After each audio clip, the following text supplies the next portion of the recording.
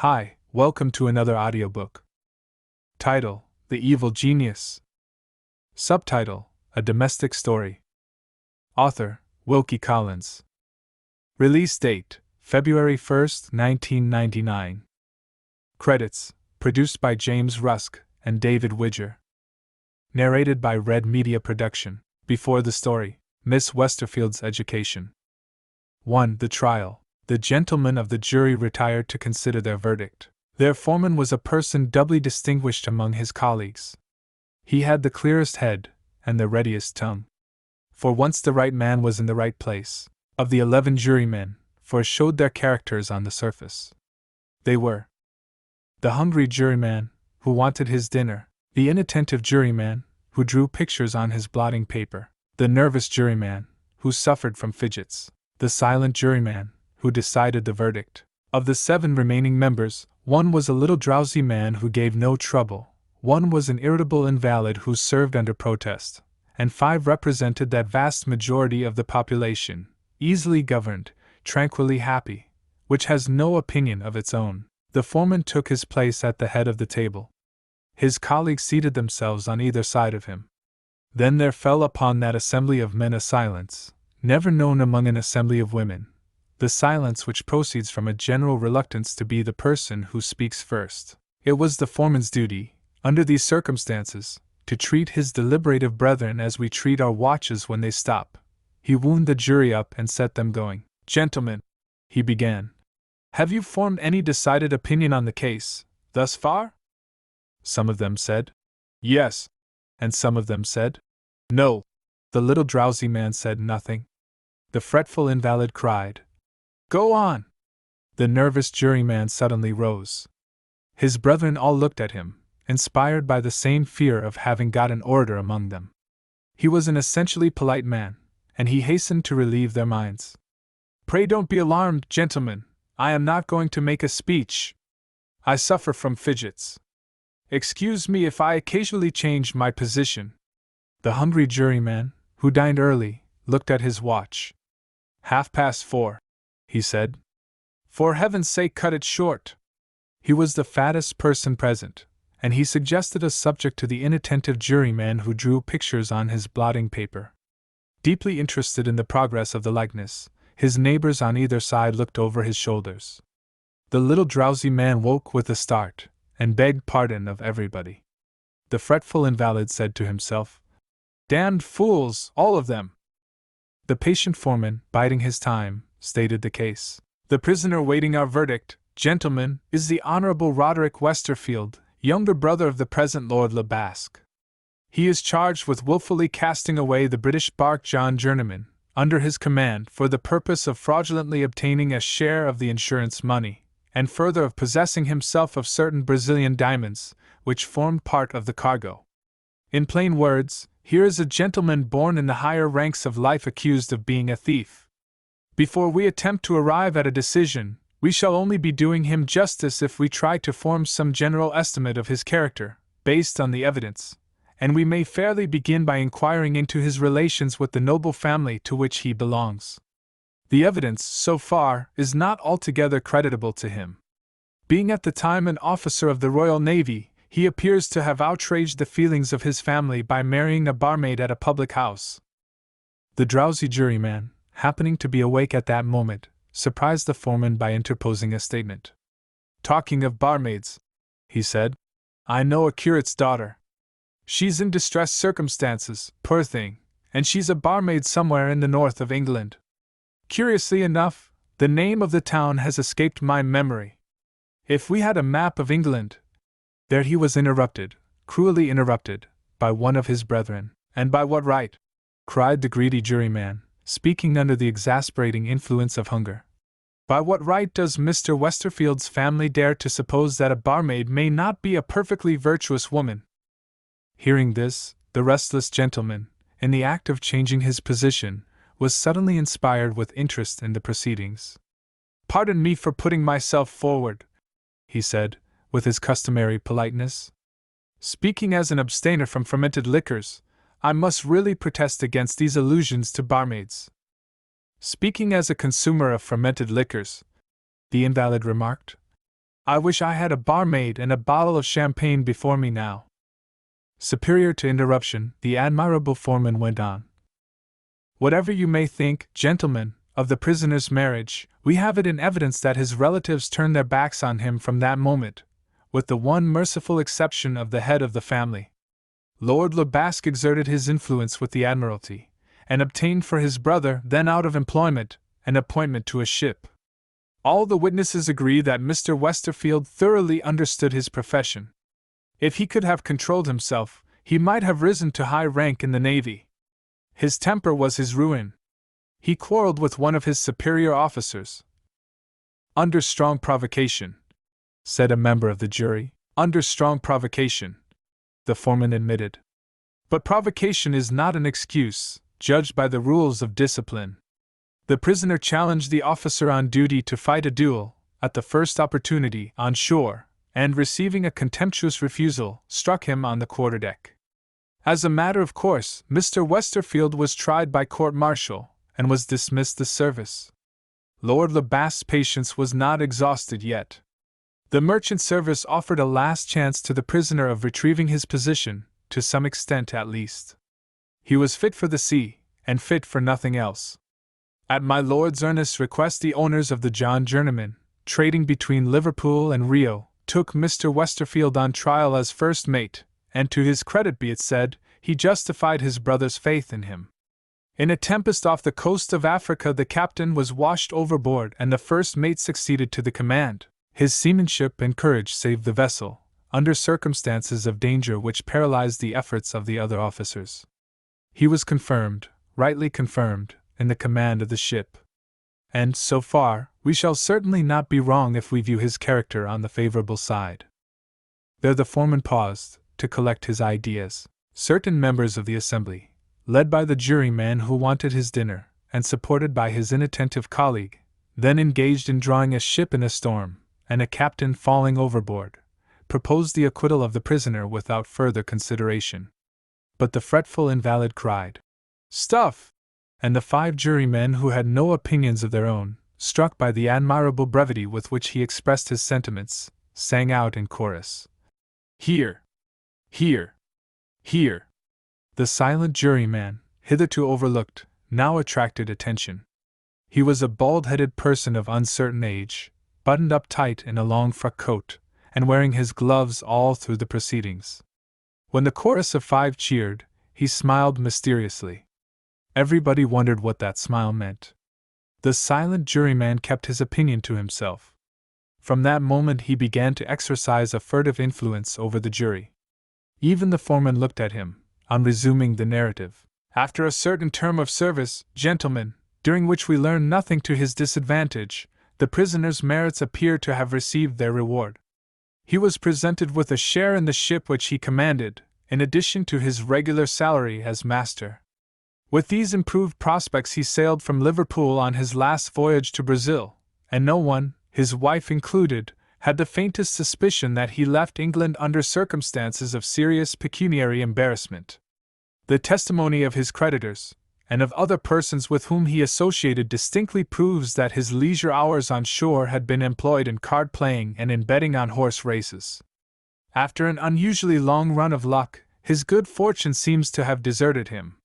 He suffered considerable losses, and was at last driven to borrowing at a high rate of interest, without any reasonable prospect of being able to repay the moneylenders into whose hands he had fallen. When he left Rio on the homeward voyage, there is no sort of doubt that he was returning to England to face creditors whom he was unable to pay. There, gentlemen, is a noticeable side to his character which we may call the gambling side, and which, as I think, was too leniently viewed by the judge. He evidently intended to add a word or two more. But the disagreeable invalid insisted on being heard. "In plain English," he said, "you are for finding the prisoner guilty." "In plain English," the foreman rejoined, "I refuse to answer that question." "Why?" "Because it is no part of my duty to attempt to influence the verdict." "You have been trying to influence the verdict, sir, ever since you entered this room.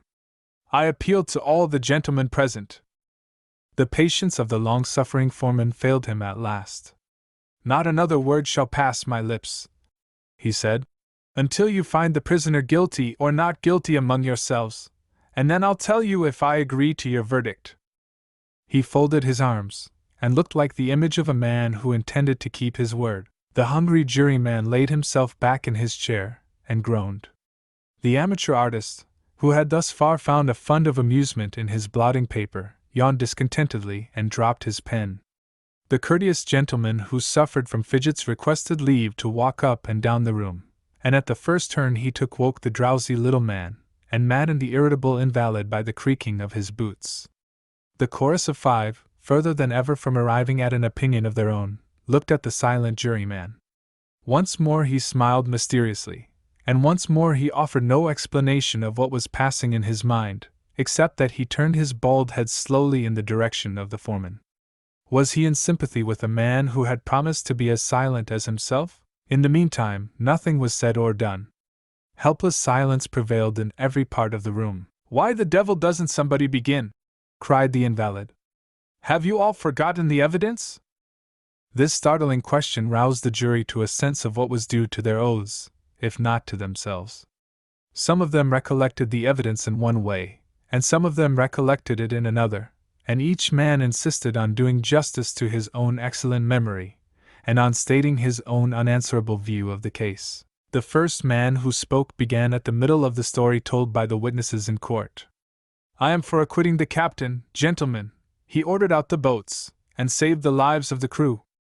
And I am for finding him guilty, because the ship struck on a rock in broad daylight, and in moderate weather." "I agree with you, sir. The evidence shows that the vessel was steered dangerously near to the land, by direction of the captain, who gave the course." Come, gentlemen! Let us do the captain justice. The defense declares that he gave the customary course, and that it was not followed when he left the deck. As for his leaving the ship in moderate weather, the evidence proves that he believed he saw signs of a storm brewing. Yes, all very well, but what were the facts? When the loss of the ship was reported, the Brazilian authorities sent men to the wreck, on the chance of saving the cargo, and days afterward there the ship was found, just as the captain and the crew had left her. Don't forget, sir, that the diamonds were missing when the salvors examined the wreck. All right, but that's no proof that the captain stole the diamonds. And before they had saved half the cargo, a storm did come on and break the vessel up, so the poor man was only wrong in the matter of time, after all. Allow me to remind you, gentlemen, that the prisoner was deeply in debt, and therefore had an interest in stealing the diamonds. Wait a little, sir. Fair play's a jewel. Who was in charge of the deck when the ship struck? The second mate. And what did the second mate do, when he heard that his owners had decided to prosecute? He committed suicide. Is there no proof of guilt in that act? You are going a little too fast, sir. The coroner's jury declared that the second mate killed himself in a state of temporary insanity. Gently. We have nothing to do with what the coroner's jury said. What did the judge say when he summed up? Bother the judge. He said what they all say: find the prisoner guilty, if you think he did it, and find him not guilty, if you think he didn't. And then he went away to his comfortable cup of tea in his private room. And here are we perishing of hunger, and our families dining without us. Speak for yourself, sir. I haven't got a family. Consider yourself lucky, sir. I have got 12, and my life is a burden to me, owing to the difficulty of making both ends meet. Gentlemen, we are wandering again. Is the captain guilty or not? Mr. Foreman, we none of us intended to offend you. Will you tell us what you think? No, the foreman kept his word. Decide for yourselves first, was his only reply. In this emergency, the member afflicted with fidgets suddenly assumed a position of importance. He started a new idea. Suppose we try a show of hands, he suggested. Gentlemen who find the prisoner guilty will please hold up their hands. 3 votes were at once registered in this way, including the vote of the foreman. After a moment of doubt, the chorus of 5 decided on following the opinion which happened to be the first opinion expressed in point of time. Thereupon, the show of hands for the condemnation of the prisoner rose to 8. Would this result have an effect on the undecided minority of 4? In any case, they were invited to declare themselves next. Only 3 hands were held up. One incomprehensible man abstained from expressing his sentiments, even by a sign. Is it necessary to say who that man was? A mysterious change had now presented itself in his appearance, which made him an object of greater interest than ever. His inexplicable smile had vanished. He sat immovable, with closed eyes. Was he meditating profoundly? Or was he only asleep? The quick-witted foreman had long since suspected him of being simply the stupidest person present, with just cunning enough to conceal his own dullness by holding his tongue. The jury arrived at no such sensible conclusion. Impressed by the intense solemnity of his countenance, they believed him to be absorbed in reflections of the utmost importance to the verdict. After a heated conference among themselves, they decided on inviting the one independent member present, the member who had taken no part in their proceedings, to declare his opinion in the plainest possible form. Which way does your view of the verdict incline, sir? Guilty or not guilty? The eyes of the silent juryman opened with the slow and solemn dilation of the eyes of an owl. Placed between the alternatives of declaring himself in 1 word or in 2, his taciturn wisdom chose the shortest form of speech. Guilty, he answered, and shut his eyes again, as if he had had enough of it already. An unutterable sense of relief pervaded the meeting. Enmities were forgotten and friendly looks were exchanged. With one accord, the jury rose to return to court. The prisoner's fate was sealed. The verdict was guilty. 2. The sentence. The low hum of talk among the persons in court ceased when the jury returned to their places. Curiosity now found its center of attraction in the prisoner's wife, who had been present throughout the trial. The question of the moment was, how will she bear the interval of delay which precedes the giving of the verdict? In the popular phrase, Mrs. Westerfield was a showy woman.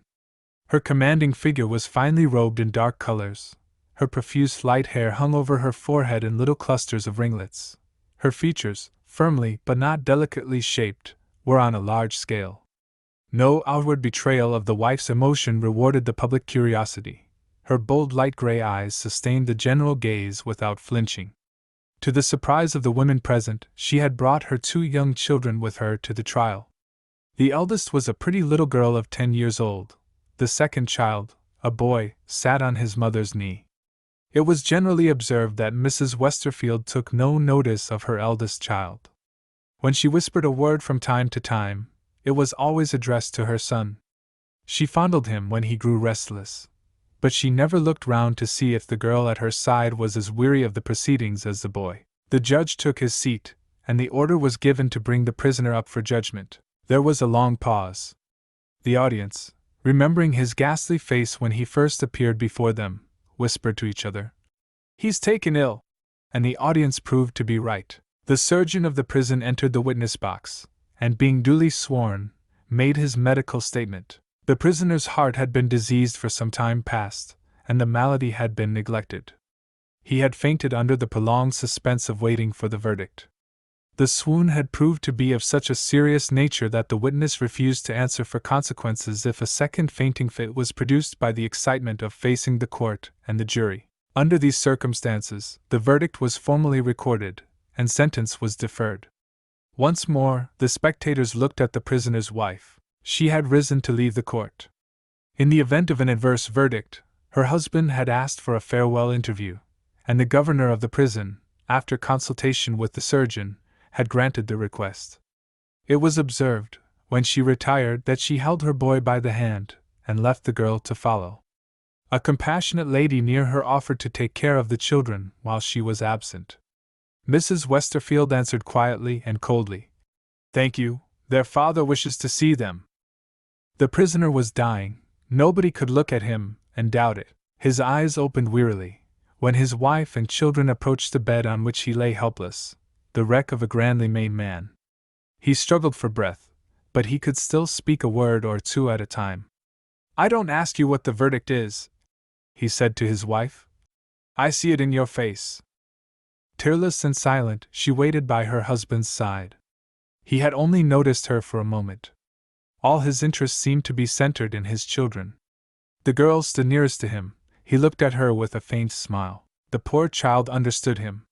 Crying piteously, she put her arms around his neck and kissed him. "Dear Papa," she said, "come home and let me nurse you."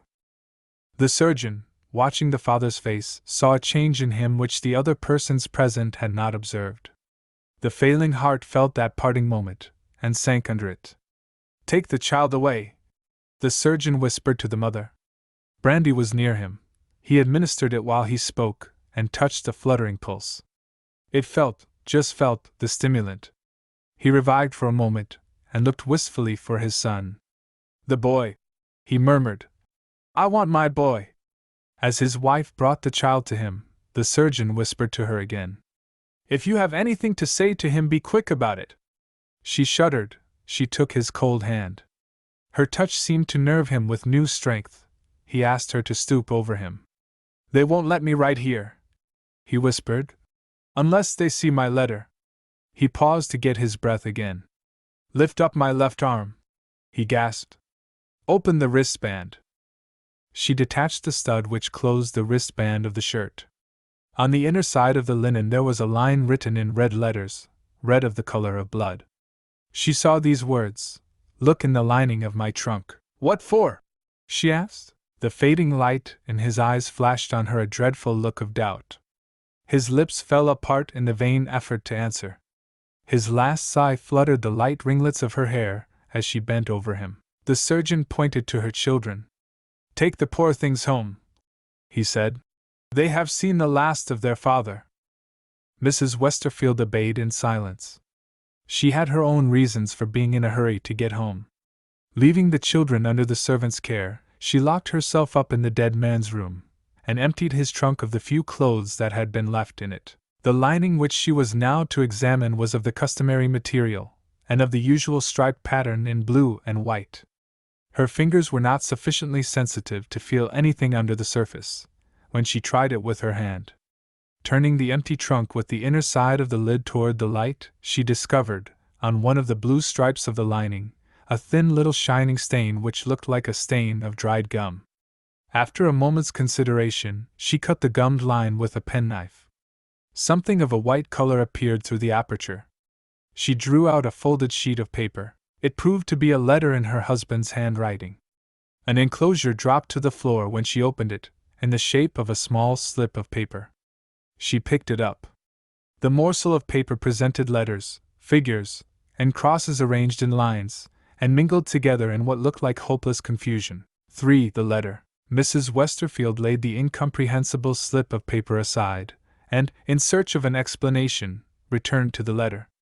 Here again she found herself in a state of perplexity. Directed to Mrs. Roderick Westerfield, the letter began abruptly, without the customary form of address. Did it mean that her husband was angry with her when he wrote? It meant that he doubted her. In these terms he expressed himself: "I write to you before my trial takes place. If the verdict goes in my favor, I shall destroy what I have written. If I am found guilty, I must leave it to you to do what I should otherwise have done for myself. The undeserved misfortune that has overtaken me began with the arrival of my ship in the port of Rio. Our second mate, his duty for the day being done, asked leave to go on shore, and never returned. What motive determined him on deserting, I am not able to say. It was my own wish to supply his place by promoting the best seamen on board. My owner's agents overruled me, and appointed a man of their own choosing. What nation he belonged to I don't know. The name he gave me was Bell James, and he was reported to be a broken-down gentleman. Whoever he might be, his manner and his talk were captivating.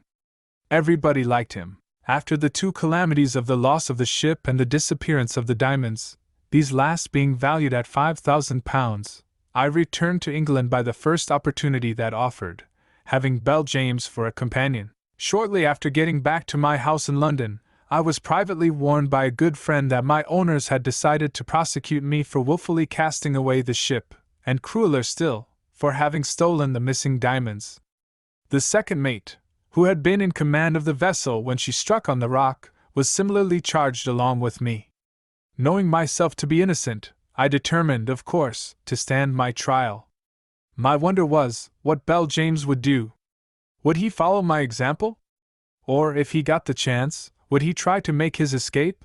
I might have thought it only friendly to give this person a word of warning, if I had known where to find him. We had separated when the ship reached the port of Falmouth, in Cornwall, and had not met since. I gave him my address in London, but he gave me no address in return. On the voyage home, James told me that a legacy had been left to him, being a small freehold house and garden in St. John's Wood, London. His agent, writing to him on the subject, had reported the place to be sadly out of repair, and had advised him to find somebody who would take it off his hands on reasonable terms. This seemed to point to a likelihood of his being still in London, trying to sell his house. While my mind was running on these recollections, I was told that a decent elderly woman wanted to see me. She proved to be the landlady of the house in which James lodged, and she brought an alarming message. The man was dying, and desired to see me. I went to him immediately. Few words are best, when one has to write about one's own troubles. James had heard of the intended prosecution. How he had been made aware of it, death left him no time to tell me. The miserable wretch had poisoned himself, whether in terror of standing his trial, or in remorse of conscience, it is not any business of mine to decide. Most unluckily for me, he first ordered the doctor and the landlady out of the room, and then, when we two were alone, owned that he had purposely altered the course of the ship, and had stolen the diamonds. To do him justice, he was eager to save me from suffering for his fault. Having eased his mind by confession, he gave me the slip of paper, written in cipher, which you will find enclosed in this. There is my note of the place where the diamonds are hidden, he said. Among the many ignorant people who know nothing of ciphers, I am one, and I told him so. That's how I keep my secret, he said. Write from my dictation, and you shall know what it means. Lift me up first. As I did it, he rolled his head to and fro, evidently in pain. But he managed to point to pen, ink, and paper on a table hard by, on which his doctor had been writing. I left him for a moment, to pull the table nearer to the bed, and in that moment he groaned, and cried out for help.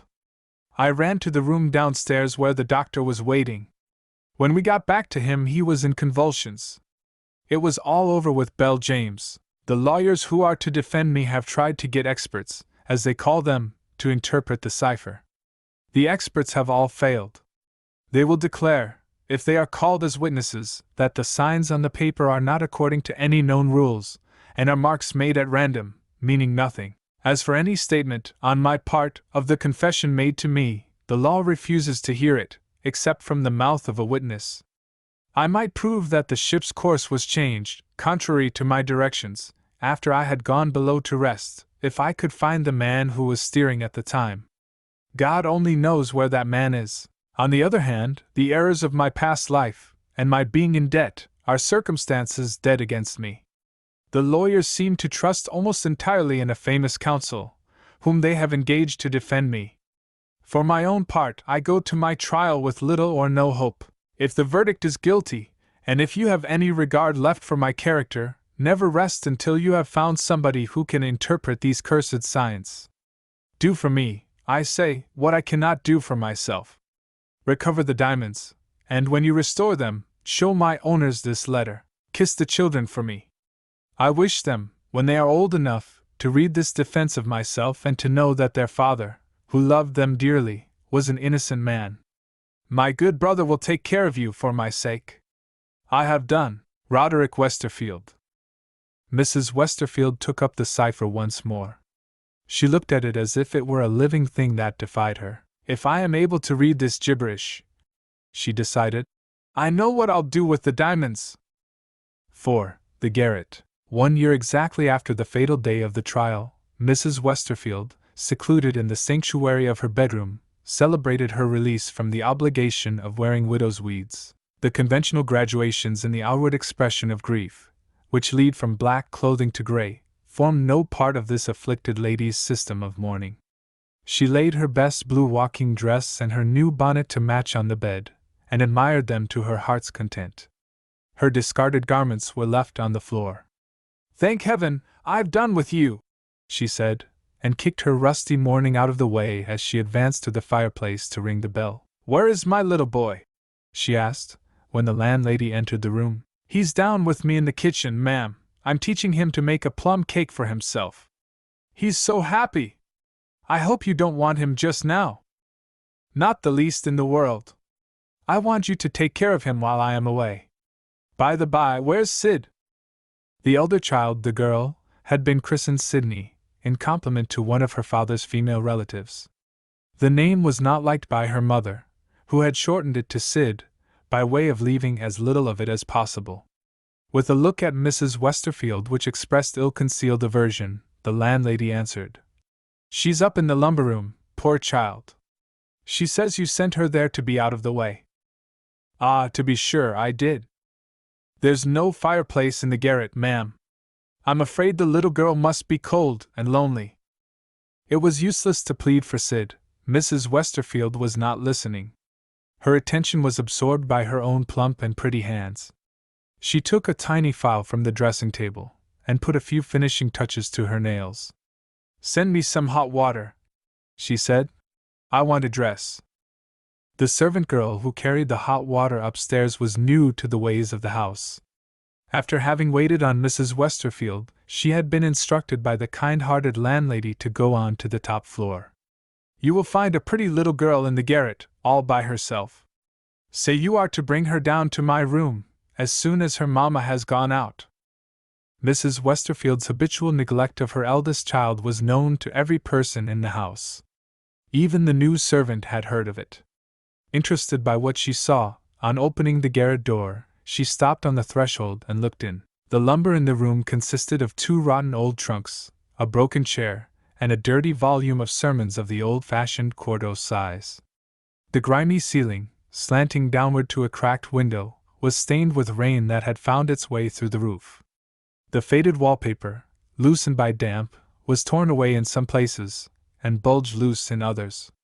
There were holes in the skirting board, and from one of them peeped the brightly timid eyes of the child's only living companion in the garret, a mouse, feeding on crumbs which she had saved from her breakfast. Sid looked up when the mouse darted back into its hole, on the opening of the door. "Lizzie!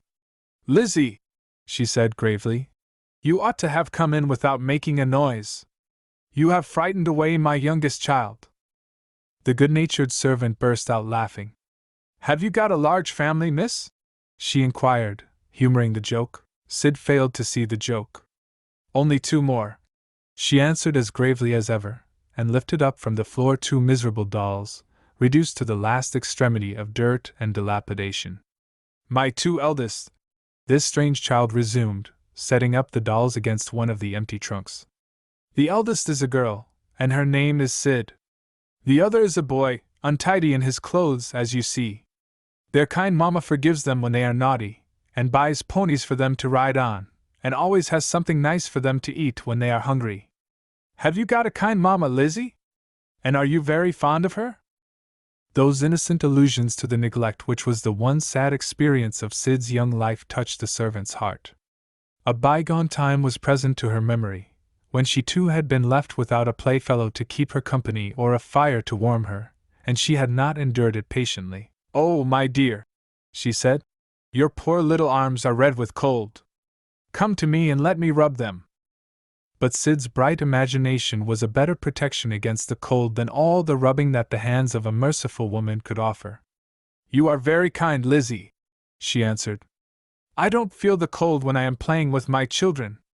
I am very careful to give them plenty of exercise. We are going to walk in the park."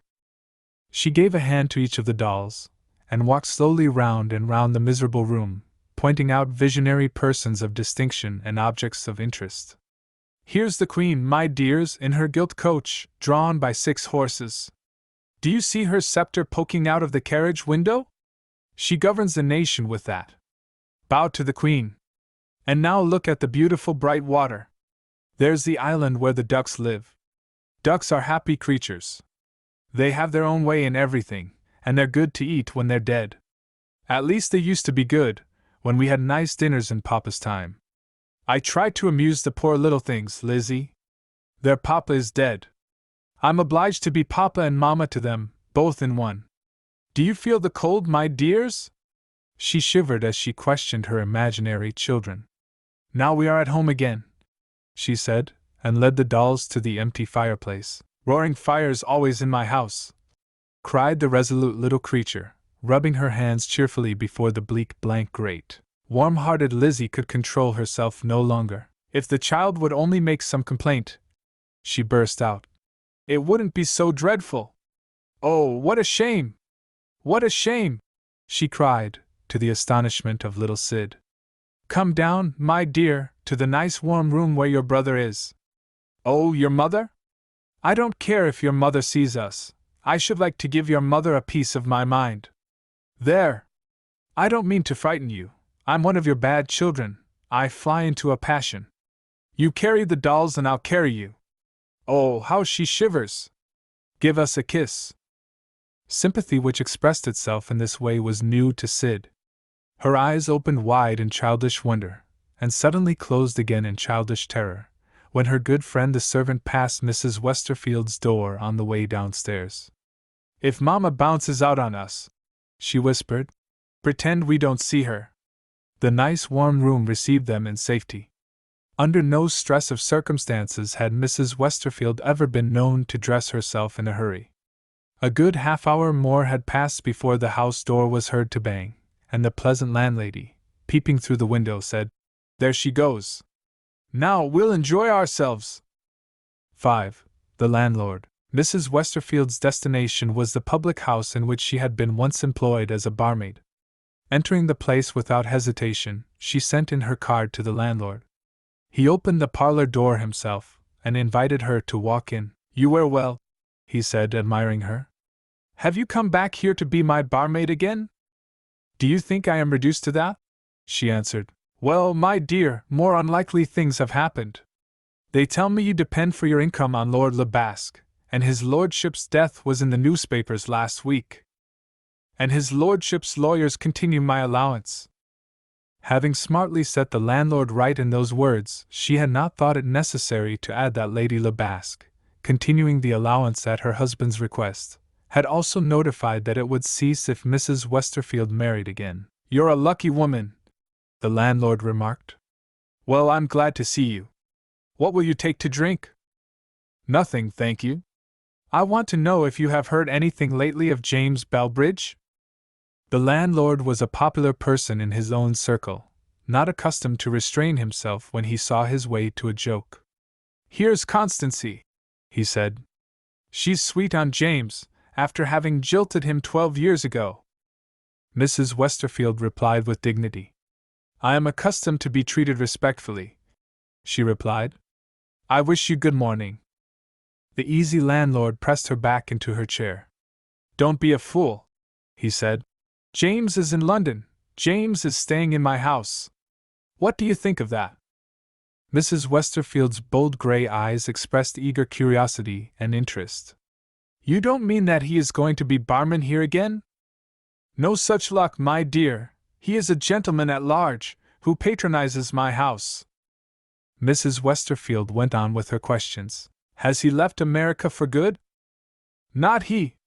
James Bellbridge is going back to New York, to open a saloon, as they call it, in partnership with another man. He's in England, he says, on business. It's my belief that he wants money for this new venture on bad security. They're smart people in New York. His only chance of getting his bills discounted is to humbug his relations, down in the country. When does he go to the country? He's there now. When does he come back? You're determined to see him, it appears. He comes back tomorrow. Is he married? Aha! Now we're coming to the point. Make your mind easy. Plenty of women have set the trap for him, but he has not walked into it yet. Shall I give him your love? Yes, she said coolly. As much love as you please.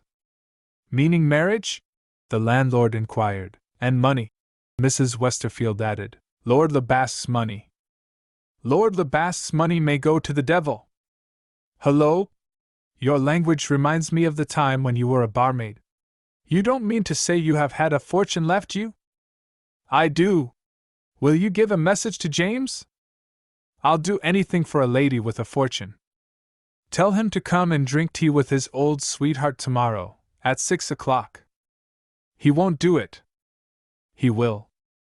With that difference of opinion, they parted. 6. The brute. Tomorrow came, and Mrs. Westerfield's faithful James justified her confidence in him. "Oh, Jemmy, how glad I am to see you!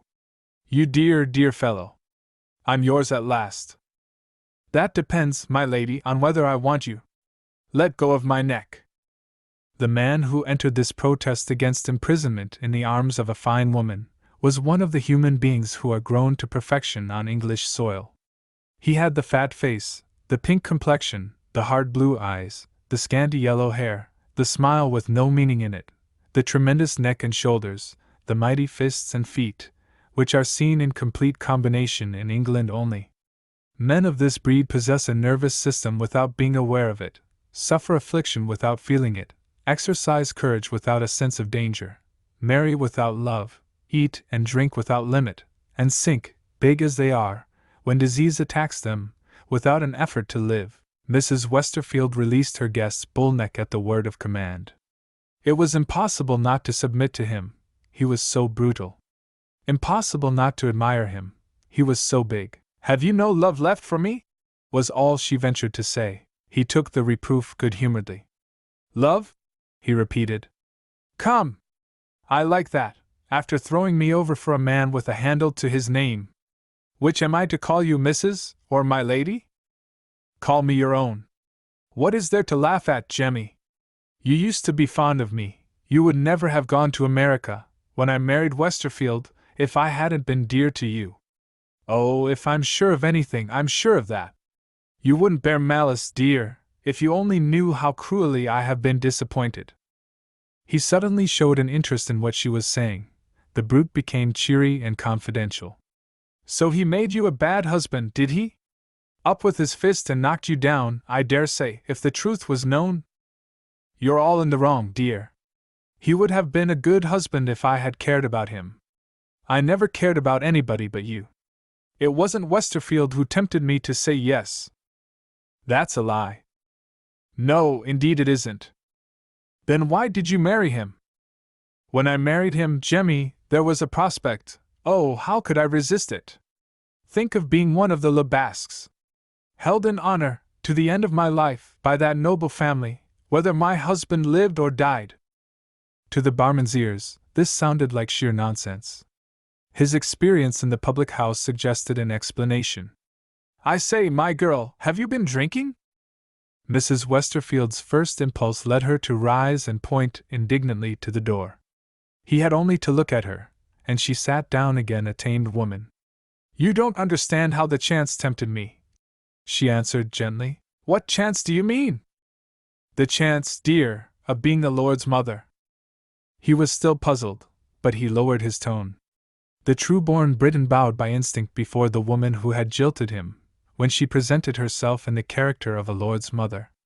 "How do you make that out, Maria?"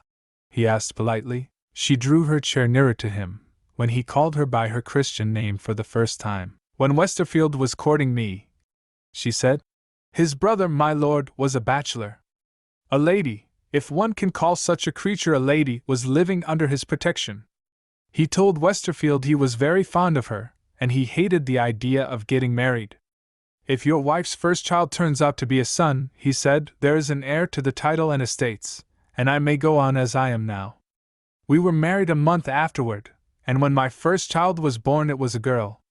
I leave you to judge what the disappointment was. My lord, persuaded, as I suspect, by the woman I mentioned just now, ran the risk of waiting another year, and a year afterward, rather than be married. Through all that time, I had no other child or prospect of a child. His lordship was fairly driven into taking a wife. Ah, how I hate her! Their first child was a boy, a big, bouncing, healthy brute of a boy. And 6 months afterward, my poor little fellow was born. Only think of it, and tell me, Jemmy, don't I deserve to be a happy woman, after suffering such a dreadful disappointment as that? Is it true that you're going back to America?" "Quite true." "Take me back with you." "With a couple of children?" "No. Only with one. I can dispose of the other in England." "Wait a little before you say no. Do you want money?" You couldn't help me if I did. Marry me, and I can help you to a fortune. He eyed her attentively, and saw that she was in earnest. What do you call a fortune? He asked. 5,000 pounds, she answered. His eyes opened, his mouth opened, he scratched his head. Even his impenetrable nature proved to be capable of receiving a shock. 5,000 pounds? He asked faintly for a drop of brandy.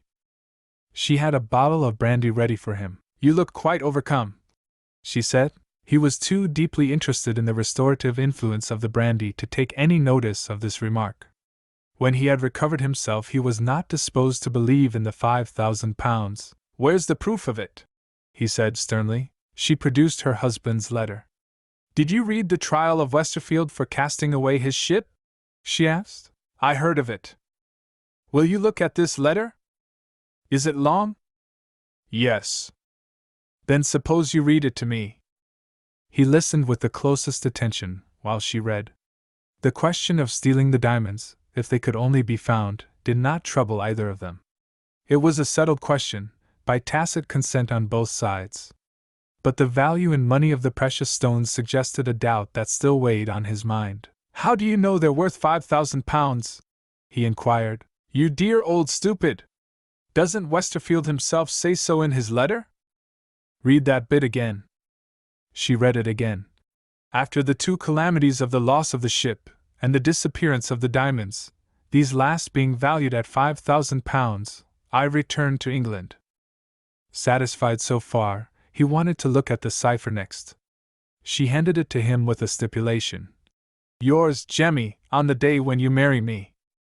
He put the slip of paper into his pocket. Now I've got it, he said.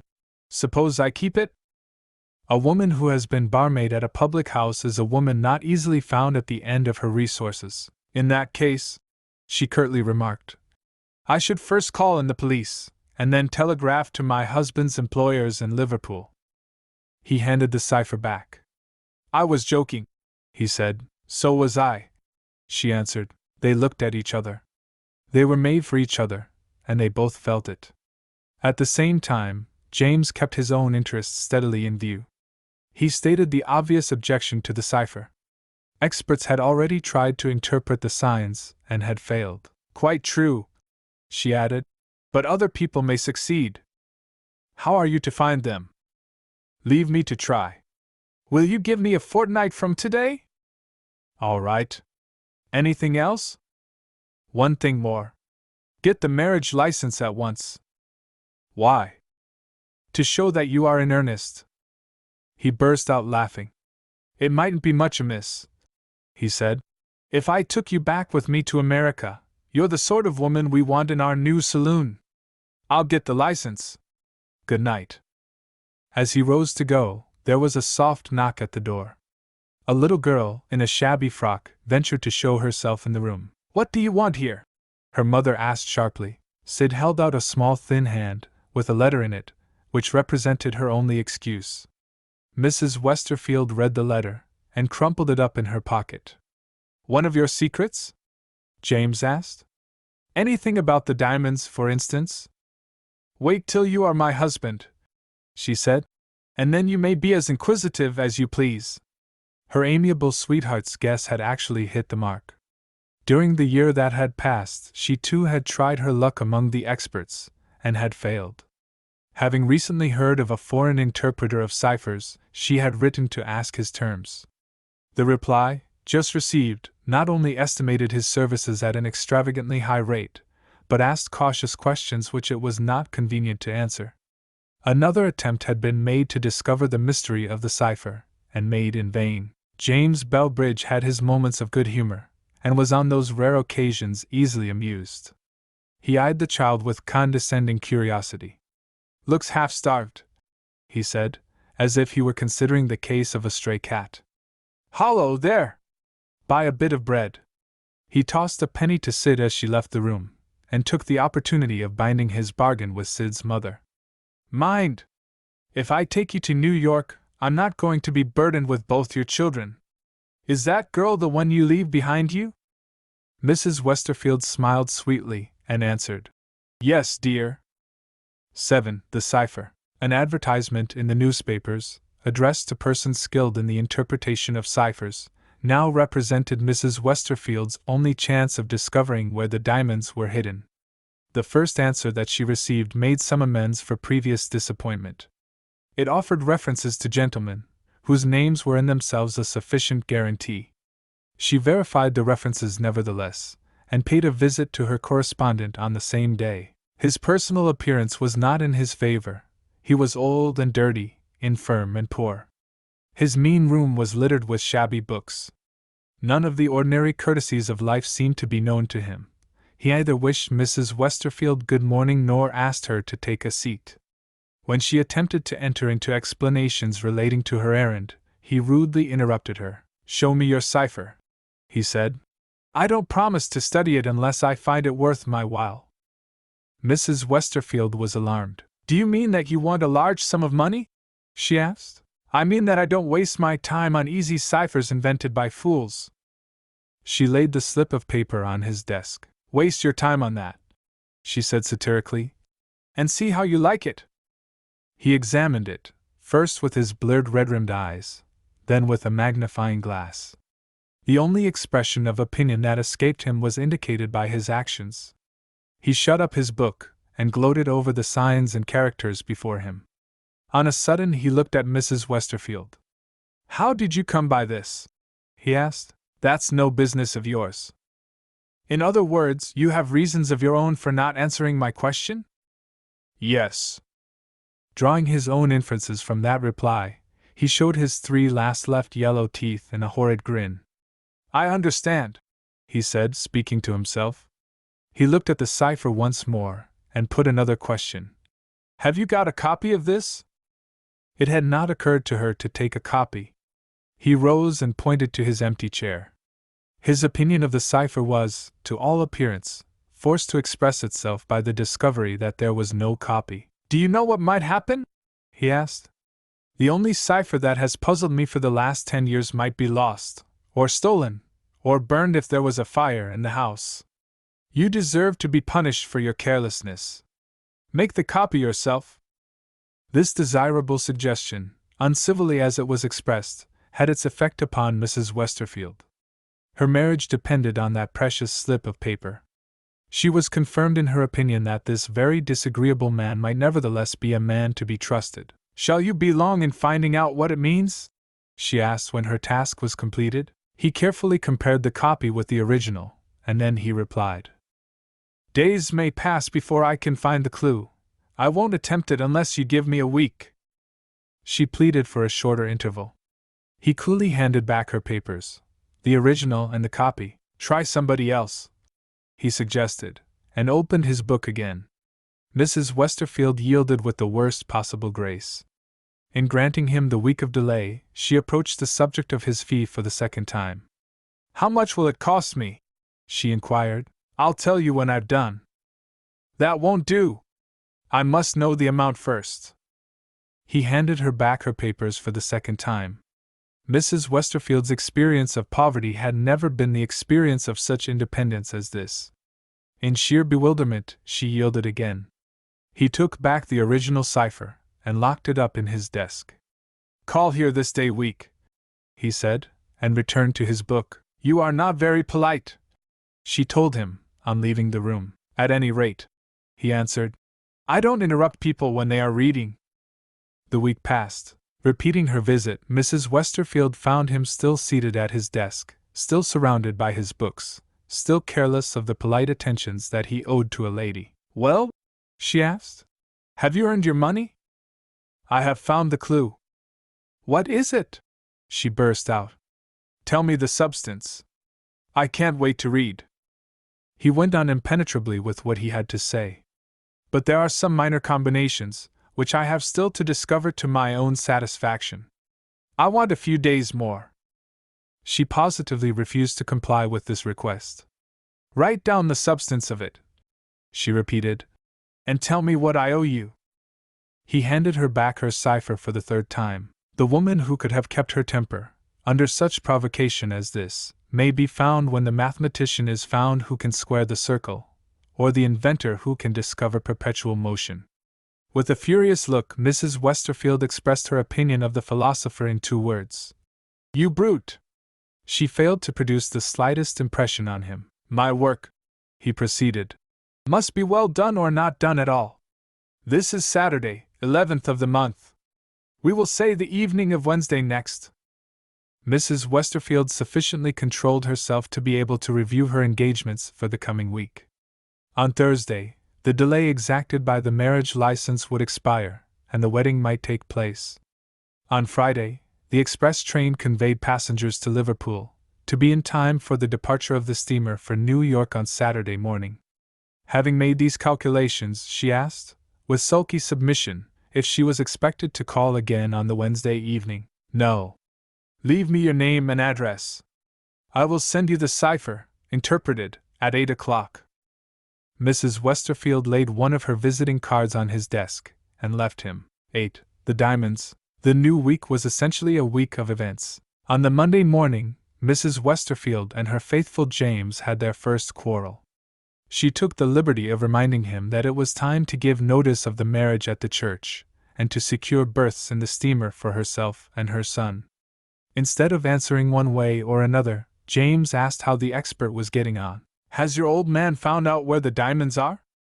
Not yet. Then we'll wait till he does. Do you believe my word? Mrs. Westerfield asked curtly. James Belbridge answered, with Roman brevity. No.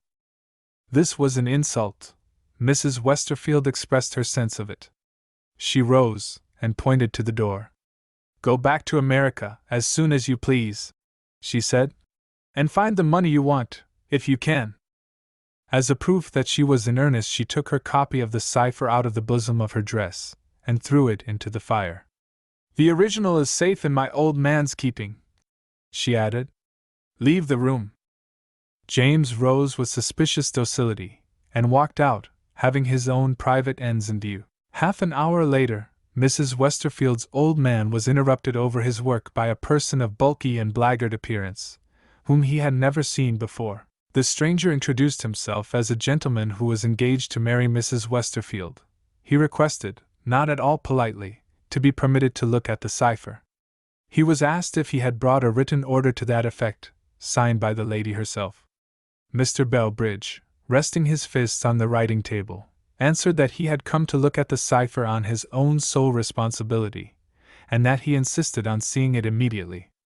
Allow me to show you something else first, was the reply he received to this assertion of his will and pleasure. Do you know a loaded pistol, sir, when you see it? The barrel of the pistol approached within 3 inches of the barman's big head as he leaned over the writing table. For once in his life he was taken by surprise. It had never occurred to him that a professed interpreter of ciphers might sometimes be trusted with secrets which placed him in a position of danger, and might therefore have wisely taken measures to protect himself. No power of persuasion is comparable to the power possessed by a loaded pistol. James left the room, and expressed his sentiments in language which has not yet found its way into any English dictionary. But he had 2 merits, when his temper was in a state of repose. He knew when he was beaten, and he thoroughly appreciated the value of the diamonds. When Mrs. Westerfield saw him again, on the next day, he appeared with undeniable claims on her mercy.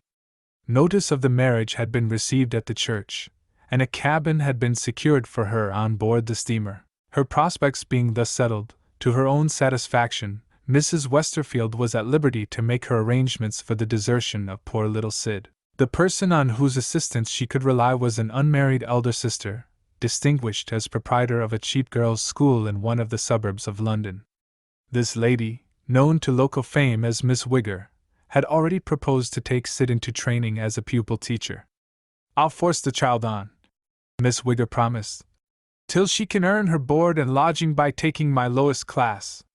When she gets older she will replace my regular governess, and I shall save the salary. With this proposal waiting for a reply, Mrs. Westerfield had only to inform her sister that it was accepted. Come here, she wrote, on Friday next, at any time before 2 o'clock, and Sid shall be ready for you. P.S. I am to be married again on Thursday, and start for America with my husband and my boy by next Saturday's steamer. The letter was posted, and the mother's anxious mind was, to use her own phrase, relieved of another worry. As the hour of aid drew near on Wednesday evening, Mrs. Westerfield's anxiety forced her to find relief in action of some kind. She opened the door of her sitting room and listened on the stairs. It still wanted for a few minutes to 8 o'clock, when there was a ring at the house bell. She ran down to open the door. The servant happened to be in the hall, and answered the bell. The next moment, the door was suddenly closed again. "Anybody there?" Mrs. Westerfield asked. "No, ma'am." This seemed strange. Had the old wretch deceived her, after all? "Look in the letter box," she called out. The servant obeyed, and found a letter. Mrs. Westerfield tore it open, standing on the stairs. It contained half a sheet of common notepaper. The interpretation of the cipher was written on it in these words: "Remember number 12 Purbeck Road, St. John's Wood. Go to the summer house in the back garden. Count to the 4th plank in the floor, reckoning from the side wall on the right as you enter the summer house. Prise up the plank. Look under the mold and rubbish. Find the diamonds." Not a word of explanation accompanied these lines. Neither had the original cipher been returned. The strange old man had earned his money, and had not attended to receive it, had not even sent word where or how it might be paid. Had he delivered his letter himself? He, or his messenger, had gone before the house door could be opened. A sudden suspicion of him turned her cold. Had he stolen the diamonds? She was on the point of sending for a cab, and driving it to his lodgings, when James came in, eager to know if the interpretation had arrived. Keeping her suspicions to herself, she merely informed him that the interpretation was in her hands. He at once asked to see it. She refused to show it to him until he had made her his wife. "Put a chisel in your pocket, when we go to church, tomorrow morning," was the one hint she gave him. As thoroughly worthy of each other as ever, the betrothed lovers distrusted each other to the last. At 11 o'clock the next morning they were united in the bonds of wedlock, the landlord and the landlady of the public house in which they had both served being the only witnesses present. The children were not permitted to see the ceremony. On leaving the church door, the married pair began their honeymoon by driving to St. John's Wood. A dirty printed notice, in a broken window, announced that the house was to let, and a sour-tempered woman informed them that they were free to look at the rooms. The bride was in the best of humors. She set the bridegroom the example of keeping up appearances by examining the dilapidated house first. This done, she said sweetly to the person in charge, "May we look at the garden?" The woman made a strange answer to this request. "That's curious," she said. James interfered for the first time. "What's curious?" he asked roughly. "Among all the idle people who have come here, at one time or another, to see this house," the woman said, "only 2 have wanted to look at the garden." James turned on his heel, and made for the summer house, leaving it to his wife to pursue the subject or not as she pleased. She did pursue the subject. "I am one of the persons, of course," she said. "Who is the other?" "An old man came on Monday." The bride's pleasant smile vanished. "What sort of person was he?" she asked. The sour-tempered woman became sourer than ever. "Oh, how can I tell? A brute. There! A brute!" The very words which the new Mrs. Bellbridge had herself used when the expert had irritated her. With serious misgivings she, too, turned her steps in the direction of the garden. James had already followed her instructions and used his chisel. The plank lay loose on the floor. With both his big hands he rapidly cleared away the mold and the rubbish. In a few minutes the hiding place was laid bare. They looked into it. They looked at each other. There was the empty hole, telling its own story. The diamonds were gone. 9. The mother, Mrs. Bellbridge, eyed her husband, prepared for a furious outbreak of rage. He stood silent, staring stupidly straight before him. The shock that had fallen on his dull brain had stunned it. For the time, he was a big idiot, speechless, harmless, helpless. She put back the rubbish, and replaced the plank, and picked up the chisel. "Come, James," she said. "Pull yourself together." It was useless to speak to him. She took his arm and led him out to the cab that was waiting at the door. The driver, helping him to get in, noticed a piece of paper lying on the front seat. Advertisements, seeking publicity under all possible circumstances, are occasionally sent flying into the open windows of vehicles. The driver was about to throw the paper away, when Mrs. Bellbridge, seeing it on the other side, took it out of his hand. "It isn't print," she said. "It's writing." A closer examination showed that the writing was addressed to herself. Her correspondent must have followed her to the church, as well as to the house in St. John's Wood. He distinguished her by the name which she had changed that morning, under the sanction of the clergy and the law. This was what she read. "Don't trouble yourself, madam, about the diamonds. You have made a mistake, you have employed the wrong man." Those words, and no more. Enough, surely, to justify the conclusion that he had stolen the diamonds. Was it worth while to drive to his lodgings?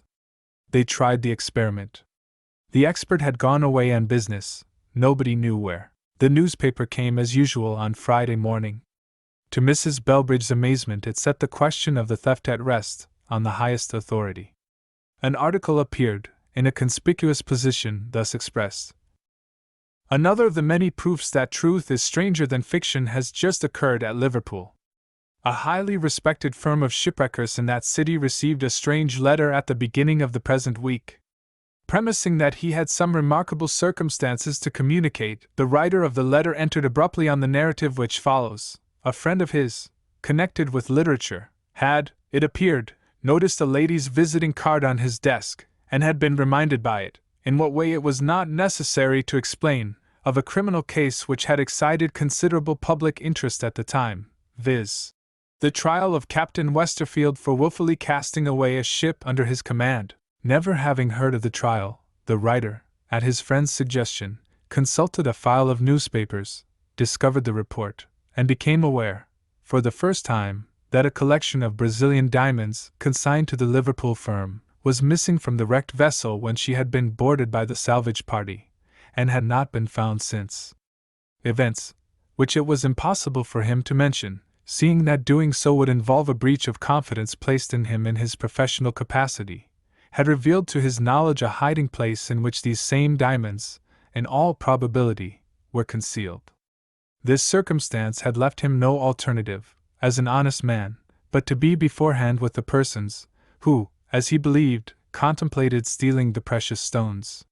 He had, accordingly, taken them under his protection, until they were identified and claimed by the rightful owners. In now appealing to these gentlemen, he stipulated that the claims should be set forth in writing, addressed to him under initials at a post office in London.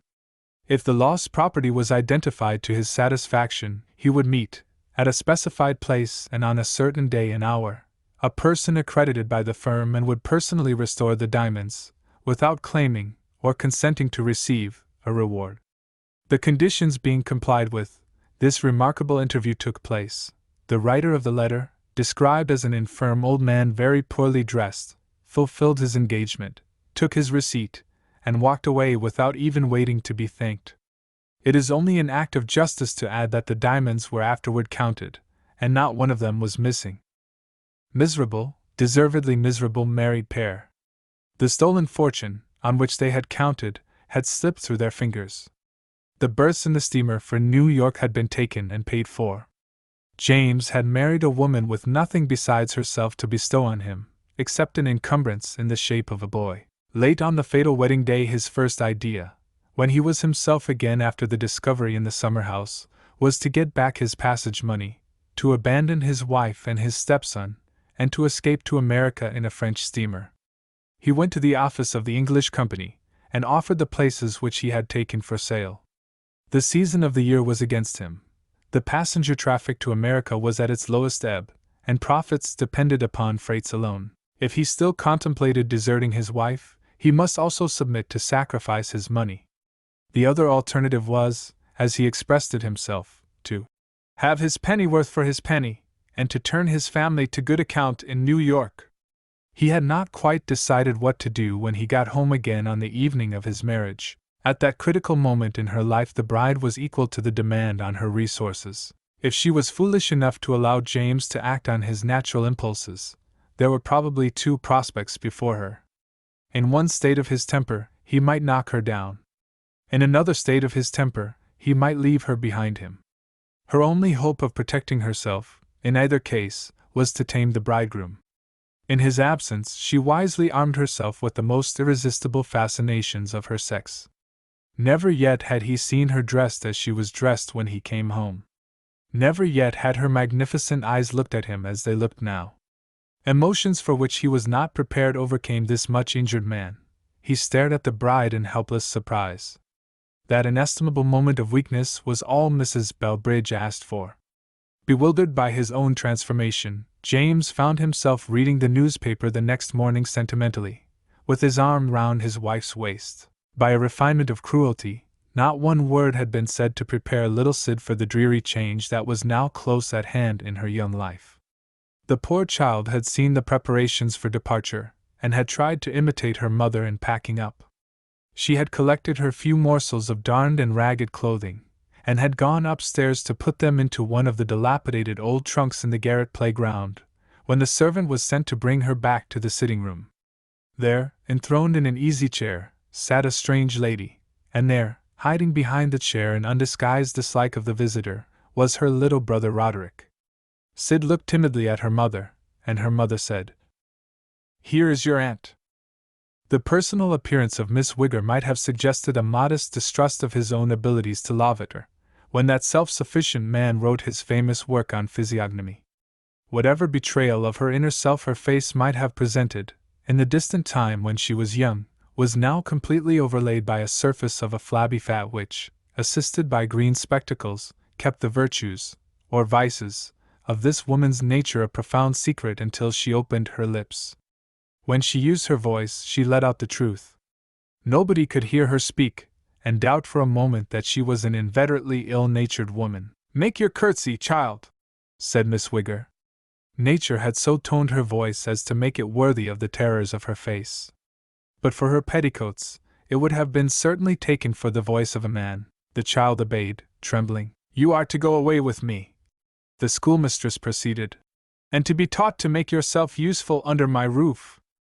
Sid seemed to be incapable of understanding the fate that was in store for her. She sheltered herself behind her merciless mother. "I'm going away with you, Mama," she said. "With you and Rick." Her mother took her by the shoulders, and pushed her across the room to her aunt. The child looked at the formidable female creature with the man's voice and the green spectacles. "You belong to me," said Miss Wigger, by way of encouragement, "and I have come to take you away." At those dreadful words, terror shook little Sid from head to foot. She fell on her knees with a cry of misery that might have melted the heart of a savage. "Oh, Mama, Mama, don't leave me behind! What have I done to deserve it? Oh, pray, pray, pray have some pity on me!" Her mother was as selfish and as cruel a woman as ever lived. But even her hard heart felt faintly the influence of the most intimate and most sacred of all human relationships. Her florid cheeks turned pale. She hesitated. Miss Wigger marked, through her own green medium, that moment of maternal indecision, and saw that it was time to assert her experience as an instructress of youth. "Leave it to me," she said to her sister. "You never did know, and you never will know, how to manage children." She advanced. The child threw herself shrieking on the floor. Miss Wigger's long arms caught her up, held her, shook her. "Be quiet, you imp!" It was needless to tell her to be quiet. Sid's little curly head sank on the schoolmistress's shoulder. She was carried into exile without a word or a cry. She had fainted. 10. The school. Time's march moves slowly, where weary lives languish in dull places. Dating from one unkempt and unacknowledged birthday to another, Sydney Westerfield had attained the 6th year of her martyrdom at school. In that long interval no news of her mother, her brother, or her stepfather had reached England. She had received no letter, she had not even heard a report. Without friends, and without prospects, Roderick Westerfield's daughter was, in the saddest sense of the word, alone in the world. The hands of the ugly old clock in the schoolroom were approaching the time when the studies of the morning would come to an end. Wearily waiting for their release, the scholars saw an event happen which was a novelty in their domestic experience. The maid of all work audaciously put her head in at the door, and interrupted Miss Wigger conducting the education of the first class. If you please, miss, there's a gentleman. Having uttered these introductory words, she was reduced to silence by the tremendous voice of her mistress. Haven't I forbidden you to come here in school hours? Go away directly! Hardened by a life of drudgery, under conditions of perpetual scolding, the servant stood her ground, and recovered the use of her tongue. There's a gentleman in the drawing-room, she persisted. Miss Wigger tried to interrupt her again. And here's his card, she shouted, in a voice that was the louder of the two. Being a mortal creature, the schoolmistress was accessible to the promptings of curiosity. She snatched the card out of the girl's hand. Mr. Herbert Linley, Mount Morven, Perthshire. I don't know this person, Miss Wigger declared. You wretch, have you let a thief into the house? A gentleman, if ever I see one yet, the servant asserted. Hold your tongue! Did he ask for me? Do you hear? You told me to hold my tongue. No, he didn't ask for you. Then who did he want to see? It's on his card. Miss Wigger referred to the card again, and discovered, faintly traced in pencil, these words. To see Miss S.W. The schoolmistress instantly looked at Miss Westerfield. Miss Westerfield rose from her place at the head of her class. The pupils, astonished at this daring act, all looked at the teacher, their natural enemy, appointed to supply them with undesired information derived from hated books. They saw one of Mother Nature's favorite daughters, designed to be the darling of her family, and the conqueror of hearts among men of all tastes and ages. But Sydney Westerfield had lived for 6 weary years in the place of earthly torment, kept by Miss Wigger under the name of a school. Every budding beauty, except the unassailable beauty of her eyes and her hair, had been nipped under the frosty superintendence of her maternal aunt. Her cheeks were hollow, her delicate lips were pale, her shabby dress lay flat over her bosom. Observant people, meeting her when she was out walking with the girls, were struck by her darkly gentle eyes, and by the patient sadness of her expression. What a pity, they said to each other.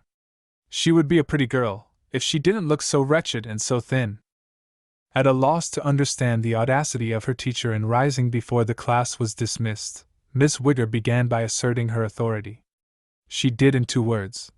Sit down! I wish to explain, ma'am. Sit down. I beg, Miss Wigger, that you will allow me to explain. Sydney Westerfield, you are setting the worst possible example to your class. I shall see this man myself. Will you sit down? Pale already, Sydney turned paler still. She obeyed the word of command, to the delight of the girls of her class. It was then within 10 minutes of the half-hour after 12, when the pupils were dismissed to the playground while the cloth was laid for dinner. What use would the teacher make of that half-hour of freedom? In the meanwhile Miss Wigger had entered her drawing-room. With the slightest possible inclination of her head, she eyed the stranger through her green spectacles. Even under that disadvantage his appearance spoke for itself. The servant's estimate of him was beyond dispute. Mr. Herbert Linley's good breeding was even capable of suppressing all outward expression of the dismay that he felt, on finding himself face to face with the formidable person who had received him. What is your business, if you please? Miss Wigger began. Men, animals, and buildings wear out with years, and submit to their hard lot. Time only meets with flat contradiction when he ventures to tell a woman that she is growing old. Herbert Linley had rashly anticipated that the young lady, whom it was the object of his visit to see, would prove to be young in the literal sense of the word. When he and Miss Wigger stood face to face, if the door had been set open for him, he would have left the house with the greatest pleasure. I have taken the liberty of calling, he said, in answer to an advertisement. May I ask? He paused, and took out a newspaper from the pocket of his overcoat. If I have the honor of speaking to the lady who is mentioned here? He opened the newspaper, and pointed to the advertisement. Miss Wigger's eyes rested, not on the passage indicated, but on the visitor's glove. It fitted him to such perfection that it suggested the enviable position in life which has gloves made to order. He politely pointed again. Still inaccessible to the newspaper, Miss Wigger turned her spectacles next to the front window of the room, and discovered a handsome carriage waiting at the door. Money evidently in the pockets of those beautiful trousers, worthy of the gloves. As patiently as ever, Linley pointed for the third time, and drew Miss Wigger's attention in the right direction at last. She read the advertisement. A young lady wishes to be employed in the education of a little girl. Possessing but few accomplishments, and having been only a junior teacher at a school, she offers her services on trial, leaving it to her employer to pay whatever salary she may be considered to deserve, if she obtains a permanent engagement. Applied by letter to S.W., 14 Delta Gardens, NE. Most impertinent, said Miss Wigger. Mr. Linley looked astonished. I say, most impertinent, Miss Wigger repeated. Mr. Linley attempted to pacify this terrible woman.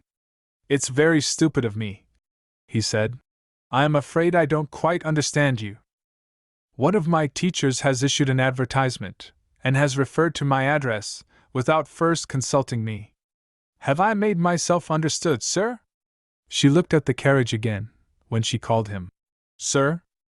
Not even Linley's capacity for self-restraint could repress the expression of relief, visible in his brightening face, when he discovered that the lady of the advertisement and the lady who terrified him were two different persons. Have I made myself understood?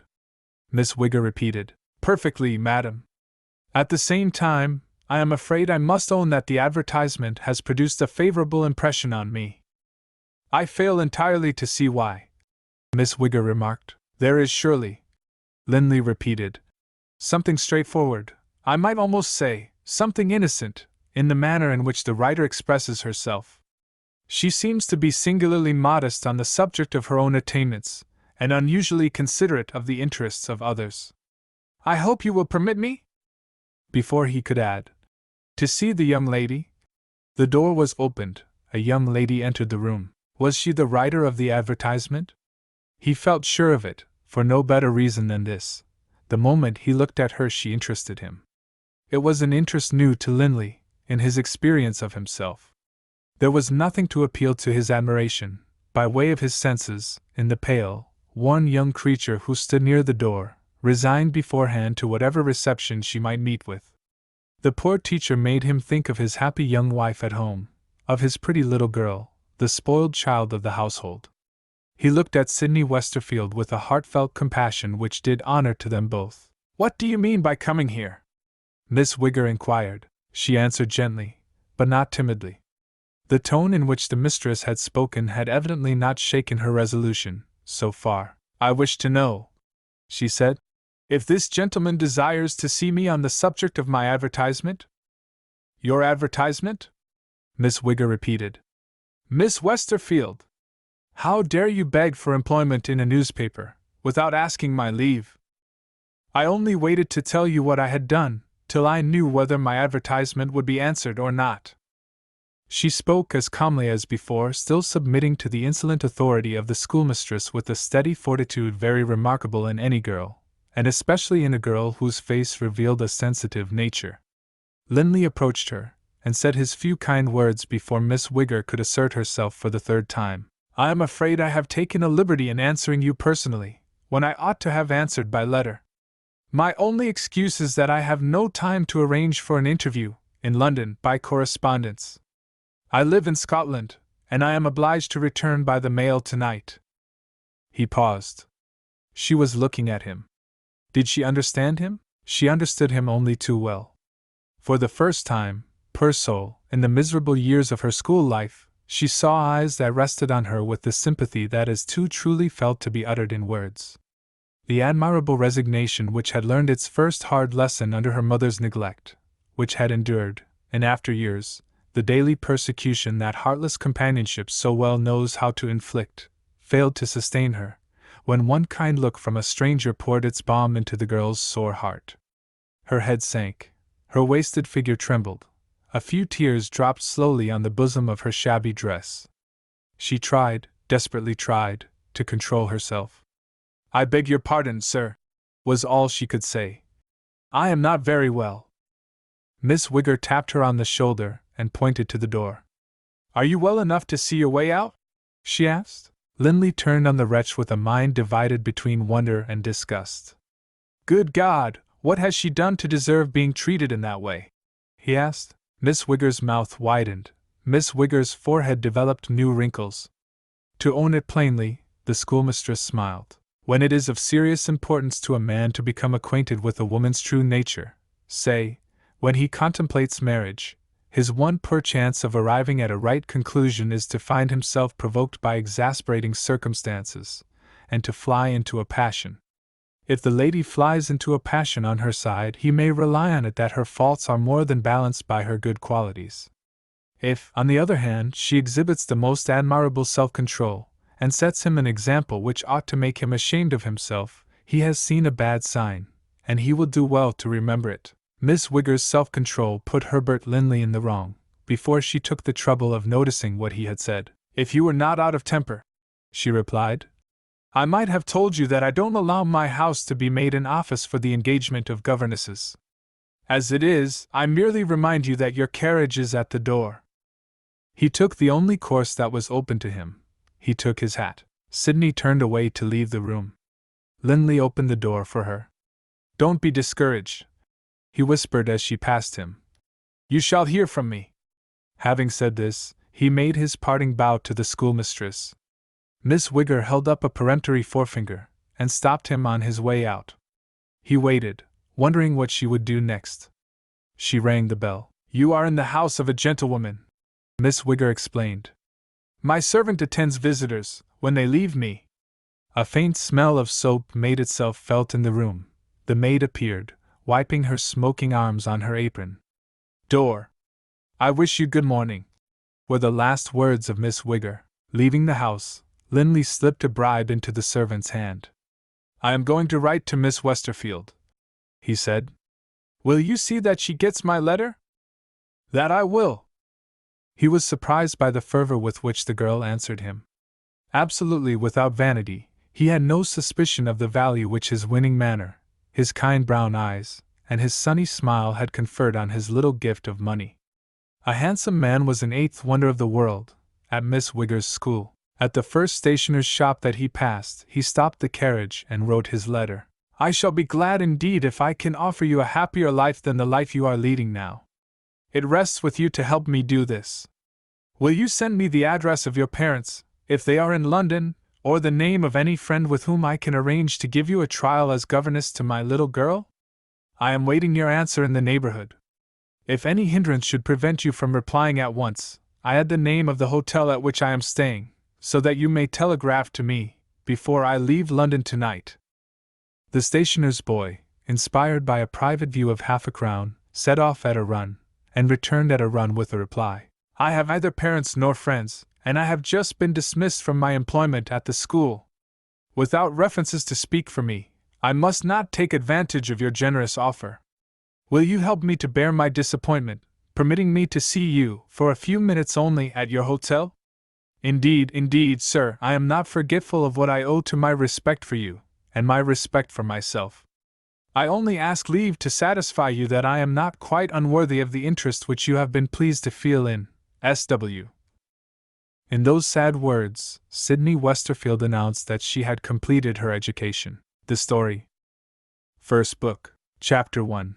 Mrs. Presty presents herself. Not far from the source of the famous river, which rises in the mountains between Loch Katrine and Loch Lomond, and divides the Highlands and the Lowlands of Scotland, travellers arrive at the venerable grey walls of Mount Morven, and, after consulting their guide-books, ask permission to see the house. What would be called, in a modern place of residence, the first floor, is reserved for the occupation of the family.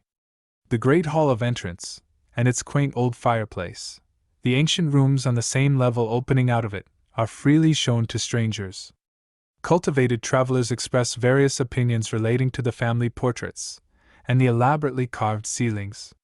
The uninstructed public declines to trouble itself with criticism. It looks up at the towers and the loopholes, the battlements and the rusty old guns, which still bear witness to the perils of past times when the place was a fortress. It enters the gloomy hall, walks through the stone-paved rooms, stares at the faded pictures, and wonders at the lofty chimney-pieces hopelessly out of reach. Sometimes it sits on chairs which are as cold and as hard as iron, or timidly feels the legs of immovable tables which might be legs of elephants so far as size is concerned. When these marvels have been duly admired, and the guide-books are shut up, the emancipated tourists, emerging into the light and air, all find the same social problem presented by a visit to Mount Morven. How can the family live in such a place as that? If these strangers on their travels had been permitted to ascend to the first floor, and had been invited, for example, to say good night to Mrs. Linley's pretty little daughter, they would have seen the stone walls of Kitty's bedchamber snugly covered with velvet hangings which kept out the cold. They would have trod on a doubly laid carpet, which set the chilly influences of the pavement beneath it at defiance. They would have looked at a bright little bed, of the last new pattern, worthy of a child's delicious sleep, and they would only have discovered that the room was 300 years old when they had drawn aside the window curtains, and had revealed the adamantine solidity of the outer walls. Or if they had been allowed to pursue their investigations a little further, and had found their way next into Mrs. Linley's sitting room, here again a transformation scene would have revealed more modern luxury, presented in the perfection which implies restraint within the limits of good taste. But on this occasion, instead of seeing the head of a lively little child on the pillow, side by side with the head of her doll, they would have encountered an elderly lady of considerable size, fast asleep and snoring in a vast armchair, with a book on her lap. The married men among the tourists would have recognized the mother-in-law, and would have set an excellent example to the rest, that is to say, the example of leaving the room. The lady composed under the soporific influence of literature was a person of importance in the house, holding rank as Mrs. Linley's mother, and being otherwise noticeable for having married 2 husbands, and survived them both. The first of these gentlemen, the Right Honourable Joseph Norman, had been a member of Parliament, and had taken office under government. Mrs. Linley was his one surviving child. He died at an advanced age, leaving his handsome widow, young enough, as she was always ready to mention, to be his daughter, well provided for, and an object of matrimonial aspiration to single gentlemen who admired size in a woman, set off by money. After hesitating for some little time, Mrs. Norman accepted the proposal of the ugliest and dullest man among the ranks of her admirers. Why she became the wife of Mr. Presty, known in commercial circles as a merchant enriched by the sale of vinegar, she was never able to explain. Why she lamented him, with tears of sincere sorrow, when he died after 2 years of married life, was a mystery which puzzled her nearest and dearest friends. And why, when she indulged, a little too frequently, in recollections of her married life, she persisted in putting obscure Mr. Presty on a level with distinguished Mr. Norman, was a secret which this remarkable woman had never been known to reveal. Presented by their widow with the strictest impartiality to the general view, the characters of these 2 husbands combined, by force of contrast, the ideal of manly perfection.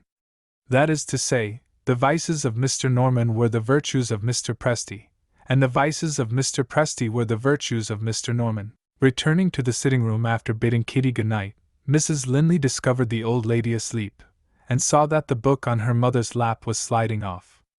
Before she could check the downward movement, the book fell on the floor, and Mrs. Presty woke. "Oh, Mama, I am so sorry! I was just too late to catch it."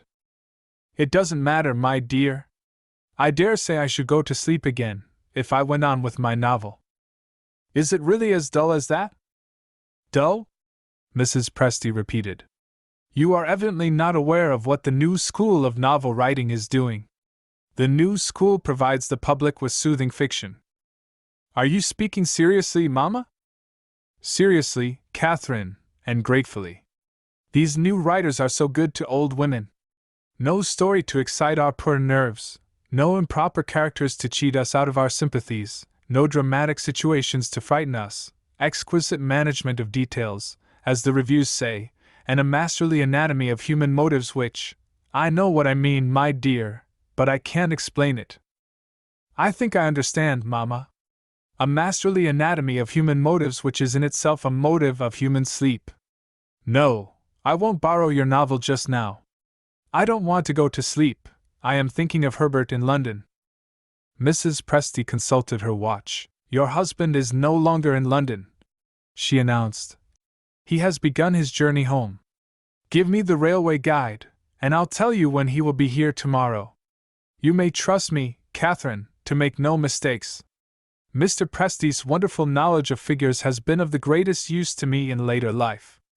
Thanks to his instructions, I am the only person in the house who can grapple with the intricacies of our railway system. Your poor father, Mr. Norman, could never understand timetables and never attempted to conceal his deficiencies.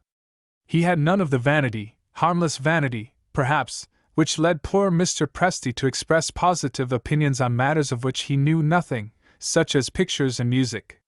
What do you want, Malcolm? The servant to whom this question was addressed answered.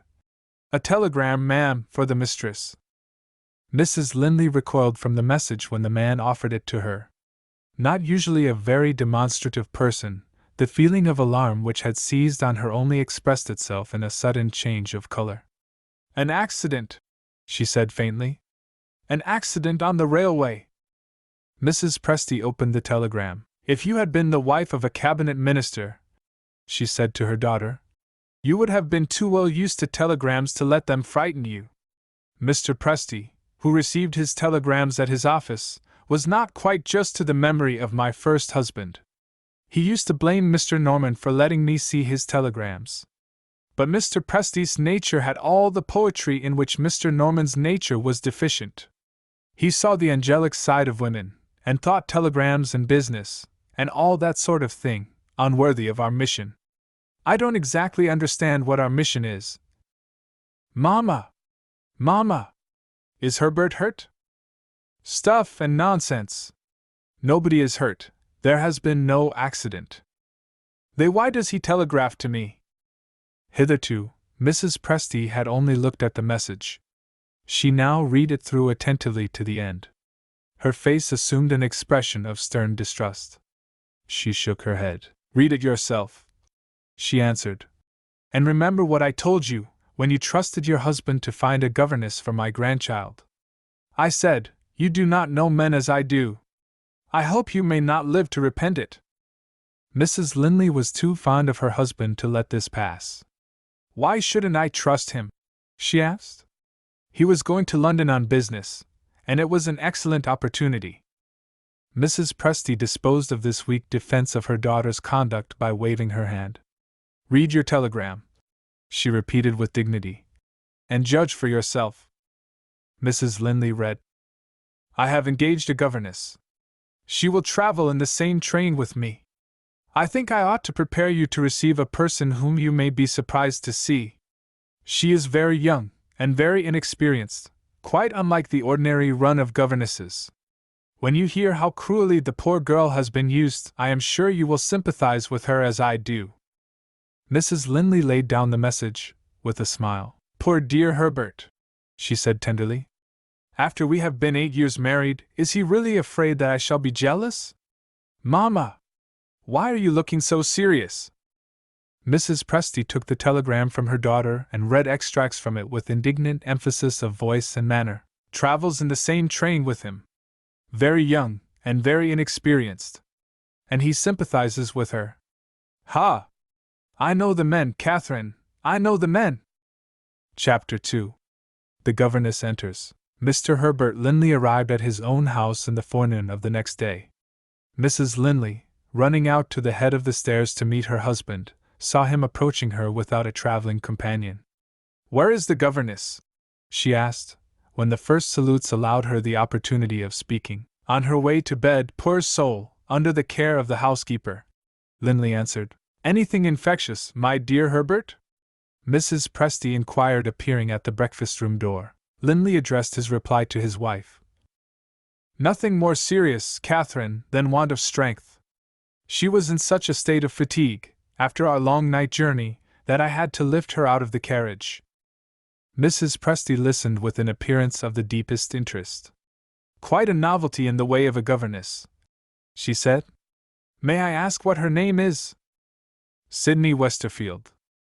Mrs. Presty looked at her daughter and smiled satirically. Mrs. Linley remonstrated. Surely, she said, you don't object to the young lady's name. I have no opinion to offer, Catherine. I don't believe in the name. Oh, Mamma, do you suspect that it's an assumed name? My dear, I haven't a doubt that it is. May I ask another question?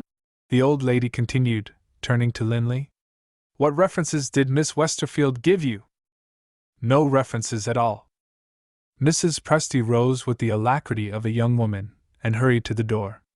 "Follow my example," she said to her daughter on her way out. "Lock up your jewel box." Linley drew a deep breath of relief when he was left alone with his wife. "What makes your mother so particularly disagreeable this morning?" he inquired. "She doesn't approve, dear, of my leaving it to you to choose a governess for Kitty." "Where is Kitty?" "Out on her pony for a ride over the hills." "Why did you send a telegram, Herbert, to prepare me for the governess? Did you really think I might be jealous of Miss Westerfield?" Linley burst out laughing. "No such idea entered my head," he answered. "It isn't in you, my dear, to be jealous." Mrs. Linley was not quite satisfied with this view of her character. Her husband's well-intended compliment reminded her that there are occasions when any woman may be jealous, no matter how generous and how gentle she may be. "We won't go quite so far as that," she said to him, "because—" She stopped, unwilling to dwell too long on a delicate subject. He jocosely finished the sentence for her. "Because we don't know what may happen in the future?" he suggested, making another mistake by making a joke. Mrs. Linley returned to the subject of the governess. "I don't at all say what my mother says," she resumed. "But was it not just a little indiscreet to engage Miss Westerfield without any references?" "Unless I am utterly mistaken," Linley replied, "you would have been quite as indiscreet, in my place. If you had seen the horrible woman who persecuted and insulted her—" His wife interrupted him. "How did all this happen, Herbert? Who first introduced you to Miss Westerfield?" Linley mentioned the advertisement, and described his interview with the schoolmistress. Having next acknowledged that he had received a visit from Miss Westerfield herself, he repeated all that she had been able to tell him of her father's wasted life and melancholy end. Really interested by this time, Mrs. Linley was eager for more information. Her husband hesitated. "I would rather you heard the rest of it from Miss Westerfield," he said, "in my absence." "Why in your absence?" "Because she can speak to you more freely, when I am not present. Hear her tell her own story, and then let me know whether you think I have made a mistake. I submit to your decision beforehand, whichever way it may incline." Mrs. Linley rewarded him with a kiss. If a married stranger had seen them, at that moment, he would have been reminded of forgotten days, the days of his honeymoon. "And now," Linley resumed, "suppose we talk a little about ourselves. I haven't seen any brother yet. Where is Randall?" "Staying at the farm to look after your interests. We expect him to come back today." "Ah, Herbert, what do we not all owe to that dear good brother of yours? There is really no end to his kindness. The last of our poor Highland families who have emigrated to America have had their expenses privately paid by Randall. The wife has written to me, and has let out the secret. There is an American newspaper, among the letters that are waiting your brother's return, sent to him as a little mark of attention by these good grateful people." Having alluded to the neighbors who had left Scotland, Mrs. Linley was reminded of other neighbors who had remained.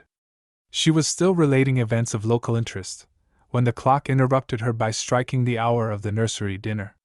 What had become of Kitty? Mrs. Linley rose and rang the bell to make inquiries. On the point of answering, the servant looked round at the open door behind him. He drew aside, and revealed Kitty, in the corridor, hand in hand with Sidney Westerfield, who timidly hesitated at entering the room. "Here she is, Mamma," cried the child. "I think she's afraid of you. Help me to pull her in." Mrs. Linley advanced to receive the new member of her household, with the irresistible grace and kindness which charmed every stranger who approached her. "Oh, it's all right," said Kitty. "Sid likes me, and I like Sid. What do you think?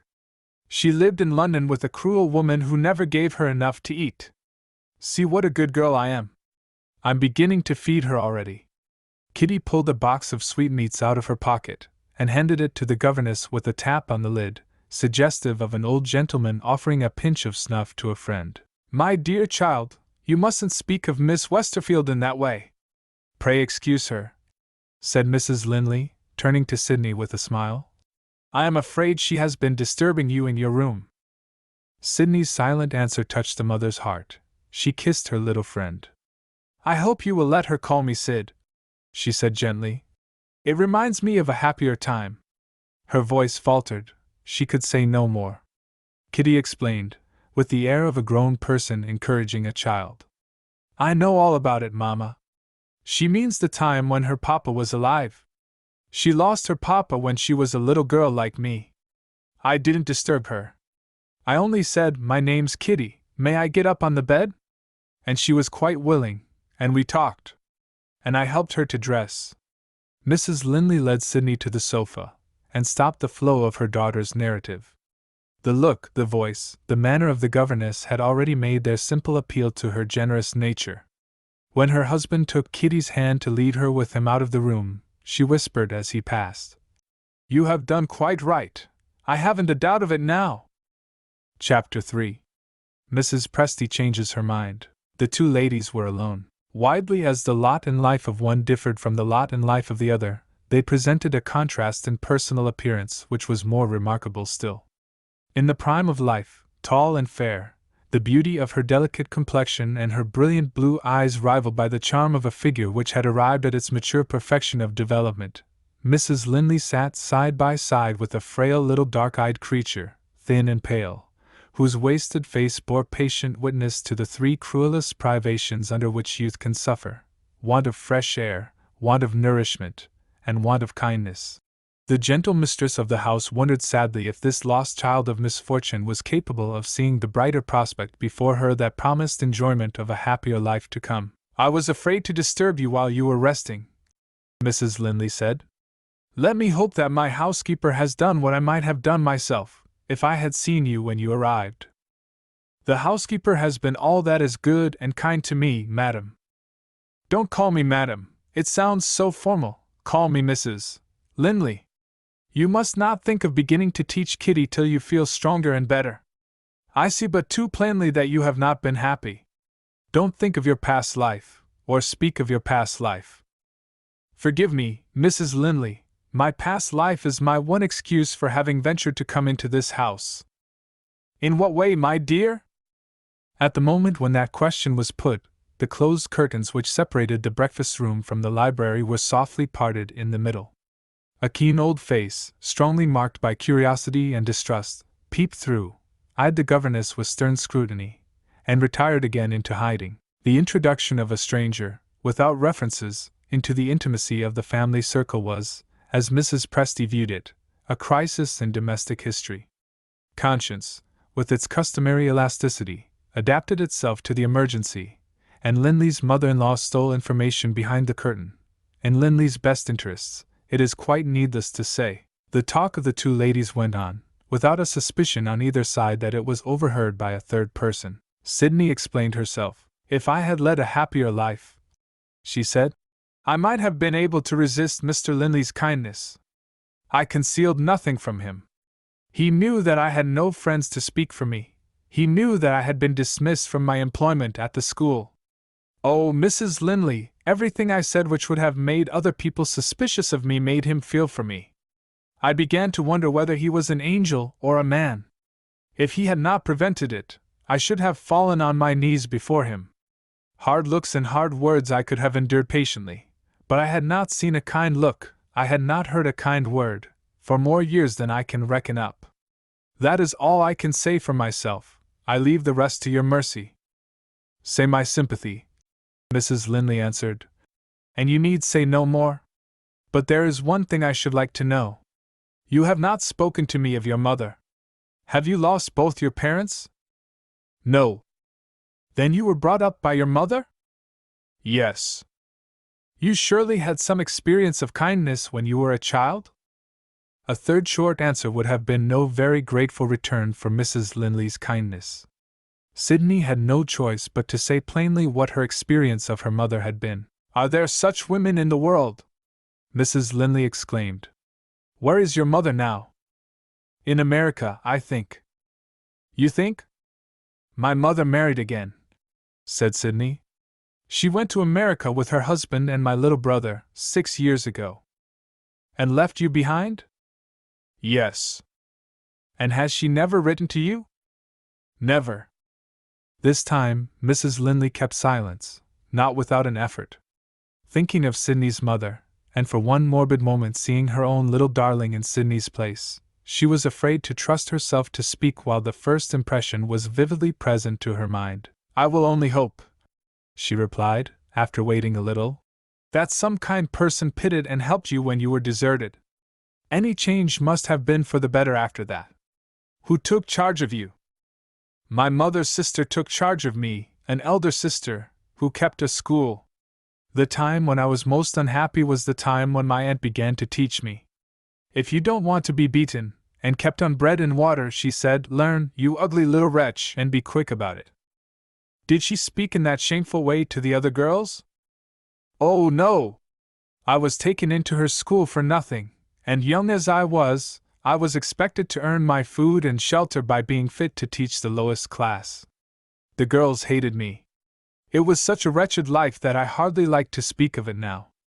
I ran away, and I was caught, and severely punished. When I grew older and wiser, I tried to find some other employment for myself. The elder girls bought penny journals that published stories. They were left about now and then in the bedrooms. I read the stories when I had the chance. Even my ignorance discovered how feeble and foolish they were. They encouraged me to try if I could write a story myself. I couldn't do worse, and I might do better. I sent my manuscript to the editor. It was accepted and printed, but when I wrote and asked him if he would pay me something for it, he refused. Dozens of ladies, he said, wrote stories for him for nothing. It didn't matter what the stories were. Anything would do for his readers, so long as the characters were lords and ladies, and there was plenty of love in it. My next attempt to get away from the school ended in another disappointment. A poor old man, who had once been an actor, used to come to us twice a week, and get a few shillings by teaching the girls to read aloud. He was called Professor of English Literature, and he taught out of a ragged book of verses which smelled of his pipe. I learned one of the pieces and repeated it to him, and asked if there was any hope of my being able to go on the stage. He was very kind. He told me the truth. "My dear, you have no dramatic ability. God forbid you should go on the stage." I went back again to the penny journals, and tried a new editor. He seemed to have more money than the other one, or perhaps he was kinder. I got 10 shillings from him for my story. With that money I made my last attempt. I advertised for a situation as governess. If Mr. Linley had not seen my advertisement, I might have starved in the streets. When my aunt heard of it, she insisted on my begging her pardon before the whole school. Do girls get half maddened by persecution? If they do, I think I must have been one of those girls. I refused to beg pardon, and I was dismissed from my situation without a character. Will you think me very foolish? I shut my eyes again, when I woke in my delicious bed today. I was afraid that the room, and everything in it, was a dream. She looked round, and started to her feet. "Oh, here's a lady! Shall I go away?" The curtains hanging over the entrance to the library were opened for the second time. With composure and dignity, the lady who had startled Sydney entered the room. "Have you been reading in the library?" Mrs. Linley asked. And Mrs. Presty answered, "No, Catherine, I have been listening." Mrs. Linley looked at her mother. Her lovely complexion reddened with a deep blush. "Introduce me to Miss Westerfield," Mrs. Presty proceeded, as coolly as ever. Mrs. Linley showed some hesitation. What would the governess think of her mother? Perfectly careless of what the governess might think, Mrs. Presty crossed the room and introduced herself. "Miss Westerfield, I am Mrs. Linley's mother. And I am, in one respect, a remarkable person. When I form an opinion and find it's the opinion of a fool, I am not in the least ashamed to change my mind. I have changed my mind about you. Shake hands." Sydney respectfully obeyed. "Sit down again." Sydney returned to her chair. "I had the worst possible opinion of you," Mrs. Presty resumed, "before I had the pleasure of listening on the other side of the curtain. It has been my good fortune. What's your Christian name? Did I hear it? Or have I forgotten it? Sydney, eh? Very well. I was about to say, Sydney, that it has been my good fortune to be intimately associated, in early life, with 2 remarkable characters. Husbands of mine, in short, whose influence over me has, I am proud to say, set death and burial at defiance. Between them they have made my mind the mind of a man. I judge for myself. The opinions of others, when they don't happen to agree with mine, I regard as chaff to be scattered to the winds. No, Catherine, I am not wandering. I am pointing out to a young person, who has her way to make in the world, the vast importance, on certain occasions, of possessing an independent mind. If I had been ashamed to listen behind those curtains, there is no injury that my stupid prejudices might not have inflicted on this unfortunate girl. As it is, I have heard her story, and I do her justice. Count on me, Sidney, as your friend, and now get up again. My grandchild, never accustomed to wait for anything since the day when she was born, is waiting dinner for you. She is at this moment shouting for her governess, as King Richard, I am a great reader of Shakespeare, once shouted for his horse. The maid, you will recognize her as a stout person suffering under tight stays, is waiting outside to show you the way to the nursery. Au revoir. Stop. I should like to judge the purity of your French accent. Say au revoir to me. Thank you. Weaken her French, Catherine, Mrs. Presty pronounced, when the door had closed on the governess. But what can you expect, poor wretch, after such a life as she has led? Now we are alone, I have a word of advice for your private ear. We have much to anticipate from Miss Westerfield that is pleasant and encouraging. But I don't conceal it from myself or from you. We have also something to fear. To fear? Mrs. Linley repeated. I don't understand you. Never mind, Catherine, whether you understand me or not. I want more information. Tell me what your husband said to you about this young lady? Wondering at the demon of curiosity which appeared to possess her mother, Mrs. Linley obeyed. Listening throughout with the closest attention, Mrs. Presty reckoned up the items of information, and pointed the moral to be drawn from them by worldly experience. First obstacle in the way of her moral development, her father, tried, found guilty, and dying in prison. Second obstacle, her mother, an unnatural wretch who neglected and deserted her own flesh and blood. Third obstacle, her mother's sister, being her mother over again in an aggravated form. People who only look at the surface of things might ask what we gain by investigating Miss Westerfield's past life. We gain this. We know what to expect of Miss Westerfield in the future. I, for one, Mrs. Linley interposed, expect everything that is good and true. Say she's naturally an angel, Mrs. Presty answered, and I won't contradict you. But do pray hear how my experience looks at it. I remember what a life she has led, and I ask myself if any human creature could have suffered as that girl has suffered without being damaged by it. Among those damnable people, I beg your pardon, my dear, Mr. Norman sometimes used strong language, and it breaks out of me now and then. The good qualities of that unfortunate young person cannot have always resisted the horrid temptations and contaminations about her. Hundreds of times she must have had deceit forced on her, she must have lied through ungovernable fear, she must have been left, at a critical time in her life, mind, with no more warning against the insidious advances of the passions than, I'm repeating what Mr. Presty said of a niece of his own, who went to a bad school at Paris, and I don't quite remember what comparisons that eloquent man used when he was excited, but I know what I mean. I like Miss Westerfield. I believe Miss Westerfield will come out well in the end. But I don't forget that she is going to lead a new life here, a life of luxury, my dear, a life of ease and health and happiness, and God only knows what evil seeds sown in her past life, may not spring up under new influences. I tell you we must be careful. I tell you we must keep our eyes open. And so much the better for her. And so much the better for us.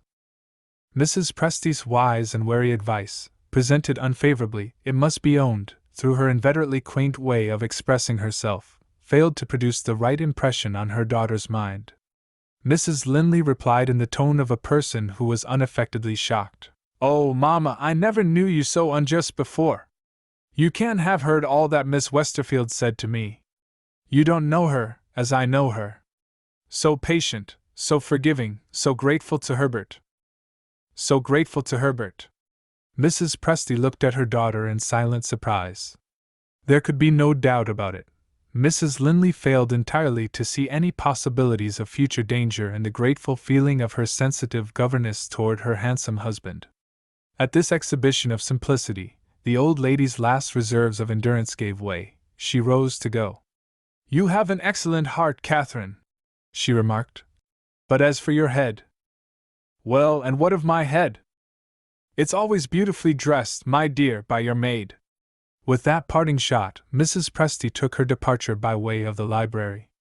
Almost at the same moment, the door of the breakfast room was opened. A young man advanced, and shook hands cordially with Mrs. Linley. Chapter 4. Randall receives his correspondence. Self-revealed by the family likeness as Herbert's brother, Randall Linley was nevertheless greatly Herbert's inferior in personal appearance. His features were in no way remarkable for manly beauty. In stature, he hardly reached the middle height, and young as he was, either bad habit or physical weakness had so affected the upper part of his figure that he stooped. But with these, and other disadvantages, there was something in his eyes, and in his smile, the outward expression perhaps of all that was modestly noble in his nature, so irresistible in its attractive influence that men, women, and children felt the charm alike. Inside of the house, and outside of the house, everybody was fond of Randall, even Mrs. Presty included. "Have you seen a new face among us since you returned?" were his sister-in-law's first words. Randall answered that he had seen Miss Westerfield. The inevitable question followed. What did he think of her? "I'll tell you in a week or two more," he replied. "No! Tell me at once. I don't like trusting my first impression. I have a bad habit of jumping to conclusions. Jump to a conclusion to please me. Do you think she's pretty?" Randall smiled and looked away. "Your governess," he replied, "looks out of health, and perhaps for that reason, strikes me as being insignificant and ugly. Let us see what our fine air and our easy life here will do for her. In so young a woman as she is, I am prepared for any sort of transformation. We may be all admiring pretty Miss Westerfield before another month is over our heads. Have any letters come for me while I have been away?" He went into the library and returned with his letters. "This will amuse Kitty," he said, handing his sister-in-law the illustrated New York newspaper, to which she had already referred in speaking to her husband. Mrs. Linley examined the engravings, and turned back again to look once more at an illustration which had interested her. A paragraph on the same page caught her attention. She had hardly glanced at the first words before a cry of alarm escaped her. "Dreadful news from Miss Westerfield!" she exclaimed. "Read it, Randall." He read these words. "The week's list of insolvent traders includes an Englishman named James Bellbridge, formerly connected with a disreputable saloon in the city. Bellbridge is under suspicion of having caused the death of his wife in a fit of delirium tremens. The unfortunate woman had been married, for the first time, to one of the English aristocracy, the Honorable Roderick Westerfield, whose trial for casting away a ship under his command excited considerable interest in London some years since. The melancholy circumstances of the case are complicated by the disappearance, on the day of the murder, of the woman's young son by her first husband. The poor boy is supposed to have run away in terror from his miserable home, and the police are endeavoring to discover some trace of him. It is reported that another child of the first marriage, a daughter, is living in England. But nothing is known about her." "Has your governess any relations in England?" Randall asked. "Only an aunt, who has treated her in the most inhuman manner." "Serious news from Miss Westerfield, as you say," Randall resumed. "And, as I think, serious news for us. Here is a mere girl, a poor friendless creature, absolutely dependent on our protection. What are we to do if anything happens in the future to alter our present opinion of her?" "Nothing of the sort is likely to happen," Mrs. Linley declared. "Let us hope not," Randall said gravely. Chapter 5. Randall writes to New York. The members of the family at Mount Morven consulted together, before Sydney Westerfield was informed of her brother's disappearance, and of her mother's death. Speaking first, as master of the house, Herbert Linley offered his opinion without hesitation. His impulsive kindness shrank from the prospect of reviving the melancholy recollections associated with Sydney's domestic life. "Why distress the poor child, just as she is beginning to feel happy among us?" he asked. "Give me the newspaper. I shan't feel easy till I have torn it up." His wife drew the newspaper out of his reach. "Wait a little," she said quietly. "Some of us may feel that it is no part of our duty to conceal the truth." Mrs. Presty spoke next. To the surprise of the family council, she agreed with her son-in-law. "Somebody must speak out," the old lady began. "And I mean to set the example. Telling the truth," she declared, turning severely to her daughter, "is a more complicated affair than you seem to think. It's a question of morality, of course, but in family circles, my dear, it's sometimes a question of convenience as well. Is it convenient to upset my granddaughter's governess, just as she is entering on her new duties? Certainly not. Good heavens, what does it matter to my young friend Sydney whether her unnatural mother lives or dies? Herbert, I second your proposal to tear up the paper with the greatest pleasure." Herbert, sitting next to Randall, laid his hand affectionately on his brother's shoulder. "Are you on our side?" he asked. Randall hesitated. "I feel inclined to agree with you," he said to Herbert. "It does seem hard to recall Miss Westerfield to the miserable life that she has led, and to do it in the way of all others which must try her fortitude most cruelly. At the same time—" "Oh, don't spoil what you have said by seeing the other side of the question," cried his brother. "You have already put it admirably. Leave it as it is." "At the same time," Randall gently persisted, "I have heard no reasons which satisfy me that we have a right to keep Miss Westerfield in ignorance of what has happened." This serious view of the question in debate highly diverted Mrs. Presty. "I do not like that man," she announced, pointing to Randall. "He always amuses me. Look at him now. He doesn't know which side he is on, himself." "He is on my side," Herbert declared. "Not he." Herbert consulted his brother. "What do you say yourself?" "I don't know," Randall answered. "There!" cried Mrs. Presty. "What did I tell you?" Randall tried to set his strange reply in the right light. "I only mean," he explained, "that I want a little time to think." Herbert gave up the dispute and appealed to his wife. "You have still got the American newspaper in your hand," he said.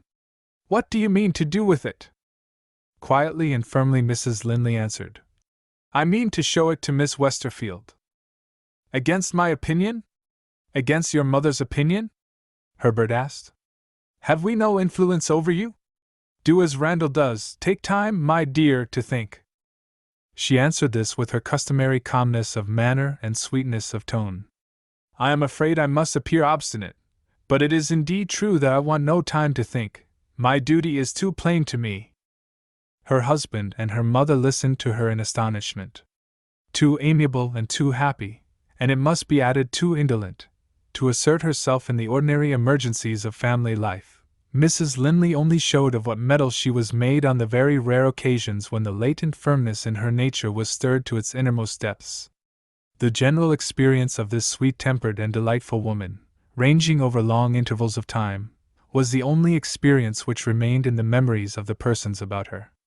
In bygone days they had been amazed when her unexpected readiness and firmness of decision presented an exception to a general rule, just as they were amazed now. Herbert tried a last remonstrance.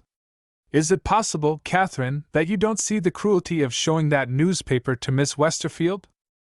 Even this appeal to Mrs. Linley's sympathies failed to shake her resolution. "You may trust me to be careful," was all she said in reply. "I shall prepare her as tenderly for the sad news from America, as if she was a daughter of my own."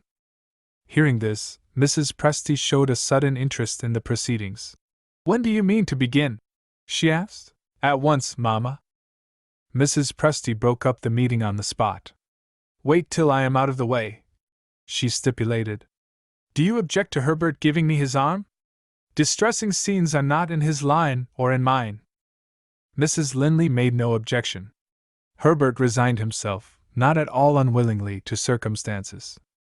Arm in arm, he and his wife's mother left the room. Randall showed no intention of following them. He had given himself time to think.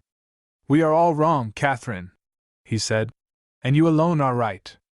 What can I do to help you?" She took his hand gratefully. "Always kind. Never thinking of yourself. I will see Miss Westerfield in my own room. Wait here, in case I want you." After a much shorter absence than Randall anticipated, Mrs. Linley returned. "Has it been very distressing?" he asked, seeing the traces of tears in her eyes. "There are noble qualities," she answered, "in that poor ill-used girl. Her one thought, as soon as she began to understand my motive in speaking to her, was not for herself, but for me. Even you, a man, must have felt the tears in your eyes if you had heard her promise that I should suffer no further anxiety on her account. You shall see no distressing change in me," she said, "when we meet tomorrow." All she asked was to be left in her room for the rest of the day. I feel sure of her resolution to control herself, and yet I should like to encourage her if I can. Her chief sorrow, as it seems to me, must be, not for the mother who has so shamefully neglected her, but for the poor little brother, a castaway lost in a strange land. Can we do nothing to relieve her anxiety? "I can write," Randall said, "to a man whom I know in New York, a lawyer in large practice." "The very person we want." "Write, pray write by today's post." The letter was dispatched. It was decided, and wisely decided, as the result proved, to say nothing to Sydney until the answer was received. Randall's correspondent wrote back with as little delay as possible. He had made every inquiry without success. Not a trace of the boy had been found, or, in the opinion of the police, was likely to be found. The one event that had happened, since the appearance of the paragraph in the New York Journal, was the confinement of James Bellbridge in an asylum, as a madman under restraint without hope of recovery. Chapter 6. Sydney teaches. Mrs. Presty had not very seriously exaggerated the truth when she described her much-indulged granddaughter as a child who had never been accustomed to wait for anything since the day when she was born. Governesses in general would have found it no easy matter to produce a favorable impression on Kitty, and to exert the necessary authority in instructing her, at the same time. Spoiled children, whatever moralists may say to the contrary, are companionable and affectionate children, for the most part, except when they encounter the unfortunate persons employed to introduce them to useful knowledge. Mr. and Mrs. Linley, guiltily conscious of having been too fond of their only child to subject her to any sort of discipline, were not very willing to contemplate the prospect before Miss Westerfield on her first establishment in the schoolroom. To their surprise and relief, there proved to be no cause for anxiety after all. Without making an attempt to assert her authority, the new governess succeeded nevertheless when older and wiser women would have failed. The secret of Sydney's triumph over adverse circumstances lay hidden in Sydney herself. Everything in the ordinary routine of life at Mount Morven was a source of delight and surprise to the unfortunate creature who had passed through 6 years of cruelty, insult, and privation at her aunt's school. Look where she might, in her new sphere of action, she saw pleasant faces and heard kind words. At mealtimes, wonderful achievements in the art of cookery appeared on the table which she had not only never tasted, but never even heard of.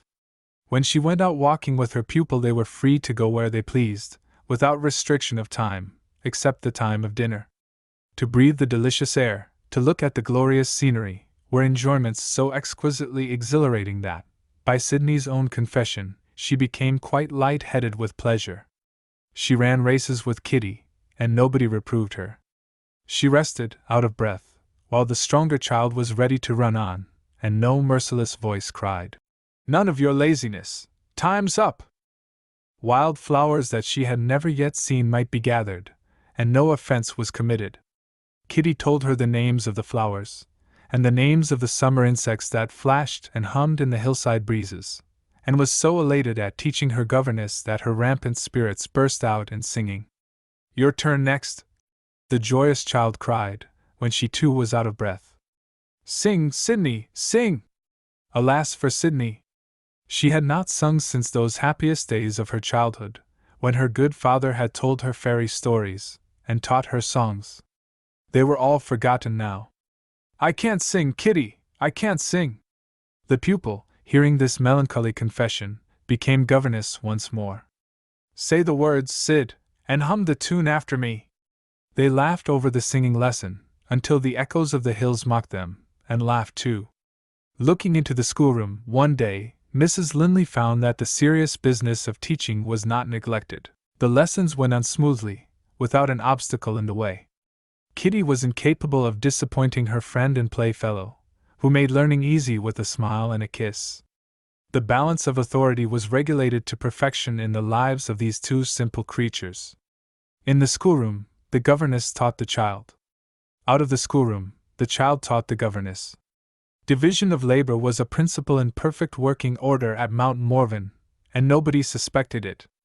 But as the weeks followed each other, one more remarkable circumstance presented itself which every person in the household was equally quick to observe.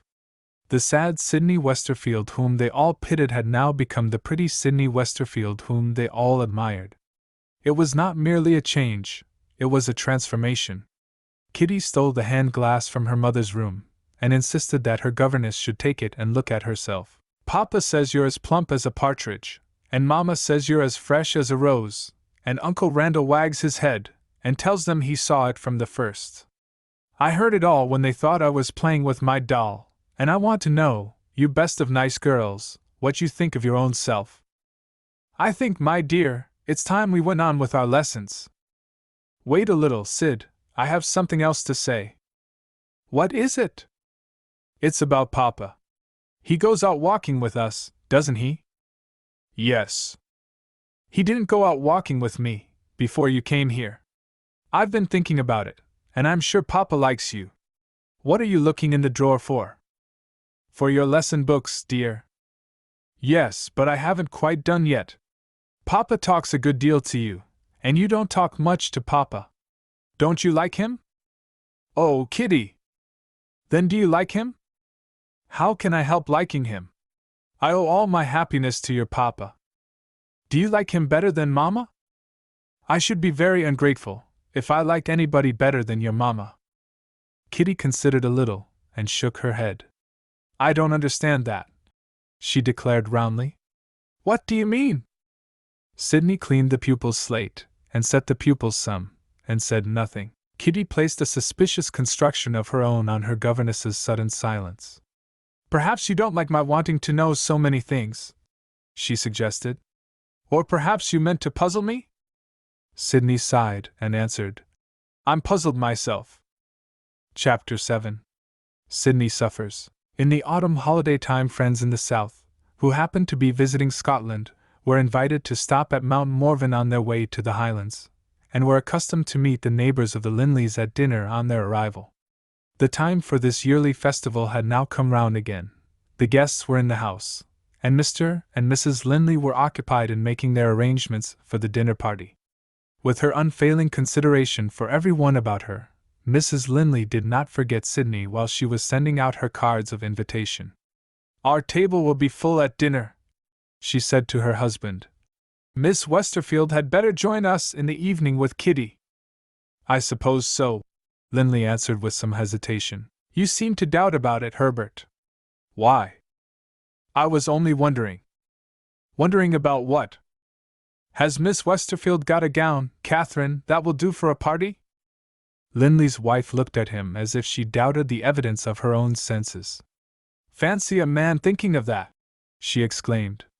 Herbert, you astonish me. He laughed uneasily. I don't know how I came to think of it, unless it is that she wears the same dress every day. Very neat, but perhaps I'm wrong, a little shabby too.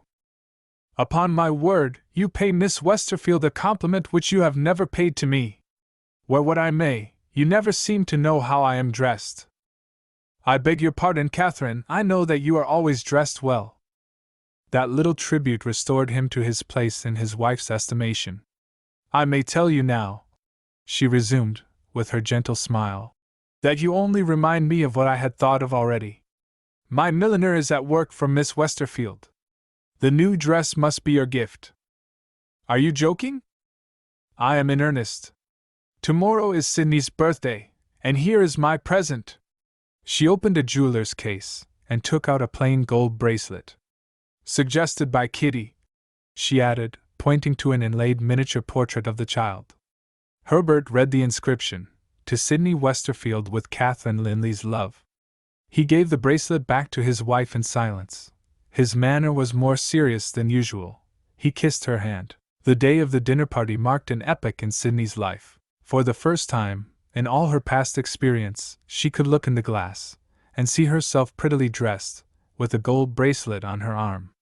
If we consider how men, in one way, and milliners, in another, profit by it, vanity is surely to be reckoned, not among the vices but among the virtues of the sex. Will any woman, who speaks the truth, hesitate to acknowledge that her first sensations of gratified vanity rank among the most exquisite and most enduring pleasures that she has ever felt?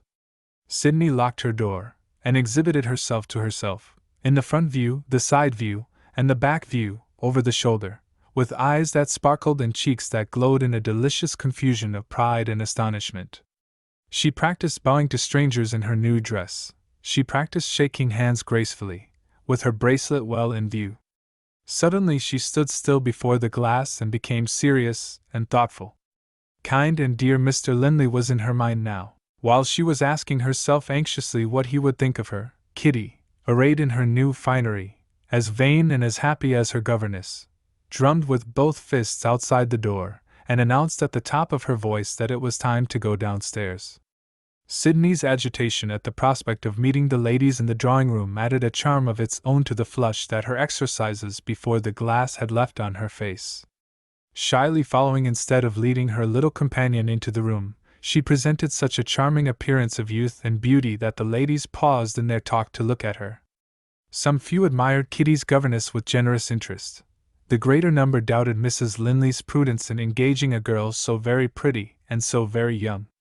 Little by little, Sydney's manner, simple, modest, shrinking from observation, pleaded in her favor even with the ladies who had been prejudiced against her at the outset. When Mrs. Linley presented her to the guests, the most beautiful woman among them, Mrs. McEdwin, made room for her on the sofa, and with perfect tact and kindness set the stranger at her ease. When the gentlemen came in from the dinner table, Sydney was composed enough to admire the brilliant scene, and to wonder again, as she had wondered already, what Mr. Linley would say to her new dress. Mr. Linley certainly did notice her, at a distance. He looked at her with a momentary fervor of interest and admiration which made Sydney, so gratefully and so guiltlessly attached to him, tremble with pleasure. He even stepped forward as if to approach her, checked himself, and went back again among his guests. Now in one part of the room, and now in another, she saw him speaking to them. The one neglected person whom he never even looked at again was the poor girl to whom his approval was the breath of her life. Had she ever felt so unhappy as she felt now? No, not even at her aunt's school. Friendly Mrs. McEdwin touched her arm. "My dear, you are losing your pretty color. Are you overcome by the heat? Shall I take you into the next room?" Sydney expressed her sincere sense of the lady's kindness. Her commonplace excuse was a true excuse. She had a headache, and she asked leave to retire to her room. Approaching the door, she found herself face to face with Mr. Linley. He had just been giving directions to one of the servants, and was re-entering the drawing-room. She stopped, trembling and cold, but, in the very intensity of her wretchedness, she found courage enough to speak to him. "You seem to avoid me, Mr. Linley," she began, addressing him with ceremonious respect, and keeping her eyes on the ground. "I hope—" she hesitated, and desperately looked at him. "I hope I haven't done anything to offend you?" In her knowledge of him, up to that miserable evening, he constantly spoke to her with a smile. She had never yet seen him so serious, and so inattentive as he was now. His eyes, wandering round the room, rested on Mrs. Linley, brilliant and beautiful, and laughing gaily. Why was he looking at his wife with plain signs of embarrassment in his face? Sydney piteously persisted in repeating her innocent question. "I hope I haven't done anything to offend you?" He seemed to be still reluctant to notice her, on the one occasion of all others when she was looking her best. But he answered at last, "My dear child, it is impossible that you should offend me. You have misunderstood and mistaken me. Don't suppose, Pray don't suppose that I am changed or can ever be changed toward you. He emphasized the kind intention which those words revealed by giving her his hand, but the next moment he drew back. There was no disguising it, he drew back as if he wished to get away from her. She noticed that his lips were firmly closed, and his eyebrows knitted in a frown. He looked like a man who was forcing himself to submit to some hard necessity that he hated or feared. Sidney left the room in despair. He had denied in the plainest and kindest terms that he was changed toward her. Was that not enough? It was nothing like enough. The facts were there to speak for themselves. He was an altered man. Anxiety, sorrow, remorse, one or the other seemed to have got possession of him. Judging by Mrs. Linley's gaiety of manner, his wife could not possibly have been taken into his confidence. What did it mean? Oh, the useless, hopeless question! And yet again and again she asked herself, what did it mean? In bewildered wretchedness she lingered on the way to her room, and stopped at the end of a corridor. On her right hand, a broad flight of old oak stairs led to the bedchambers on the second floor of the house. On her left hand, an open door showed the stone steps which descended to the terrace and the garden. The moonlight lay in all its loveliness on the flower beds and the grass, and tempted her to pause and admire it. A prospect of sleepless misery was the one prospect before her that Sidney could see, if she retired to rest. The cool night air came freshly up the vaulted tunnel in which the steps were set. The moonlit garden offered its solace to the girl's sore heart. No curious women servants appeared on the stairs that led to the bedchambers.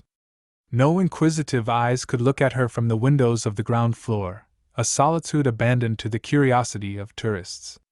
Sidney took her hat and cloak from the stand in a recess at the side of the door, and went into the garden. Chapter 8. Mrs. Presty makes a discovery. The dinner party had come to an end. The neighbors had taken their departure, and the ladies at Mount Morven had retired for the night. On the way to her room, Mrs. Presty knocked at her daughter's door. "I want to speak to you, Catherine. Are you in bed?" "No, Mamma." "Come in." Robed in a dressing gown of delicately mingled white and blue, and luxuriously accommodated on the softest pillows that could be placed in an armchair, Mrs. Linley was meditating on the events of the evening. "This has been the most successful party we have ever given," she said to her mother. "And did you notice how charmingly pretty Miss Westerfield looked in her new dress?" "It's about that girl I want to speak to you," Mrs. Presty answered, severely. "I had a higher opinion of her when she first came here than I have now." Mrs. Linley pointed to an open door, communicating with a second and smaller bedchamber. "Not quite so loud," she answered, "or you might wake Kitty. What has Miss Westerfield done to forfeit your good opinion?" Discreet Mrs. Presty asked leave to return to the subject at a future opportunity. "I will merely allude now," she said, "to a change for the worse in your governess, which you might have noticed when she left the drawing-room this evening. She had a word or two with Herbert at the door, and she left him looking as black as thunder." Mrs. Linley laid herself back on her pillows and burst out laughing. "Black as thunder? Poor little Sidney, what a ridiculous description of her!" "I beg your pardon, Mamma, don't be offended." "On the contrary, my dear, I am agreeably surprised. Your poor father, a man of remarkable judgment on most subjects, never thought much of your intelligence. He appears to have been wrong. You have evidently inherited some of my sense of humor. However, that is not what I wanted to say. I am the bearer of good news. When we find it necessary to get rid of Miss Westerfield." Mrs. Linley's indignation expressed itself by a look which, for the moment at least, reduced her mother to silence. Always equal to the occasion, however, Mrs. Presty's face assumed an expression of innocent amazement, which would have produced a round of applause on the stage. "What have I said to make you angry?" she inquired. "Surely, my dear, you and your husband are extraordinary people. Do you mean to tell me, Mamma, that you have said to Herbert what you said just now to me?" "Certainly. I mentioned it to Herbert in the course of the evening. He was excessively rude. He said, 'Tell Mrs. McEdwin to mind her own business, and set her the example yourself.'" Mrs. Linley returned her mother's look of amazement, without her mother's eye for dramatic effect. "What has Mrs. McEdwin to do with it?" she asked. If you will only let me speak, Catherine, I shall be happy to explain myself. You saw Mrs. McEdwin talking to me at the party. That good lady's head, a feeble head, as all her friends admit, has been completely turned by Miss Westerfield. The first duty of a governess, this foolish woman said to me, is to win the affections of her pupils. My governess has entirely failed to make the children like her. A dreadful temper. I have given her notice to leave my service. Look at that sweet girl and your little granddaughter. I declare I could cry when I see how they understand each other and love each other. I quote our charming friend's nonsense, verbatim, as we used to say when we were in Parliament in Mr. Norman's time, for the sake of what it led to. If by any lucky chance Miss Westerfield happens to be disengaged in the future, Mrs. McEdwin's house is open to her, at her own time, and on her own terms. I promise to speak to you on the subject, and I perform my promise. Think over it. I strongly advise you to think over it. Even Mrs. Linley's good nature declined to submit to this. I shall certainly not think over what cannot possibly happen, she said. Good night, Mamma. Good night, Catherine. Your temper doesn't seem to improve as you get older. Perhaps the excitement of the party has been too much for your nerves. Try to get some sleep before Herbert comes up from the smoking room and disturbs you. Mrs. Linley refused even to let this pass unanswered. Herbert is too considerate to disturb me, when his friends keep him up late, she said. On those occasions, as you may see for yourself, he has a bed in his dressing room. Mrs. Presty passed through the dressing room on her way out. A very comfortable-looking bed, she remarked, in a tone intended to reach her daughter's ears. I wonder Herbert ever leaves it. The way to her own bedchamber led her by the door of Sidney's room. She suddenly stopped. The door was not shut. This was in itself a suspicious circumstance. Young or old, ladies are not in the habit of sleeping with their bedroom doors ajar. A strict sense of duty led Mrs. Presty to listen outside. No sound like the breathing of a person asleep was to be heard. A strict sense of duty conducted Mrs. Presty next into the room, and even encouraged her to approach the bed on tiptoe. The bed was empty.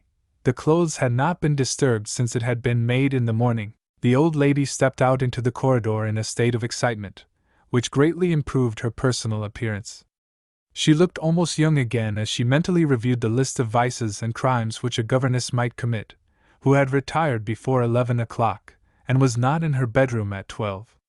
On further reflection, it appeared to be barely possible that Miss Westerfield might be preparing her pupils' exercises for the next day. Mrs. Presty descended to the schoolroom on the first floor. No. Here again there was nothing to see but an empty room. Where was Miss Westerfield? Was it within the limits of probability that she had been bold enough to join the party in the smoking room? The bare idea was absurd. In another minute, nevertheless, Mrs. Presty was at the door, listening. The men's voices were loud. They were talking politics. She peeped through the keyhole. The smokers had, beyond all doubt, been left to themselves. If the house had not been full of guests, Mrs. Presty would now have raised an alarm. As things were, the fear of a possible scandal which the family might have reason to regret forced her to act with caution. In the suggestive retirement of her own room, she arrived at a wise and wary decision. Opening her door by a few inches, she placed a chair behind the opening in a position which commanded a view of Sidney's room. Wherever the governess might be, her return to her bedchamber, before the servants were astir in the morning, was a chance to be counted on. The night lamp in the corridor was well alight, and a venerable person, animated by a sense of duty, was a person naturally superior to the seductions of sleep. Before taking the final precaution of extinguishing her candle, Mrs. Presty touched up her complexion, and resolutely turned her back on her nightcap. This is a case in which I must keep up my dignity, she decided, as she took her place in the chair. One man in the smoking room appeared to be thoroughly weary of talking politics. That man was the master of the house. Randall noticed the worn, preoccupied look in his brother's face, and determined to break up the meeting. The opportunity for which he was waiting occurred in another minute. He was asked as a moderate politician to decide between two guests, both members of Parliament, who were fast drifting into mere contradiction of each other's second-hand opinions. In plain terms, they stated the matter in dispute. Which of our political parties deserves the confidence of the English people? In plain terms, on his sides, Randall answered. The party that lowers the taxes. Those words acted on the discussion like water on a fire. As members of Parliament, the two contending politicians were naturally innocent of the slightest interest in the people or the taxes. They received the new idea submitted to them in helpless silence. Friends who were listening began to laugh. The oldest man present looked at his watch. In 5 minutes more the lights were out, and the smoking room was deserted. Linley was the last to retire, fevered by the combined influences of smoke and noise. His mind, oppressed all through the evening, was as ill at ease as ever. Lingering, wakeful and irritable, in the corridor, just as Sidney had lingered before him, he too stopped at the open door and admired the peaceful beauty of the garden. The sleepy servant, appointed to attend in the smoking room, asked if he should close the door. Linley answered, "Go to bed, and leave it to me." Still lingering at the top of the steps, he too was tempted by the refreshing coolness of the air. He took the key out of the lock, secured the door after he had passed through it, put the key in his pocket, and went down into the garden. Chapter 9. Somebody attends to the door. With slow steps Linley crossed the lawn, his mind gloomily absorbed in thoughts which had never before troubled his easy nature, thoughts heavily laden with a burden of self-reproach. Arrived at the limits of the lawn, 2 paths opened before him. One led into a quaintly pretty enclosure, cultivated on the plan of the old gardens at Versailles, and called the French Garden. The other path led to a grassy walk, winding its way capriciously through a thick shrubbery. Careless in what direction he turned his steps, Linley entered the shrubbery, because it happened to be nearest to him. Except at certain points, where the moonlight found its way through open spaces in the verdure, the grassy path which he was now following wound onward in shadow. How far he had advanced he had not noticed, when he heard a momentary rustling of leaves at some little distance in advance of him. The faint breeze had died away. The movement among the leaves had been no doubt produced by the creeping or the flying of some creature of the night. Looking up, at the moment when he was disturbed by this trifling incident, he noticed a bright patch of moonlight ahead as he advanced to a new turn in the path. The instant afterward he was startled by the appearance of a figure, emerging into the moonlight from the further end of the shrubbery, and rapidly approaching him. He was near enough to see that it was the figure of a woman. Was it one of the female servants, hurrying back to the house after an interview with a sweetheart? In his black evening dress he was, in all probability, completely hidden by the deep shadow in which he stood. Would he be less likely to frighten the woman if he called to her than if he allowed her to come close up to him in the dark? He decided on calling to her. "Who is out so late?" he asked. A cry of alarm answered him. The figure stood still for a moment, and then turned back as if to escape him by flight. "Don't be frightened," he said. "Surely you know my voice?" The figure stood still again. He showed himself in the moonlight, and discovered Sidney Westerfield. "You!" he exclaimed. She trembled. The words in which she answered him were words in fragments. "The garden was so quiet and pretty. I thought there would be no harm. Please let me go back. I'm afraid I shall be shut out." She tried to pass him. "My poor child," he said. "What is there to be frightened about? I have been tempted out by the lovely night, like you. Take my arm. It is so close in here among the trees. If we go back to the lawn, the air will come to you freely." She took his arm. He could feel her heart throbbing against it. Kindly silent, he led her back to the open space. Some garden chairs were placed here and there. He suggested that she should rest for a while. "I'm afraid I shall be shut out," she repeated. "Pray let me get back." He yielded at once to the wish that she expressed. "You must let me take you back," he explained. "They are all asleep at the house by this time." "No! No! Don't be frightened again. I have got the key of the door. The moment I have opened it, you shall go in by yourself." She looked at him gratefully. "You are not offended with me now, Mr. Linley," she said. "You are like your kind self again." They ascended the steps which led to the door. Linley took the key from his pocket. It acted perfectly in drawing back the lock, but the door, when he pushed it, resisted him. He put his shoulder against it, and exerted his strength, helped by his weight.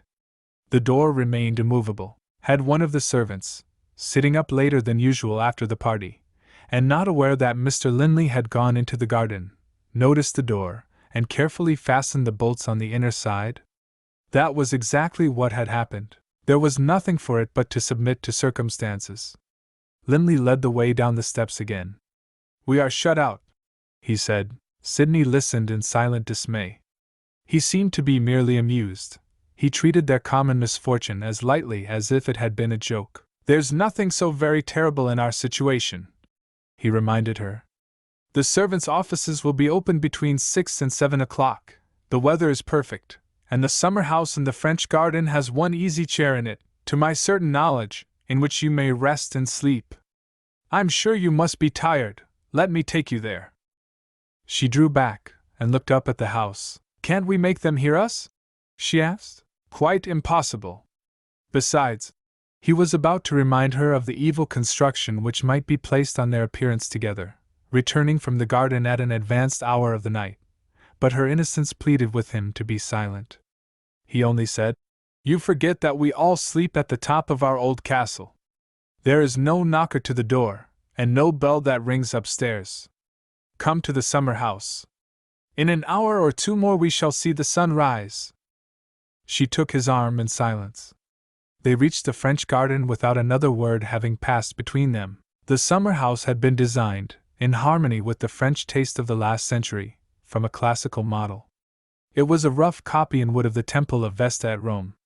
Opening the door for his companion, Linley paused before he followed her in. A girl brought up by a careful mother would have understood and appreciated his hesitation. She would have concealed any feeling of embarrassment that might have troubled her at the moment, and would have asked him to come back and let her know when the rising of the sun began. Neglected by her mother, worse than neglected by her aunt, Sidney's fearless ignorance put a question which would have lowered the poor girl cruelly in the estimation of a stranger. "Are you going to leave me here by myself?" she asked. "Why don't you come in?" Linley thought of his visit to the school, and remembered the detestable mistress. He excused Sidney. He felt for her. She held the door open for him. Sure of himself, he entered the summer house. As a mark of respect on her part, she offered the armchair to him. It was the one comfortable seat in the neglected place. He insisted that she should take it, and searching the summer house, found a wooden stool for himself. The small circular room received but little of the dim outer light. They were near each other. They were silent. Sidney burst suddenly into a nervous little laugh. "Why do you laugh?" he asked good-humoredly. "It seems so strange, Mr. Linley, for us to be out here." In the moment when she made that reply her merriment vanished. She looked out sadly, through the open door, at the stillness of the night. "What should I have done," she wondered, "if I had been shut out of the house by myself?" Her eyes rested on him timidly. There was some thought in her which she shrank from expressing. She only said, "I wish I knew how to be worthy of your kindness." Her voice warned him that she was struggling with strong emotion. In one respect, men are all alike. They hate to see a woman in tears. Linley treated her like a child. He smiled, and patted her on the shoulder. "Nonsense," he said gaily. "There is no merit in being kind to my good little governess." She took that comforting hand. It was a harmless impulse that she was unable to resist. She bent over it, and kissed it gratefully. He drew his hand away from her as if the soft touch of her lips had been fire that burned it. "Oh," she cried, "have I done wrong?" "No, my dear, no, no." There was an embarrassment in his manner, the inevitable result of his fear of himself if he faltered in the resolute exercise of self-restraint, which was perfectly incomprehensible to Sidney. He moved his seat back a little, so as to place himself further away. Something in that action, at that time, shocked and humiliated her. Completely misunderstanding him, she thought he was reminding her of the distance that separated them in social rank. Oh, the shame of it! The shame of it! Would other governesses have taken a liberty with their master? A fit of hysterical sobbing burst its way through her last reserves of self-control. She started to her feet, and ran out of the summer house. Alarmed and distressed, he followed her instantly. She was leaning against the pedestal of a statue in the garden, panting, shuddering, a sight to touch the heart of a far less sensitive man than the man who now approached her. "Sidney!" he said. "Dear little Sidney!" She tried to speak to him in return. Breath and strength failed her together. She lifted her hand, vainly grasping at the broad pedestal behind her. She would have fallen if he had not caught her in his arms. Her head sank faintly backward on his breast. He looked at the poor little tortured face, turned up toward him in the lovely moonlight. Again and again he had honorably restrained himself. He was human. He was a man. In one mad moment it was done, hotly, passionately done. He kissed her. For the first time in her maiden's life, a man's lips touched her lips. All that had been perplexing and strange, all that had been innocently wonderful to herself in the feeling that bound Sidney to her first friend, was a mystery no more. Love lifted its veil, nature revealed its secrets, in the one supreme moment of that kiss. She threw her arms around his neck with a low cry of delight, and returned his kiss. "Sidney," he whispered, "I love you." She heard him in rapturous silence.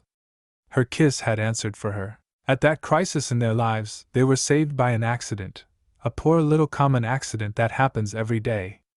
The spring in the bracelet that Sidney wore gave way as she held him to her. The bright trinket fell on the grass at her feet. The man never noticed it. The woman saw her pretty ornament as it dropped from her arm, saw, and remembered Mrs. Linley's gift. Cold and pale, with horror of herself confessed in the action, simple as it was, she drew back from him in dead silence. He was astounded. In tones that trembled with agitation, he said to her, "Are you ill?" "Shameless and wicked," she answered. "Not ill." She pointed to the bracelet on the grass. "Take it up, I am not fit to touch it. Look on the inner side." He remembered the inscription. "To Sidney Westerfield, with Catherine Linley's love." His head sank on his breast. He understood her at last. "You despise me," he said, "and I deserve it." "No, I despise myself. I have lived among vile people, and I am vile like them." She moved a few steps away with a heavy sigh. "Kitty," she said to herself. "Poor little Kitty." He followed her. "Why are you thinking of the child?" he asked. "At such a time as this?" She replied without returning or looking round. Distrust of herself had inspired her with terror of Linley, from the time when the bracelet had dropped on the grass. "I can make but one atonement," she said. "We must see each other no more. I must say goodbye to Kitty, I must go. Help me to submit to my hard lot, I must go." He set her no example of resignation. He shrank from the prospect that she presented to him. "Where are you to go if you leave us?" he asked. "Away from England. The further away from you the better for both of us. Help me with your interest. Have me sent to the New World in the West, with other emigrants. Give me something to look forward to that is not shame and despair. Let me do something that is innocent and good. I may find a trace of my poor lost brother. Oh, let me go! Let me go!" Her resolution shamed him. He rose to her level, in spite of himself. "I dare not tell you that you are wrong," he said. "I only ask you to wait a little till we are calmer, before you speak of the future again." He pointed to the summer house. "Go in, my poor girl. Rest and compose yourself, while I try to think." He left her, and paced up and down the formal walks in the garden. Away from the maddening fascination of her presence, his mind grew clearer. He resisted the temptation to think of her tenderly. He set himself to consider what it would be well to do next. The moonlight was seen no more. Misty and starless, the dark sky spread its majestic obscurity over the earth. Linley looked wearily toward the eastern heaven. The darkness daunted him. He saw in it the shadow of his own sense of guilt. The gray glimmering of dawn, the songs of birds when the pure light softly climbed the sky, roused and relieved him. With the first radiant rising of the sun he returned to the summer house. "Do I disturb you?" he asked, waiting at the door. "No." "Will you come out and speak to me?" She appeared at the door, waiting to hear what he had to say to her. "I must ask you to submit to a sacrifice of your own feelings," he began. When I kept away from you in the drawing room, last night, when my strange conduct made you fear that you had offended me, I was trying to remember what I owed to my good wife. I have been thinking of her again. We must spare her a discovery too terrible to be endured, while her attention is claimed by the guests who are now in the house. In a week's time they will leave us. Will you consent to keep up appearances? Will you live with us as usual, until we are left by ourselves? It shall be done, Mr. Linley. I only ask one favor of you. My worst enemy is my own miserable wicked heart. Oh, don't you understand me? I am ashamed to look at you. He had only to examine his own heart, and to know what she meant. Say no more, he answered sadly. We will keep as much away from each other as we can. She shuddered at that open recognition of the guilty love which united them, in spite of their horror of it, and took refuge from him in the summer house. Not a word more passed between them until the unbarring of doors was heard in the stillness of the morning, and the smoke began to rise from the kitchen chimney. Then he returned, and spoke to her. You can get back to the house, he said. Go up by the front stairs, and you will not meet the servants at this early hour. If they do see you, you have your cloak on. They will think you have been in the garden earlier than usual. As you pass the upper door, draw back the bolts quietly, and I can let myself in. She bent her head in silence. He looked after her as she hastened away from him over the lawn, conscious of admiring her, conscious of more than he dared realize to himself. When she disappeared, he turned back to wait where she had been waiting. With his sense of the duty he owed to his wife penitently present to his mind, the memory of that fatal kiss still left its vivid impression on him. What a scoundrel I am! He said to himself as he stood alone in the summer house, looking at the chair which she had just left. Chapter 10. Kitty mentions her birthday. A clever old lady, possessed of the inestimable advantages of worldly experience, must submit nevertheless to the laws of nature. Time and sleep together, powerful agents in the small hours of the morning, had got the better of Mrs. Presty's resolution to keep awake. Free from discovery, Sydney ascended the stairs. Free from discovery, Sydney entered her own room. Half an hour later, Linley opened the door of his dressing room. His wife was still sleeping. His mother-in-law woke 2 hours later, looked at her watch, and discovered that she had lost her opportunity. Other old women, under similar circumstances, might have felt discouraged. This old woman believed in her own suspicions more devoutly than ever. When the breakfast bell rang, Sydney found Mrs. Presty in the corridor, waiting to say good morning. I wonder what you were doing last night, when you ought to have been in bed? The old lady began, with a treacherous amiability of manner. Oh, I am not mistaken. Your door was open, my dear, and I looked in. Why did you look in, Mrs. Presty? My young friend, I was naturally anxious about you. I am anxious still. Were you in the house? Or out of the house? I was walking in the garden, Sydney replied. Admiring the moonlight? Yes, admiring the moonlight. Alone, of course? Sydney's friend suggested, and Sydney took refuge in prevarication. Why should you doubt it? She said. Mrs. Presty wasted no more time in asking questions. She was pleasantly reminded of the words of worldly wisdom which she had addressed to her daughter on the day of Sydney's arrival at Mount Morven. The good qualities of that unfortunate young creature, she had said, cannot have always resisted the horrid temptations and contaminations about her. Hundreds of times she must have lied through ungovernable fear. Elevated a little higher than ever in her own estimation, Mrs. Presty took Sydney's arm, and led her down to breakfast with motherly familiarity. Linley met them at the foot of the stairs. His mother-in-law first stole a look at Sydney, and then shook hands with him cordially. My dear Herbert, how pale you are! That horrid smoking! You look as if you had been up all night. Mrs. Linley paid her customary visit to the schoolroom that morning. The necessary attention to her guest had left little leisure for the exercise of observation at the breakfast table. The one circumstance which had forced itself on her notice had been the boisterous gaiety of her husband. Too essentially honest to practice deception of any kind cleverly, Linley had overacted the part of a man whose mind was entirely at ease. The most unsuspicious woman living, His wife was simply amused. How he does enjoy society, she thought. Herbert will be a young man to the end of his life.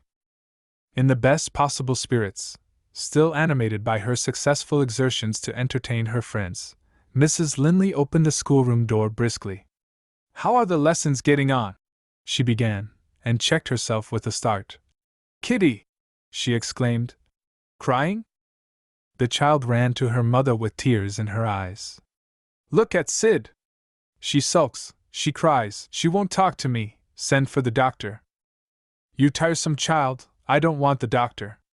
I'm not ill. There, Mama! Cried Kitty. She never scolded me before today. In other words, here was a complete reversal of the usual order of things in the schoolroom. Patient Sidney was out of temper. Gentle Sidney spoke bitterly to the little friend whom she loved. Mrs. Linley drew a chair to the governess's side, and took her hand. The strangely altered girl tore her hand away and burst into a violent fit of crying. Puzzled and frightened Kitty, to the best of a child's ability, followed her example. Mrs. Linley took her daughter on her knee, and gave Sidney's outbreak of agitation time to subside. There were no feverish appearances in her face, there was no feverish heat in her skin when their hands had touched each other for a moment. In all probability the mischief was nervous mischief, and the outburst of weeping was an hysterical effort at relief. I am afraid, my dear, you have had a bad night, Mrs. Linley said. Bad? Worse than bad. Sidney stopped, looked at her good mistress and friend in terror, and made a confused effort to explain away what she had just said. As sensibly and kindly self-possessed as ever, Mrs. Linley told her that she only wanted rest and quiet. Let me take you to my room, she proposed. We will have the sofa moved into the balcony, and you will soon go to sleep in the delicious warm air. You may put away your books, Kitty, this is a holiday. Come with me, and be petted and spoiled by the ladies in the morning room. Neither the governess nor the pupil was worthy of the sympathy so frankly offered to them. Still strangely confused, Sidney made commonplace apologies and asked leave to go out and walk in the park. Hearing this, Kitty declared that where her governess went she would go too. Mrs. Linley smoothed her daughter's pretty auburn hair, and said playfully, I think I ought to be jealous. To her surprise, Sidney looked up as if the words had been addressed to herself.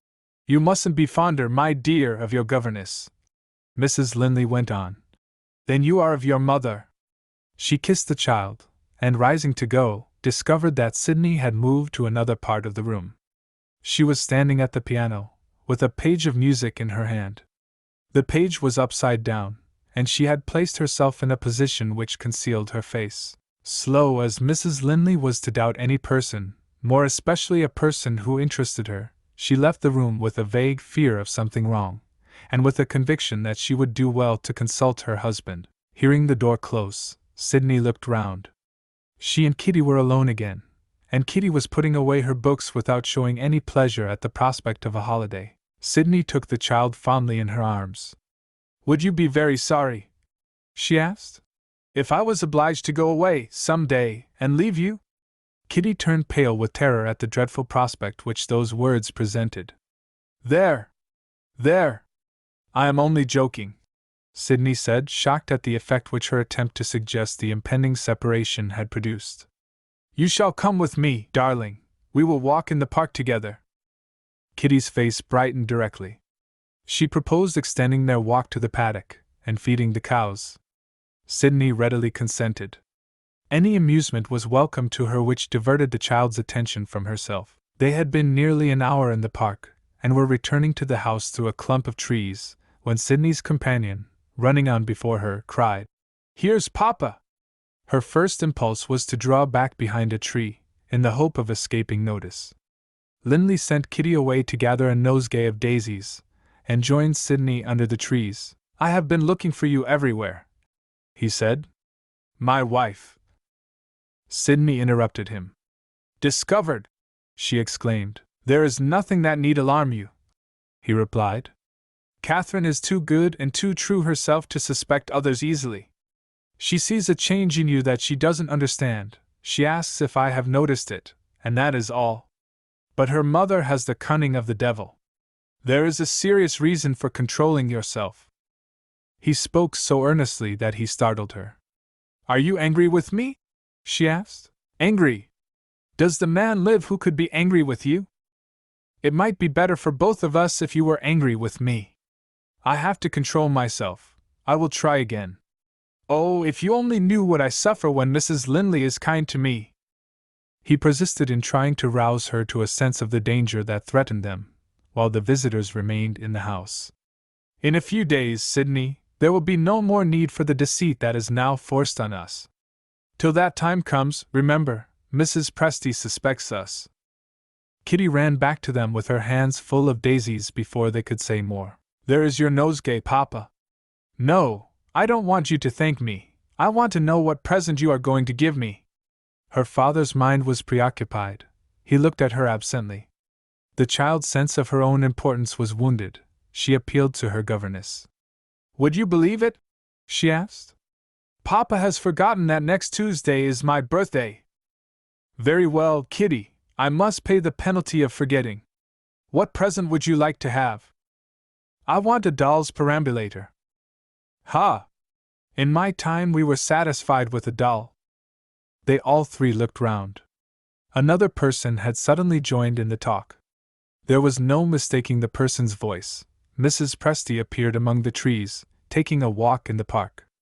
Had she heard what Linley and the governess had said to each other while Kitty was gathering daisies? Quite a domestic scene, the sly old lady remarked.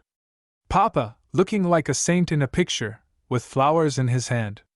Papa's spoiled child always wanting something, and always getting it.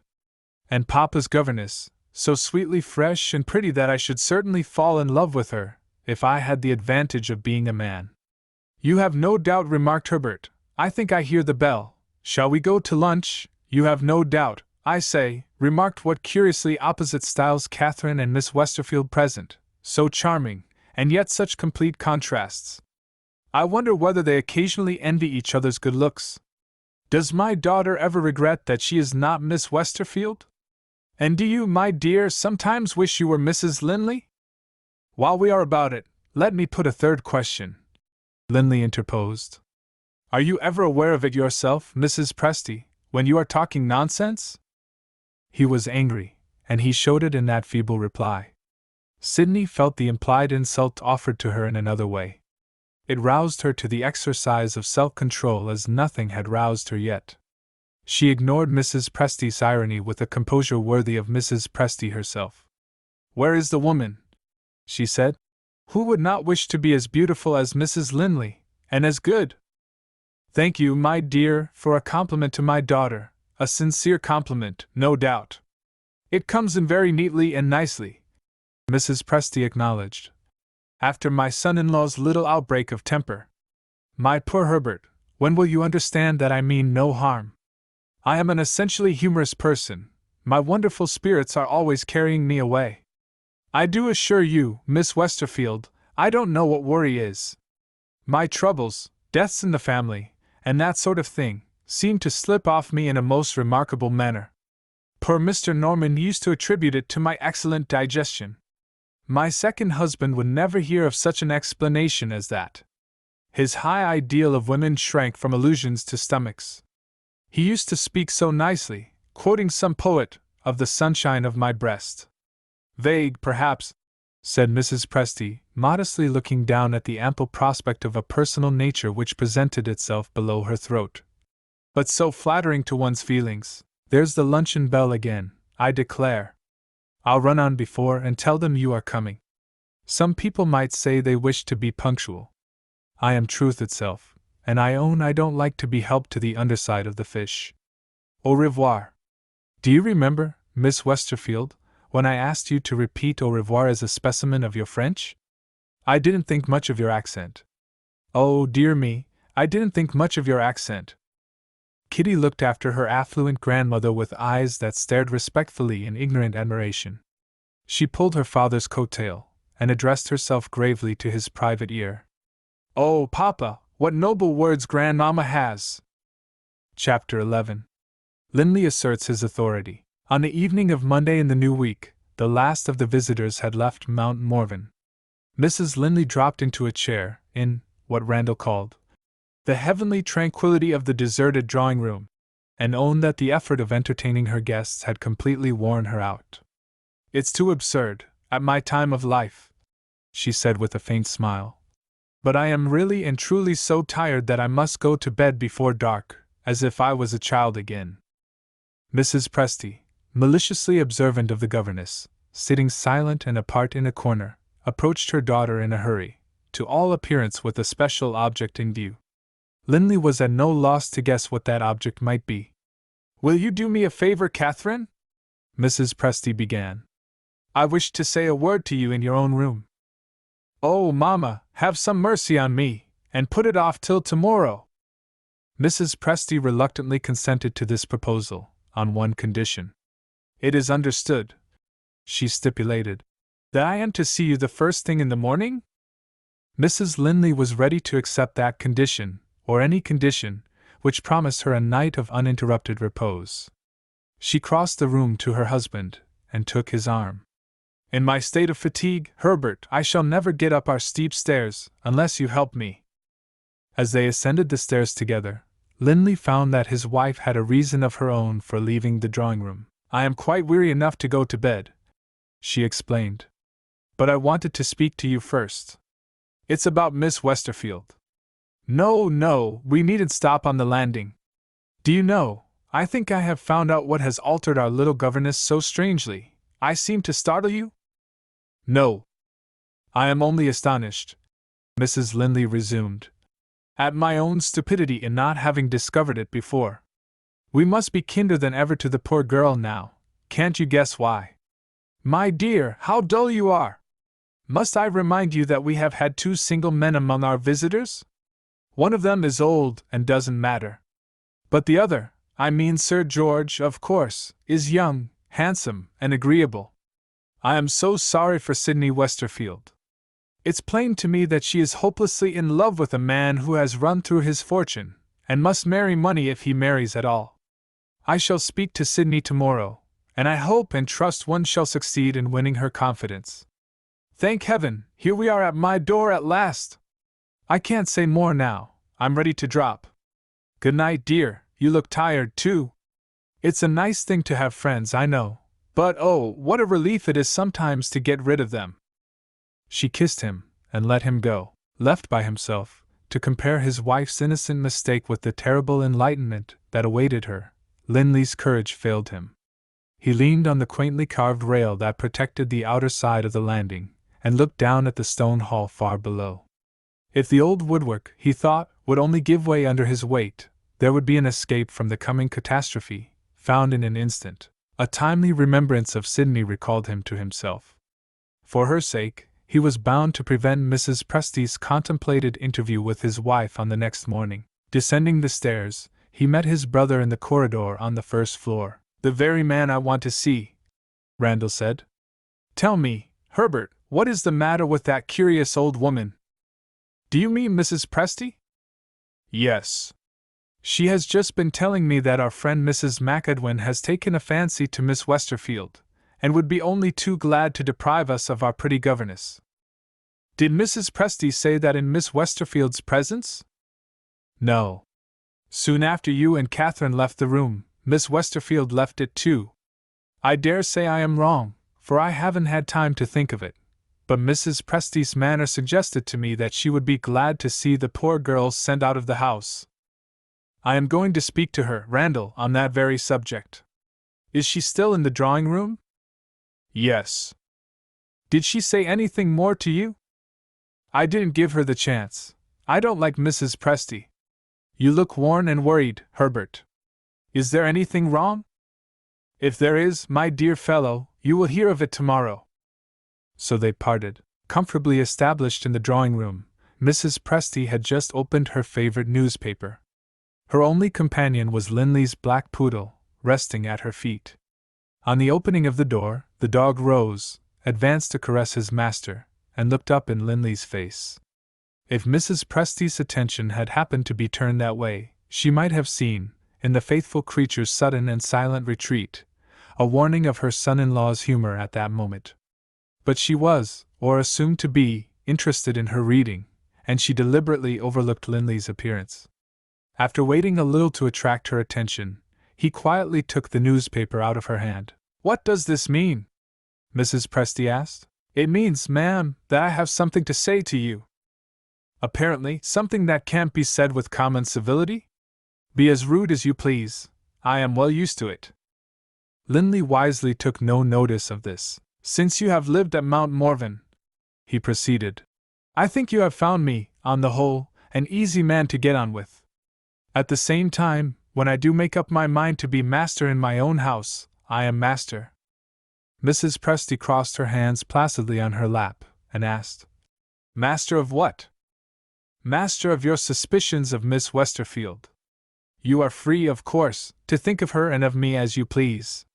What I forbid is the expression of your thoughts, either by way of hints to my brother, or officious communications with my wife. Don't suppose that I am afraid of the truth. Mrs. Linley shall know more than you think for, and shall know it tomorrow, not from you, but from me." Mrs. Presty shook her head compassionately. "My good sir, surely you know me too well to think that I am to be disposed of in that easy way? Must I remind you that your wife's mother has the cunning of the devil?" Linley recognized his own words. "So you were listening among the trees?" he said. "Yes, I was listening, and I have only to regret that I didn't hear more. Let us return to our subject. I don't trust my daughter's interests, my much-injured daughter's interests, in your hands. They are not clean hands, Mr. Linley. I have a duty to do, and I shall do it tomorrow." "No, Mrs. Presty, you won't do it tomorrow." "Who will prevent me?" "I shall prevent you." "In what way, if you please?" "I don't think it necessary to answer that question. My servants will have their instructions, and I shall see myself that my orders are obeyed." "Thank you. I begin to understand. I am to be turned out of the house. Very well. We shall see what my daughter says. You know as well as I do, Mrs. Presty, that if your daughter is forced to choose between us, she will decide for her husband. You have the night before you for consideration. I have no more to say." Among Mrs. Presty's merits, it is only just to reckon a capacity for making up her mind rapidly, under stress of circumstances. Before Linley had opened the door, on his way out, he was called back. "I am shocked to trouble you again," Mrs. Presty said, "but I don't propose to interfere with my night's rest by thinking about you. My position is perfectly clear to me, without wasting time in consideration.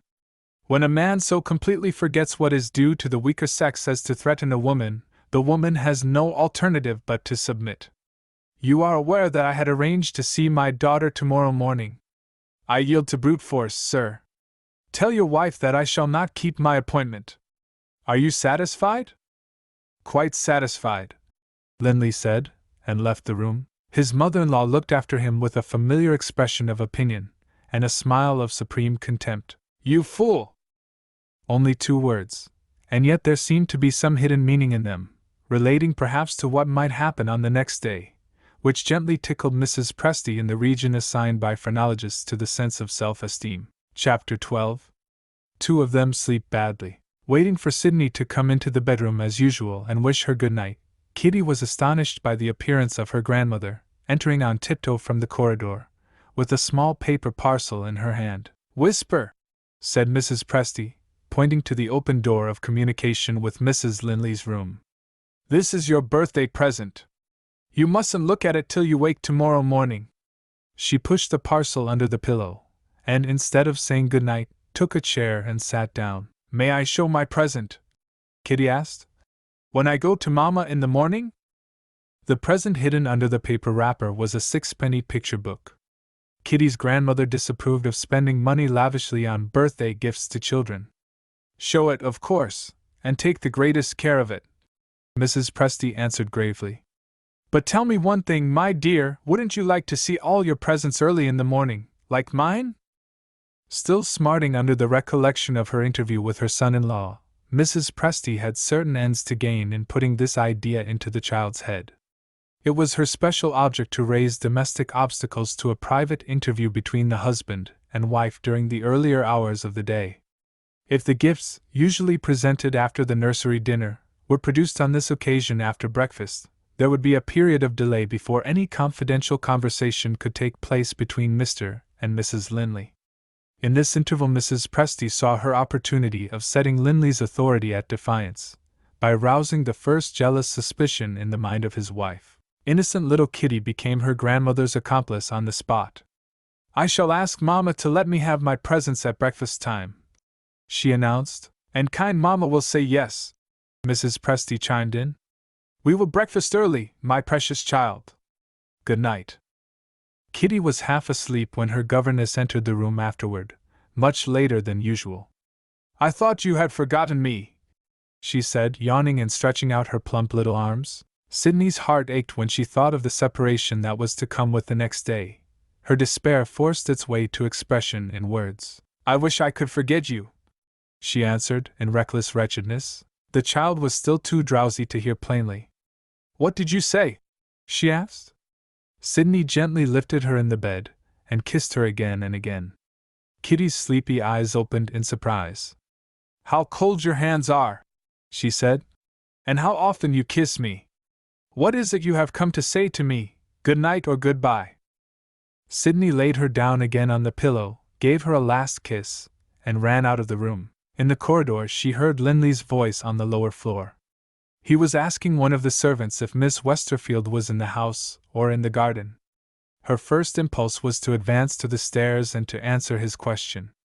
In a moment more the remembrance of Mrs. Linley checked her. She went back to her bedchamber.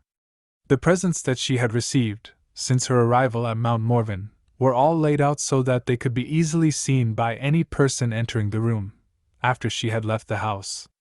On the sofa lay the pretty new dress which she had worn at the evening party. Other little gifts were arranged on either side of it. The bracelet, resting on the pedestal of a statue close by, kept a morsel of paper in its place, on which she had written a few penitent words of farewell addressed to Mrs. Linley. On the toilet table 3 photographic portraits showed themselves among the brushes and combs.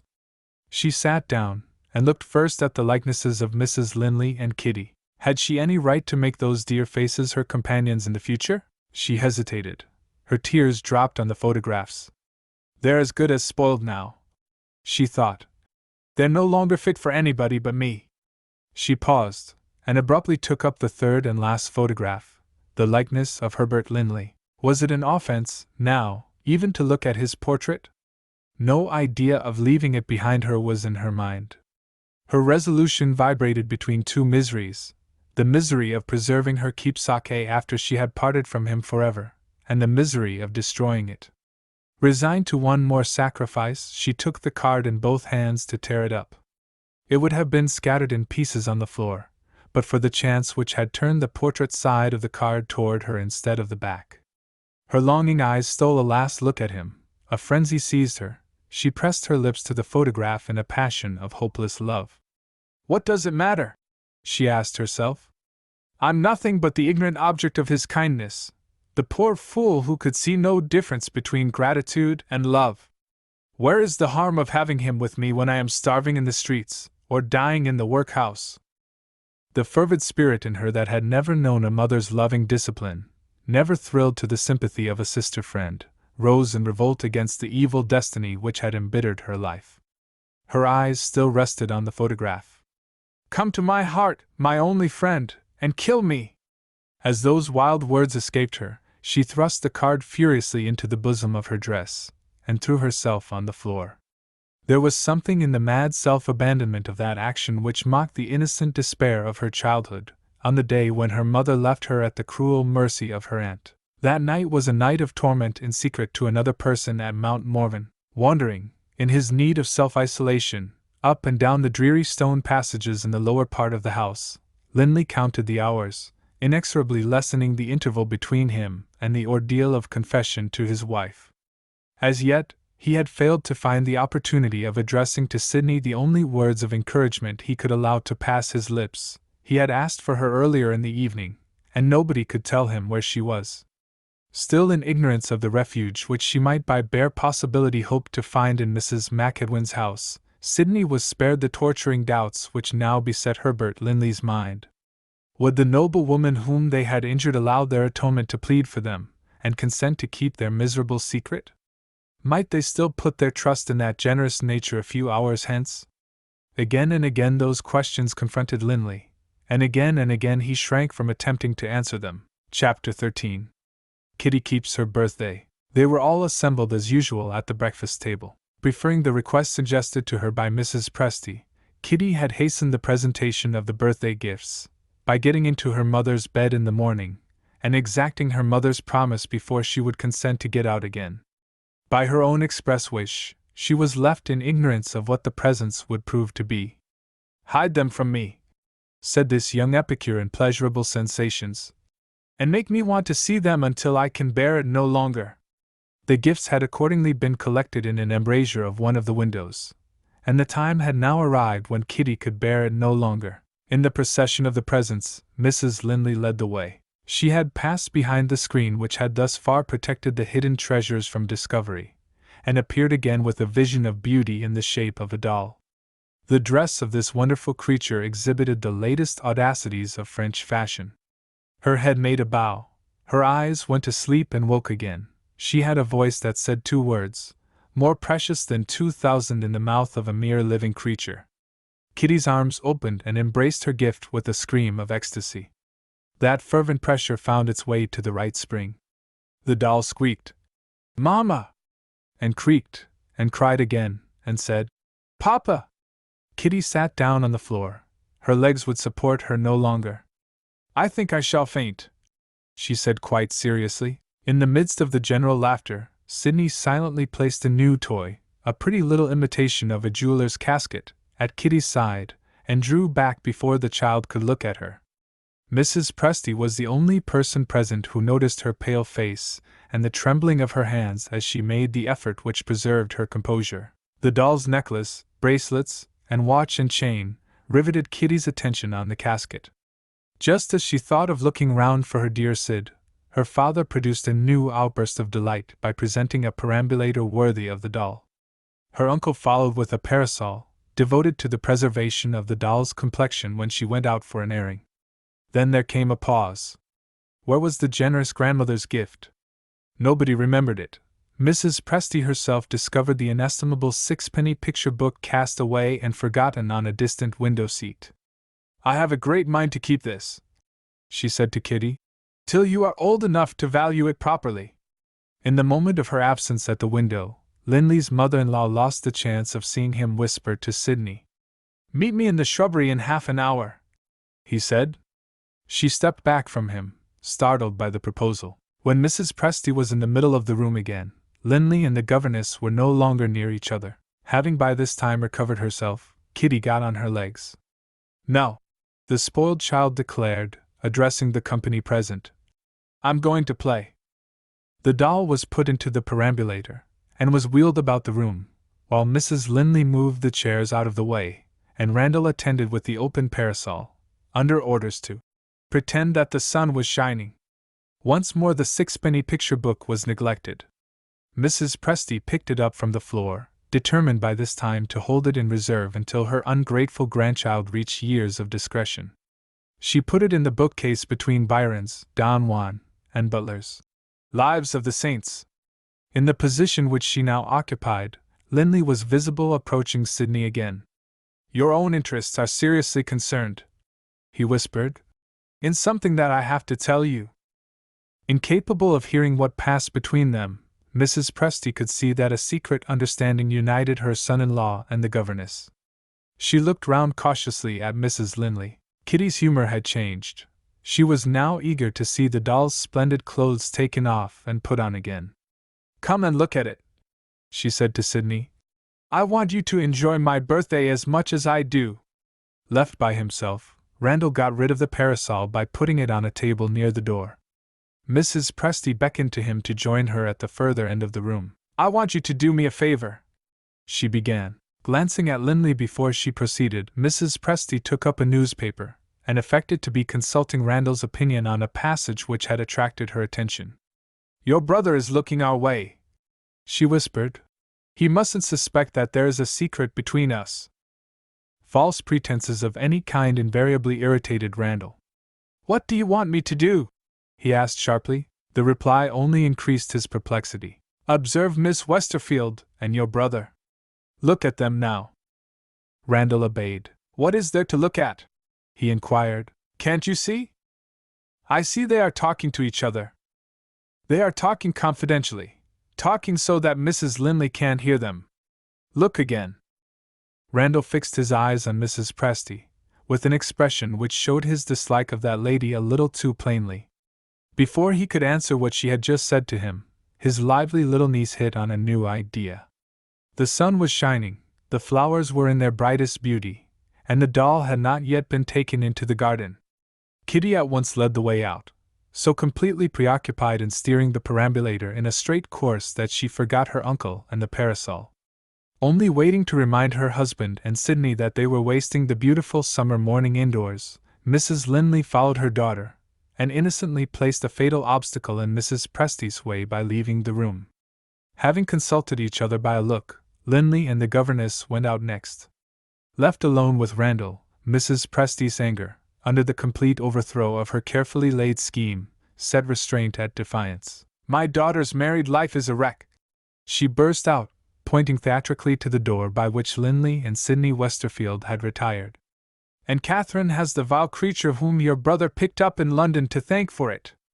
Now do you understand me? Less than ever, Randall answered. Unless you have taken leave of your senses.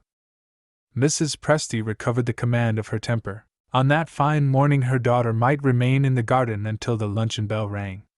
Linley had only to say that he wished to speak with his wife, and the private interview which he had so rudely insisted on as his sole privilege would assuredly take place. The one chance left of still defeating him on his own ground was to force Randall to interfere by convincing him of his brother's guilt. Moderation of language and composure of manner offered the only hopeful prospect of reaching this end. Mrs. Presty assumed the disguise of patient submission, and used the irresistible influence of good humor and good sense. I don't complain, dear Randall, of what you have said to me, she replied. My indiscretion has deserved it. I ought to have produced my proofs, and have left it to you to draw the conclusion. Sit down, if you please. I won't detain you for more than a few minutes. Randall had not anticipated such moderation as this. He took the chair that was nearest to Mrs. Presty. They were both now sitting with their backs turned to the entrance from the library to the drawing-room. I won't trouble you with my own impressions, Mrs. Presty went on. I will be careful only to mention what I have seen and heard. If you refuse to believe me, I refer you to the guilty persons themselves. She had just got to the end of those introductory words when Mrs. Linley returned, by way of the library, to fetch the forgotten parasol. Randall insisted on making Mrs. Presty express herself plainly. You speak of guilty persons, he said. Am I to understand that one of those guilty persons is my brother? Mrs. Linley advanced a step and took the parasol from the table. Hearing what Randall said, she paused, wondering at the strange allusion to her husband. In the meanwhile, Mrs. Presty answered the question that had been addressed to her. Yes, she said to Randall. I mean your brother, and your brother's mistress, Sidney Westerfield. Mrs. Linley laid the parasol back on the table, and approached them. She never once looked at her mother. Her face, white and rigid, was turned toward Randall. To him, and to him only, she spoke. What does my mother's horrible language mean? She asked. Mrs. Presty triumphed inwardly. Chance had decided in her favor, after all. Don't you see, she said to her daughter, that I am here to answer for myself? Mrs. Linley still looked at Randall, and still spoke to him. It is impossible for me to insist on an explanation from my mother, she proceeded. No matter what I may feel, I must remember that she is my mother. I ask you again, you who have been listening to her, what does she mean? Mrs. Presty's sense of her own importance refused to submit to being passed over in this way. However insolently you may behave, Catherine, you will not succeed in provoking me. Your mother is bound to open your eyes to the truth. You have a rival in your husband's affections, and that rival is your governess. Take your own course now. I have no more to say. With her head high in the air, looking the picture of conscious virtue, the old lady walked out. At the same moment, Randall seized his first opportunity of speaking. He addressed himself gently and respectfully to his sister-in-law. She refused to hear him. The indignation which Mrs. Presty had roused in her made no allowances, and was blind to all sense of right. "Don't trouble yourself to account for your silence," she said most unjustly. "You were listening to my mother without a word of remonstrance when I came into the room. You are concerned in this vile slander, too." Randall considerately refrained from provoking her by attempting to defend himself, while she was incapable of understanding him. "You will be sorry when you find that you have misjudged me," he said, and sighed, and left her. She dropped into a chair. If there was any one distinct thought in her at that moment, it was the thought of her husband. She was eager to see him. She longed to say to him, "My love, I don't believe a word of it." He was not in the garden when she had returned for the parasol, and Sydney was not in the garden. Wondering what had become of her father and her governess, Kitty had asked the nursemaid to look for them. What had happened since? Where had they been found? After some hesitation, Mrs. Linley sent for the nursemaid. She felt the strongest reluctance, when the girl appeared, to approach the very inquiries which she was interested in making. "Have you found Mr. Linley?" she said, with an effort. "Yes, ma'am." "Where did you find him?"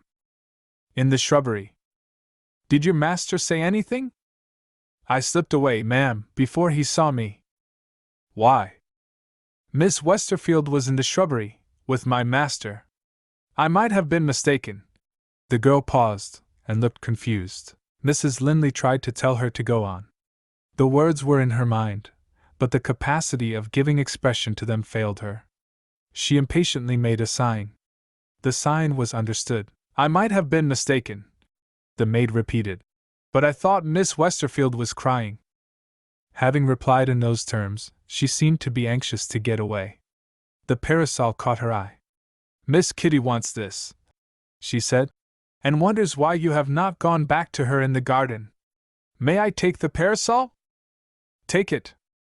The tone of the mistress's voice was completely changed. The servant looked at her with vague misgivings. "Are you not well, ma'am?" "Quite well." The servant withdrew. Mrs. Linley's chair happened to be near one of the windows, which commanded a view of the drive leading to the main entrance of the house.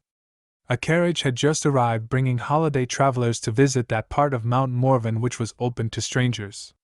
She watched them as they got out, talking and laughing, and looking about them.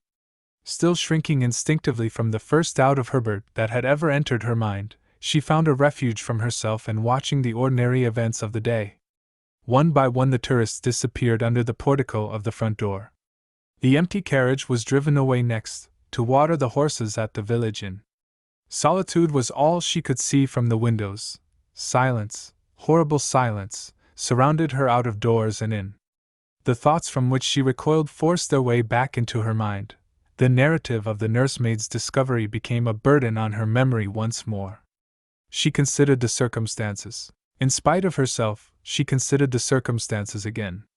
Her husband and Sydney Westerfield together in the shrubbery, and Sydney crying. Had Mrs. Presty's abominable suspicion of them reached their ears? Or, no!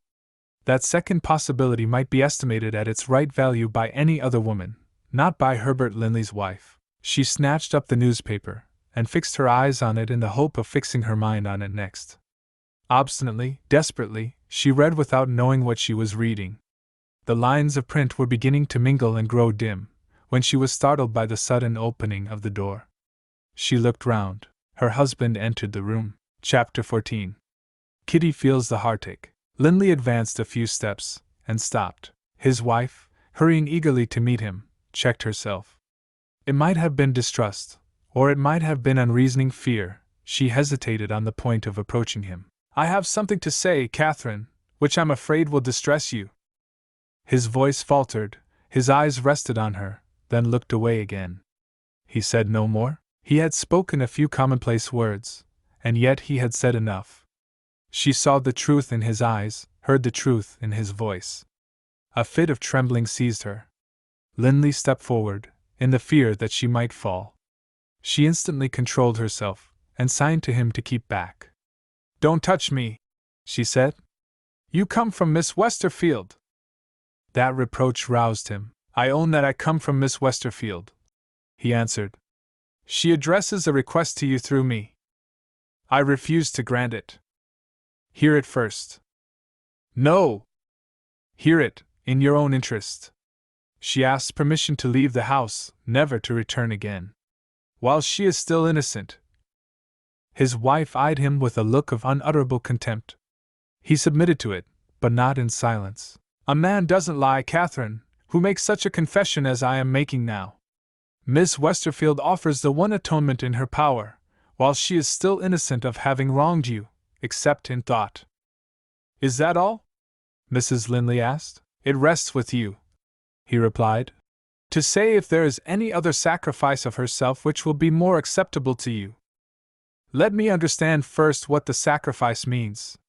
Does Miss Westerfield make any conditions? She has positively forbidden me to make conditions. And goes out into the world, helpless and friendless? Yes.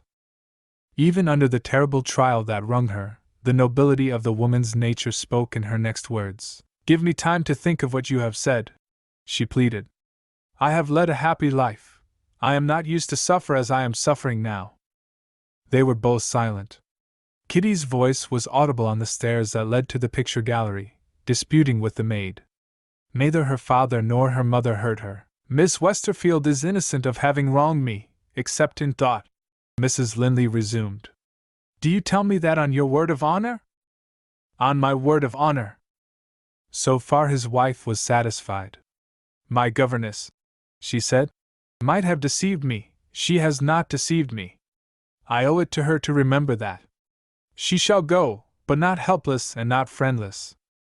Her husband forgot the restraints he had imposed on himself. Is there another woman in the world like you? He exclaimed. Many other women, she answered firmly. A vulgar termagant, feeling a sense of injury, finds relief in an outburst of jealousy and a furious quarrel. You have always lived among ladies. Surely you ought to know that a wife in my position, who respects herself, restrains herself. I try to remember what I owe to others as well as what they owe to me. She approached the writing table and took up a pen. Feeling his position acutely, Linley refrained from openly admiring her generosity. Until he had deserved to be forgiven, he had forfeited the right to express an opinion on her conduct. She misinterpreted his silence. As she understood it, he appreciated an act of self-sacrifice on Miss Westerfield's side, but he had no word of encouragement for an act of self-sacrifice on his wife's side. She threw down the pen, with the first outbreak of anger that had escaped her yet. You have spoken for the governess, she said to him. I haven't heard yet, sir, what you have to say for yourself. Is it you who tempted her? You know how gratefully she feels toward you. Have you perverted her gratitude, and led her blindfold to love?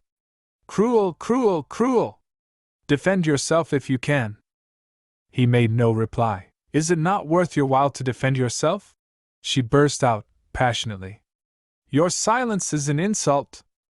My silence is a confession, he answered sadly. She may accept your mercy, I may not even hope for it. Something in the tone of his voice reminded her of past days, the days of perfect love and perfect confidence, when she had been the one woman in the world to him. Dearly treasured remembrances of her married life filled her heart with tenderness, and dimmed with tears the angry light that had risen in her eyes. There was no pride, no anger, in his wife when she spoke to him now. Oh, my husband, has she taken your love from me? Judge for yourself, Catherine, if there is no proof of my love for you in what I have resisted, and no remembrance of all that I owe to you in what I have confessed. She ventured a little nearer to him. Can I believe you? Put me to the test. She instantly took him at his word. When Miss Westerfield has left us, promise not to see her again. I promise. And not even to write to her. I promise. She went back to the writing table. My heart is easier, she said simply. I can be merciful to her now. After writing a few lines, she rose and handed the paper to him. He looked up from it in surprise. Addressed to Mrs. McEdwin, he said. Addressed, she answered. To the only person I know who feels a true interest in Miss Westerfield. Have you not heard of it? I remember, he said, and read the lines that followed. I recommend Miss Westerfield as a teacher of young children, having had ample proof of her capacity, industry, and good temper while she has been governess to my child. She leaves her situation in my service under circumstances which testify to her sense of duty and her sense of gratitude. Have I said, she asked, more than I could honorably and truly say, even after what has happened? He could only look at her. No words could have spoken for him as his silence spoke for him at that moment. When she took back the written paper, there was pardon in her eyes already. The last worst trial remained to be undergone. She faced it resolutely. Tell Miss Westerfield that I wish to see her. On the point of leaving the room, Herbert was called back.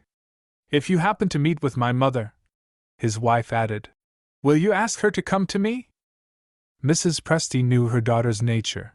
Mrs. Presty had been waiting near at hand, in expectation of the message which she now received. Tenderly and respectfully, Mrs. Linley addressed herself to her mother.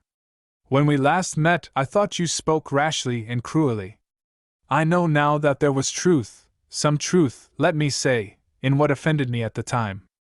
If you felt strongly, it was for my sake. I wish to beg your pardon. I was hasty, I was wrong. On an occasion when she had first irritated and then surprised him, Randall Linley had said to Mrs. Presty, You have got a heart, after all. Her reply to her daughter showed that view of her character to be the right one. Say no more, my dear, she answered. I was hasty, I was wrong. The words had barely fallen from her lips before Herbert returned. He was followed by Sydney Westerfield. The governess stopped in the middle of the room. Her head sank on her breast.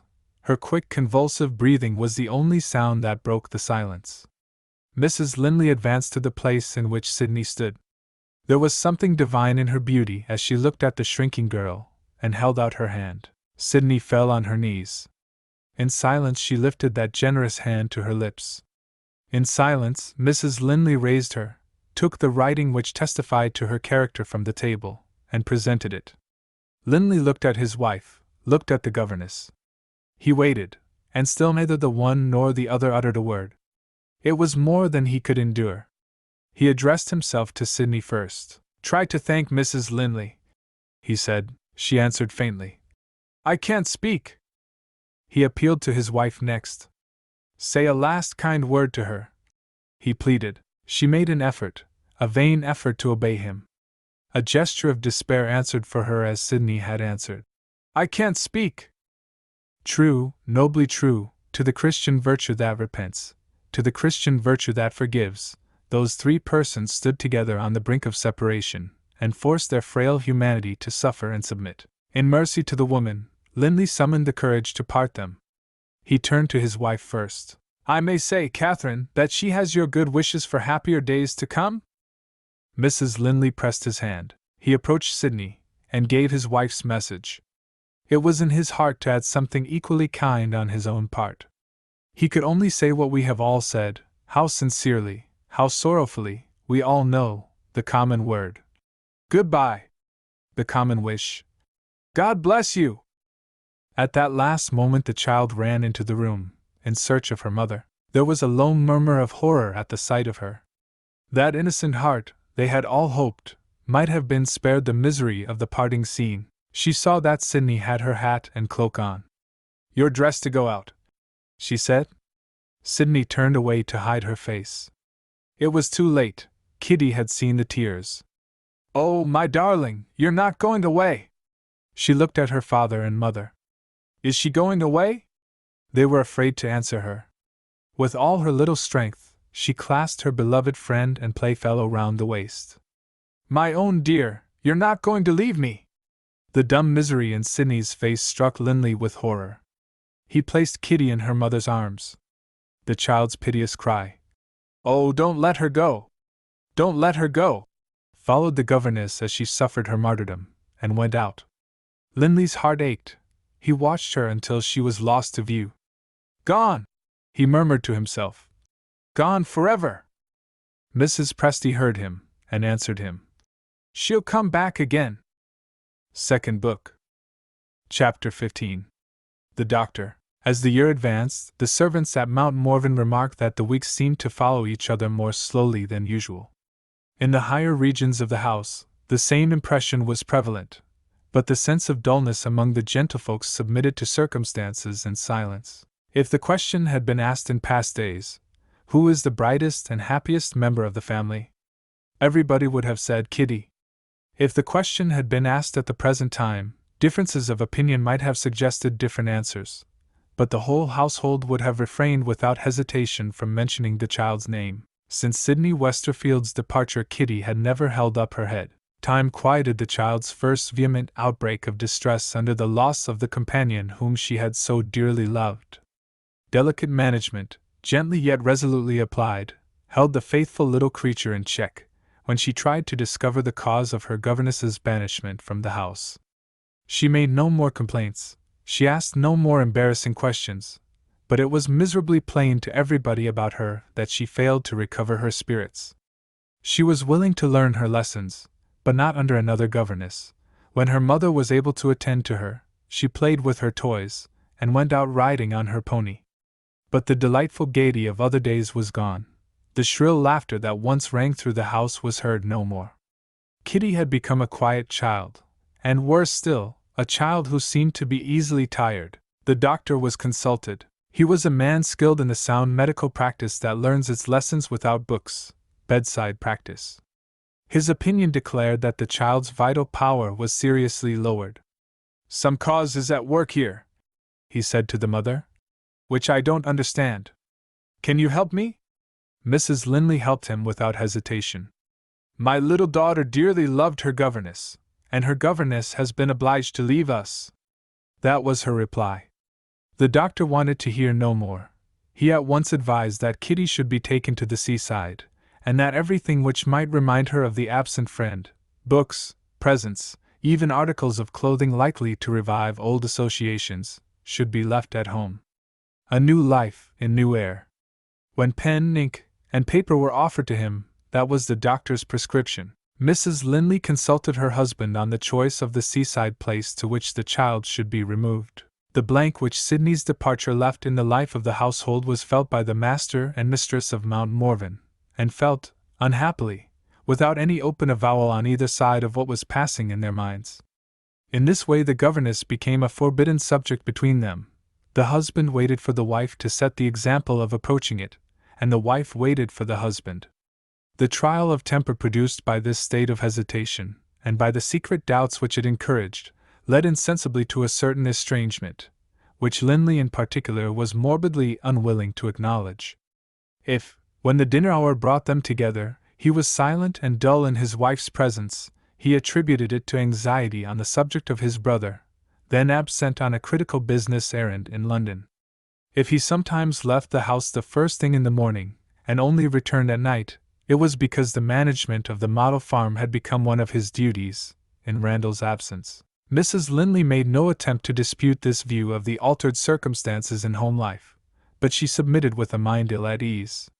Secretly fearing that Linley was suffering under Miss Westerfield's absence, she allowed herself to hope that Kitty's father would see a necessity, in his own case, for change of scene, and would accompany them to the seaside. "Won't you come with us, Herbert?" she suggested, when they had both agreed on the choice of a place. His temper was in a state of constant irritation.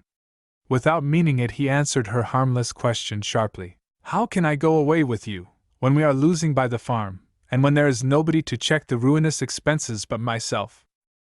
Mrs. Linley's thoughts naturally turned to Randall's prolonged absence. "What can be keeping him all this time in London?" she said.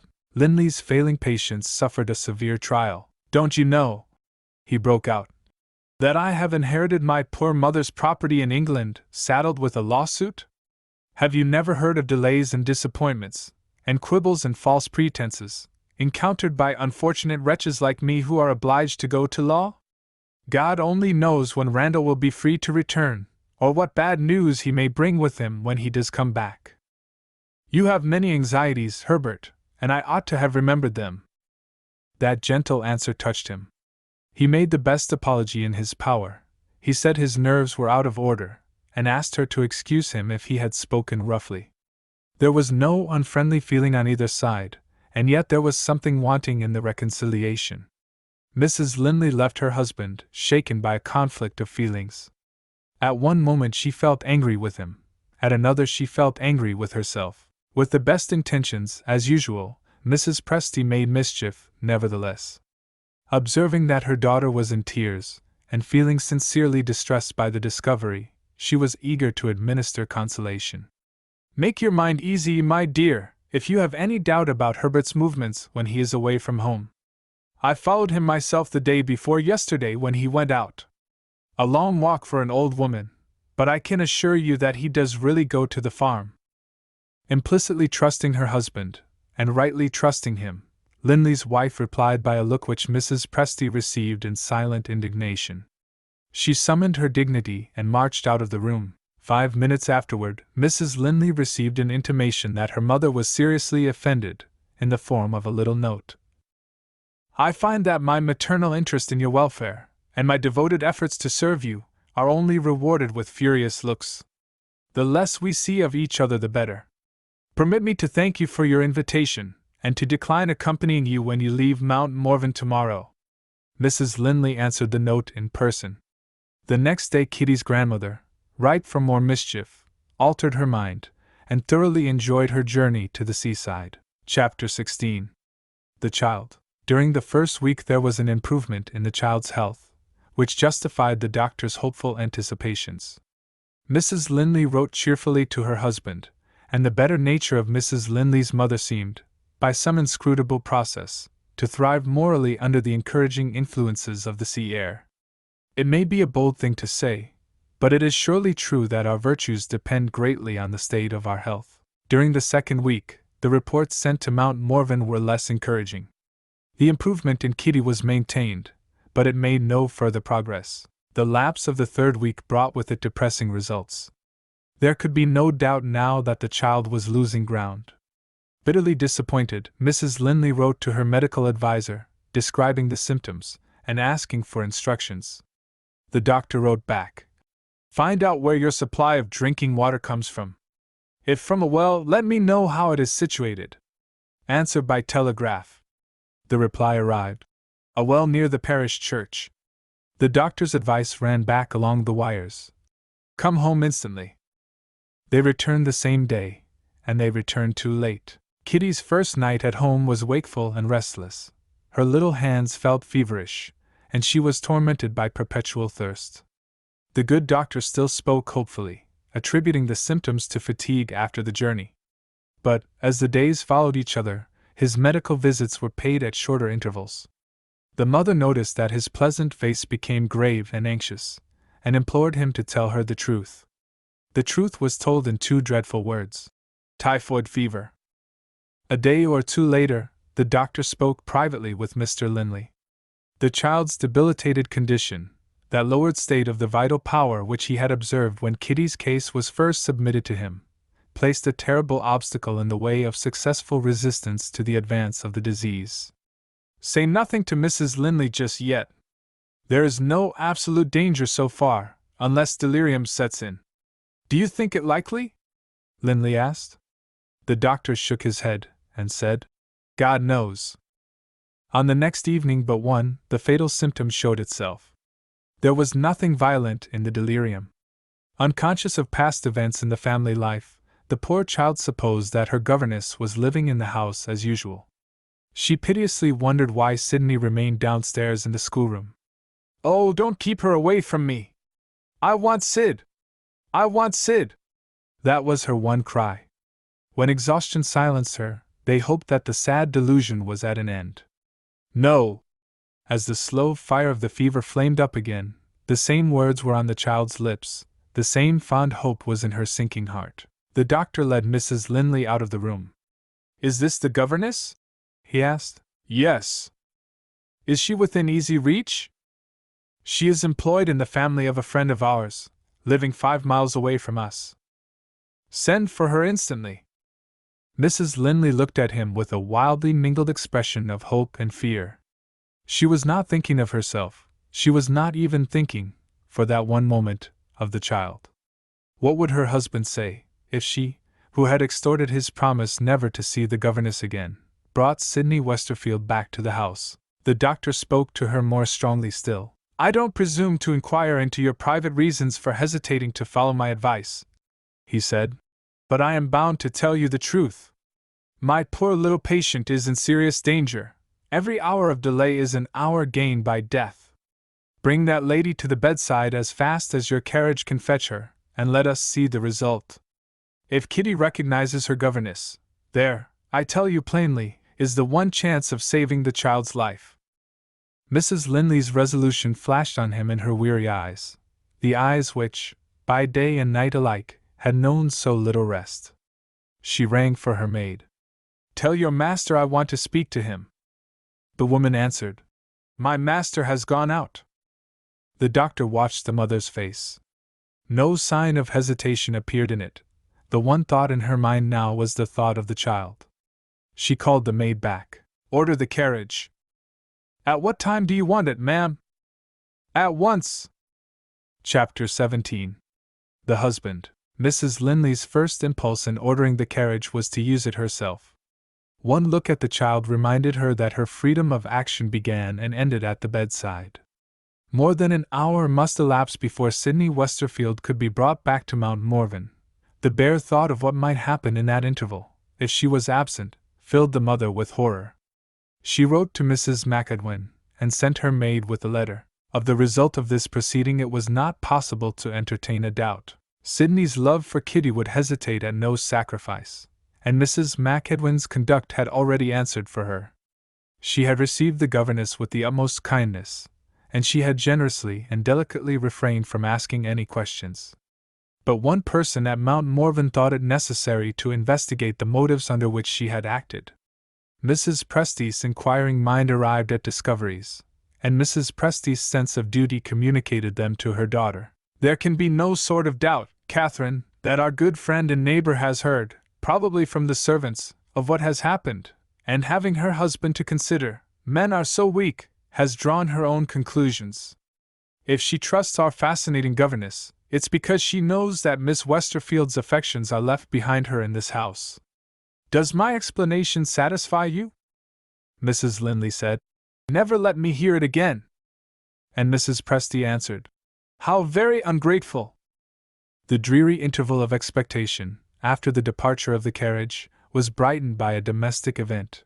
Thinking it possible that Mrs. Presty might know why her husband had left the house, Mrs. Linley sent to ask for information. The message in reply informed her that Linley had received a telegram announcing Randall's return from London. He had gone to the railway station to meet his brother. Before she went downstairs to welcome Randall, Mrs. Linley paused to consider her situation. The one alternative before her was to acknowledge at the first opportunity that she had assumed the serious responsibility of sending for Sydney Westerfield. For the first time in her life, Catherine Linley found herself planning beforehand what she would say to her husband. A second message interrupted her, announcing that the two brothers had just arrived. She joined them in the drawing-room. Linley was sitting in a corner by himself. The dreadful discovery that the child's life, by the doctor's confession, was in danger had completely overwhelmed him. He had never even lifted his head when his wife opened the door. Randall and Mrs. Presty were talking together. The old lady's insatiable curiosity was eager for news from London. She wanted to know how Randall had amused himself when he was not attending to business. He was grieving for Kitty, and he was looking sadly at his brother. I don't remember, he answered absently. Other women might have discovered that they had chosen their time badly. Mrs. Presty, with the best possible intentions, remonstrated. Really, Randall, you must rouse yourself. Surely you can tell us something. Did you meet with any agreeable people while you were away? I met one person who interested me, he said, with weary resignation. Mrs. Presty smiled. A woman, of course. A man, Randall answered. A guest like myself at a club dinner. Who is he? Captain Bennydeck. In the army? No, formerly in the navy. And you and he had a long talk together? Randall's tones began to betray irritation. No, he said. The captain went away early. Mrs. Presty's vigorous intellect discovered an improbability here.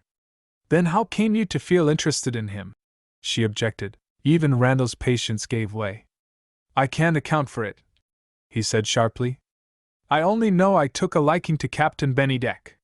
He left Mrs. Presty and sat down by his brother.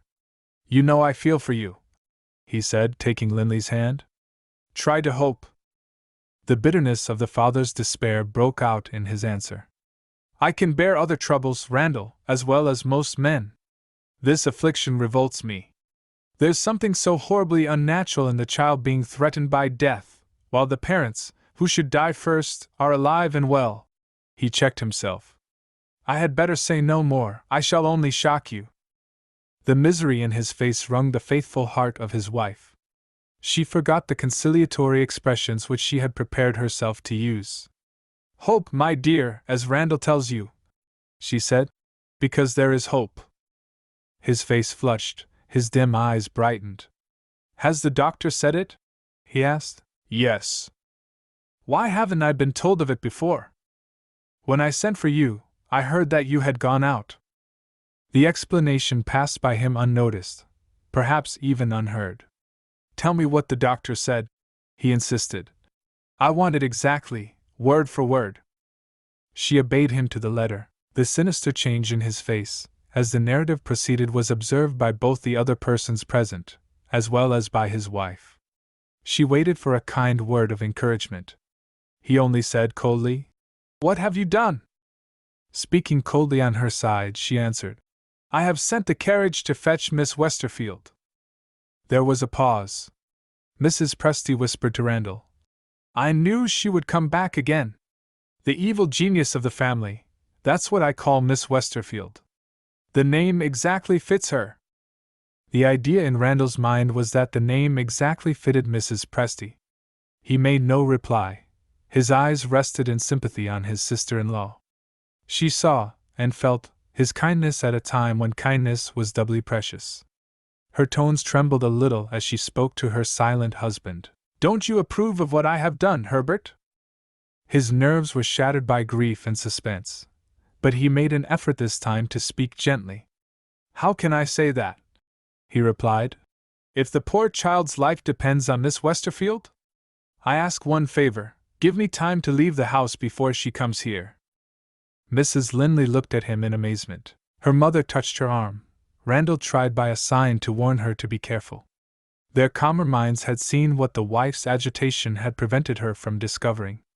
In Linley's position, the return of the governess was a trial to his self-control which he had every reason to dread. His look, his voice, his manner proclaimed it to persons capable of quietly observing him. He had struggled against his guilty passion, at what sacrifice of his own feelings no one knew but himself, and here was the temptation, at the very time when he was honorably resisting it, brought back to him by his wife. Her motive did unquestionably excuse, perhaps even sanction, what she had done, but this was an estimate of her conduct which commended itself to others. From his point of view, motive or no motive, he saw the old struggle against himself in danger of being renewed. He felt the ground that he had gained slipping from under him already. In spite of the well-meant efforts made by her relatives to prevent it, Mrs. Linley committed the very error which it was the most important that she should avoid. She justified herself, instead of leaving it to events to justify her. Miss Westerfield comes here, she argued, on an errand that is beyond reproach, an errand of mercy. Why should you leave the house? In justice to you, Linley answered. Mrs. Presty could restrain herself no longer. Drop it, Catherine, she said in a whisper. Catherine refused to drop it. Linley's short and sharp reply had irritated her. After my experience, she persisted, have I no reason to trust you? It is part of your experience, he reminded her, that I promise not to see Miss Westerfield again. Own it at once, she broke out, provoked beyond endurance. Though I may be willing to trust you, you are afraid to trust yourself. Unlucky Mrs. Presty interfered again. Don't listen to her, Herbert. Keep out of harm's way, and you keep right. She patted him on the shoulder, as if she had been giving good advice to a boy. He expressed his sense of his mother-in-law's friendly offices in language which astonished her. "Hold your tongue! Do you hear that?" Mrs. Presty asked, appealing indignantly to her daughter. Linley took his hat. "At what time do you expect Miss Westerfield to arrive?" he said to his wife. She looked at the clock on the mantelpiece. "Before the half-hour strikes. Don't be alarmed," she added, with an air of ironical sympathy. "You will have time to make your escape." He advanced to the door and looked at her. "One thing I beg you will remember," he said. "Every half-hour while I am away, I am going to the farm. You are to send and let me know how Kitty is, and especially if Miss Westerfield justifies the experiment which the doctor has advised us to try." Having given those instructions, he went out. The sofa was near Mrs. Linley. She sank on it, overpowered by the utter destruction of the hopes that she had founded on the separation of Herbert and the governess. Sydney Westerfield was still in possession of her husband's heart. Her mother was surely the right person to say a word of comfort to her. Randall made the suggestion, with the worst possible result. Mrs. Presty had not forgotten that she had been told, at her age, in her position as the widow of a cabinet minister, to hold her tongue. "Your brother has insulted me," she said to Randall. He was weak enough to attempt to make an explanation. "I was speaking of my brother's wife," he said. "Your brother's wife has allowed me to be insulted." Having received that reply, Randall could only wonder. This woman went to church every Sunday, and kept a New Testament, bound in excellent taste, on her toilet table. The occasion suggested reflection on the system which produces average Christians at the present time. Nothing more was said by Mrs. Presty. Mrs. Linley remained absorbed in her own bitter thoughts. In silence they waited for the return of the carriage, and the appearance of the governess. Chapter 18. The nursemaid. Pale, worn, haggard with anxiety, Sydney Westerfield entered the room, and looked once more on the faces which she had resigned herself never to see again. She appeared to be hardly conscious of the kind reception which did its best to set her at her ease. "Am I in time?" were the first words that escaped her on entering the room. Reassured by the answer, she turned back to the door, eager to hurry upstairs to Kitty's bedside. Mrs. Linley's gentle hand detained her. The doctor had left certain instructions, warning the mother to guard against any accident that might remind Kitty of the day on which Sydney had left her. At the time of that bitter parting, the child had seen her governess in the same walking dress which she wore now. Mrs. Linley removed the hat and cloak, and laid them on a chair. "There is one other precaution which we must observe," she said. "I must ask you to wait in my room until I find that you may show yourself safely. Now come with me." Mrs. Presty followed them, and begged earnestly for leave to wait the result of the momentous experiment, at the door of Kitty's bedroom. Her self-asserting manner had vanished. She was quiet, she was even humble. While the last chance for the child's life was fast becoming a matter of minutes only, the grandmother's better nature showed itself on the surface. Randall opened the door for them as the three went out together. He was in that state of maddening anxiety about his poor little niece in which men of his imaginative temperament become morbid, and say strangely inappropriate things. In the same breath with which he implored his sister-in-law to let him hear what had happened, without an instant of delay, he startled Mrs. Presty by one of his familiar remarks on the inconsistencies in her character. "You disagreeable old woman," he whispered as she passed him. "You have got a heart, after all." Left alone, he was never for one moment in repose, while the slow minutes followed each other in the silent house. He walked about the room, he listened at the door, he arranged and disarranged the furniture. When the nursemaid descended from the upper regions with her mistress's message for him, he ran out to meet her, saw the good news in her smiling face, and for the first and last time in his life kissed one of his brother's female servants. Susan, a well-bred young person, thoroughly capable in ordinary cases of saying, "For shame, sir!" and looking as if she expected to feel an arm round her waist next, trembled with terror under that astounding salute. Her master's brother, a pattern of propriety up to that time, a man declared by her to be incapable of kissing a woman unless she had a right to insist on it in the licensed character of his wife, had evidently taken leave of his senses. Would he bite her next? No, he only looked confused, and said, How very extraordinary, that he would never do it again. Susan gave her message gravely. Here was an unintelligible man. She felt the necessity of being careful in her choice of words. Miss Kitty stared at Miss Westerfield, only for a moment, sir, as if she didn't quite understand, and then knew her again directly. The doctor had just called. He drew up the blind to let the light in, and he looked, and he says, only be careful. Tender-hearted Susan broke down, and began to cry. I can't help it, sir, we are all so fond of Miss Kitty, and we are so happy. Only be careful, those were the exact words, if you please, and I answer for her life. Oh dear! What have I said to make him run away from me? Randall had left her abruptly, and had shut himself into the drawing-room. Susan's experience of men had not yet informed her that a true Englishman is ashamed to be seen, especially by his inferiors, with the tears in his eyes. He had barely succeeded in composing himself, when another servant appeared, this time a man, with something to say to him. I don't know whether I have done right, sir, Malcolm began. There's a stranger downstairs among the tourists who are looking at the rooms and the pictures. He said he knew you. And he asked if you were not related to the gentleman who allowed travelers to see his interesting old house. Well? Well, sir, I said yes. And then he wanted to know if you happened to be here at the present time. Randall cut the man's story short. And you said yes again, and he gave you his card. Let me look at it. Malcolm produced the card, and instantly received instructions to show the gentleman up. The name recalled the dinner at the London Club, Captain Bennydeck. Chapter 19. The captain. The fair complexion of the captain's youthful days had been darkened by exposure to hard weather and extreme climates. His smooth face of 20 years since was scored by the telltale marks of care. His dark beard was beginning to present variety of color by means of streaks of gray, and his hair was in course of undisguised retreat from his strong, broad forehead. Not rising above the middle height, the captain's spare figure was well preserved. It revealed power and activity, severely tested perhaps at some former time, but capable even yet of endurance under trial. Although he looked older than his age, he was still, personally speaking, an attractive man. In repose, his eyes were by habit sad and a little weary in their expression. They only caught a brighter light when he smiled.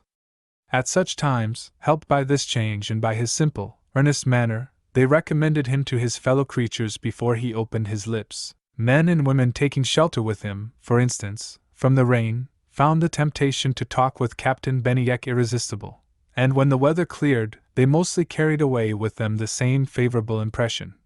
One would like to meet with that gentleman again. Randall's first words of welcome relieved the captain of certain modest doubts of his reception, which appeared to trouble him when he entered the room. I am glad to find you remember me as kindly as I remember you. Those were his first words when he and Randall shook hands. You might have felt sure of that, Randall said. The captain's modesty still doubted. You see, the circumstances were a little against me. We met at a dull dinner, among wearisome worldly men, full of boastful talk about themselves. It was all I did this, and I said that, and the gentlemen who were present had always been right, and the gentlemen who were absent had always been wrong. And oh dear, when they came to politics, how they bragged about what they would have done if they had only been at the head of the government, and how cruelly hard to please they were in the matter of wine. Do you remember recommending me to spend my next holiday in Scotland? Perfectly. My advice was selfish. It really meant that I wanted to see you again. And you have your wish, at your brother's house. The guidebook did it. First, I saw your family name.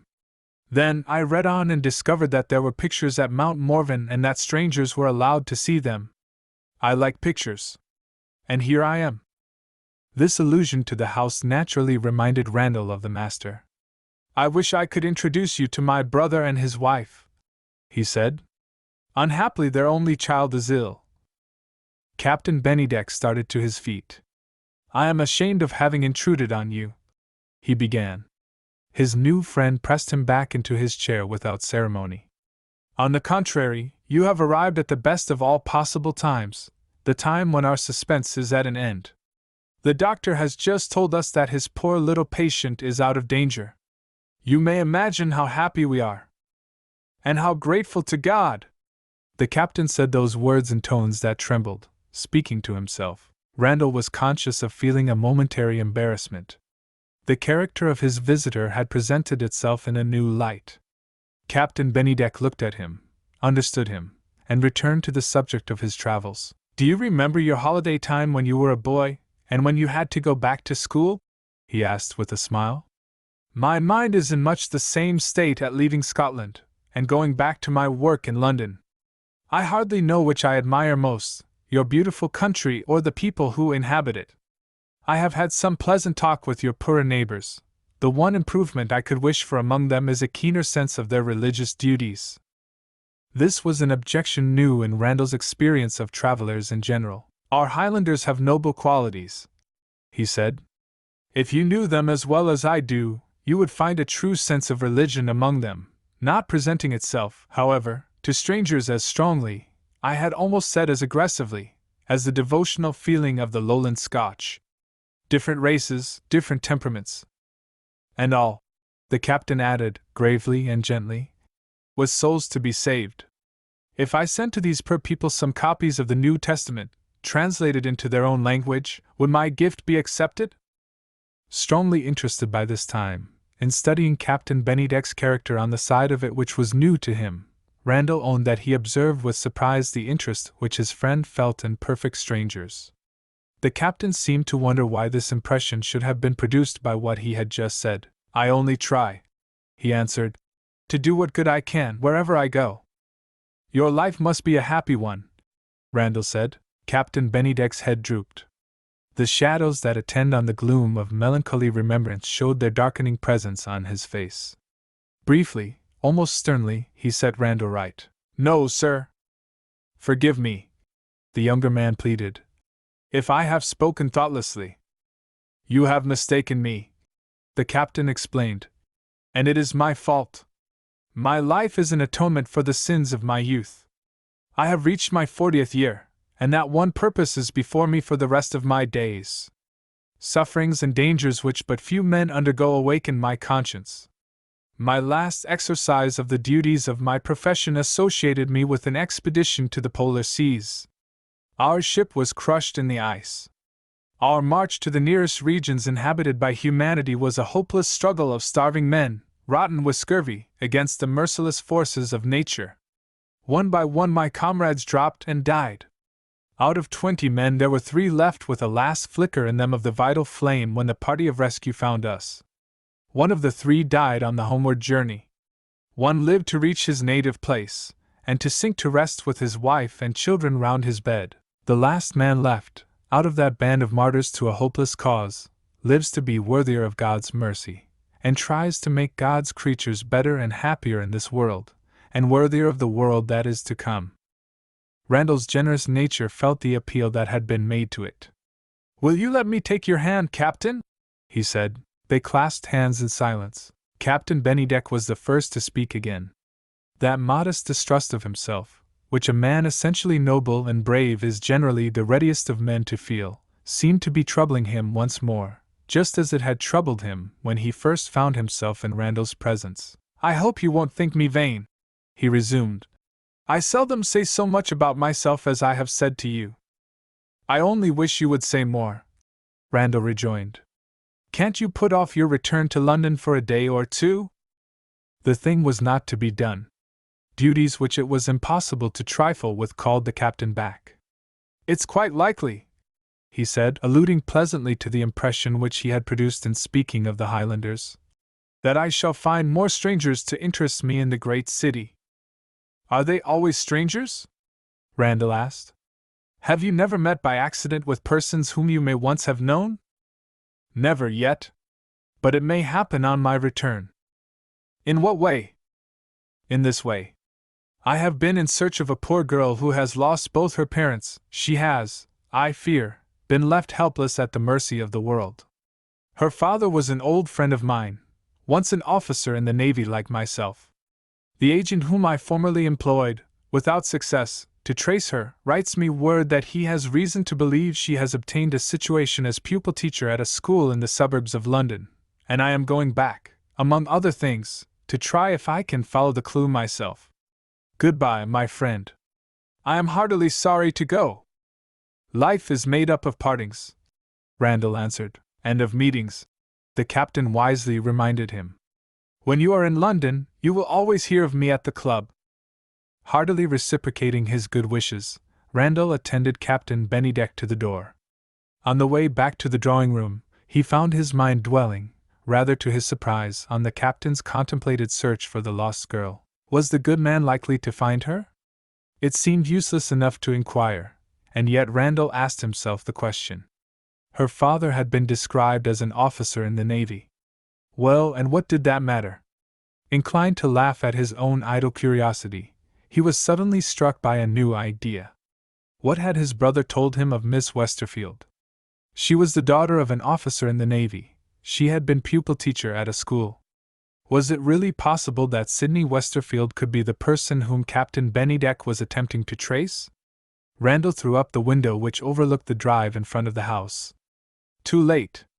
The carriage which had brought the captain to Mount Morven was no longer in sight. The one other course that he could take was to mention Captain Bennydeck's name to Sydney, and be guided by the result. As he approached the bell, determining to send a message upstairs, he heard the door open behind him.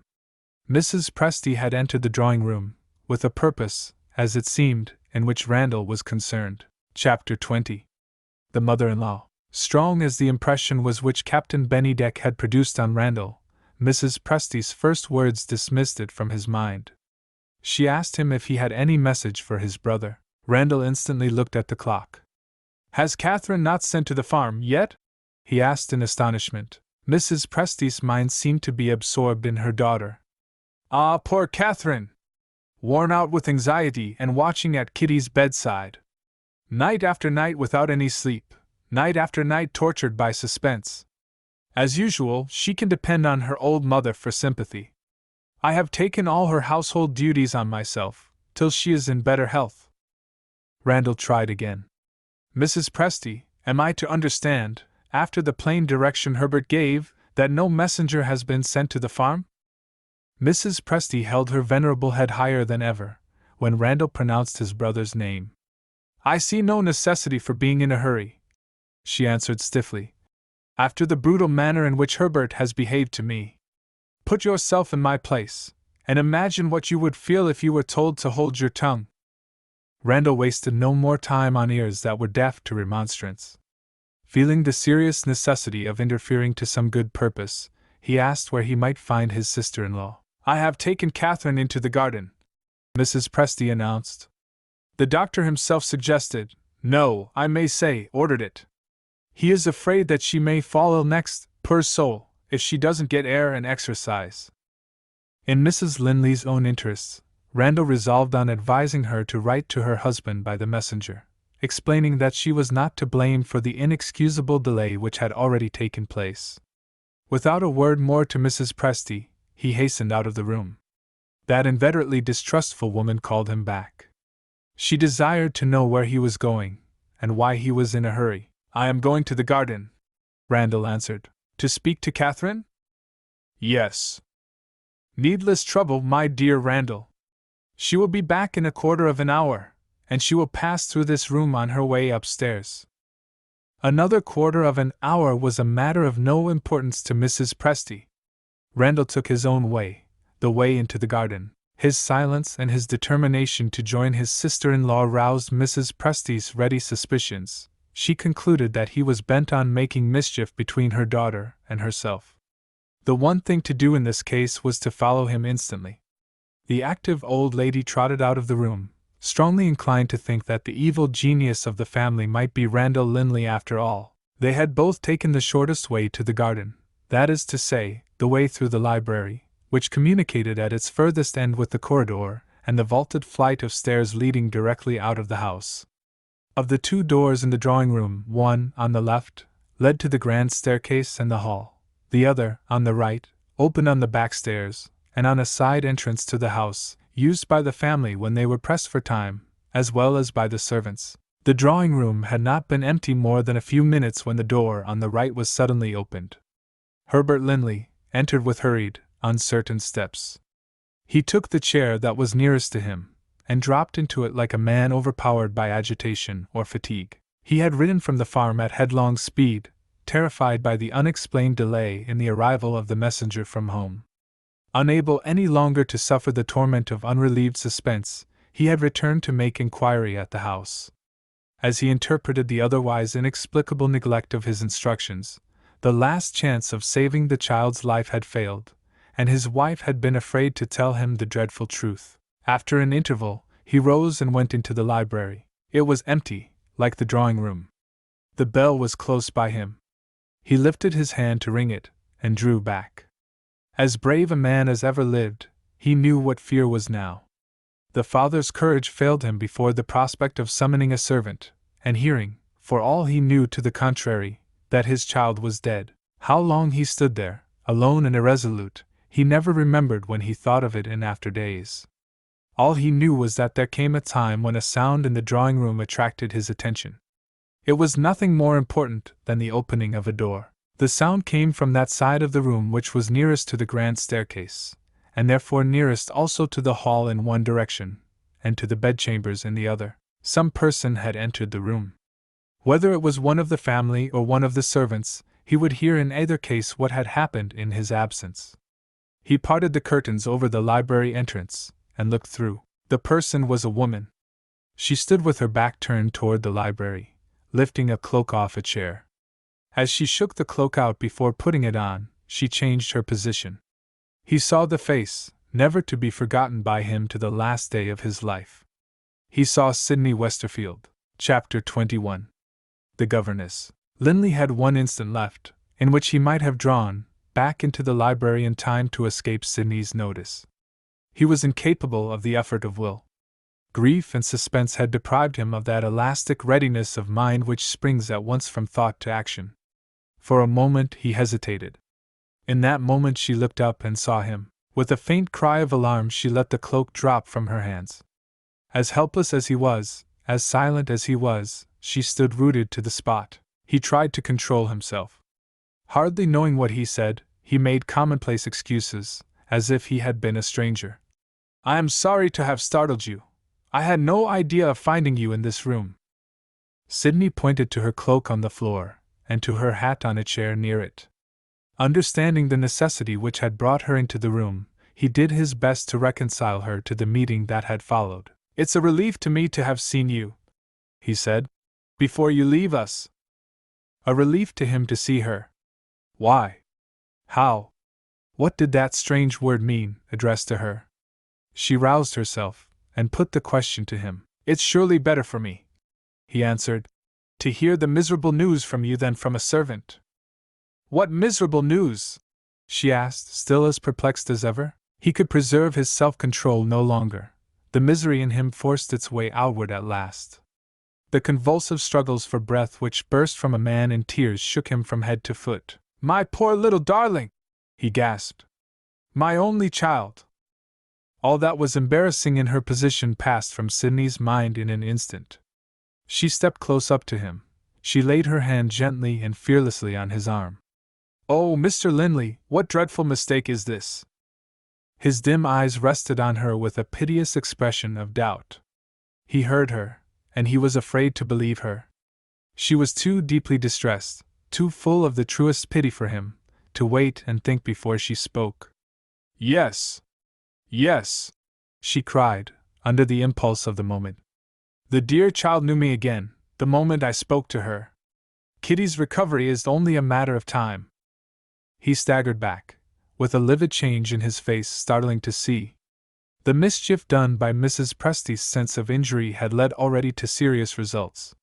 If the thought in Linley, at that moment, had shaped itself into words, he would have said, "And Catherine never told me of it!"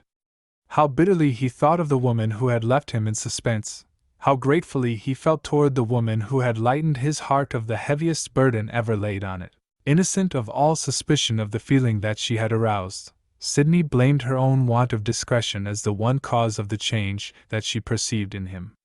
"How thoughtless, how cruel of me," she said, "not to have been more careful in telling you the good news. Pray forgive me." "You thoughtless! You cruel!" At the bare idea of her speaking in that way of herself, his sense of what he owed to her defied all restraint. He seized her hands and covered them with grateful kisses. "Dear Sidney! Dear, good Sidney!" She drew back from him, not abruptly, not as if she felt offended. Her fine perception penetrated the meaning of those harmless kisses, the uncontrollable outburst of a sense of relief beyond the reach of expression in words. But she changed the subject. Mrs. Linley, she told him, had kindly ordered fresh horses to be put to the carriage, so that she might go back to her duties if the doctor sanctioned it. She turned away to take up her cloak. Linley stopped her. "You can't leave Kitty," he said positively. A faint smile brightened her face for a moment. "Kitty has fallen asleep, such a sweet, peaceful sleep. I don't think I should have left her but for that. The maid is watching at the bedside, and Mrs. Linley is only away for a little while." "Wait a few minutes," he pleaded. "It's so long since we have seen each other." The tone in which he spoke warned her to persist in leaving him, while her resolution remained firm. "I had arranged with Mrs. McEdwin," she began. "If all went well—" "Speak of yourself," he interposed. "Tell me if you are happy." She let this pass without a reply. "The doctor sees no harm," she went on, "in my being away for a few hours. Mrs. McEdwin has offered to send me here in the evening, so that I can sleep in Kitty's room. You don't look well, Sidney. You are pale and worn. You are not happy." She began to tremble. For the second time, she turned away to take up her cloak. For the second time, he stopped her. "Not just yet," he said. "You don't know how it distresses me to see you so sadly changed. I remember the time when you were the happiest creature living. Do you remember it too?" "Don't ask me," was all she could say. He sighed as he looked at her. "It's dreadful to think of your young life, that ought to be so bright, wasting and withering among strangers." He said those words with increasing agitation. His eyes rested on her eagerly with a wild look in them. She made a resolute effort to speak to him coldly. She called him Mr. Linley. She bade him good-bye. It was useless. He stood between her and the door. He disregarded what she had said as if he had not heard it. "Hardly a day passes," he owned to her, "that I don't think of you. You shouldn't tell me that. How can I see you again, and not tell you?" She burst out with a last entreaty. "For God's sake, let us say good-bye."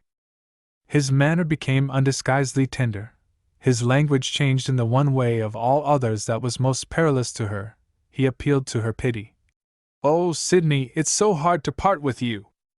"Spare me!" she cried passionately. "You don't know how I suffer." "My sweet angel, I do know it, by what I suffer myself. Do you ever feel for me as I feel for you? Oh, Herbert! Herbert! Have you ever thought of me since we parted?" She had striven against herself, and against him, till her last effort at resistance was exhausted. In reckless despair she let the truth escape her at last. "When do I ever think of anything else? I am a wretch unworthy of all the kindness that has been shown to me. I don't deserve your interest. I don't even deserve your pity. Send me away, be hard on me, be brutal to me.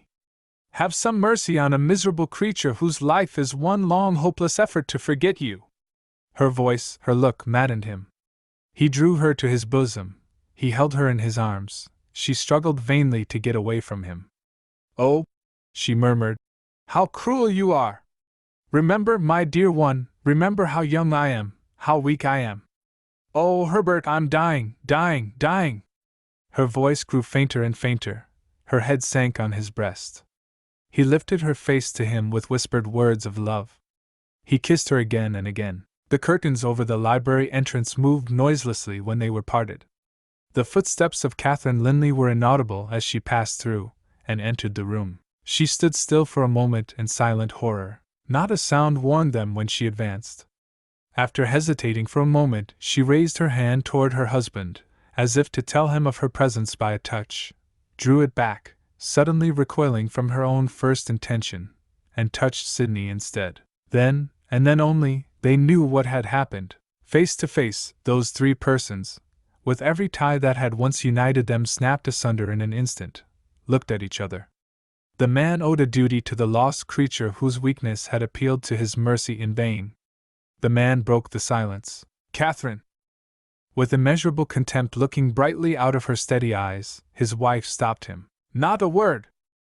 He refused to be silent. "It is I," he said. "I only who am to blame." "Spare yourself the trouble of making excuses," she answered. "They are needless. Herbert Linley, the woman who was once your wife, despises you." Her eyes turned from him and rested on Sydney Westerfield. "I have a last word to say to you. Look at me if you can." Sydney lifted her head. She looked vacantly at the outraged woman before her, as if she saw a woman in a dream. With the same terrible self-possession which she had preserved from the first, standing between her husband and her governess, Mrs. Linley spoke. "Miss Westerfield, you have saved my child's life." She paused, her eyes still resting on the girl's face. Deadly pale, she pointed to her husband, and said to Sydney, "Take him." She passed out of the room, and left them together. Third Book, Chapter 22. Retrospect. The autumn holiday time had come to an end, and the tourists had left Scotland to the Scots. In the dull season, a solitary traveller from the north arrived at the nearest post town to Mount Morven. A sketchbook and a colour box formed part of his luggage, and declared him to be an artist. Falling into talk over his dinner with the waiter at the hotel, he made inquiries about a picturesque house in the neighbourhood, which showed that Mount Morven was well known to him by reputation. When he proposed paying a visit to the old border fortress the next day, the waiter said, "You can't see the house." When the traveller asked why, this man of few words merely added, "Shut up." The landlord made his appearance with a bottle of wine and proved to be a more communicative person in his relations with strangers.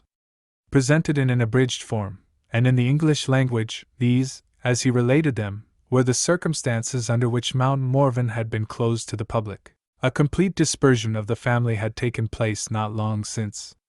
4 miles round everybody was sorry for it. Rich and poor alike felt the same sympathy with the good lady of the house. She had been most shamefully treated by her husband, and by a good-for-nothing girl employed as governess.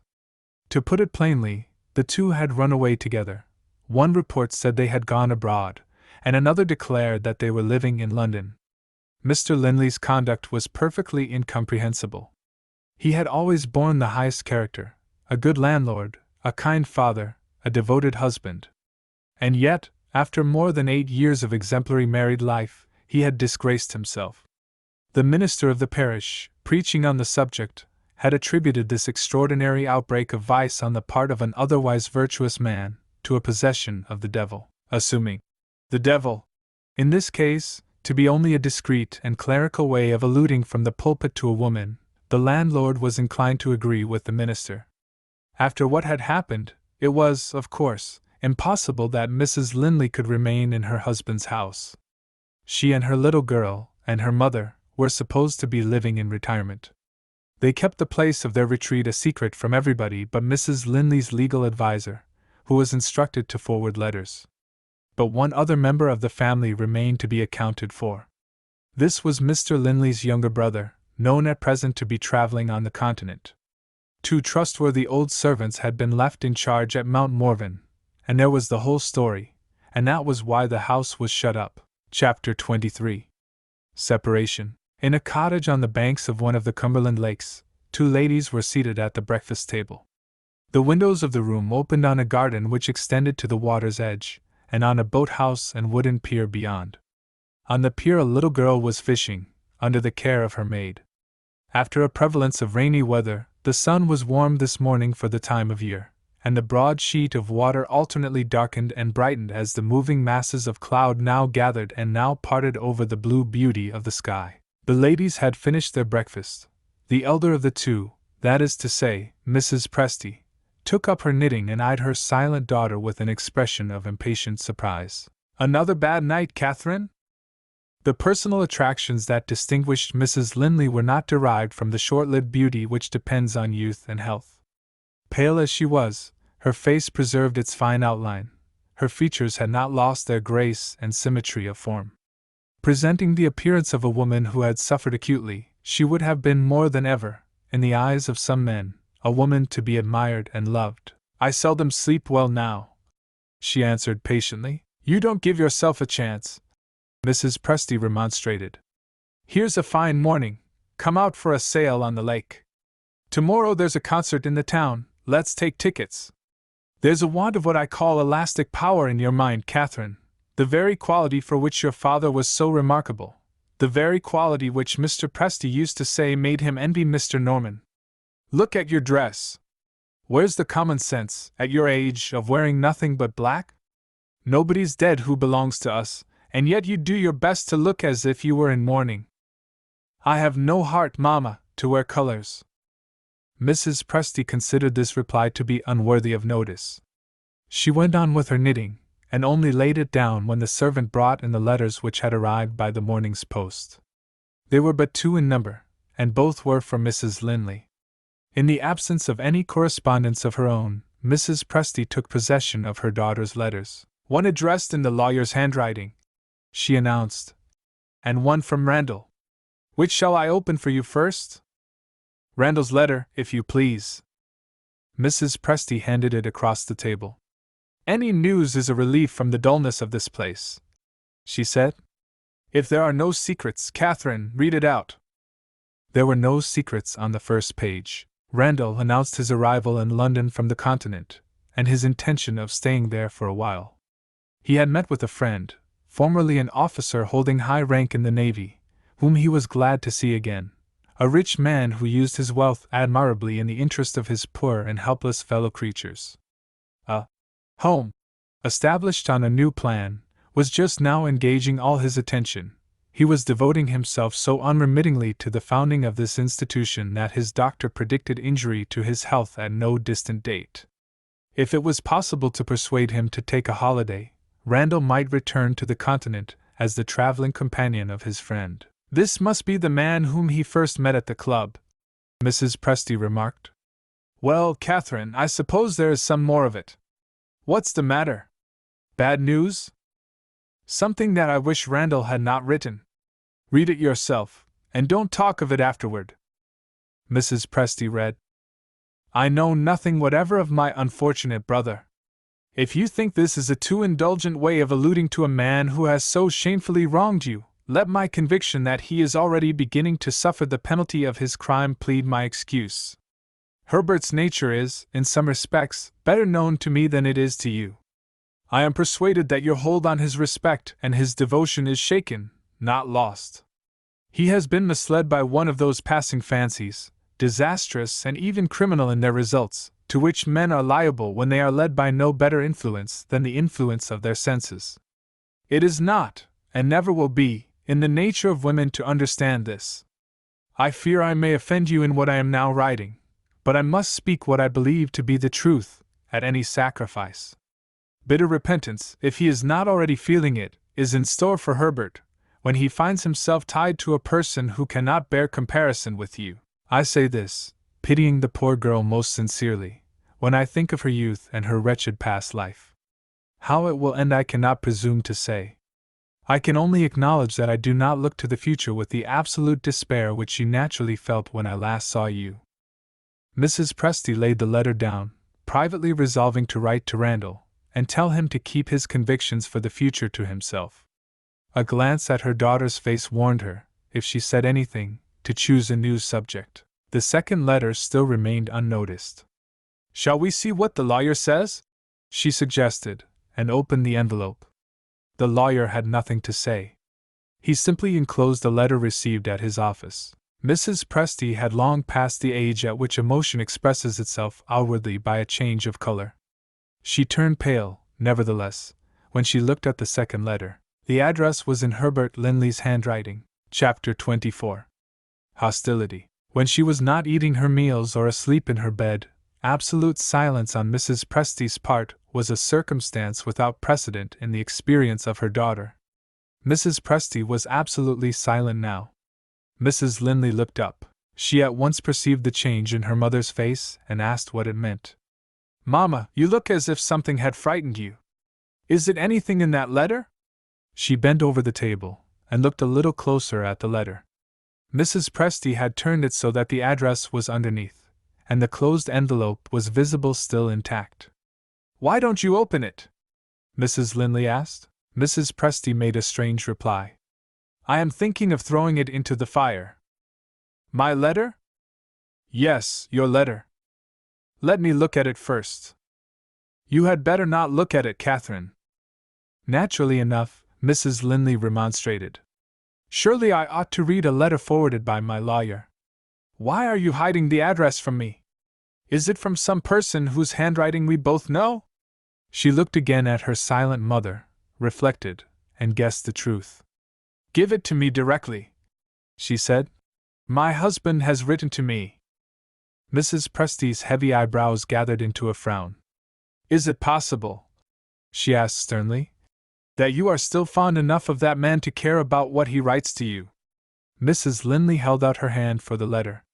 Her wise mother found it desirable to try persuasion next.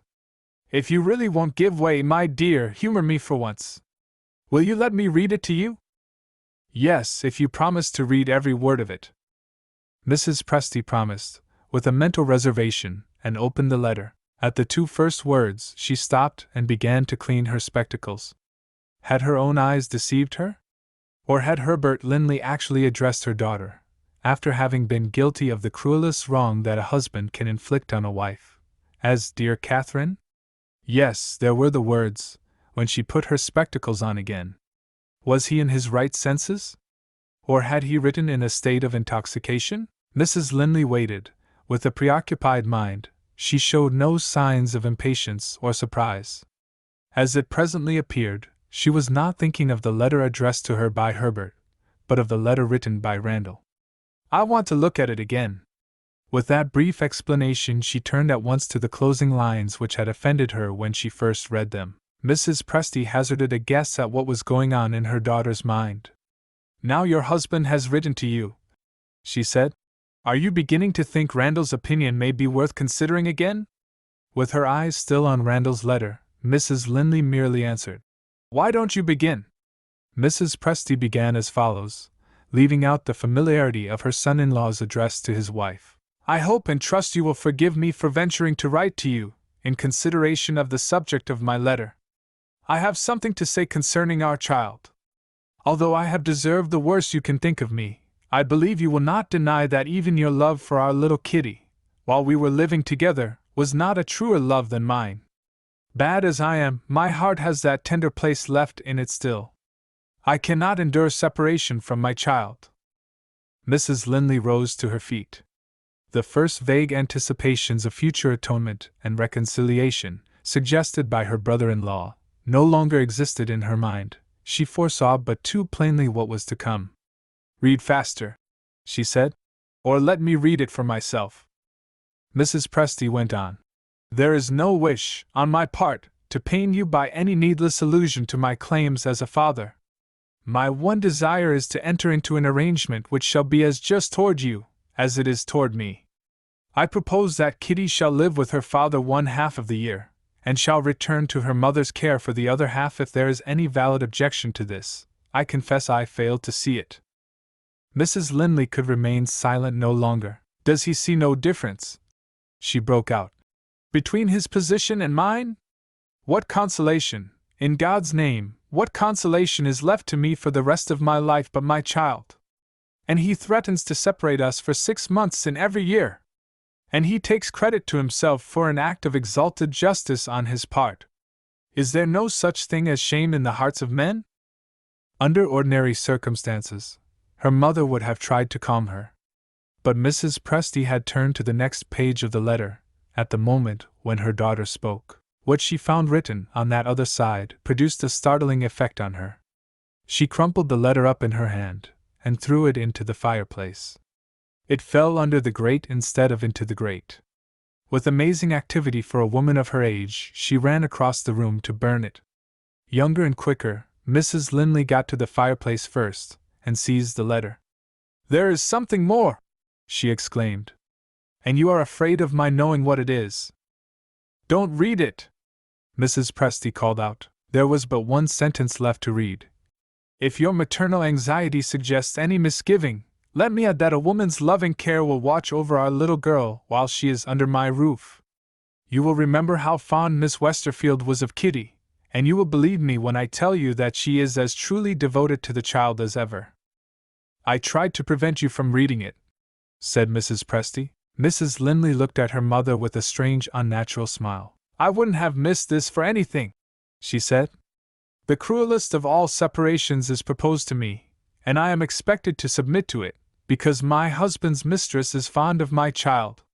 She threw the letter from her with a frantic gesture of contempt and burst into a fit of hysterical laughter. The old mother's instinct, not the old mother's reason, told her what to do. She drew her daughter to the open window and called to Kitty to come in. The child, still amusing herself by fishing in the lake, laid down her rod. Mrs. Linley saw her running lightly along the little pier, on her way to the house. That influence effected what no other influence could have achieved. The outraged wife controlled herself, for the sake of her child. Mrs. Presty led her out to meet Kitty in the garden, waited until she saw them together, and returned to the breakfast room. Herbert Linley's letter lay on the floor. His discreet mother-in-law picked it up. It could do no more harm now, and there might be reasons for keeping the husband's proposal. Unless I am very much mistaken, Mrs. Presty concluded, we shall hear more from the lawyer before long. She locked up the letter, and wondered what her daughter would do next. In half an hour Mrs. Linley returned, pale, silent, self-contained. She seated herself at her desk, wrote literally one line, signed it without an instant's hesitation, and folded the paper. Before it was secured in the envelope, Mrs. Presty interfered with a characteristic request. You are writing to Mr. Linley, of course, she said. May I see it? Mrs. Linley handed the letter to her. The one line of writing contained these words: I refuse positively to part with my child. Catherine Linley. Have you considered what is likely to happen when he gets this? Mrs. Presty inquired. No, Mamma. Will you consult Randall? I would rather not consult him. Will you let me consult him for you? Thank you, no. Why not?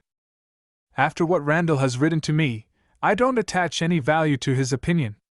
With that reply she sent her letter to the post, and went back again to Kitty. After this, Mrs. Presty resolved to wait the arrival of Herbert Linley's answer, and to let events take their course. The view from the window, as she passed it, walking up and down the room, offered her little help in forecasting the future. Kitty had returned to her fishing, and Kitty's mother was walking slowly up and down the pier, deep in thought. Was she thinking of what might happen, and summoning the resolution which so seldom showed itself on ordinary occasions? Chapter 25. Consultation. No second letter arrived. But a telegram was received from the lawyer toward the end of the week. Expect me tomorrow on business which requires personal consultation. That was the message. In taking the long journey to Cumberland, Mrs. Linley's legal adviser sacrificed 2 days of his precious time in London. Something serious must assuredly have happened. In the meantime, who was the lawyer? He was Mr. Sarrazin, of Lincoln's Inn Fields. Was he an Englishman, or a Frenchman? He was a curious mixture of both. His ancestors had been among the persecuted French people who found a refuge in England, when the priest-ridden tyrant, Louis XIV, revoked the Edict of Nantes. A British subject by birth, and a thoroughly competent and trustworthy man, Mr. Sarrazin labored under one inveterate delusion. He firmly believed that his original French nature had been completely eradicated, under the influence of our insular climate and our insular customs. No matter how often the strain of the lively French blood might assert itself, at inconvenient times and under regrettable circumstances, he never recognized this foreign side of his character. His excellent spirits, his quick sympathies, his bright mutability of mind, all those qualities, in short, which were most mischievously ready to raise distrust in the mind of English clients, before their sentiment changed for the better under the light of later experience, were attributed by Mr. Sarrazin to the exhilarating influence of his happy domestic circumstances and his successful professional career. His essentially English wife, his essentially English children, his whiskers, his politics, his umbrella, his pew at church, his plum pudding, his Times newspaper, all answered for him, he was accustomed to say, as an inbred member of the glorious nation that rejoices in hunting the fox, and believes in innumerable pills. This excellent man arrived at the cottage, desperately fatigued after his long journey, but in perfect possession of his incomparable temper. Nevertheless, he afforded a proof of this happy state of mind, on sitting down to his supper. An epicure, if ever there was one yet, he found the solid part of the refreshments offered to him to consist of a chop. The old French blood curdled at the sight of it, but the true-born Englishman heroically devoted himself to the national meal. At the same time the French vivacity discovered a kindred soul in Kitty. Mr. Sarrazin became her intimate friend in 5 minutes. He listened to her and talked to her, as if the child had been his client, and fishing from the pier the business which had brought him from London.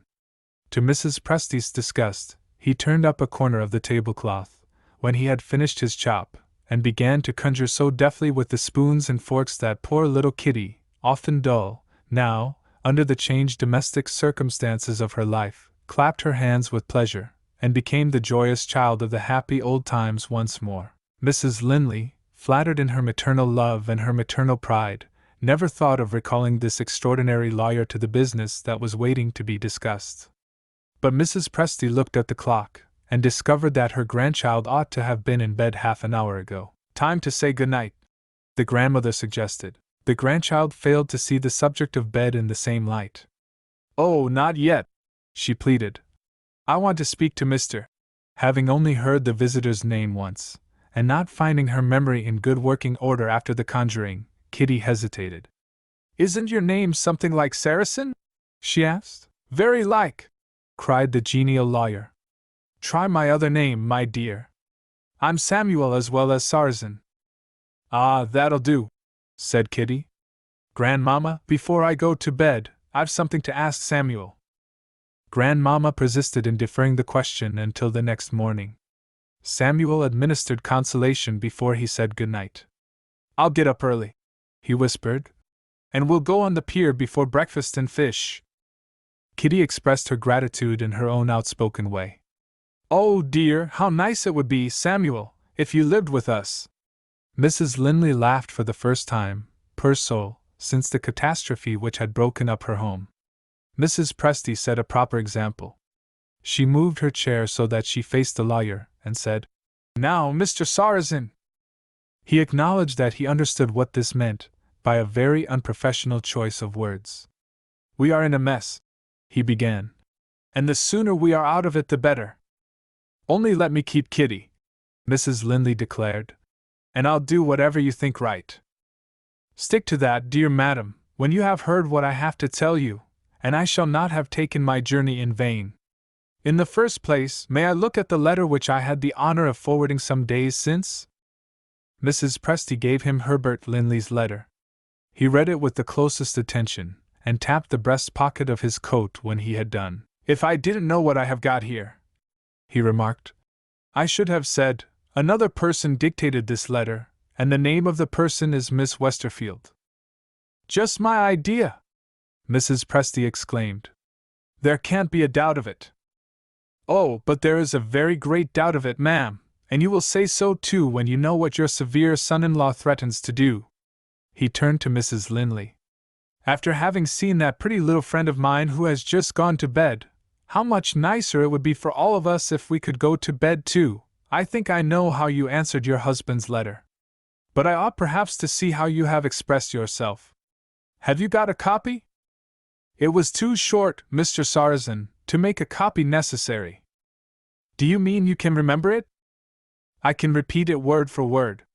This was my reply: I refuse, positively, to part with my child." "No more like that?" "No more." Mr. Sarrazin looked at his client with undisguised admiration. "The only time in all my long experience," he said, "in which I have found a lady's letter capable of expressing itself strongly in a few words. What a lawyer you will make, Mrs. Linley, when the rights of women invade my profession!" He put his hand into his pocket, and produced a letter addressed to himself. Watching him anxiously, the ladies saw his bright face become overclouded with anxiety. "I am the wretched bearer of bad news," he resumed. And if I fidget in my chair, that is the reason for it. Let us get to the point, and let us get off it again as soon as possible. Here is a letter, written to me by Mr. Linley's lawyer. If you will take my advice, you will let me say what the substance of it is, and then put it back in my pocket. I doubt if a woman has influenced these cruel instructions, Mrs. Presty, and therefore, I doubt if a woman influenced the letter which led the way to them. Did I not say just now that I was coming to the point? And here I am wandering further and further away from it. A lawyer is human, there is the only excuse. Now, Mrs. Linley, in 2 words, your husband is determined to have little Miss Kitty, and the law, when he applies to it, is his obedient humble servant. Do you mean that the law takes my child away from me? I am ashamed, madam, to think that I live by the law, but that, I must own, is exactly what it is capable of doing in the present case. Compose yourself, I beg and pray. A time will come when women will remind men that the mother bears the child and feeds the child, and will insist that the mother's right is the best right of the two. In the meanwhile, Mr. Sarrazin, I won't submit to the law. Quite right, Catherine, cried Mrs. Presty. Exactly what I should do, in your place. Mr. Sarrazin listened patiently. I am all attention, good ladies, he said, with the gentlest resignation. Let me hear how you mean to do it. The good ladies looked at each other. They discovered that it is one thing to set an abuse at defiance in words, and another thing to apply the remedy in deeds. The kind-hearted lawyer helped them with a suggestion. Perhaps you think of making your escape with the child, and taking refuge abroad? Mrs. Linley eagerly accepted the hint. The first train tomorrow morning starts at 7:30, she said. We might catch some foreign steamer that sails from the east coast of Scotland. Mrs. Presty, keeping a wary eye on Mr. Sarrazin, was not quite so ready as her daughter in rushing at conclusions. I am afraid, she acknowledged, our worthy friend sees some objection. What is it? I don't presume to offer a positive opinion, ma'am, but I think Mr. Linley and his lawyer have their suspicions. Plainly speaking, I am afraid spies are set to watch us already. Impossible! You shall hear. I travel second class. One saves money and one finds people to talk to, and at what sacrifice? Only a hard cushion to sit on. In the same carriage with me there was a very conversable person, a smart young man with flaming red hair. When we took the omnibus at your station here, all the passengers got out in the town except 2. I was one exception, and the smart young man was the other. When I stopped at your gate, the omnibus went on a few yards, and set down my fellow traveler at the village inn. My profession makes me sly. I waited a little before I rang your bell, and when I could do it without being seen, I crossed the road, and had a look at the inn. There is a moon tonight. I was very careful. The young man didn't see me. But I saw a head of flaming hair, and a pair of amiable blue eyes over the blind of a window, and it happened to be the one window of the inn which commands a full view of your gate. Mere suspicion, you will say. I can't deny it, and yet I have my reasons for suspecting. Before I left London, one of my clerks followed me in a great hurry to the terminus, and caught me as I was opening the carriage door. We have just made a discovery, he said. You and Mrs. Linley are to be reckoned up. Reckoned up is, if you please, detective English for being watched. My clerk might have repeated a false report, of course. And my fellow traveler might have come all the way from London to look out of the window of an inn, in a Cumberland village. What do you think yourselves? It seemed to be easier to dispute the law than to dispute Mr. Sarrazin's conclusions. Suppose I choose to travel abroad, and to take my child with me? Mrs. Linley persisted. Who has any right to prevent me?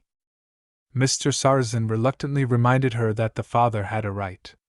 No person, not even the mother, can take the child out of the father's custody, he said, except with the father's consent. His authority is the supreme authority, unless it happens that the law has deprived him of his privilege, and has expressly confided the child to the mother's care. Ha! Cried Mr. Sarrazin, twisting round in his chair and fixing his keen eyes on Mrs. Presty. Look at your good mother, she sees what I am coming to. I see something more than you think. Mrs. Presty answered. If I know anything of my daughter's nature, you will find yourself, before long, on delicate ground. What do you mean, Mamma? Mrs. Presty had lived in the past age when persons occasionally used metaphor as an aid to the expression of their ideas. Being called upon to explain herself, she did it in metaphor, to her own entire satisfaction. Our learned friend here reminds me, my dear Catherine, of a traveler exploring a strange town. He takes a turning, in the confident expectation that it will reward him by leading him to some satisfactory result, and he finds himself in a blind alley, or, as the French put it, I speak French fluently, in a cul-de-sac. Do I make my meaning clear, Mr. Sarrazin? Not the least in the world, ma'am. How very extraordinary! Perhaps I have been misled by my own vivid imagination. Let me endeavor to express myself plainly. Let me say that my fancy looks prophetically at what you are going to do, and sincerely wishes you well out of it. Pray go on. And pray speak more plainly than my mother has spoken, Mrs. Linley added. As I understood what you said just now, there is a law, after all, that will protect me in the possession of my little girl. I don't care what it costs, I want that law. May I ask first, Mr. Sarrazin stipulated, whether you are positively resolved not to give way to your husband in this matter of Kitty? Positively. One more question, if you please, on a matter of fact. I have heard that you were married in Scotland. Is that true? Quite true. Mr. Sarrazin exhibited himself once more in a highly unprofessional aspect. He clapped his hands and cried, "Bravo!" as if he had been in a theater. Mrs. Linley caught the infection of the lawyer's excitement. "How dull I am!" she exclaimed. "There is a thing they call incompatibility of temper, and married people sign a paper at the lawyer's and promise never to trouble each other again as long as they both live. And they're readier to do it in Scotland than they are in England. That's what you mean, isn't it?" Mr. Sarrazin found it necessary to reassume his professional character. "No, indeed, madam," he said. "I should be unworthy of your confidence if I proposed nothing better than that. You can only secure the sole possession of little Kitty by getting the help of a judge." "Get it at once," Mrs. Linley interposed. "And you can only prevail on the judge to listen to you," Mr. Sarrazin proceeded. "In one way. Summon your courage, madam. Apply for a divorce." There was a sudden silence. Mrs. Linley rose trembling, as if she saw, not good Mr. Sarrazin, but the devil himself tempting her. "Do you hear that?" she said to her mother. Mrs. Presty only bowed. "Think of the dreadful exposure." Mrs. Presty bowed again. The lawyer had his opportunity now. "Well, Mrs. Linley?" he asked. "What do you say?" "No, never!" She made that positive reply, and disposed beforehand of everything that might have been urged, in the way of remonstrance and persuasion, by leaving the room. The two persons who remained, sitting opposite to each other, took opposite views. "Mr. Sarrazin, she won't do it." "Mrs. Presty, she will." Chapter 26. Decision. Punctual to his fishing appointment with Kitty, Mr. Sarrazin was out in the early morning, waiting on the pier. Not a breath of wind was stirring. The lazy mist lay asleep on the further shore of the lake. Here and there only the dim tops of the hills rose like shadows cast by the earth on the faint gray of the sky. Nearer at hand, the waters of the lake showed a gloomy surface. No birds flew over the colorless calm. No passing insects tempted the fish to rise. From time to time a last left leaf on the wooded shore dropped noiselessly and died. No vehicles passed as yet on the lonely road. No voices were audible from the village. Slow and straight wreaths of smoke stole their way out of the chimneys, and lost their vapor in the misty sky. The one sound that disturbed the sullen repose of the morning was the tramp of the lawyer's footsteps, as he paced up and down the pier. He thought of London and its ceaseless traffic, its roaring high tide of life and action, and he said to himself, with the strong conviction of a town-bred man, "How miserable this is!" A voice from the garden cheered him, just as he reached the end of the pier for the 50th time, and looked with 50-fold intensity of dislike at the dreary lake. There stood Kitty behind the garden gate, with a fishing rod in each hand. A tin box was strapped on one side of her little body and a basket on the other. Burdened with these impediments, she required assistance. Susan had let her out of the house, and Samuel must now open the gate for her. She was pleased to observe that the raw morning had reddened her friend's nose, and she presented her own nose to notice as exhibiting perfect sympathy in this respect. Feeling a misplaced confidence in Mr. Sarrazin's knowledge and experience as an angler, she handed the fishing rods to him. "My fingers are cold," she said. "You bait the hooks." He looked at his young friend in silent perplexity. She pointed to the tin box. "Plenty of bait there, Samuel. We find maggots do best." Mr. Sarrazin eyed the box with undisguised disgust, and Kitty made an unexpected discovery. "You seem to know nothing about it," she said. And Samuel answered cordially, "Nothing." In 5 minutes more he found himself by the side of his young friend, with his hook baited, his line in the water, and strict injunctions to keep an eye on the float. They began to fish. Kitty looked at her companion, and looked away again in silence. By way of encouraging her to talk, the good-natured lawyer alluded to what she had said when they parted overnight. "You wanted to ask me something," he reminded her. "What is it?" Without one preliminary word of warning to prepare him for the shock, Kitty answered, "I want you to tell me what has become of Papa, and why Sid has gone away and left me. You know who Sid is, don't you?" The only alternative left to Mr. Sarrazin was to plead ignorance. While Kitty was instructing him on the subject of her governess, he had time to consider what he should say to her next. The result added one more to the lost opportunities of Mr. Sarrazin's life. "You see," the child gravely continued, "you are a clever man, and you have come here to help Mama. I have got that much out of Grandmama, if I have got nothing else. Don't look at me, look at your float. My Papa has gone away and Sid has left me without even saying goodbye, and we have given up our nice old house in Scotland and come to live here. I tell you I don't understand it. If you see your float begin to tremble, and then give a little dip down as if it was going to sink, pull your line out of the water, you will most likely find a fish at the end of it. When I ask Mama what all this means, she says there is a reason, and I am not old enough to understand it, and she looks unhappy, and she gives me a kiss, and it ends in that way. You've got a bite. No, you haven't, it's only a nibble, fish are so sly. And Grandmama is worse still. Sometimes she tells me I'm a spoiled child, and sometimes she says well-behaved little girls don't ask questions. That's nonsense, and I think it's hard on me. You look uncomfortable. Is it my fault? I don't want to bother you. I only want to know why Sid has gone away. When I was younger I might have thought the fairies had taken her. Oh no! That won't do any longer. I'm too old. Now tell me."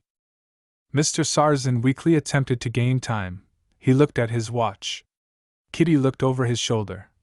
"Oh, we needn't be in a hurry. Breakfast won't be ready for half an hour yet. Plenty of time to talk of Sid. Go on."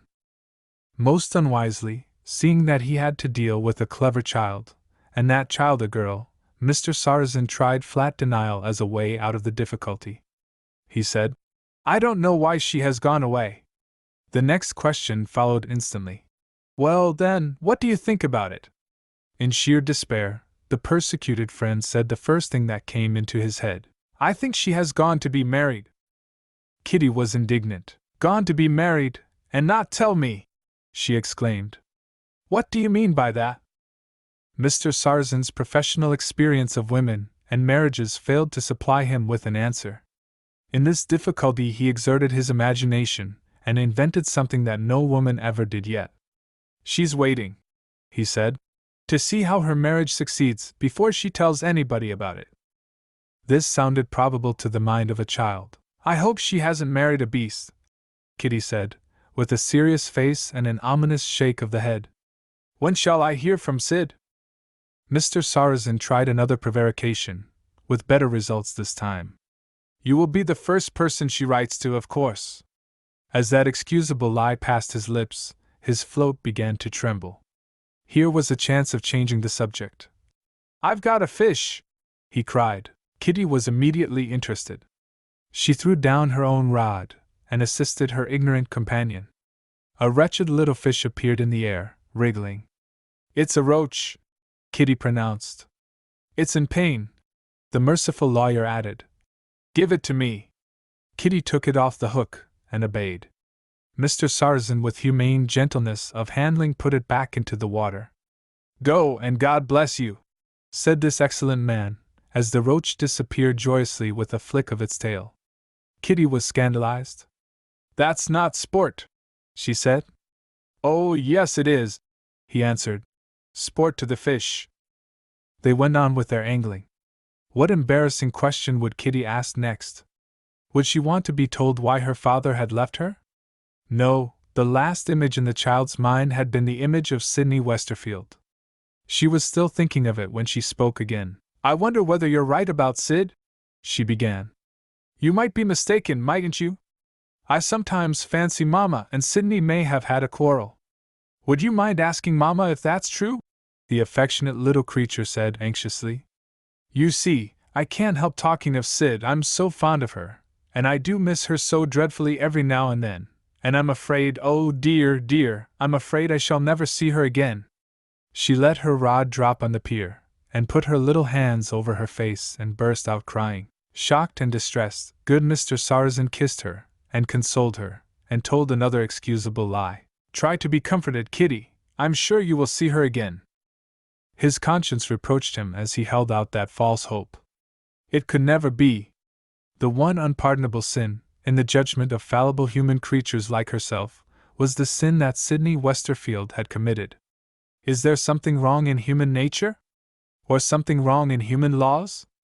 All that is best and noblest in us feels the influence of love, and the rules of society declare that an accident of position shall decide whether love is a virtue or a crime. These thoughts were in the lawyer's mind. They troubled him and disheartened him.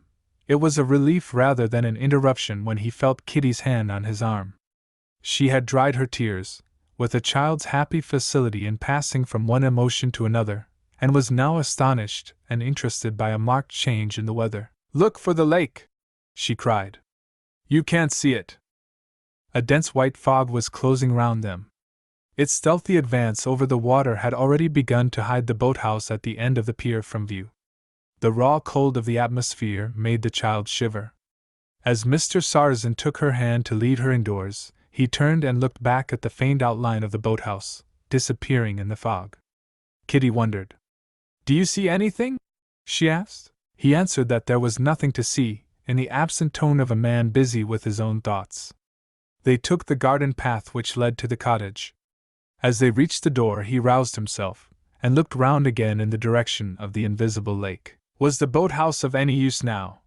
He inquired. Was there a boat in it, for instance? There was a capital boat, fit to go anywhere. And a man to manage it? To be sure. The gardener was the man. He had been a sailor once, and he knew the lake as well as… Kitty stopped, at a loss for a comparison. As well as you know your multiplication table? Said Mr. Sarrazin, dropping his serious questions on a sudden. Kitty shook her head. Much better, she honestly acknowledged. Opening the breakfast-room door, they saw Mrs. Presty making coffee. Kitty at once retired. When she had been fishing, her grandmamma inculcated habits of order by directing her to take the rods to pieces, and to put them away in their cases in the lumber-room. While she was absent, Mr. Sarrazin profited by the opportunity, and asked if Mrs. Linley had thought it over in the night, and had decided on applying for a divorce. I know nothing about my daughter, Mrs. Presty answered, except that she had a bad night. Thinking, no doubt, over your advice, the old lady added with a mischievous smile. Will you kindly inquire if Mrs. Linley has made up her mind yet? The lawyer ventured to say. Isn't that your business? Mrs. Presty asked slyly. Suppose you write a little note, and I will send it up to her room. The worldly wisdom which prompted this suggestion contemplated a possible necessity for calling a domestic council, assembled to consider the course of action which Mrs. Linley would do well to adopt. If the influence of her mother was among the forms of persuasion which might be tried, that wary relative maneuvered to make the lawyer speak first, and so to reserve to herself the advantage of having the last word. Patient Mr. Sarrazin wrote the note. He modestly asked for instructions, and he was content to receive them in one word, yes or no. In the event of the answer being yes, he would ask for a few minutes' conversation with Mrs. Linley, at her earliest convenience. That was all. The reply was returned in a form which left yes to be inferred. I will receive you as soon as you have finished your breakfast. Chapter 27. Resolution. Having read Mrs. Linley's answer, Mr. Sarrazin looked out of the breakfast-room window, and saw that the fog had reached the cottage. Before Mrs. Presty could make any remark on the change in the weather, he surprised her by an extraordinary question. Is there an upper room here, ma'am, which has a view of the road before your front gate? Certainly. And can I go into it without disturbing anybody? Mrs. Presty said. Of course. With an uplifting of her eyebrows which expressed astonishment not unmixed with suspicion. Do you want to go up now? She added. Or will you wait till you have had your breakfast? I want to go up, if you please, before the fog thickens. Oh, Mrs. Presty, I am ashamed to trouble you. Let the servant show me the room. No. For the first time in her life Mrs. Presty insisted on doing servant's duty. If she had been crippled in both legs her curiosity would have helped her to get up the stairs on her hands. There, she said, opening the door of the upper room, and placing herself exactly in the middle of it, so that she could see all round her. Will that do for you? Mr. Sarrazin went to the window, hid himself behind the curtain, and cautiously peeped out. In half a minute he turned his back on the misty view of the road, and said to himself, Just what I expected. Other women might have asked what this mysterious proceeding meant. Mrs. Presty's sense of her own dignity adopted a system of independent discovery. To Mr. Sarrazin's amusement, she imitated him to his face. Advancing to the window, she, too, hid herself behind the curtain, and she, too, peeped out. Still following her model, she next turned her back on the view, and then she became herself again. Now we have both looked out of window, she said to the lawyer, in her own inimitably impudent way. Suppose we compare our impressions. This was easily done. They had both seen the same two men walking backward and forward, opposite the front gate of the cottage. Before the advancing fog made it impossible to identify him, Mr. Sarrazin had recognized in one of the men his agreeable fellow-traveler on the journey from London. The other man, a stranger, was in all probability an assistant spy obtained in the neighborhood. This discovery suggested serious embarrassment in the future. Mrs. Presty asked what was to be done next. Mr. Sarrazin answered, Let us have our breakfast. In another quarter of an hour they were both in Mrs. Linley's room. Her agitated manner, her reddened eyes, showed that she was still suffering under the emotions of the past night. The moment the lawyer approached her, she crossed the room with hurried steps, and took both his hands in her trembling grasp. You are a good man, you are a kind man, she said to him wildly. You have my truest respect and regard. Tell me, are you, really sure that the one way in which I can keep my child with me is the way you mentioned last night? Mr. Sarrazin led her gently back to her chair. The sad change in her startled and distressed him. Sincerely, solemnly even, he declared that the one alternative before her was the alternative that he had mentioned. He entreated her to control herself. It was useless, she still held him as if she was holding to her last hope. Listen to me, she cried. There's something more, there's another chance for me. I must, and will, know what you think of it. Wait a little. Pray wait a little. No, not a moment. Is there any hope in appealing to the lawyer whom Mr. Linley has employed? Let me go back with you to London. I will persuade him to exert his influence. I will go down on my knees to him. I will never leave him till I have won him over to my side. I will take Kitty with me. He shall see us both, and pity us, and help us. Hopeless. Quite hopeless, Mrs. Linley. Oh, don't say that. My dear lady, my poor dear lady, I must say it. The man you are talking of is the last man in the world to be influenced as you suppose. He is notoriously a lawyer, and nothing but a lawyer. If you tried to move him to pity you, he would say, Madam, I am doing my duty to my client, and he would ring his bell and have you shown out. Yes. Even if he saw you crushed and crying at his feet. Mrs. Presty interfered for the first time. In your place, Catherine, she said, I would put my foot down on that man and crush him. Consent to the divorce, and you may do it. Mrs. Linley lay prostrate in her chair. The excitement which had sustained her thus far seemed to have sunk with the sinking of her last hope. Pale, exhausted, yielding to hard necessity, she looked up when her mother said, "Consent to the divorce," and answered, "I have consented." "And trust me," Mr. Sarrazin said fervently, "to see that justice is done, and to protect you in the meanwhile." Mrs. Presty added her tribute of consolation. "After all," she asked, "what is there to terrify you in the prospect of a divorce? You won't hear what people say about it, for we see no society now. And, as for the newspapers, keep them out of the house." Mrs. Linley answered with a momentary revival of energy. "It is not the fear of exposure that has tortured me," she said. "When I was left in the solitude of the night, my heart turned to Kitty. I felt that any sacrifice of myself might be endured for her sake. It's the remembrance of my marriage, Mr. Sarrazin, that is the terrible trial to me. Those whom God has joined together, let no man put asunder. Is there nothing to terrify me in setting that solemn command at defiance? I do it, oh, I do it, in consenting to the divorce. I renounce the vows which I bound myself to respect in the presence of God. I profane the remembrance of 8 happy years, hallowed by true love. Ah, you needn't remind me of what my husband has done. I don't forget how cruelly he has wronged me. I don't forget that his own act has cast me from him. But whose act destroys our marriage? Mine, mine! Forgive me, Mamma, forgive me, my kind friend, the horror that I have of myself forces its way to my lips. No more of it! My child is my one treasure left. What must I do next? What must I sign? What must I sacrifice? Tell me, and it shall be done. I submit. I submit." Delicately and mercifully Mr. Sarrazin answered that sad appeal. All that his knowledge, experience, and resolution could suggest he addressed to Mrs. Presty. Mrs. Linley could listen or not listen, as her own wishes inclined. In the one case or in the other, her interests would be equally well served. The good lawyer kissed her hand.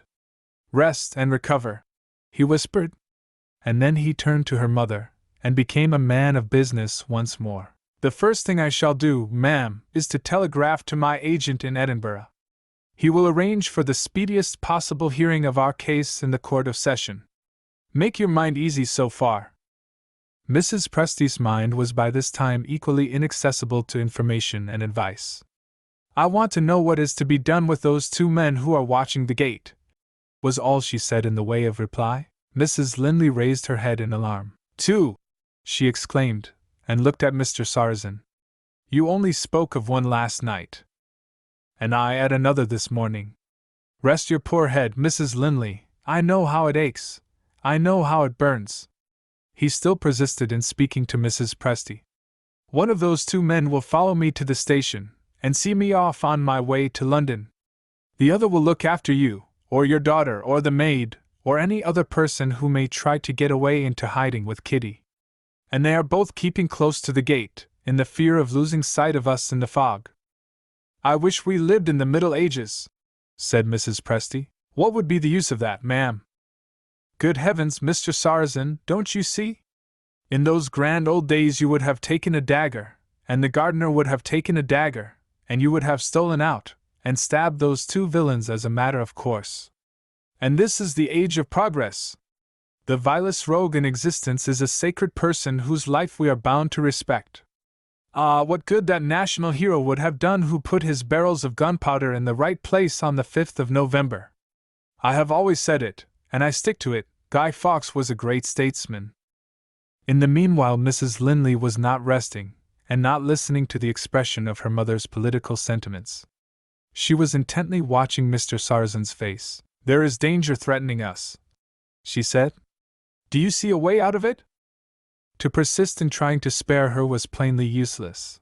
Mr. Sarrazin answered her directly. "The danger of legal proceedings to obtain possession of the child," he said, "is more near and more serious than I thought it right to acknowledge, while you were in doubt which way to decide. I was careful, too careful, perhaps, not to unduly influence you in a matter of the utmost importance to your future life. But you have made up your mind. I don't scruple now to remind you that an interval of time must pass before the decree for your divorce can be pronounced, and the care of the child be legally secured to the mother. The only doubt and the only danger are there. If you are not frightened by the prospect of a desperate venture which some women would shrink from, I believe I see a way of baffling the spies. Mrs. Linley started to her feet. Say what I am to do, she cried, and judge for yourself if I am as easily frightened as some women. The lawyer pointed with a persuasive smile to her empty chair. If you allow yourself to be excited, he said, you will frighten me. Please, oh, please sit down again. Mrs. Linley felt the strong will, asserting itself in terms of courteous entreaty. She obeyed. Mrs. Presty had never admired the lawyer as she admired him now. Is that how you manage your wife? She asked. Mr. Sarrazin was equal to the occasion, whatever it might be. In your time, ma'am, he said, did you reveal the mysteries of conjugal life? He turned to Mrs. Linley. I have something to ask first, he resumed, and then you shall hear what I propose. How many people serve you in this cottage? 3. Our landlady, who is housekeeper and cook. Our own maid. And the landlady's daughter, who does the housework. Any out-of-door servants? Only the gardener. Can you trust these people? In what way, Mr. Sarrazin? Can you trust them with a secret which only concerns yourself? Certainly. The maid has been with us for years. No truer woman ever lived. The good old landlady often drinks tea with us. Her daughter is going to be married, and I have given the wedding dress. As for the gardener, let Kitty settle the matter with him, and I answer for the rest. Why are you pointing to the window? Look out, and tell me what you see. I see the fog. And I, Mrs. Linley, have seen the boathouse. While the spies are watching your gate, what do you say to crossing the lake, under cover of the fog? 4th Book, Chapter 28.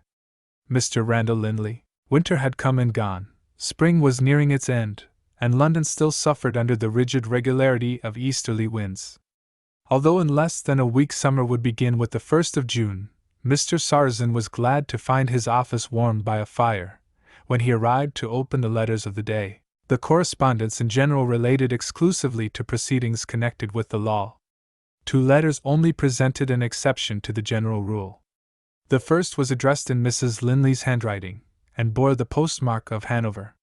Kitty's mother had not only succeeded in getting to the safe side of the lake, she and her child had crossed the German Ocean as well. In one respect her letter was a remarkable composition. Although it was written by a lady, it was short enough to be read in less than a minute. My dear Mr. Sarrazin, I have just time to write by this evening's post. Our excellent courier has satisfied himself that the danger of discovery has passed away. The wretches have been so completely deceived that they are already on their way back to England, to lie in wait for us at Folkestone and Dover. Tomorrow morning we leave this charming place, oh, how unwillingly, for Bremen, to catch the steamer to Hull. You shall hear from me again on our arrival. Gratefully yours, Catherine Linley. Mr. Sarrazin put this letter into a private drawer and smiled as he turned the key. Has she made up her mind at last? He asked himself. But for the courier, I shouldn't feel sure of her even now. The second letter agreeably surprised him. It was announced that the writer had just returned from the United States. It invited him to dinner that evening, and it was signed Randall Linley. In Mr. Sarrazin's estimation, Randall had always occupied a higher place than his brother. The lawyer had known Mrs. Linley before her marriage, and had been inclined to think that she would have done wisely if she had given her hand to the younger brother instead of the elder. His acquaintance with Randall ripened rapidly into friendship. But his relations with Herbert made no advance toward intimacy. There was a gentlemanlike cordiality between them, and nothing more. At 7 o'clock the two friends sat at a snug little table, in the private room of a hotel, with an infinite number of questions to ask of each other, and with nothing to interrupt them but a dinner of such extraordinary merit that it insisted on being noticed, from the first course to the last. Randall began. Before we talk of anything else, he said, tell me about Catherine and the child. Where are they? On their way to England, after a residence in Germany. And the old lady? Mrs. Presty has been staying with friends in London. What? Have they parted company? Has there been a quarrel? Nothing of the sort, a friendly separation, in the strictest sense of the word. Oh, Randall, what are you about? Don't put pepper into this perfect soup. It's as good as the gras double at the Café Anglais in Paris. So it is. I wasn't paying proper attention to it. But I am anxious about Catherine. Why did she go abroad? Haven't you heard from her? Not for 6 months or more. I innocently vexed her by writing a little too hopefully about Herbert. Mrs. Presty answered my letter, and recommended me not to write again. It isn't like Catherine to bear malice. Don't even think such a thing possible, the lawyer answered earnestly. Attribute her silence to the right cause. Terrible anxieties have been weighing on her mind since you went to America. Anxieties caused by my brother? Oh, I hope not. Caused entirely by your brother, if I must tell the truth. Can't you guess how? Is it the child? You don't mean to tell me that Herbert has taken Kitty away from her mother? While I am her mother's lawyer, my friend, your brother won't do that. Welcome back to England in the first glass of sherry, good wine, but a little too dry for my taste. No, we won't talk of domestic troubles just yet. You shall hear all about it after dinner. What made you go to America? You haven't been delivering lectures, have you? I have been enjoying myself among the most hospitable people in the world. Mr. Sarrazin shook his head. He had a case of copyright in hand just then. A people to be pitied, he said. Why? Because their government forgets what is due to the honor of the nation. How? In this way. The honor of a nation which confers right of property in works of art, produced by its own citizens, is surely concerned in protecting from theft works of art produced by other citizens. That's not the fault of the people. Certainly not. I have already said it's the fault of the government. Let's attend to the fish now. Randall took his friend's advice. Good sauce, isn't it? He said. The epicure entered a protest. Good? He repeated. My dear fellow, it's absolute perfection. I don't like to cast a slur on English cookery. But think of melted butter, and tell me if anybody but a foreigner, I don't like foreigners, but I give them their due, could have produced this white wine sauce? So you really had no particular motive in going to America? On the contrary, I had a very particular motive. Just remember what my life used to be when I was in Scotland, and look at my life now. No Mount Morven, no model farm to look after, no pleasant Highland neighbors. I can't go to my brother while he is leading his present life. I have hurt Catherine's feelings. I have lost dear little Kitty. I am not obliged to earn my living, more's the pity. I don't care about politics. I have a pleasure in eating harmless creatures, but no pleasure in shooting them. What is there left for me to do, but to try change of scene, and go roaming around the world, a restless creature without an object in life? Have I done something wrong again? It isn't the pepper this time, and yet you're looking at me as if I was trying your temper. The French side of Mr. Sarrazin's nature had got the better of him once more.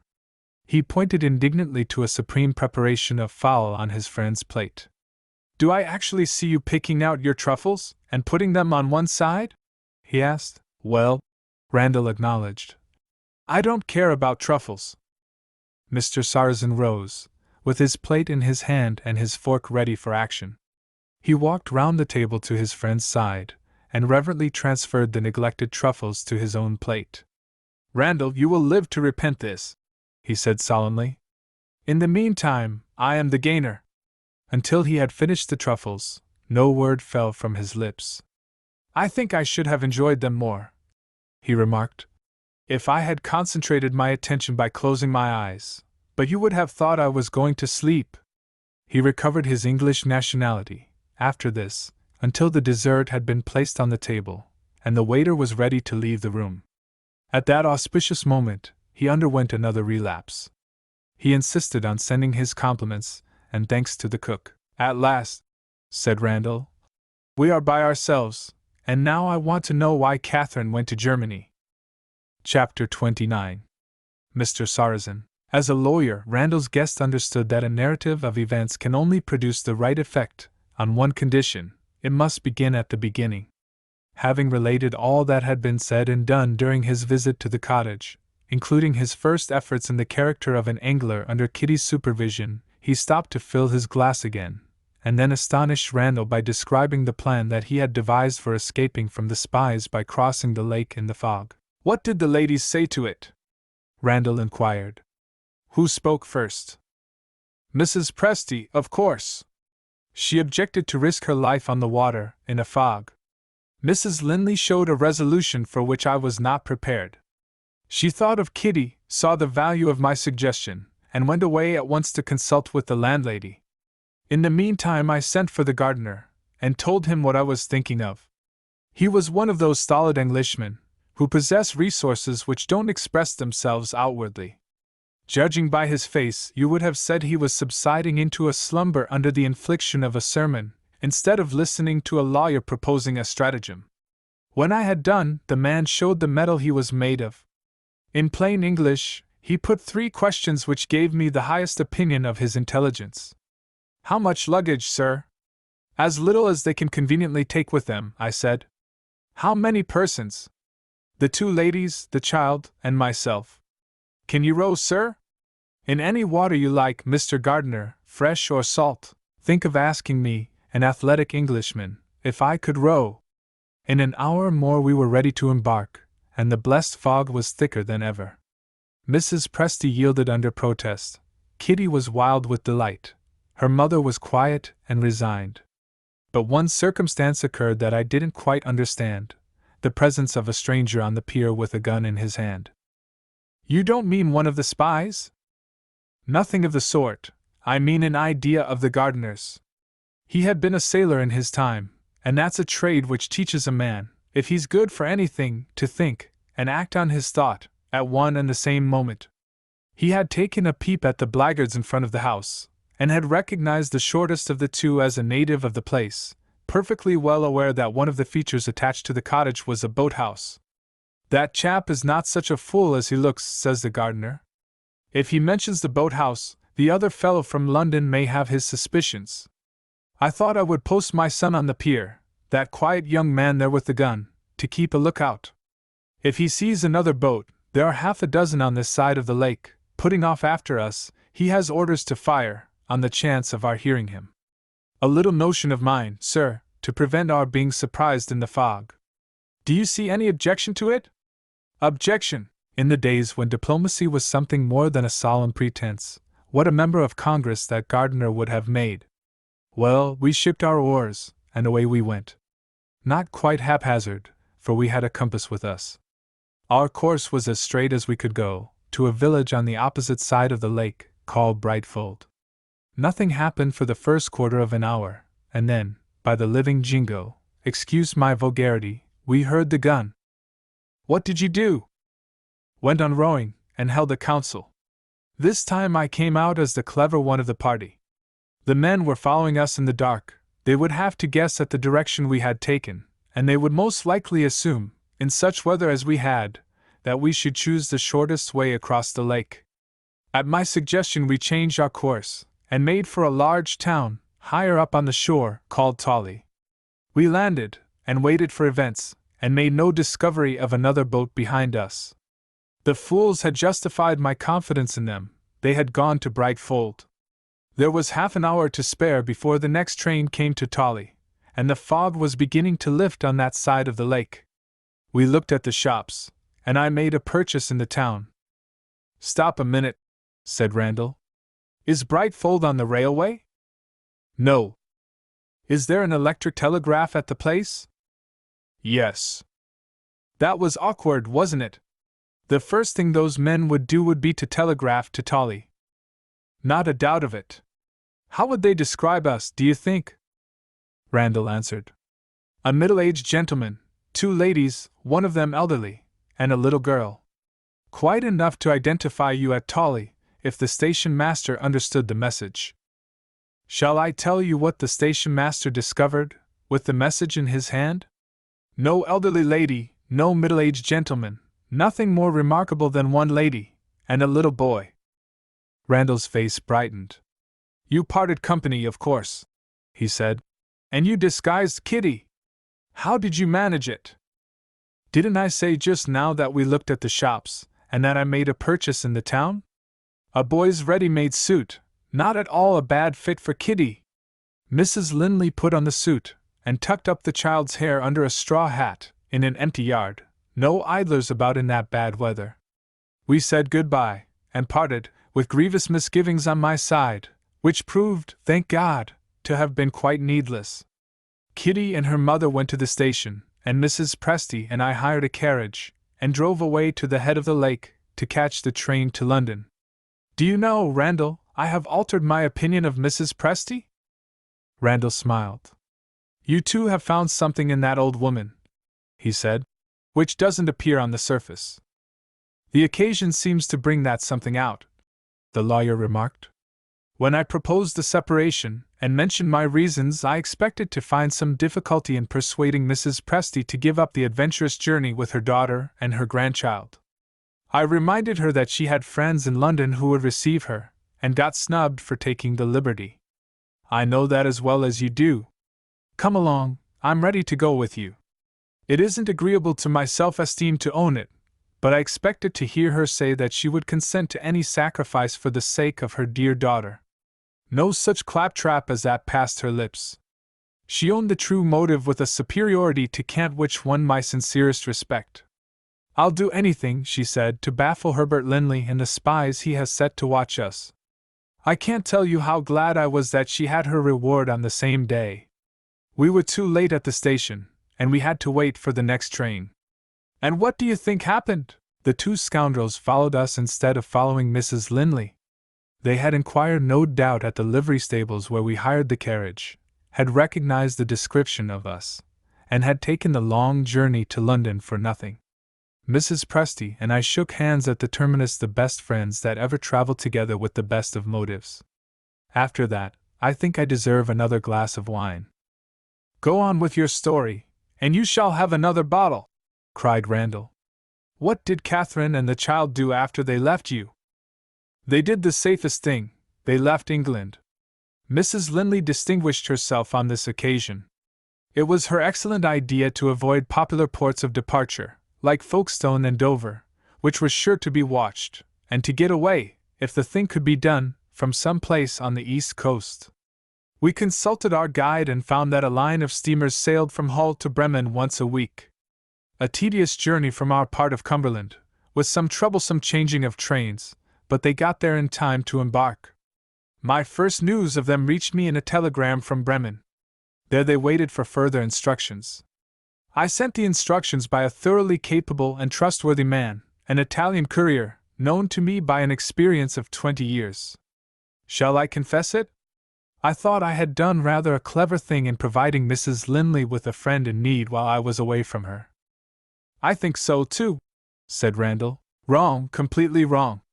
I had made a mistake, I had been too clever, and I got my reward accordingly. You know how I advised Mrs. Linley?" "Yes. You persuaded her, with the greatest difficulty, to apply for a divorce." "Very well.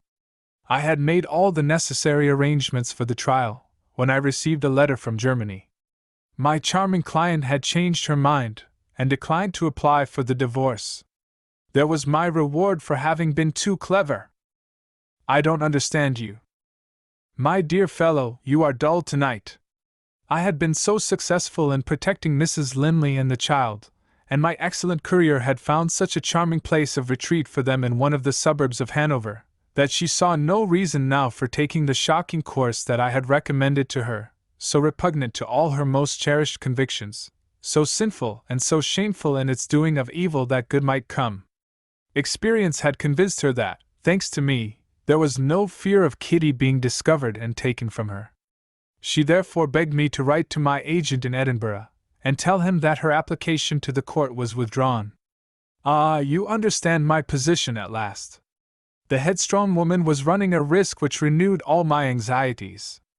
By every day's post I expected to hear that she had paid the penalty of her folly, and that your brother had succeeded in getting possession of the child.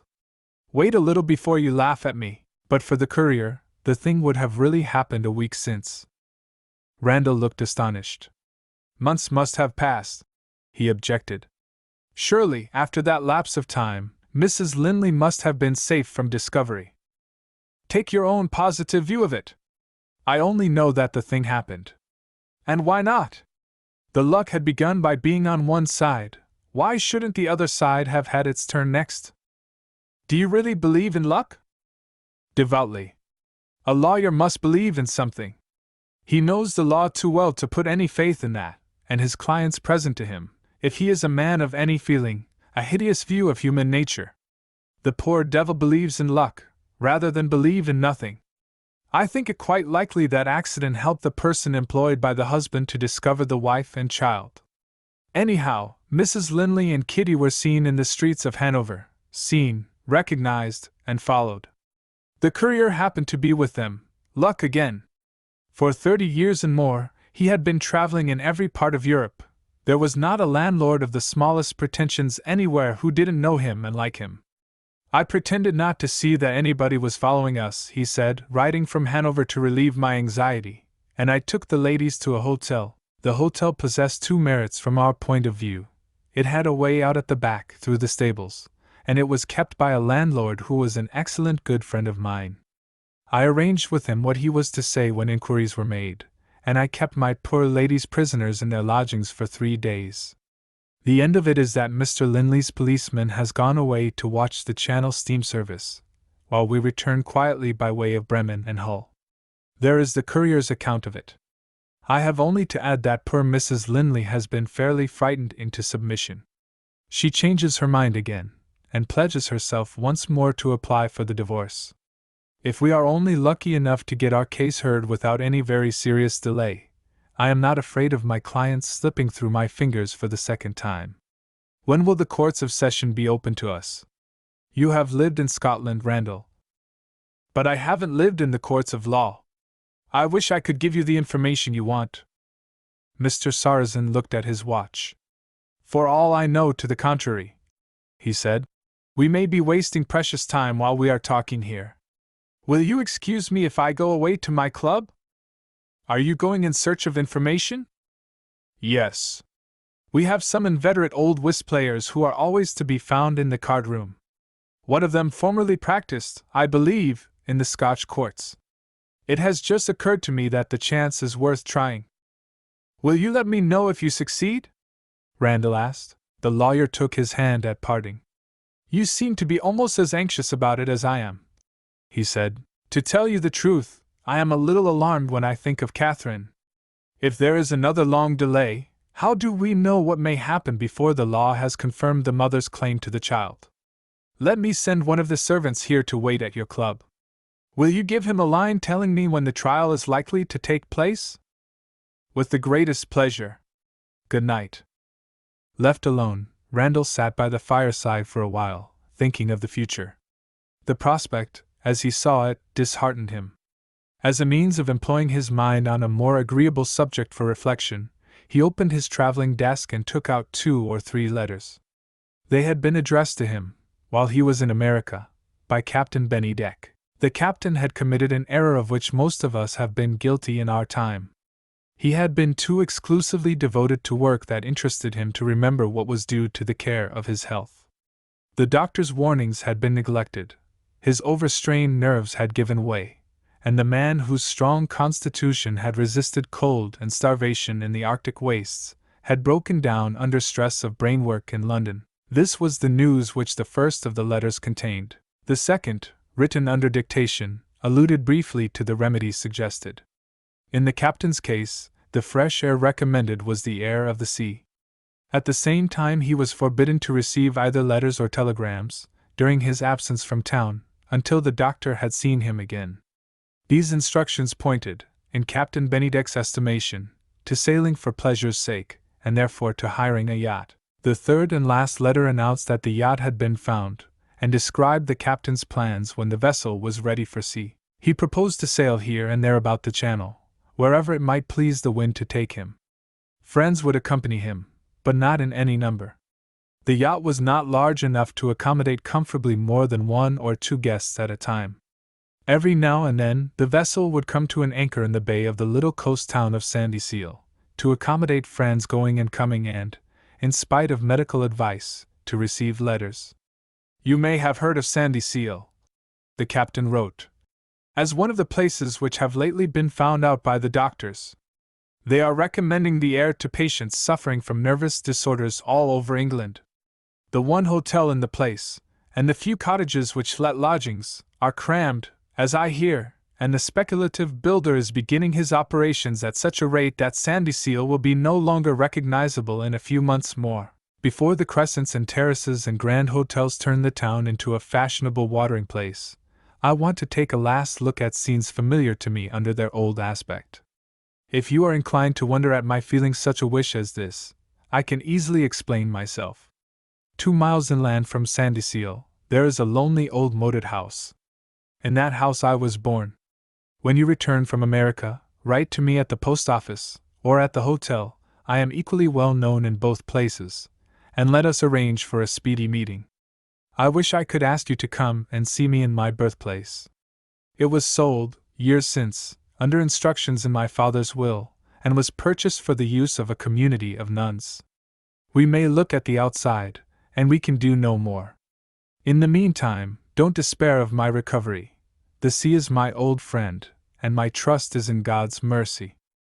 These last lines were added in a postscript. "Have you heard any more of that poor girl, the daughter of my old friend Roderick Westerfield, whose sad story would never have been known to me but for you? I feel sure that you have good reasons for not telling me the name of the man who has misled her, or the address at which she may be found. But you may one day be at liberty to break your silence. In that case, don't hesitate to do so, because there may happen to be obstacles in my way. No difficulties discourage me, when my end in view is the saving of a soul in peril." Randall returned to his desk to write to the captain. He had only got as far as the first sentences, when the servant returned with the lawyer's promised message. Mr. Sarrazin's news was communicated in these cheering terms: "I am a firmer believer in luck than ever. If we only make haste, and when I make haste, we may get the divorce, as I calculate, in 3 weeks' time." Chapter 30. The Lord President. Mrs. Linley's application for a divorce was heard in the First Division of the Court of Session at Edinburgh, the Lord President being the judge. To the disappointment of the large audience assembled, no defense was attempted on the part of the husband, a wise decision, seeing that the evidence of the wife and her witnesses was beyond dispute. But one exciting incident occurred toward the close of the proceedings. Sudden illness made Mrs. Linley's removal necessary, at the moment of all others most interesting to herself, the moment before the judge's decision was announced. But as the event proved, the poor lady's withdrawal was the most fortunate circumstance that could have occurred, in her own interests. After condemning the husband's conduct with unsparing severity, the Lord President surprised most of the persons present by speaking of the wife in these terms: "Grievously as Mrs. Linley has been injured, the evidence shows that she was herself by no means free from blame. She has been guilty, to say the least of it, of acts of indiscretion. When the criminal attachment which had grown up between Mr. Herbert Linley and Miss Westerfield had been confessed to her, she appears to have most unreasonably overrated whatever merit there might have been in their resistance to the final temptation. She was indeed so impulsively ready to forgive, without waiting to see if the event justified the exercise of mercy, that she owns to having given her hand to Miss Westerfield, at parting, not half an hour after that young person's shameless forgetfulness of the claims of modesty, duty, and gratitude had been first communicated to her. To say that this was the act of an inconsiderate woman, culpably indiscreet, and I had almost added, culpably indelicate, is only to say what she has deserved. On the next occasion to which I feel bound to advert, her conduct was even more deserving of censure. She herself appears to have placed the temptation under which he fell in her husband's way, and so, in some degree at least, to have provoked the catastrophe which has brought her before this court. I allude, it is needless to say, to her having invited the governess, then out of harm's way, then employed elsewhere, to return to her house, and to risk, what actually occurred, a meeting with Mr. Herbert Linley when no third person happened to be present.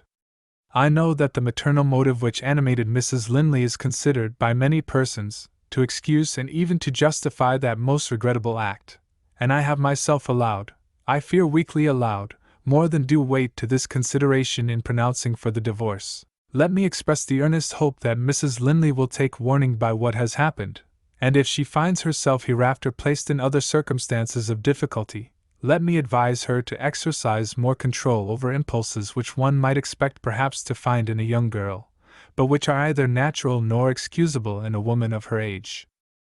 His lordship then decreed the divorce in the customary form, giving the custody of the child to the mother. As fast as a hired carriage could take him, Mr. Sarrazin drove from the court to Mrs. Linley's lodgings, to tell her that the one great object of securing her right to her child had been achieved.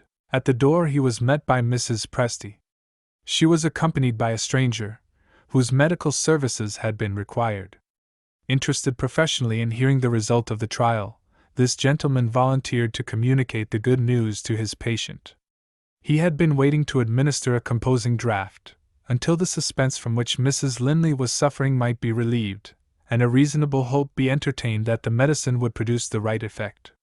With that explanation he left the room. While the doctor was speaking, Mrs. Presty was drawing her own conclusions from a close scrutiny of Mr. Sarrazin's face. "I am going to make a disagreeable remark," she announced. "You look 10 years older, sir, than you did when you left us this morning to go to the court. Do me a favor, come to the sideboard." The lawyer having obeyed, she poured out a glass of wine. "There is the remedy," she resumed, "when something has happened to worry you." "Worry isn't the right word," Mr. Sarrazin declared. "I'm furious. It's a most improper thing for a person in my position to say of a person in the Lord President's position, but I do say it. He ought to be ashamed of himself." "After giving us our divorce!" Mrs. Presty exclaimed. "What has he done?" Mr. Sarrazin repeated what the judge had said of Mrs. Linley. "In my opinion," he added, "such language as that is an insult to your daughter." "And yet," Mrs. Presty repeated, "he has given us our divorce." She returned to the sideboard, poured out a second dose of the remedy against worry, and took it herself. "What sort of character does the Lord President bear?" she asked when she had emptied her glass. This seemed to be an extraordinary question to put, under the circumstances. Mr. Sarrazin answered it, however, to the best of his ability. "An excellent character," he said. "That's the unaccountable part of it. I hear that he is one of the most careful and considerate men who ever sat on the bench. Excuse me, Mrs. Presty, I didn't intend to produce that impression on you." "What impression, Mr. Sarrazin?"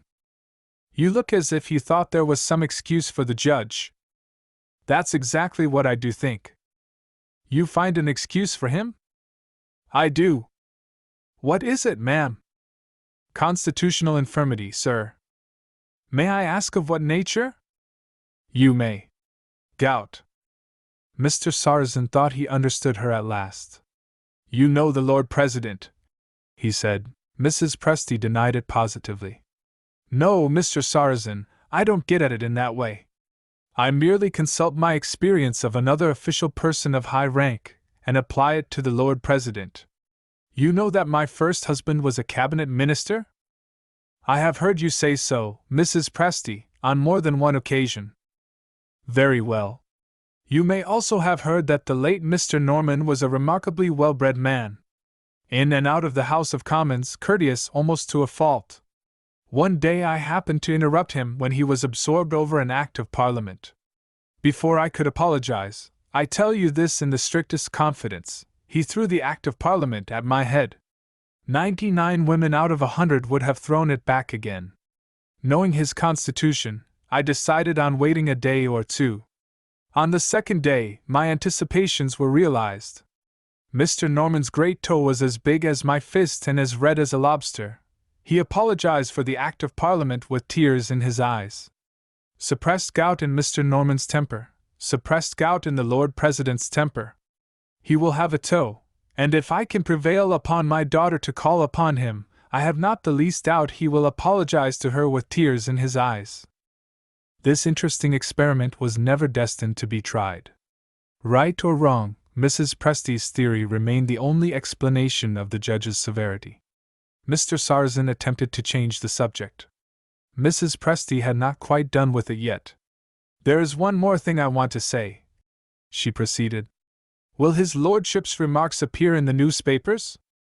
"Not a doubt of it." "In that case I will take care, for my daughter's sake, that no newspapers enter the house tomorrow. As for visitors, we needn't be afraid of them. Catherine is not likely to be able to leave her room. The worry of this miserable business has quite broken her down." The doctor returned at that moment. Without taking the old lady's gloomy view of his patient, he admitted that she was in a low nervous condition, and he had reason to suppose, judging by her reply to a question which he had ventured to put, that she had associations with Scotland which made a visit to that country far from agreeable to her. His advice was that she should leave Edinburgh as soon as possible, and go south. If the change of climate led to no improvement, she would at least be in a position to consult the best physicians in London. In a day or two more it would be safe to remove her, provided she was not permitted to exhaust her strength by taking long railway journeys. Having given his advice, the doctor took leave. Soon after he had gone, Kitty made her appearance, charged with a message from Mrs. Linley's room. "Hasn't the physic sent your mother to sleep yet?" Mrs. Presty inquired. Kitty shook her head. "Mamma wants to go away tomorrow, and no physic will make her sleep till she has seen you, and settled about it. That's what she told me to say.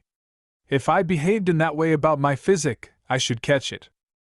Mrs. Presty left the room, watched by her granddaughter with an appearance of anxiety which it was not easy to understand. "What's the matter?" Mr. Sarrazin asked. "You look very serious today." Kitty held up a warning hand. "Grandmamma sometimes listens at doors," she whispered. "I don't want her to hear me." She waited a little longer, and then approached Mr. Sarrazin, frowning mysteriously. "Take me up on your knee," she said. "There's something wrong going on in this house." Mr. Sarrazin took her on his knee, and rashly asked what had gone wrong. Kitty's reply puzzled him. "I go to Mamma's room every morning when I wake," the child began. "I get into her bed, and I give her a kiss, and I say good morning, and sometimes, if she isn't in a hurry to get up, I stop in her bed, and go to sleep again. Mamma thought I was asleep this morning. I wasn't asleep, I was only quiet. I don't know why I was quiet." Mr. Sarrazin's kindness still encouraged her. "Well," he said, "and what happened after that?" "Grandmamma came in. She told Mamma to keep up her spirits. She says it will all be over in a few hours more. She says what a burden it will be off your mind. She says, 'Is that child asleep?' And Mamma says, 'Yes.' And Grandmamma took one of Mamma's towels. And I thought she was going to wash herself. What would you have thought?" Mr. Sarrazin began to doubt whether he would do well to discuss Mrs. Presty's object in taking the towel. He only said, "Go on." "Grandmamma dipped it into the water jug," Kitty continued with a grave face. "But she didn't wash herself. She went to one of Mamma's boxes. Though she's so old, she's awfully strong, I can tell you. She rubbed off the luggage label in no time. Mamma says, 'What are you doing that for?' And Grandmamma says, 'This is the dreadful thing that I want you to explain.' Oh, I can remember it all. It's like learning lessons, only much nicer. Grandmamma says, 'Before the day's over, the name on your boxes will be your name no longer.'" Mr. Sarrazin now became aware of the labyrinth into which his young friend had innocently led him. The divorce, and the wife's inevitable return, when the husband was no longer the husband, to her maiden name, these were the subjects on which Kitty's desire for enlightenment applied to the wisest person within her reach, her mother's legal adviser. Mr. Sarrazin tried to put her off his knee. She held him round the neck. He thought of the railway as a promising excuse, and told her he must go back to London. She held him a little tighter. "I really can't wait, my dear." He got up as he said it. Kitty hung on to him with her legs as well as her arms, and finding the position uncomfortable, lost her temper. "Mamma's going to have a new name," she shouted, as if the lawyer had suddenly become deaf. "Grandmamma says she must be Mrs. Norman. And I must be Miss Norman. I won't! Where's Papa? I want to write to him. I know he won't allow it. Do you hear? Where's Papa? She fastened her little hands on Mr. Sarrazin's coat collar and tried to shake him, in a fury of resolution to know what it all meant. At that critical moment Mrs. Presty opened the door and stood petrified on the threshold. Hanging on to Mr. Sarrazin with her arms and her legs! Exclaimed the old lady. You little wretch, which are you, a monkey or a child?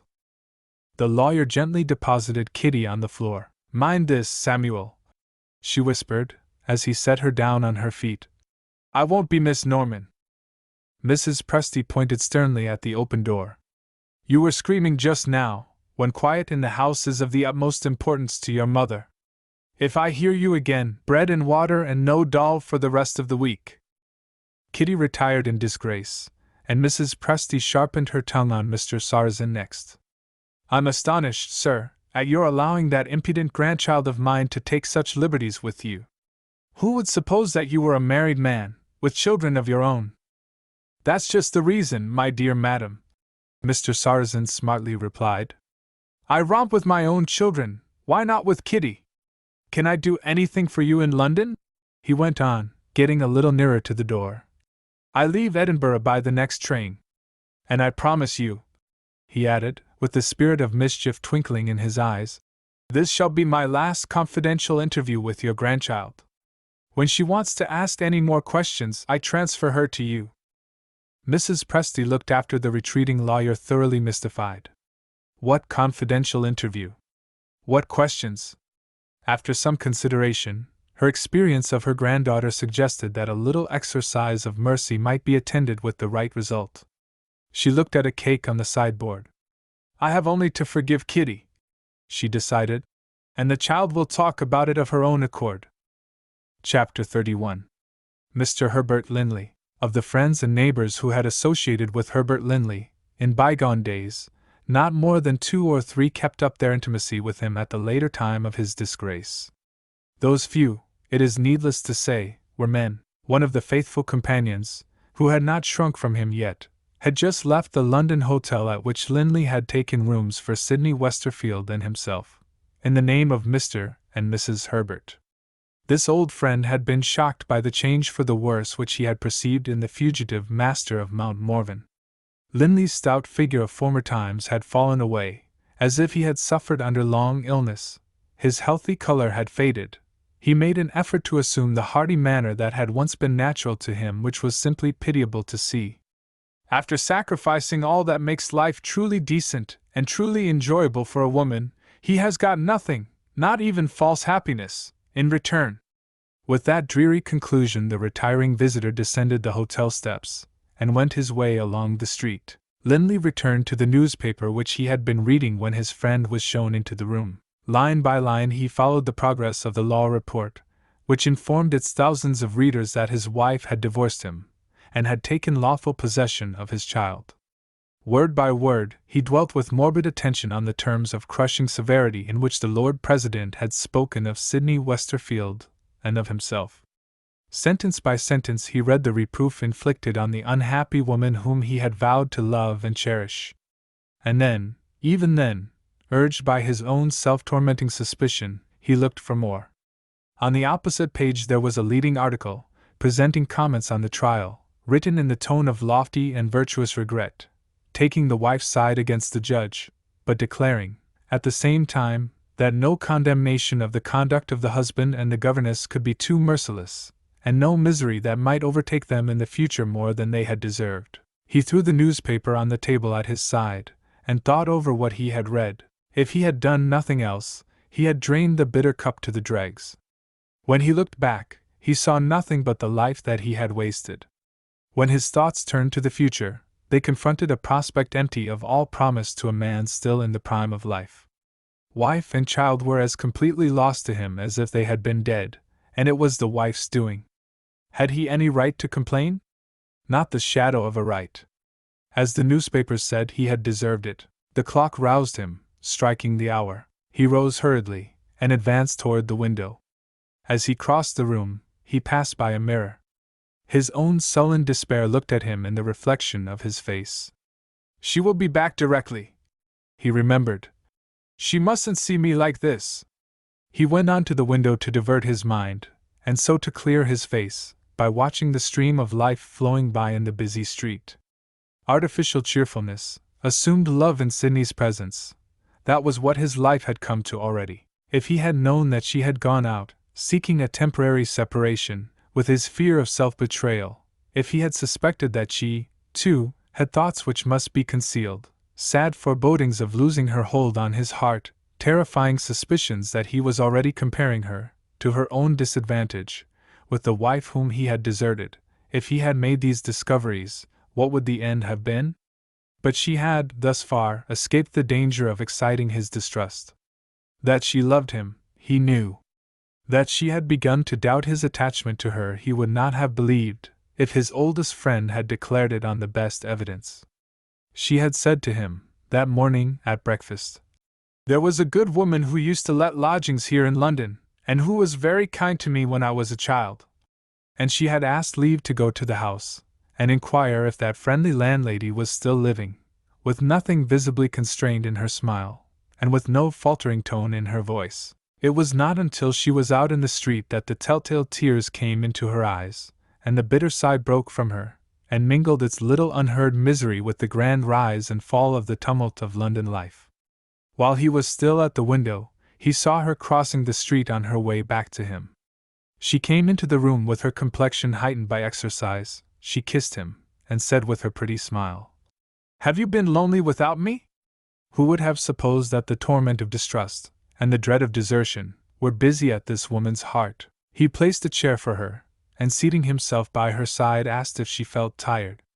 Every attention that she could wish for from the man whom she loved, offered with every appearance of sincerity on the surface.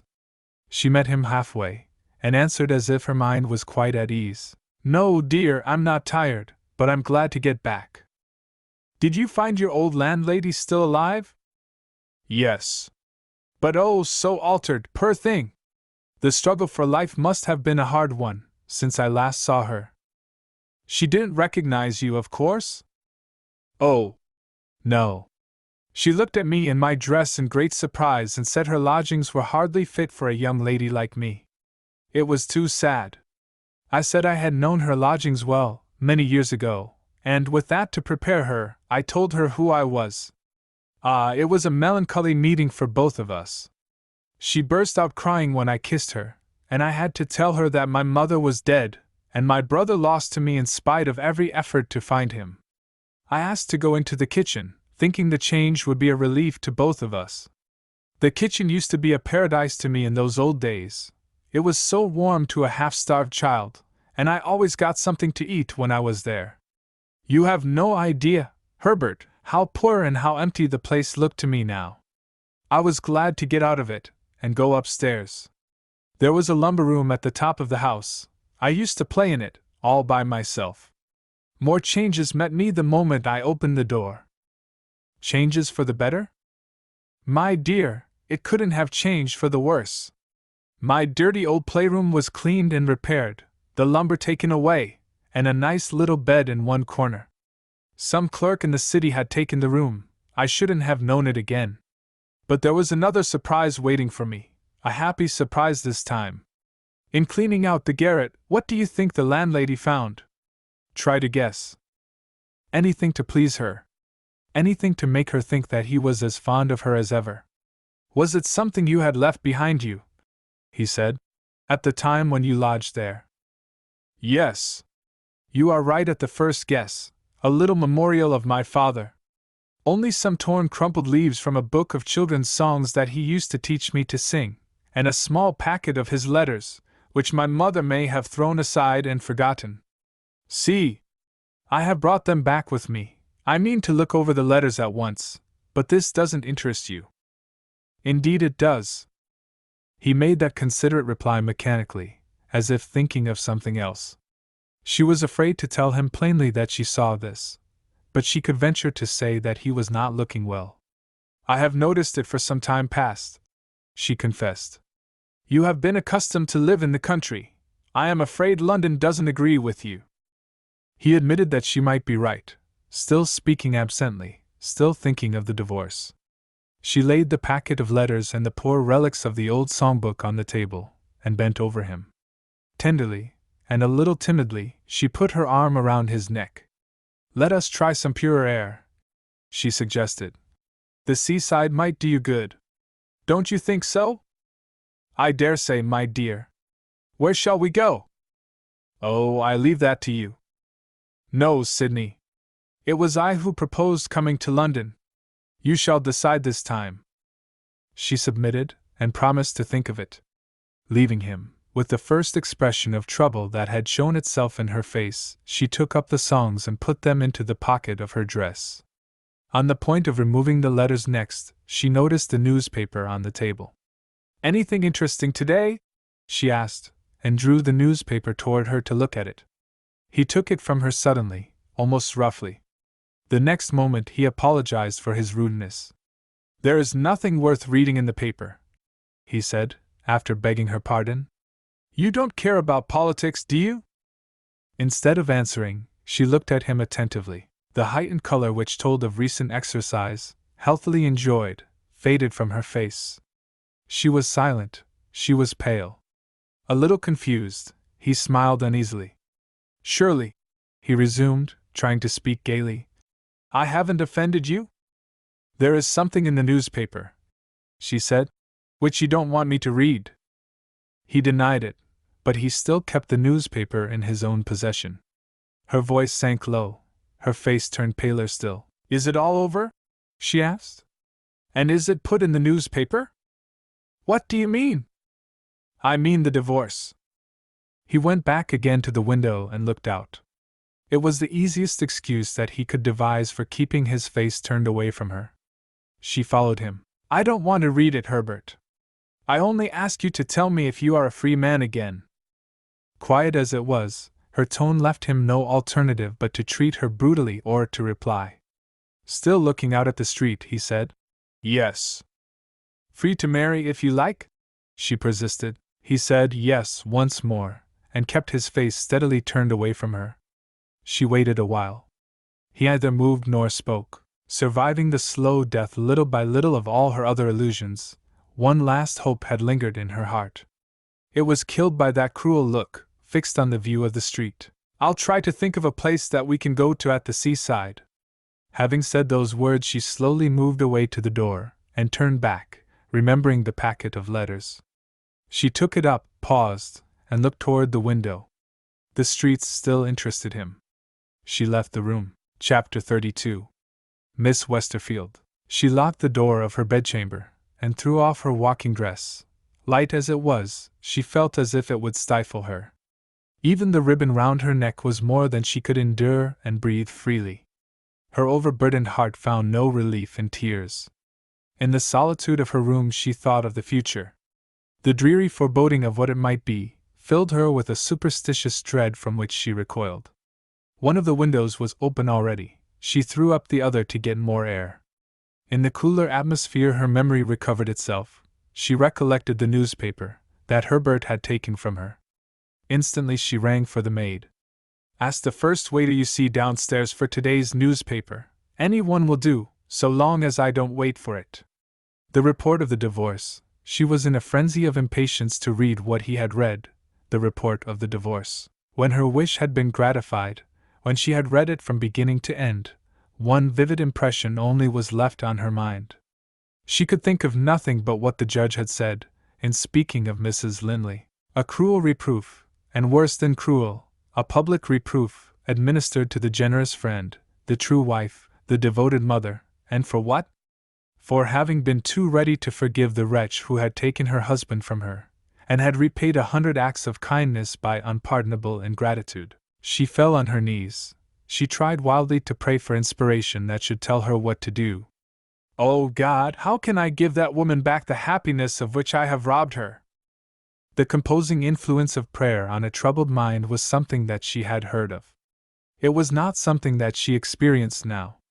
An overpowering impatience to make the speediest and completest atonement possessed her. Must she wait till Herbert Linley no longer concealed that he was weary of her, and cast her off? No! It should be her own act that parted them, and that did it at once. She threw open the door, and hurried halfway down the stairs before she remembered the one terrible obstacle in her way, the divorce. Slowly and sadly she submitted, and went back to her room. There was no disguising it.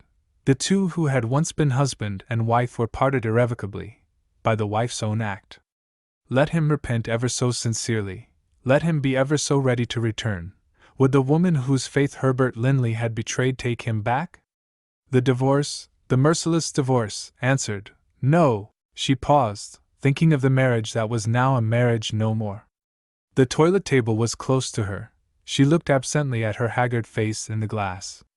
What a lost wretch she saw! The generous impulses which other women were free to feel were forbidden luxuries to her.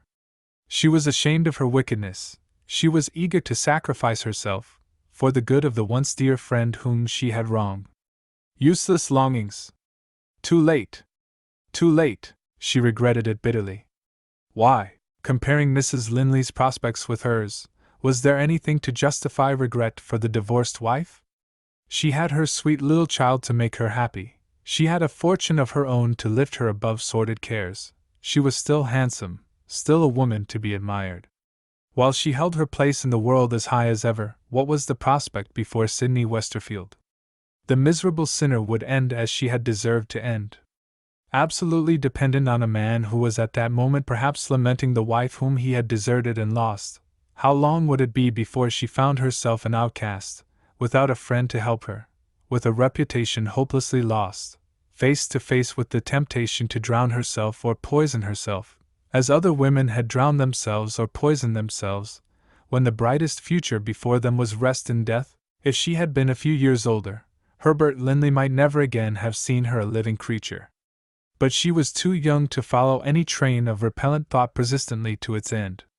The man she had guiltily, and yet how naturally, loved was lord and master in her heart, doubt him as she might. Even in his absence he pleaded with her to have some faith in him still. She reviewed his language and his conduct toward her, when she had returned that morning from her walk. He had been kind and considerate.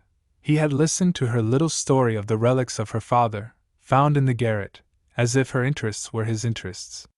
There had been nothing to disappoint her, nothing to complain of, until she had rashly attempted to discover whether he was free to make her his wife. She had only herself to blame if he was cold and distant when she had alluded to that delicate subject, on the day when he first knew that the divorce had been granted and his child had been taken from him. And yet he might have found a kinder way of reproving a sensitive woman than looking into the street, as if he had forgotten her in the interest of watching the strangers passing by. Perhaps he was not thinking of the strangers. Perhaps his mind was dwelling fondly and regretfully on his wife. Instinctively she felt that her thoughts were leading her back again to a state of doubt from which her youthful hopefulness recoiled. Was there nothing she could find to do which would offer some other subject to occupy her mind than herself and her future? Looking absently round the room, she noticed the packet of her father's letters placed on the table by her bedside. The first 3 letters that she examined, after untying the packet, were briefly written, and were signed by names unknown to her. They all related to racehorses, and to cunningly devised bets which were certain to make the fortunes of the clever gamblers on the turf who laid them. Absolute indifference on the part of the winners to the ruin of the losers, who were not in the secret, was the one feeling in common, which her father's correspondence presented. In mercy to his memory she threw the letters into the empty fireplace, and destroyed them by burning. The next letter which she picked out from the little heap was of some length, and was written in a clear and steady hand. By comparison with the blotted scrawls which she had just burned, it looked like the letter of a gentleman. She turned to the signature. The strange surname struck her. It was Bennydeck. Not a common name, and not a name which seemed to be altogether unknown to her.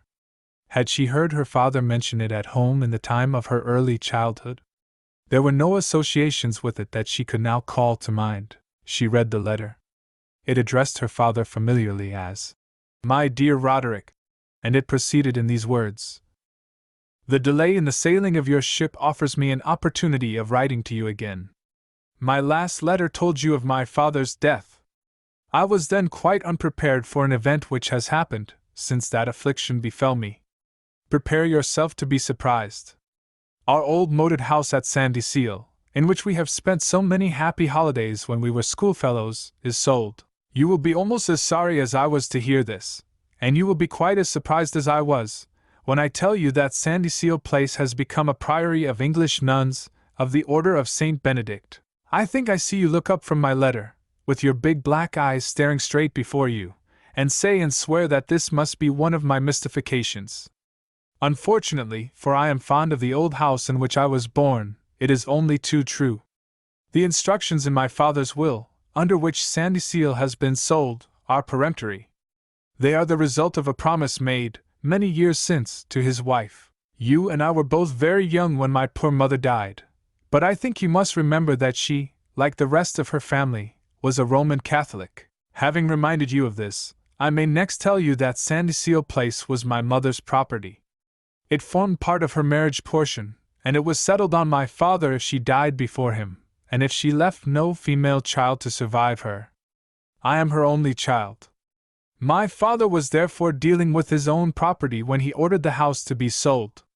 His will leaves the purchase money to me. I would rather have kept the house. But why did my mother make him promise to sell the place at his death? A letter, attached to my father's will, answers this question, and tells a very sad story. In deference to my mother's wishes, it was kept strictly a secret from me while my father lived. There was a younger sister of my mother's who was the beauty of the family, loved and admired by everybody who was acquainted with her. It is needless to make this long letter longer by dwelling on the girl's miserable story. You have heard it of other girls, over and over again. She loved and trusted, she was deceived and deserted. Alone and friendless in a foreign country, her fair fame blemished, her hope in the future utterly destroyed, she attempted to drown herself. This took place in France. The best of good women, a sister of charity, happened to be near enough to the river to rescue her. She was sheltered, she was pitied, she was encouraged to return to her family. The poor deserted creature absolutely refused. She could never forget that she had disgraced them. The good sister of charity won her confidence. A retreat which would hide her from the world, and devote her to religion for the rest of her days, was the one end to her wasted life that she longed for. That end was attained in a priory of Benedictine nuns, established in France. There she found protection and peace. There she passed the remaining years of her life among devoted sister friends, and there she died a quiet and even a happy death. You will now understand how my mother's grateful remembrance associated her with the interests of more than one community of nuns, and you will not need to be told what she had in mind when she obtained my father's promise at the time of her last illness. He at once proposed to bequeath the house as a free gift to the Benedictines. My mother thanked him and refused. She was thinking of me.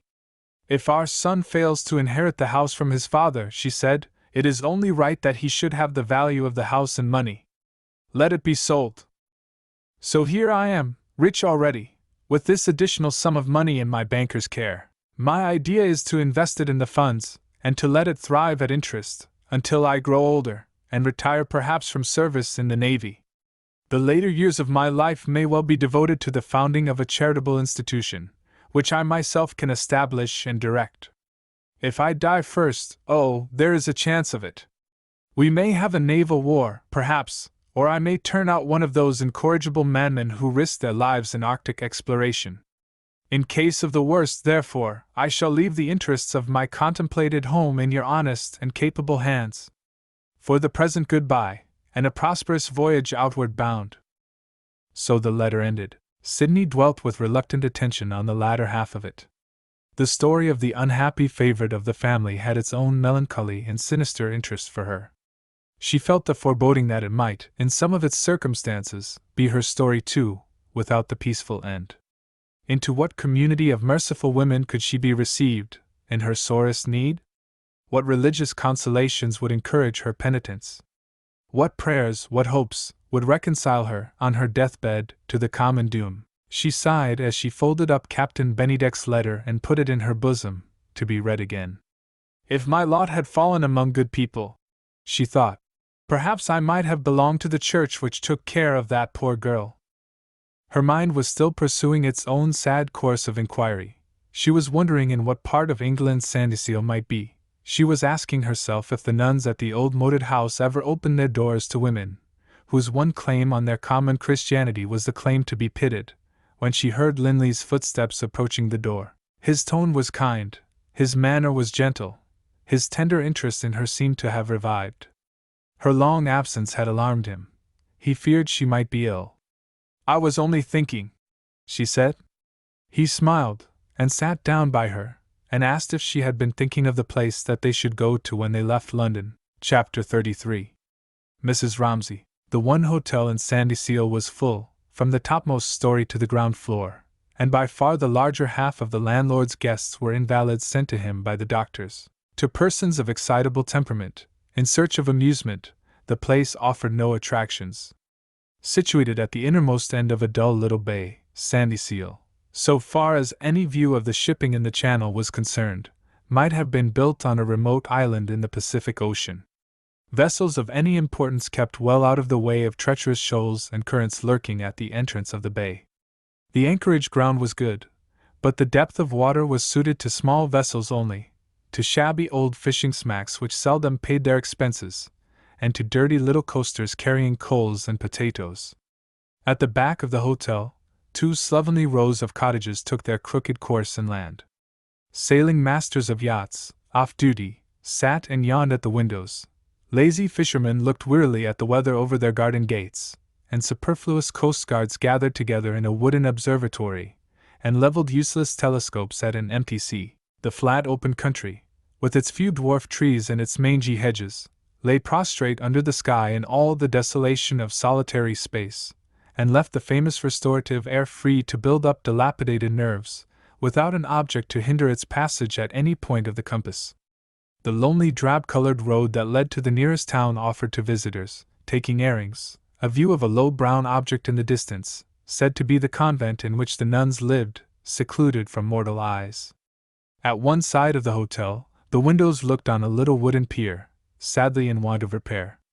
On the other side, a walled enclosure accommodated yachts of light tonnage stripped of their rigging, and sitting solitary on a bank of mud until their owners wanted them. In this neighborhood there was a small outlying colony of shops, one that sold fruit and fish, one that dealt in groceries and tobacco, one shut up, with a bill in the window inviting a tenant, and one, behind the Methodist chapel, answering the double purpose of a post office and a storehouse for ropes and coals. Beyond these objects there was nothing, and this was the great charm of the place, to distract the attention of invalids, following the doctor's directions, and from morning to night taking care of their health. The time was evening. The scene was one of the private sitting rooms in the hotel, and the purpose in view was a little tea party. Rich Mrs. Romsey, connected with commerce as wife of the chief partner in the firm of Romsey and Renshaw, was staying at the hotel in the interests of her 3 children. They were of delicate constitution. Their complete recovery, after severe illness which had passed from one to the other, was less speedy than had been anticipated, and the doctor had declared that the nervous system was, in each case, more or less in need of repair. To arrive at this conclusion, and to recommend a visit to Sandyseal, were events which followed each other, medically speaking, as a matter of course. The health of the children had greatly improved, the famous air had agreed with them, and the discovery of new playfellows had agreed with them. They had made acquaintance with Lady Myrie's well-bred boys, and with Mrs. Norman's charming little Kitty. The most cordial good feeling had established itself among the mothers. Owing a return for hospitalities received from Lady Myrie and Mrs. Norman, Mrs. Romsey had invited the 2 ladies to drink tea with her in honor of an interesting domestic event. Her husband, absent on the continent for some time past, on business connected with his firm, had returned to England, and had that evening joined his wife and children at Sandyseal. Lady Myrie had arrived, and Mr. Romsey had been presented to her. Mrs. Norman, expected to follow, was represented by a courteous note of apology. She was not well that evening, and she begged to be excused. "This is a great disappointment," Mrs. Romsey said to her husband. "You would have been charmed with Mrs. Norman, highly bred, accomplished, a perfect lady. And she leaves us tomorrow. The departure will not be an early one, and I shall find an opportunity, my dear, of introducing you to my friend and her sweet little Kitty." Mr. Romsey looked interested for a moment, when he first heard Mrs. Norman's name. After that, he slowly stirred his tea, and seemed to be thinking, instead of listening to his wife. "Have you made the lady's acquaintance here?" he inquired. "Yes, and I hope I have made a friend for life," Mrs. Romsey said with enthusiasm. "And so do I," Lady Myrie added. Mr. Romsey went on with his inquiries. "Is she a handsome woman?" Both the ladies answered the question together. Lady Myrie described Mrs. Norman, in one dreadful word, as classical. By comparison with this, Mrs. Romsey's reply was intelligible. "Not even illness can spoil her beauty." "Including the headache she has got tonight?" Mr. Romsey suggested. "Don't be ill-natured, dear. Mrs. Norman is here by the advice of one of the first physicians in London. She has suffered under serious troubles, poor thing." Mr. Romsey persisted in being ill-natured. "Connected with her husband?" he asked. Lady Myrie entered a protest. She was a widow, and it was notorious among her friends that the death of her husband had been the happiest event in her married life. But she understood her duty to herself as a respectable woman. "I think, Mr. Romsey, you might have spared that cruel allusion," she said with dignity. Mr. Romsey apologized. He had his reasons for wishing to know something more about Mrs. Norman. He proposed to withdraw his last remark, and to put his inquiries under another form. Might he ask his wife if anybody had seen Mr. Norman? No. Or heard of him? Mrs. Romsey answered in the negative once more, and added a question on her own account. What did all this mean? "It means," Lady Myrie interposed, "what we poor women are all exposed to, scandal." She had not yet forgiven Mr. Romsey's allusion, and she looked at him pointedly as she spoke. There are some impenetrable men on whom looks produce no impression. Mr. Romsey was one of them. He turned to his wife, and said quietly, "What I mean is that I know more of Mrs. Norman than you do. I have heard of her, never mind how or where. She is a lady who has been celebrated in the newspapers. Don't be alarmed. She is no less a person than the divorced Mrs. Linley." The two ladies looked at each other in blank dismay. Restrained by a sense of conjugal duty, Mrs. Romsey only indulged in an exclamation. Lady Myrie, independent of restraint, expressed her opinion and said, "Quite impossible. The Mrs. Norman whom I mean," Mr. Romsey went on, "has, as I have been told, a mother living.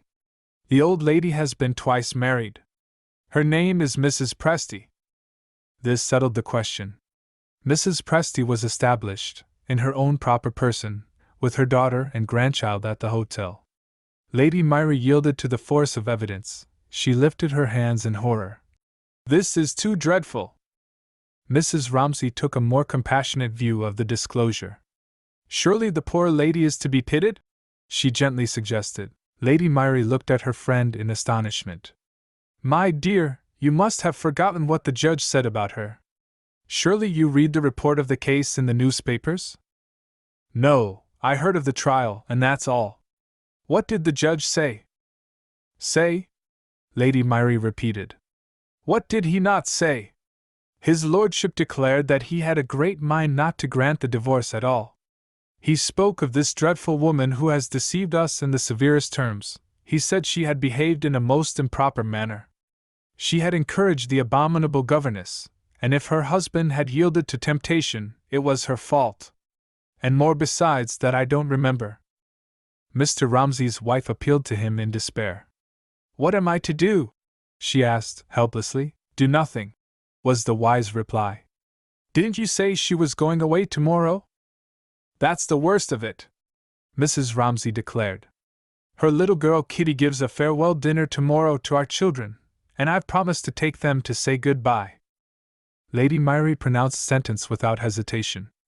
"Of course your girls mustn't go. Daughters! Think of their reputations when they grow up."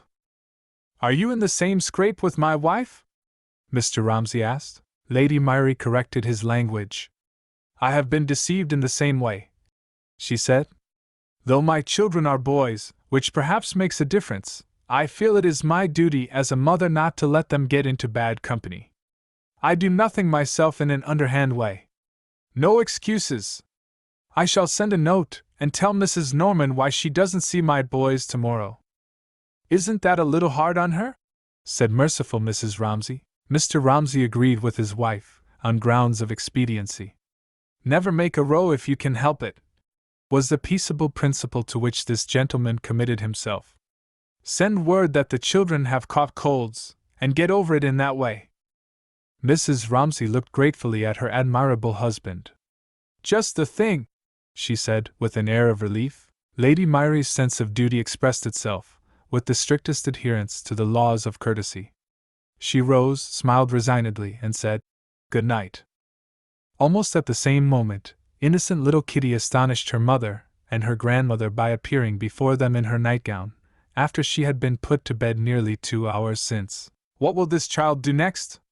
Mrs. Presty exclaimed. Kitty told the truth. "I can't go to sleep, Grandmama." "Why not, my darling?" her mother asked. "I'm so excited, Mama." "About what, Kitty?" "About my dinner party tomorrow." "Oh," said the child, clasping her hands earnestly as she thought of her playfellows. "I do so hope it will go off well." Chapter 34. Mrs. Presty, belonging to the generation which has lived to see the age of hurry, and has no sympathy with it, Mrs. Presty entered the sitting room at the hotel, 2 hours before the time that had been fixed for leaving Sandy Seal, with her mind at ease on the subject of her luggage. "My boxes are locked, strapped, and labeled. I hate being hurried." "What's that you're reading?" she asked, discovering a book on her daughter's lap, and a hasty action on her daughter's part, which looked like trying to hide it. Mrs. Norman made the most common, and, where the object is to baffle curiosity, the most useless of prevaricating replies. When her mother asked her what she was reading, she answered, "Nothing." "Nothing!" Mrs. Presty repeated with an ironical assumption of interest. "The work of all others, Catherine, that I most want to read." She snatched up the book, opened it at the first page, and discovered an inscription in faded ink which roused her indignation. "To dear Catherine, from Herbert, on the anniversary of our marriage." What unintended mockery in those words, read by the later light of the divorce. "Well, this is mean," said Mrs. Presty. "Keeping that wretch's present, after the public exposure which he has forced on you." "Oh, Catherine!" Catherine was not quite so patient with her mother as usual. "Keeping my best remembrance of the happy time of my life," she answered. "Misplaced sentiment," Mrs. Presty declared. "I shall put the book out of the way. Your brain is softening, my dear, under the influence of this stupefying place." Catherine asserted her own opinion against her mother's opinion, for the second time. "I have recovered my health at Sandy Seal," she said. "I like the place, and I am sorry to leave it. Give me the shop windows, the streets, the life, the racket, and the smoke of London," cried Mrs. Presty. "Thank heaven, these rooms are let over our heads, and out we must go, whether we like it or not." This expression of gratitude was followed by a knock at the door, and by a voice outside asking leave to come in, which was, beyond all doubt, the voice of Randall Linley. With Catherine's book still in her possession, Mrs. Presty opened the table drawer, threw it in, and closed the drawer with a bang. Discovering the two ladies, Randall stopped in the doorway, and stared at them in astonishment. "Didn't you expect to see us?" Mrs. Presty inquired. "I heard you were here, from our friend Sarrazin," Randall said, "but I expected to see Captain Bennydeck. Have I mistaken the number? Surely these are his rooms?" Catherine attempted to explain. "They were Captain Bennydeck's rooms," she began. "But he was so kind, although we are perfect strangers to him." Mrs. Presty interposed. "My dear Catherine, you have not had my advantages. You have not been taught to make a complicated statement in few words. Permit me to seize the points in the late Mr. Presty's style, and to put them in the strongest light. This place, Randall, is always full, and we didn't write long enough beforehand to secure rooms. Captain Bennydeck happened to be downstairs when he heard that we were obliged to go away, and that one of us was a lady in delicate health. This sweetest of men sent us word that we were welcome to take his rooms, and that he would sleep on board his yacht. Conduct worthy of Sir Charles Grandison himself. When I went downstairs to thank him, he was gone, And here we have been for nearly 3 weeks, sometimes seeing the captain's yacht, but to our great surprise, never seeing the captain himself. There's nothing to be surprised at, Mrs. Presty. Captain Bennydeck likes doing kind things, and hates being thanked for it. I expected him to meet me here today. Catherine went to the window. He is coming to meet you, she said. There is his yacht in the bay. And in a dead calm, Randall added, joining her. The vessel will not get here before I am obliged to go away again. Catherine looked at him timidly. Do I drive you away? She asked, in tones that faltered a little. Randall wondered what she could possibly be thinking of and acknowledged it in so many words. She is thinking of the divorce, Mrs. Presty explained. You have heard of it, of course, and perhaps you take your brother's part? I do nothing of the sort, ma'am. My brother has been in the wrong from first to last. He turned to Catherine. I will stay with you as long as I can, with the greatest pleasure, he said earnestly and kindly. The truth is, I am on my way to visit some friends, and if Captain Bennydeck had got here in time to see me, I must have gone away to the junction to catch the next train westward, just as I am going now. I had only 2 words to say to the captain about a person in whom he is interested, and I can say them in this way. He wrote in pencil on one of his visiting cards, and laid it on the table. I shall be back in London in a week, he resumed, and you will tell me at what address I can find you. In the meanwhile, I miss Kitty. Where is she? Kitty was sent for. She entered the room looking unusually quiet and subdued, but, discovering Randall, became herself again in a moment, and jumped on his knee. Oh, Uncle Randall, I'm so glad to see you! She checked herself, and looked at her mother. May I call him Uncle Randall? She asked. Or has he changed his name, too? Mrs. Presty shook a warning forefinger at her granddaughter, and reminded Kitty that she had been told not to talk about names. Randall saw the child's look of bewilderment, and felt for her.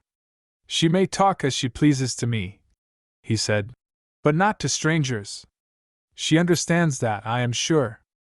Kitty laid her cheek fondly against her uncle's cheek. Everything is changed, she whispered.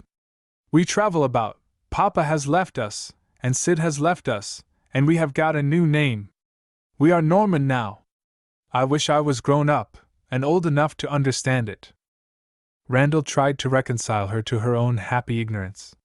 You have got your dear good mother, he said, and you have got me, and you have got your toys. And some nice boys and girls to play with, cried Kitty, eagerly following the new suggestion. They are all coming here directly to dine with me. You will stay and have dinner too, won't you? Randall promised to dine with Kitty when they met in London. Before he left the room, he pointed to his card on the table. Let my friend see that message, he said as he went out. The moment the door had closed on him, Mrs. Presty startled her daughter by taking up the card and looking at what Randall had written on it. It isn't a letter, Catherine, and you know how superior I am to common prejudices. With that defense of her proceeding, she coolly read the message. I am sorry to say that I can tell you nothing more of your old friend's daughter as yet. I can only repeat that she neither needs nor deserves the help that you kindly offer to her. Mrs. Presty laid the card down again and owned that she wished Randall had been a little more explicit. Who can it be? She wondered.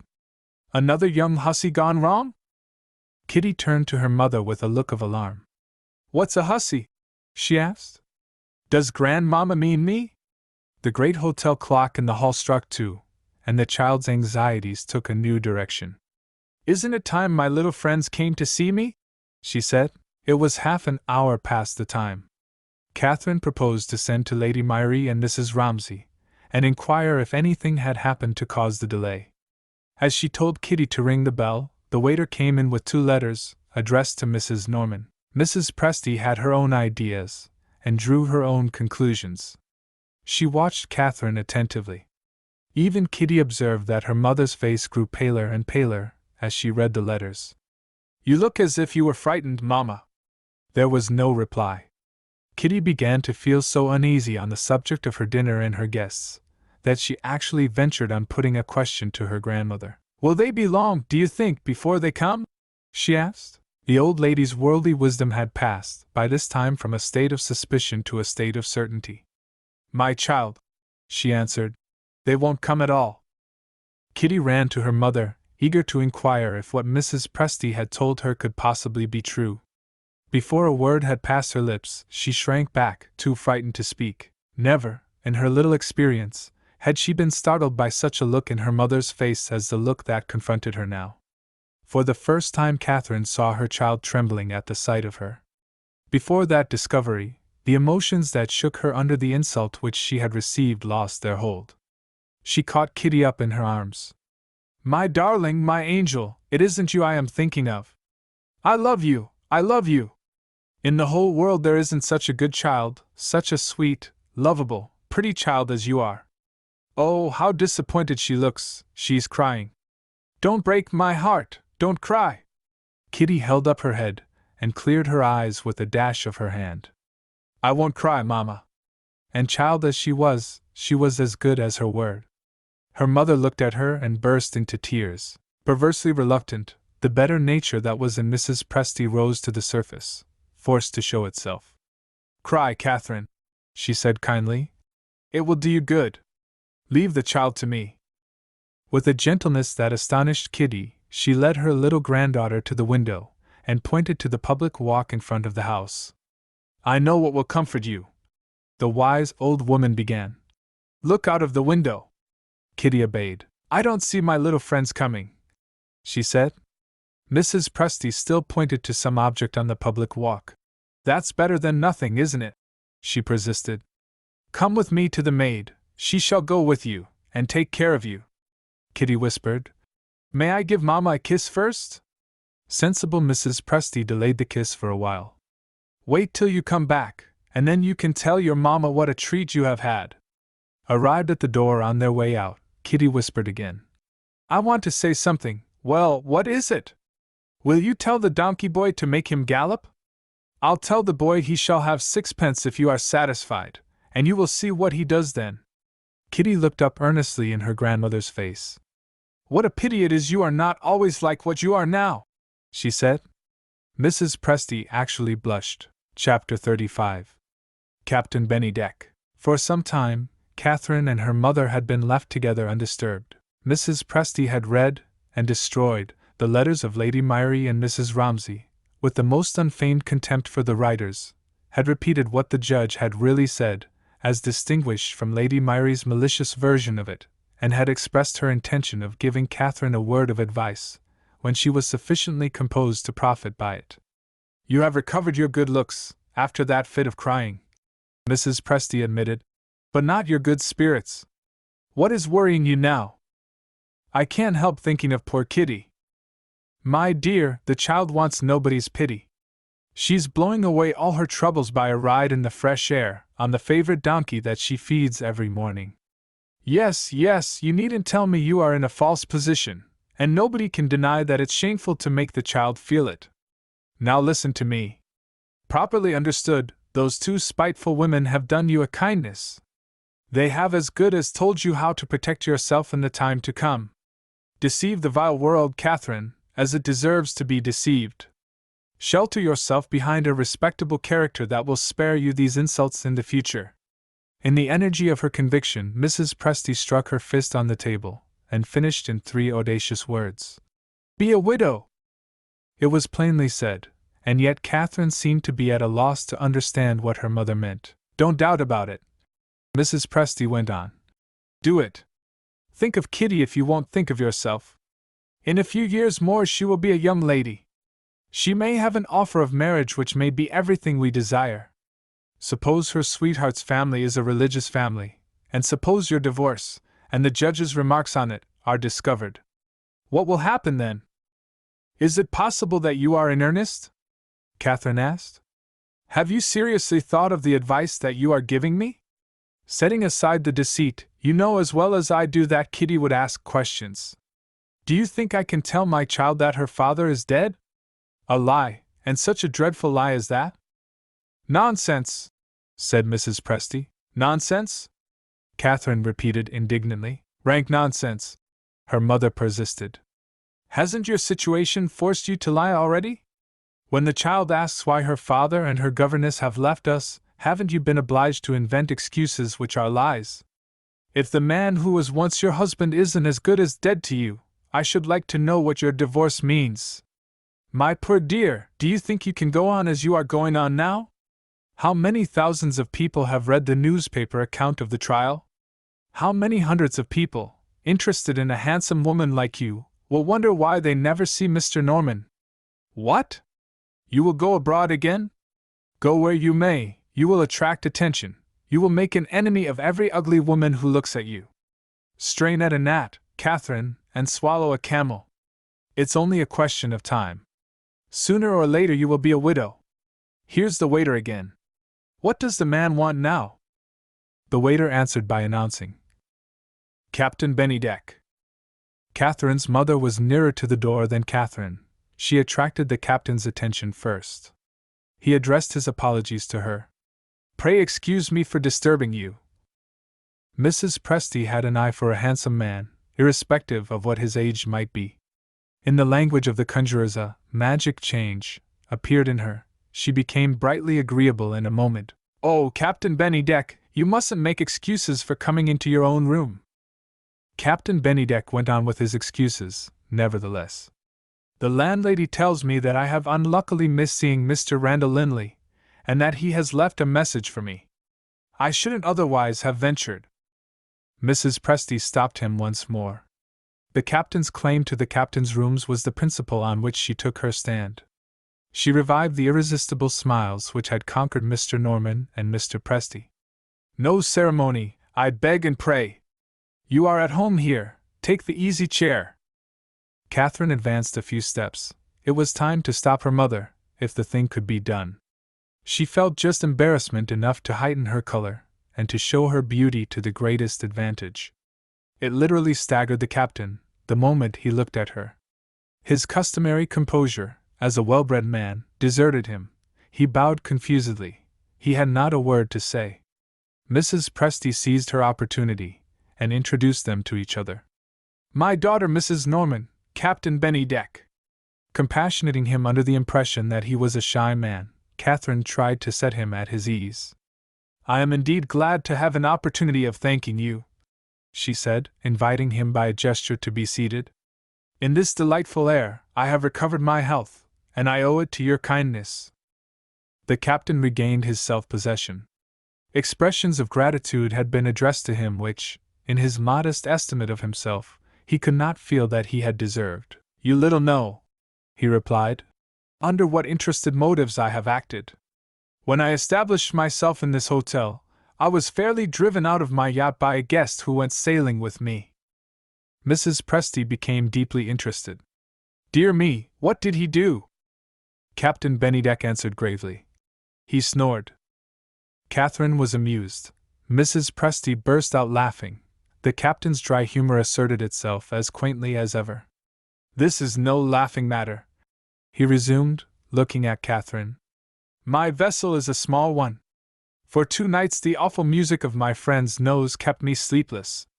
When I woke him and said, Don't snore, he apologized in the sweetest manner and began again. On the 3rd day I anchored in the bay here, determined to get a night's rest on shore. A dispute about the price of these rooms offered them to me. I sent a note of apology on board, and slept peacefully. The next morning, my sailing master informed me that there had been what he called a little swell in the night. He reported the sounds made by my friend on this occasion to have been the awful sounds of seasickness. The gentleman left the yacht, sir, the first thing this morning, he said, and he's gone home by railway. On the day when you happened to arrive, my cabin was my own again, and I can honestly thank you for relieving me of my rooms. Do you make a long stay, Mrs. Norman? Catherine answered that they were going to London by the next train. Seeing Randall's card still unnoticed on the table, she handed it to the captain. Is Mr. Linley an old friend of yours? He asked, as he took the card. Mrs. Presty hastened to answer in the affirmative for her daughter. It was plain that Randall had discreetly abstained from mentioning his true connection with them. Would he preserve the same silence if the captain spoke of his visit to Mrs. Norman, when he and his friend met next? Mrs. Presty's mind might have been at ease on that subject, if she had known how to appreciate Randall's character and Randall's motives. The same keen sense of the family disgrace, which had led him to conceal from Captain Bennydeck his brother's illicit relations with Sidney Westerfield, had compelled him to keep secret his former association, as brother-in-law, with the divorced wife. Her change of name had hitherto protected her from discovery by the captain, and would in all probability continue to protect her in the future. The good Bennydeck had been enjoying himself at sea when the divorce was granted, and when the newspapers reported the proceedings. He rarely went to his club, and he never associated with persons of either sex to whom gossip and scandal are as the breath of their lives.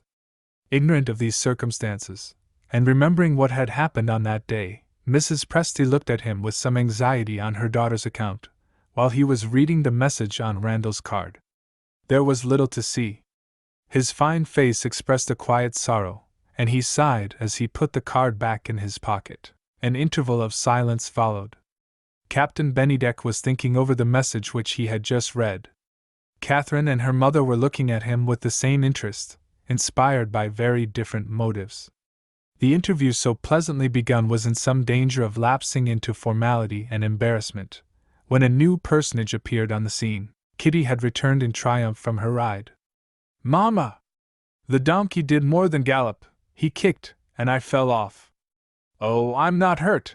cried the child, seeing the alarm in her mother's face. "Tumbling off is such a funny sensation. It isn't as if you fell on the ground, it's as if the ground came up to you and said, 'Bump!'" She had got as far as that, when the progress of her narrative was suspended by the discovery of a strange gentleman in the room. The smile that brightened the captain's face, when Kitty opened the door, answered for him as a man who loved children. "Your little girl, Mrs. Norman?" he said. "Yes." A common question and a common reply. Nothing worth noticing, in either the one or the other, at the time, and yet they proved to be important enough to turn Catherine's life into a new course. In the meanwhile, Kitty had been whispering to her mother. She wanted to know the strange gentleman's name. The captain heard her. "My name is Bennydeck," he said. "Will you come to me?" Kitty had heard the name mentioned in connection with a yacht. Like all children, she knew a friend the moment she looked at him. "I've seen your pretty boat, sir," she said, crossing the room to Captain Bennydeck. "Is it very nice when you go sailing? If you were not going back to London, my dear, I should ask your mamma to let me take you sailing with me. Perhaps we shall have another opportunity." The captain's answer delighted Kitty. "Oh, yes, tomorrow or next day," she suggested. "Do you know where to find me in London?" "Mamma, where do I live, when I am in London?" Before her mother could answer, she hit on a new idea. "Don't tell me, I'll find it for myself. It's on Grandmamma's boxes, and they're in the passage." Captain Bennydeck's eyes followed her, as she left the room, with an expression of interest which more than confirmed the favorable impression that he had already produced on Catherine. She was on the point of asking if he was married, and had children of his own, when Kitty came back, and declared the right address to be Buck's Hotel, Sydenham. "Mamma puts things down for fear of forgetting them," she added. "Will you put down Buck?" The captain took out his pocket-book, and appealed pleasantly to Mrs. Norman. "May I follow your example?" he asked. Catherine not only humored the little joke, but gratefully remembering his kindness, said, "Don't forget, when you are in London, that Kitty's invitation is my invitation, too." At the same moment, punctual Mrs. Presty looked at her watch, and reminded her daughter that railways were not in the habit of allowing passengers to keep them waiting. Catherine rose, and gave her hand to the captain at parting. Kitty improved on her mother's form of farewell. She gave him a kiss and whispered a little reminder of her own. "There's a river in London, don't forget your boat." Captain Bennydeck opened the door for them, secretly wishing that he could follow Mrs. Norman to the station and travel by the same train. Mrs. Presty made no attempt to remind him that she was still in the room. Where her family interests were concerned, the old lady was capable, on very slight encouragement, of looking a long way into the future. She was looking into the future now. The captain's social position was all that could be desired. He was evidently in easy pecuniary circumstances. He admired Catherine and Catherine's child. If he only proved to be a single man, Mrs. Presty's prophetic soul, without waiting an instant to reflect, perceived a dazzling future. Captain Bennydeck approached to take leave. "Not just yet," pleaded the most agreeable of women. "My luggage was ready 2 hours ago. Sit down again for a few minutes. You seem to like my little granddaughter." "If I had such a child as that," the captain answered, "I believe I should be the happiest man living." "Ah, my dear sir, all isn't gold that glitters," Mrs. Presty remarked. "That proverb must have been originally intended to apply to children. May I presume to make you the subject of a guess? I fancy you are not a married man." The captain looked a little surprised. "You are quite right," he said. "I have never been married." At a later period, Mrs. Presty owned that she felt an inclination to reward him for confessing himself to be a bachelor, by a kiss. He innocently checked that impulse by putting a question. "Had you any particular reason," he asked, "for guessing that I was a single man?"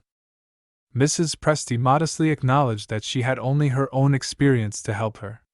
"You wouldn't be quite so fond of other people's children," she said, "if you were a married man." "Ah, your time will come yet, I mean your wife will come." He answered this sadly. "My time has gone by. I have never had the opportunities that have been granted to some favored men." He thought of the favored man who had married Mrs. Norman. Was her husband worthy of his happiness? "Is Mr. Norman with you at this place?" the captain asked. Serious issues depended on the manner in which this question was answered. For one moment, and for one moment only, Mrs. Presty hesitated. Then, in her daughter's interests, of course, she put Catherine in the position of a widow, in the least blamable of all possible ways, by honestly owning the truth. "There is no Mr. Norman," she said. "Your daughter is a widow!" cried the captain, perfectly unable to control his delight at that discovery. "What else should she be?" Mrs. Presty replied facetiously. "What else, indeed? If no Mr. Norman meant, as it must surely mean, that Mr. Norman was dead, and if the beautiful mother of Kitty was an honest woman, her social position was beyond a doubt." Captain Bennydeck felt a little ashamed of his own impetuosity. Before he had made up his mind what to say next, the unlucky waiter, doomed to be a cause of disturbance on that day, appeared again. "I beg your pardon, ma'am," he said. "The lady and gentleman who have taken these rooms have just arrived." Mrs. Presty got up in a hurry, and cordially shook hands with the captain. Looking round, she took up the railway guide and her knitting left on the table. Was there anything else left about? There was nothing to be seen. Mrs. Presty crossed the passage to her daughter's bedroom, to hurry the packing. Captain Bennydeck went downstairs, on his way back to the yacht. In the hall of the hotel he passed the lady and gentleman, and, of course, noticed the lady. She was little and dark and would have been pretty, if she had not looked ill and out of spirits. What would he have said, what would he have done, if he had known that those two strangers were Randall Linley's brother and Roderick Westerfield's daughter? Chapter 36. Mr. and Mrs. Herbert. The stealthy influence of distrust fastens its hold on the mind by slow degrees. Little by little it reaches its fatal end, and disguises delusion successfully under the garb of truth. Day after day, the false conviction grew on Sidney's mind that Herbert Linley was comparing the life he led now with the happier life which he remembered at Mount Morven. Day after day, her unreasoning fear contemplated the time when Herbert Linley would leave her friendless, in the world that had no place in it for women like herself. Delusion, fatal delusion that looked like truth. Morally weak as he might be, the man whom she feared to trust had not yet entirely lost the sense which birth and breeding had firmly fastened in him, the sense of honor. Acting under that influence, he was, if the expression may be permitted, consistent even in inconsistency. With equal sincerity of feeling, he reproached himself for his infidelity toward the woman whom he had deserted, and devoted himself to his duty toward the woman whom he had misled. In Sidney's presence, suffer as he might under the struggle to maintain his resolution when he was alone, he kept his intercourse with her studiously gentle in manner, and considerate in language. His conduct offered assurances for the future which she could only see through the falsifying medium of her own distrust.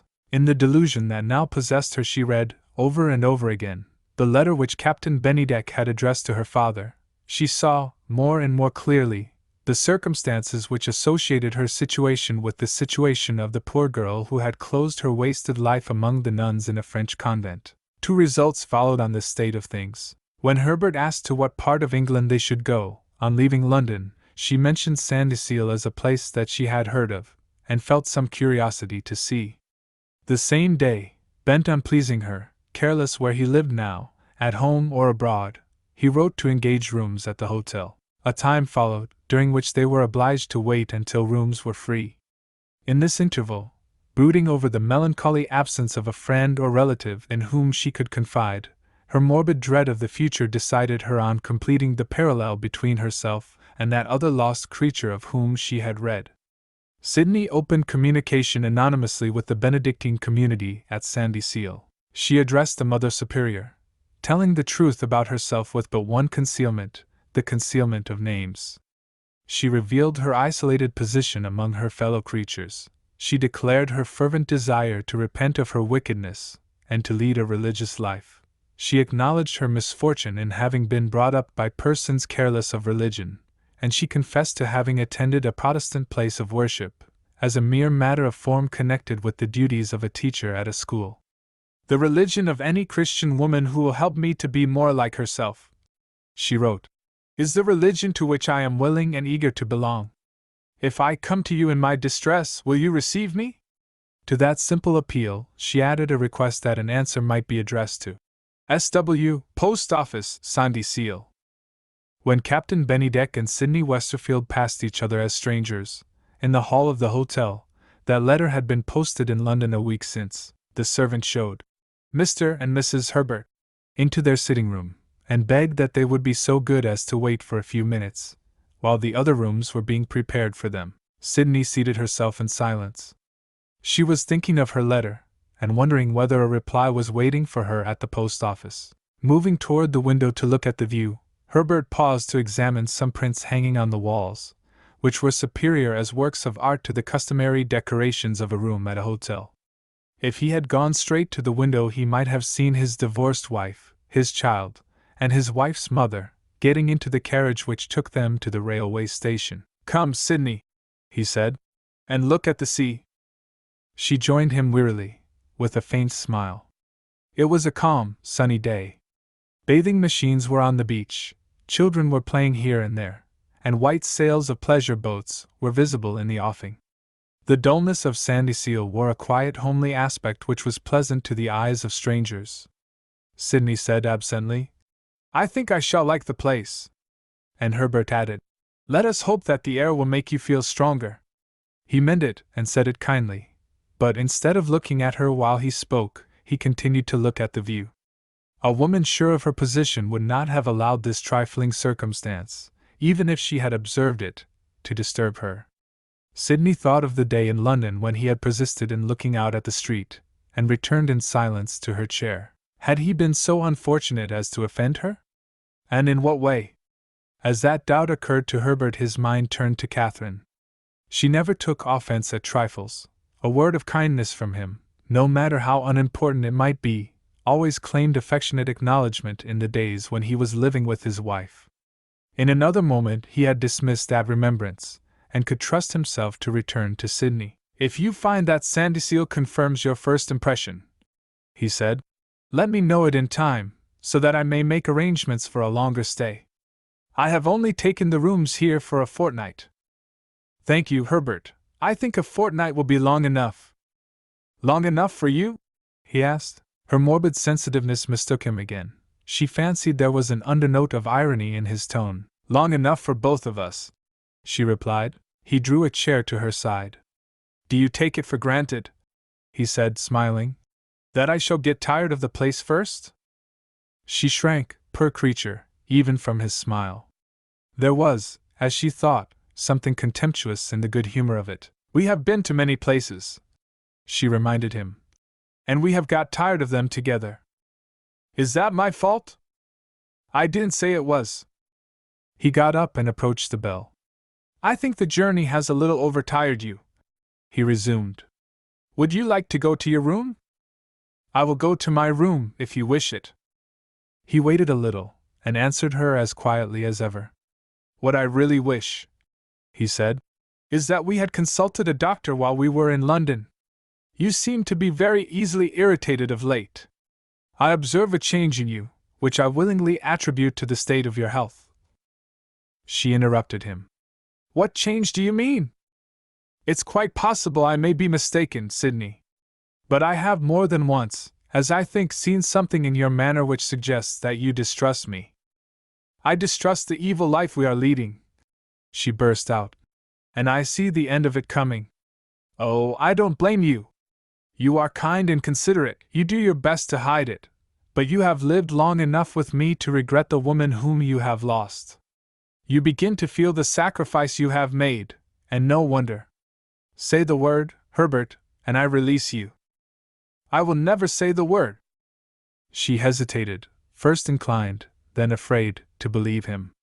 "I have grace enough left in me," she went on, "to feel the bitterest repentance for the wrong that I have done to Mrs. Linley. When it ends, as it must end, in our parting, will you ask your wife?" Even his patience began to fail him. He refused, firmly, not angrily, to hear more. "She is no longer my wife," he said. Sidney's bitterness and Sidney's penitence were mingled, as opposite emotions only can be mingled in a woman's breast. "Will you ask your wife to forgive you?" she persisted, "after we have been divorced at her petition?" He pointed to the window as he said it. "Look at the sea.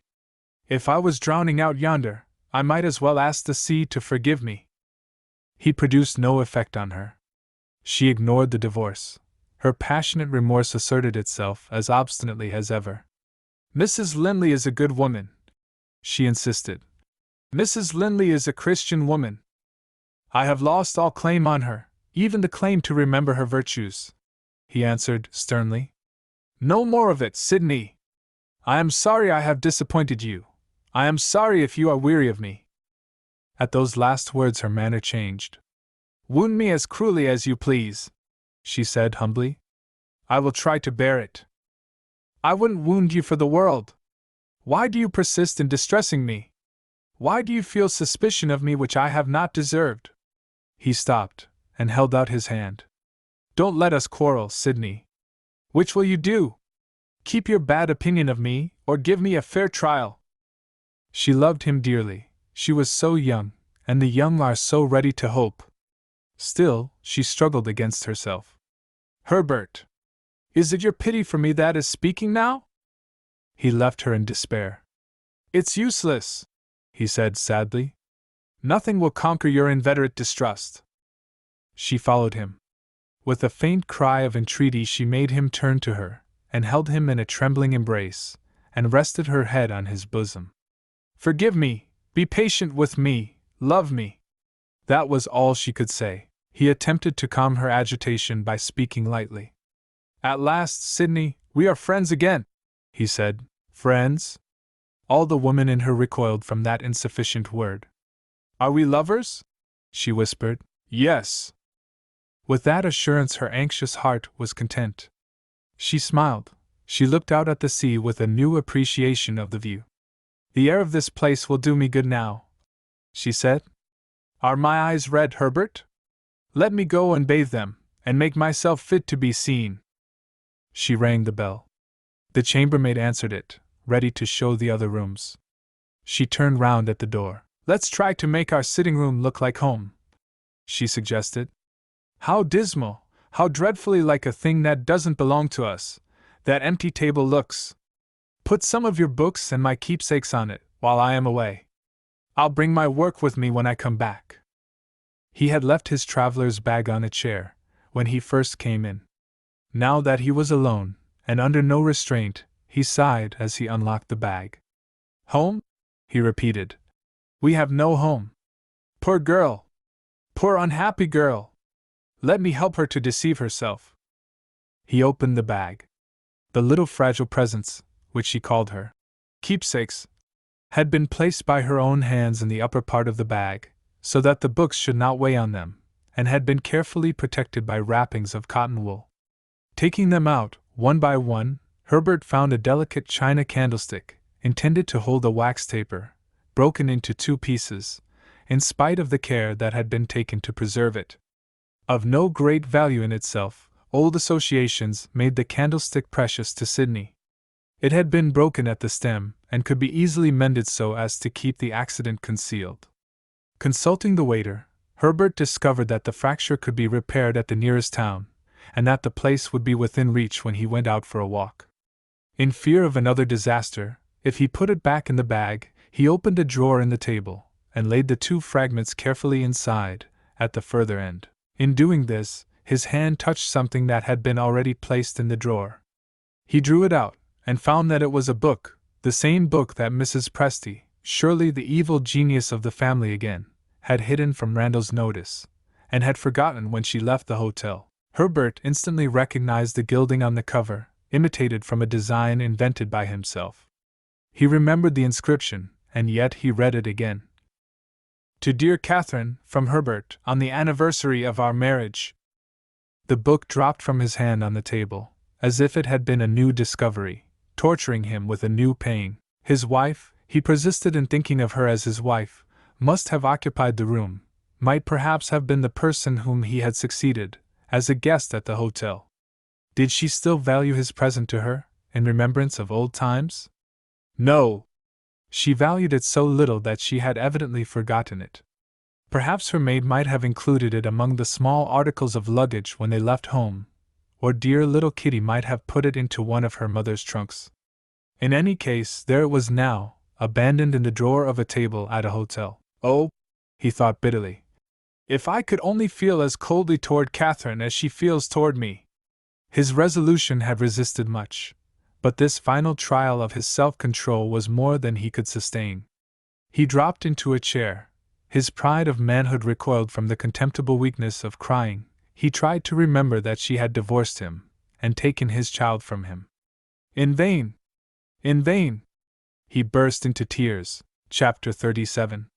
Mrs. Norman, with a heart lightened by reconciliation, not the first reconciliation unhappily, with hopes revived, and sweet content restored, Sidney's serenity of mind was not quite unruffled. Her thoughts were not dwelling on the evil life which she had honestly deplored, or on the wronged wife to whom she had been eager to make atonement. Where is the woman whose sorrows are not thrown into the shade by the bright renewal of love? The one anxiety that troubled Sidney was caused by remembrance of the letter which she had sent to the convent at Sandyseal. As her better mind now viewed it, she had doubly injured Herbert, first in distrusting him, then by appealing from him to the compassion of strangers. If the reply for which she had rashly asked was waiting for her at that moment, if the mercy of the Mother Superior was ready to comfort and guide her, what return could she make? How could she excuse herself from accepting what was offered in kindly reply to her own petition? She had placed herself, for all she knew to the contrary, between 2 alternatives of ingratitude equally unendurable, equally degrading. To feel this was to feel the suspense which, to persons of excitable temperament, is of all trials the hardest to bear. The chambermaid was still in her room. Sidney asked if the post office was near to the hotel. The woman smiled. Everything is near us, ma'am, in this little place. Can we send to the post office for you? Sidney wrote her initials. Ask, if you please, for a letter addressed in that way. She handed the memorandum to the chambermaid. Corresponding with her lover under her husband's nose. That was how the chambermaid explained it below stairs, when the porter remarked that initials looked mysterious. The Mother Superior had replied. Sidney trembled as she opened the letter. It began kindly. I believe you, my child, and I am anxious to help you. But I cannot correspond with an unknown person. If you decide to reveal yourself, it is only right to add that I have shown your letter to the Reverend Father who, in temporal as in spiritual things, is our counselor and guide. To him I must refer you, in the first instance. His wisdom will decide the serious question of receiving you into our holy church, and will discover, in due time, if you have a true vocation to a religious life. With the Father's sanction, you may be sure of my affectionate desire to serve you. Sidney put the letter back in the envelope, feeling gratefully toward the Mother Superior, but determined by the conditions imposed on her to make no further advance toward the Benedictine community. Even if her motive in writing to the convent had remained unchallenged, The allusions to the priest would still have decided her on taking this step. The bare idea of opening her inmost heart, and telling her saddest secrets, to a man, and that man a stranger, was too repellent to be entertained for a moment. In a few lines of reply, gratefully and respectfully written, she thanked the Mother Superior, and withdrew from the correspondence. The letter having been closed, and posted in the hotel box, she returned to the sitting room free from the one doubt that had troubled her, eager to show Herbert how truly she believed in him, how hopefully she looked to the future. With a happy smile on her lips she opened the door. She was on the point of asking him playfully if he had felt surprised at her long absence, when the sight that met her eyes turned her cold with terror in an instant. His arms were stretched out on the table. His head was laid on them. Despair confessed itself in his attitude. Grief spoke in the deep sobbing breaths that shook him. Love and compassion restored Sydney's courage. She advanced to raise him in her arms, and stopped once more. The book on the table caught her eye. He was still unconscious of her presence. She ventured to open it. She read the inscription, looked at him, looked back at the writing, and knew the truth at last. The rigor of the torture that she suffered paralyzed all outward expression of pain. Quietly she put the book back on the table. Quietly she touched him, and called him by his name. He started and looked up. He made an attempt to speak to her in his customary tone. "I didn't hear you come in," he said. She pointed to the book, without the slightest change in her face or her manner. "I have read the inscription to your wife," she answered. "I have seen you while you thought you were alone. The mercy which has so long kept the truth from me is mercy wasted now. Your bonds are broken, Herbert. You are a free man." He affected not to have understood her. She let him try to persuade her of it, and made no reply. He honestly declared, that what she had said distressed him. She listened in submissive silence. He took her hand, and kissed it. She let him kiss it, and let him drop it at her side.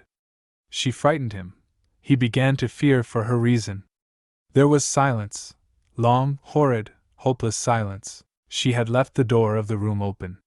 One of the servants of the hotel appeared outside in the passage. He spoke to some person behind him. "Perhaps the book has been left in here," he suggested. A gentle voice answered, "I hope the lady and gentleman will excuse me if I ask leave to look for my book." She stepped into the room to make her apologies. Herbert Linley and Sydney Westerfield looked at the woman whom they had outraged. The woman whom they had outraged paused, and looked back at them. The hotel servant was surprised at their not speaking to each other. He was a stupid man. He thought the gentlefolks were strangely unlike gentlefolks in general. They seemed not to know what to say. Herbert happened to be standing nearest to him. He felt that it would be civil to the gentleman to offer a word of explanation. "The lady had these rooms, sir. She has come back from the station to look for a book that has been left behind." Herbert signed to him to go. As the man turned to obey, he drew back. Sydney had moved to the door before him, to leave the room. Herbert refused to permit it. "Stay here," he said to her gently. "This room is yours." Sydney hesitated. Herbert addressed her again. He pointed to his divorced wife. "You see how that lady is looking at you," he said. "I beg that you will not submit to insult from anybody." Sydney obeyed him. She returned to the room. Catherine's voice was heard for the first time. She addressed herself to Sydney with a quiet dignity, far removed from anger, further removed still from contempt. "You were about to leave the room," she said. "I notice, as an act of justice to you, that my presence arouses some sense of shame." Herbert turned to Sydney. Trying to recover herself, she stood near the table. "Give me the book," he said. "The sooner this comes to an end, the better for her, the better for us." Sydney gave him the book. With a visible effort, he matched Catherine's self-control. After all, she had remembered his gift. He offered the book to her. She still kept her eyes fixed on Sydney, still spoke to Sydney. "Tell him," she said, "that I refuse to receive the book." Sydney attempted to obey. At the first word she uttered, Herbert checked her once more. "I have begged you already not to submit to insult." He turned to Catherine. "The book is yours, madam. Why do you refuse to take it?" She looked at him for the first time. A proud sense of wrong flashed at him, its keenly felt indignation in her first glance. Your hands and her hands have touched it, she answered. I leave it to you and to her. Those words stung him. Contempt, he said, is bitter indeed on your lips. Do you presume to resent my contempt? I forbid you to insult Miss Westerfield. With that reply, he turned to Sydney. You shall not suffer while I can prevent it, he said tenderly, and approached to put his arm round her.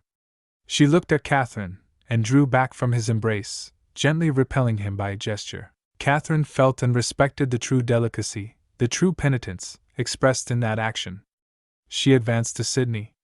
Miss Westerfield, she said, I will take the book from you. Sydney gave back the book without a word. In her position, silence was the truest gratitude. Quietly and firmly, Catherine removed the blank leaf on which Herbert had written, and laid it before him on the table. I return your inscription. It means nothing now. Those words were steadily pronounced, not the slightest appearance of temper accompanied them. She moved slowly to the door and looked back at Sydney. Make some allowance for what I have suffered, she said gently. If I have wounded you, I regret it.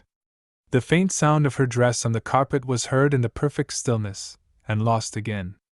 They saw her no more. Herbert approached Sydney. It was a moment when he was bound to assure her of his sympathy. He felt for her. In his inmost heart he felt for her. As he drew nearer, he saw tears in her eyes, but they seemed to have risen without her knowledge. Hardly conscious of his presence, she stood before him, lost in thought. He endeavored to rouse her. Did I protect you from insult? He asked. She said absently. Yes. Will you do as I do, dear? Will you try to forget? She said. I will try to atone, and moved toward the door of her room. The reply surprised him, but it was no time then to ask for an explanation. Would you like to lie down, Sydney, and rest? Yes. She took his arm. He led her to the door of her room. Is there anything else I can do for you? He asked. Nothing, thank you. She closed the door, and abruptly opened it again. One thing more, she said. Kiss me. He kissed her tenderly. Returning to the sitting room, he looked back across the passage. Her door was shut. His head was heavy. His mind felt confused. He threw himself on the sofa, utterly exhausted by the ordeal through which he had passed. In grief, in fear, in pain, the time still comes when nature claims her rights. The wretched, worn-out man fell into a restless sleep.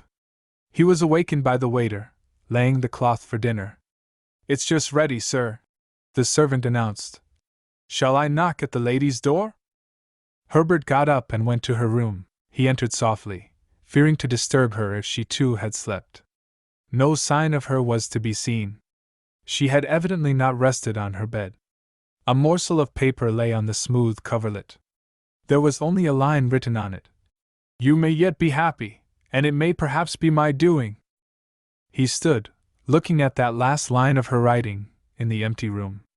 His despair and his submission spoke in the only words that escaped him. I have deserved it. 5th Book, Chapter 38. Here the lawyer.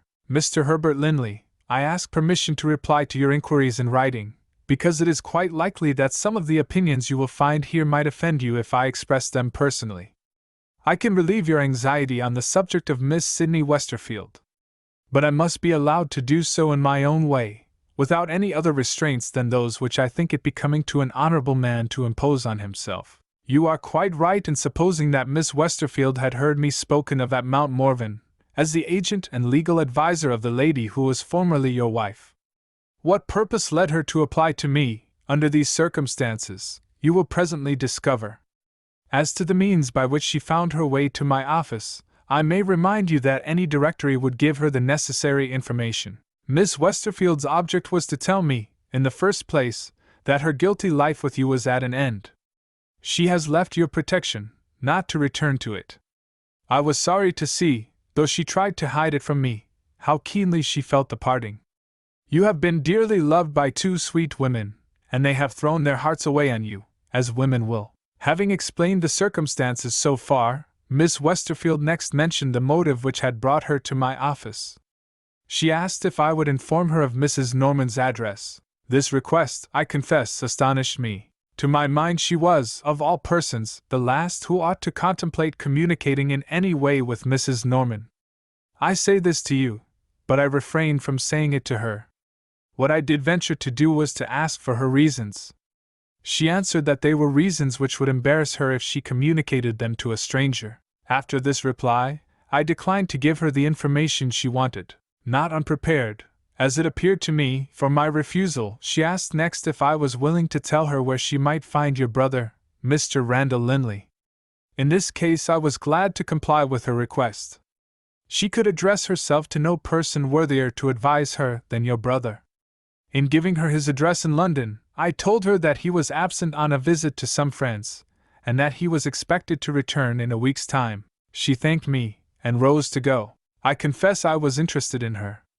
Perhaps I thought of the time when she might have been as dear to her father as my own daughters are to me.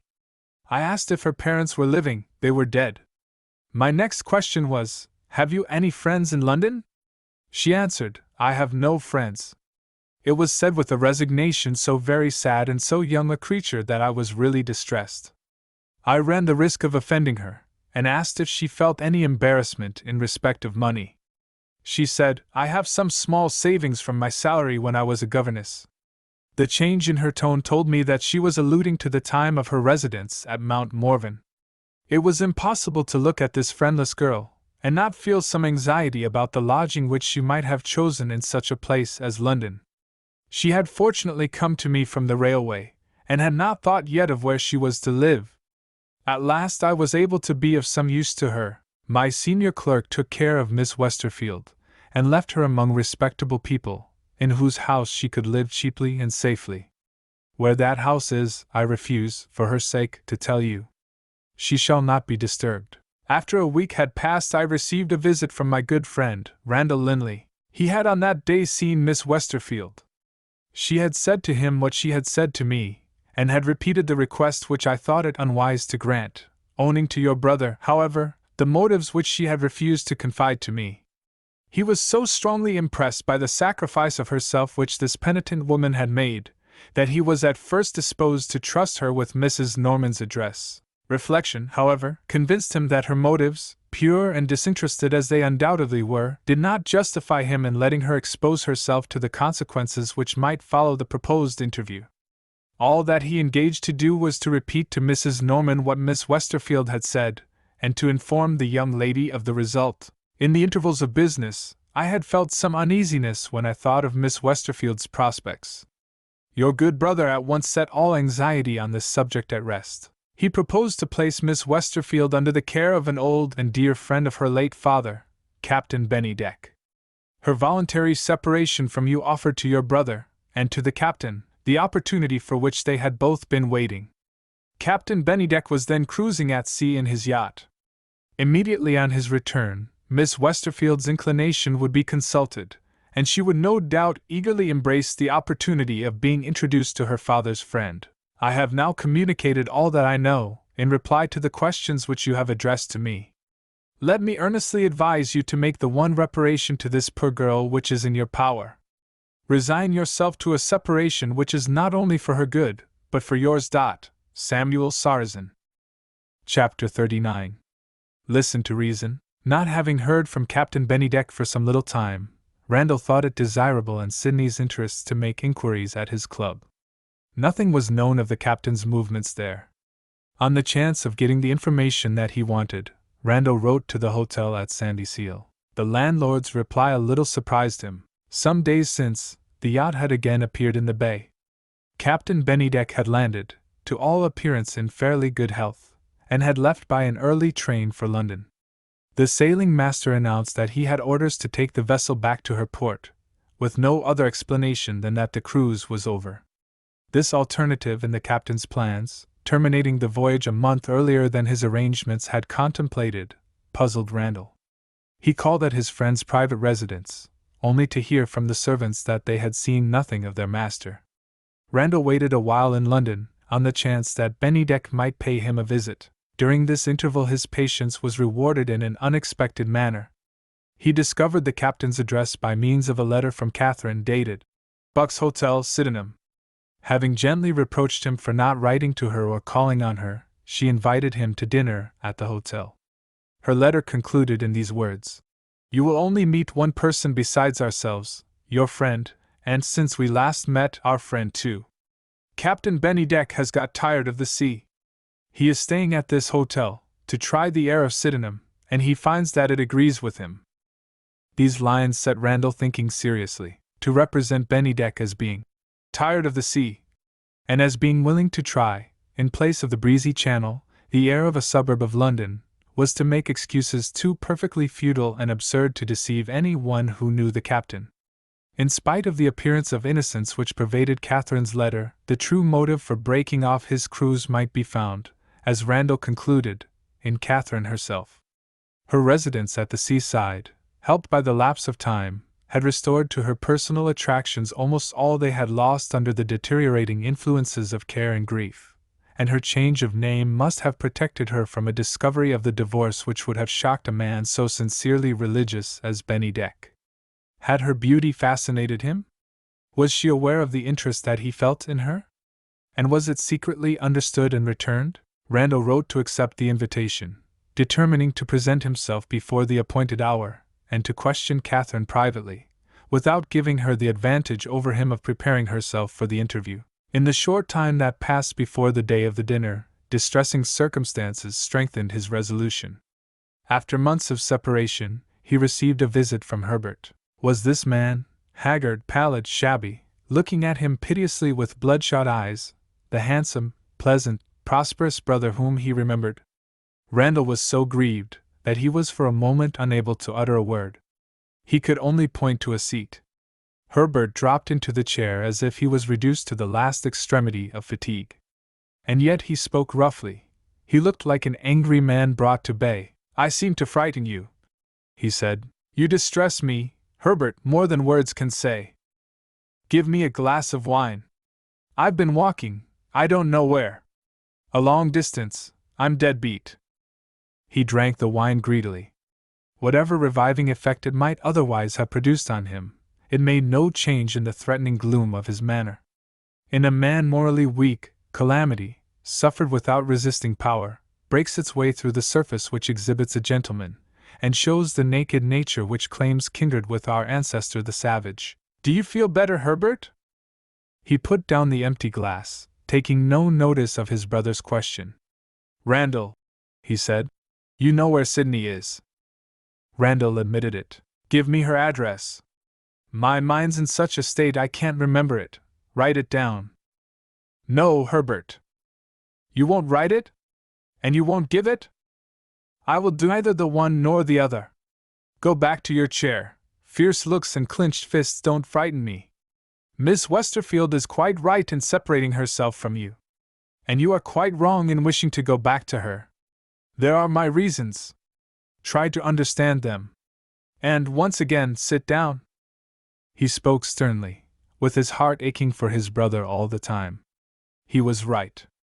The one way is the positive way, when a man who suffers trouble is degraded by it. The poor wretch sank under Randall's firm voice and steady eye. "Don't be hard on me," he said. "I think a man in my situation is to be pitied, especially by his brother. I'm not like you. I'm not accustomed to live alone. I've been accustomed to having a kind woman to talk to me, and take care of me. You don't know what it is to be used to seeing a pretty creature, always nicely dressed, always about the room, thinking so much of you, and so little of herself, and then to be left alone as I am left, out in the dark. I haven't got my wife, she has thrown me over, and taken my child away from me. And now, Sydney's taken away from me next. I'm alone. Do you hear that? Alone! Take the poker there out of the fireplace. Give me back Sydney, or knock out my brains. I haven't courage enough to do it for myself. Oh, why did I engage that governess? I was so happy, Randall, with Catherine and little Kitty." He laid his head wearily on the back of his chair. Randall offered him more wine. He refused it. "I'm afraid," he said. "Wine maddens me if I take too much of it. You have heard of men forgetting their sorrows in drink. I tried it yesterday. It set my brains on fire. I'm feeling that glass I took just now. No! I'm not faint. It eases my head when I rest like this. Shake hands, Randall. We have never had any unfriendly words. We mustn't begin now. There's something perverse about me. I didn't know how fond I was of Sydney till I lost her. I didn't know how fond I was of my wife till I left her. He paused, and put his hand to his fevered head. Was his mind wandering into some other train of thought? He astonished his brother by a new entreaty, the last imaginable entreaty that Randall expected to hear. Dear old fellow, I want you to do me a favor. Tell me where my wife is living now. Surely, Randall answered. You know that she is no longer your wife? Never mind that. I have something to say to her. You can't do it. Can you do it? Will you give her a message? Let me hear what it is first. Herbert lifted his head, and laid his hand earnestly on his brother's arm. When he said his next words he was almost like his old self again. Say that I'm lonely, say that I'm dying for want of a little comfort. Ask her to let me see Kitty. His tone touched Randall to the quick. I feel for you, Herbert, he said warmly. She shall have your message. All that I can do to persuade her shall be done. As soon as possible? Yes, as soon as possible. And you won't forget? No, of course you won't forget. He tried to rise, and fell back again into his chair. Let me rest a little, he pleaded. If I'm not in the way. I'm not fit company for you, I know. I'll go when you tell me. Randall refused to let him go at all. You will stay here with me, and if I happen to be away, there will be somebody in the house who is almost as fond of you as I am. He mentioned the name of one of the old servants at Mount Morven, who had attached himself to Randall after the break-up of the family. And now rest, he said, and let me put this cushion under your head. Herbert answered, It's like being at home again, and composed himself to rest. Chapter 40. Keep your temper. On the next day but one, Randall arranged his departure for Sydenham, so as to arrive at the hotel an hour before the time appointed for the dinner. His prospects of success, in pleading for a favorable reception of his brother's message, were so uncertain that he refrained, in fear of raising hopes which he might not be able to justify, from taking Herbert into his confidence. No one knew on what errand he was bent when he left the house. As he took his place in the carriage, the newspaper boy appeared at the window as usual. The new number of a popular weekly journal had that day been published. Randall bought it. After reading one or two of the political articles, he arrived at the columns specially devoted to fashionable intelligence. Caring nothing for that sort of news, he was turning over the pages in search of the literary and dramatic articles, when a name not unfamiliar to him caught his eye. He read the paragraph in which it appeared. The charming widow, Mrs. Norman, is, we hear, among the distinguished guests staying at Buck's Hotel. It is whispered that the lady is to be shortly united to a retired naval officer of Arctic fame, now better known, perhaps, as one of our leading philanthropists. The allusion to Bennydeck was too plain to be mistaken. Randall looked again at the first words in the paragraph. The charming widow! Was it possible that this last word referred to Catherine? To suppose her capable of assuming to be a widow, and, if the child asked questions, of telling Kitty that her father was dead, was, in Randall's estimation, to wrong her cruelly. With his own suspicions steadily contradicting him, he arrived at the hotel, obstinately believing that the charming widow would prove to be a stranger. A first disappointment was in store for him when he entered the house. Mrs. Norman and her little daughter were out driving with a friend, and were expected to return in good time for dinner. Mrs. Presty was at home. She was reported to be in the garden of the hotel. Randall found her comfortably established in a summer house, with her knitting in her hands, and a newspaper on her lap. She advanced to meet him, all smiles and amiability. How nice of you to come so soon, she began. Her keen penetration discovered something in his face which checked the gaiety of her welcome. You don't mean to say that you are going to spoil our pleasant little dinner by bringing bad news, she added, looking at him suspiciously. It depends on you to decide that, Randall replied. How very complimentary to a poor useless old woman. Don't be mysterious, my dear. I don't belong to the generation which raises storms in teacups, and calls skirmishes with savages battles. Out with it! Randall handed his paper to her, open at the right place. There is my news, he said. Mrs. Presty looked at the paragraph, and handed her newspaper to Randall. I am indeed sorry to spoil your dramatic effect, she said. But you ought to have known that we are only half an hour behind you, at Sydenham, in the matter of news. The report is premature, my good friend. But if these newspaper people waited to find out whether a report is true or false, how much gossip would society get in its favorite newspapers? Besides, if it isn't true now, it will be true next week. The author only says it's whispered. How delicate of him! What a perfect gentleman!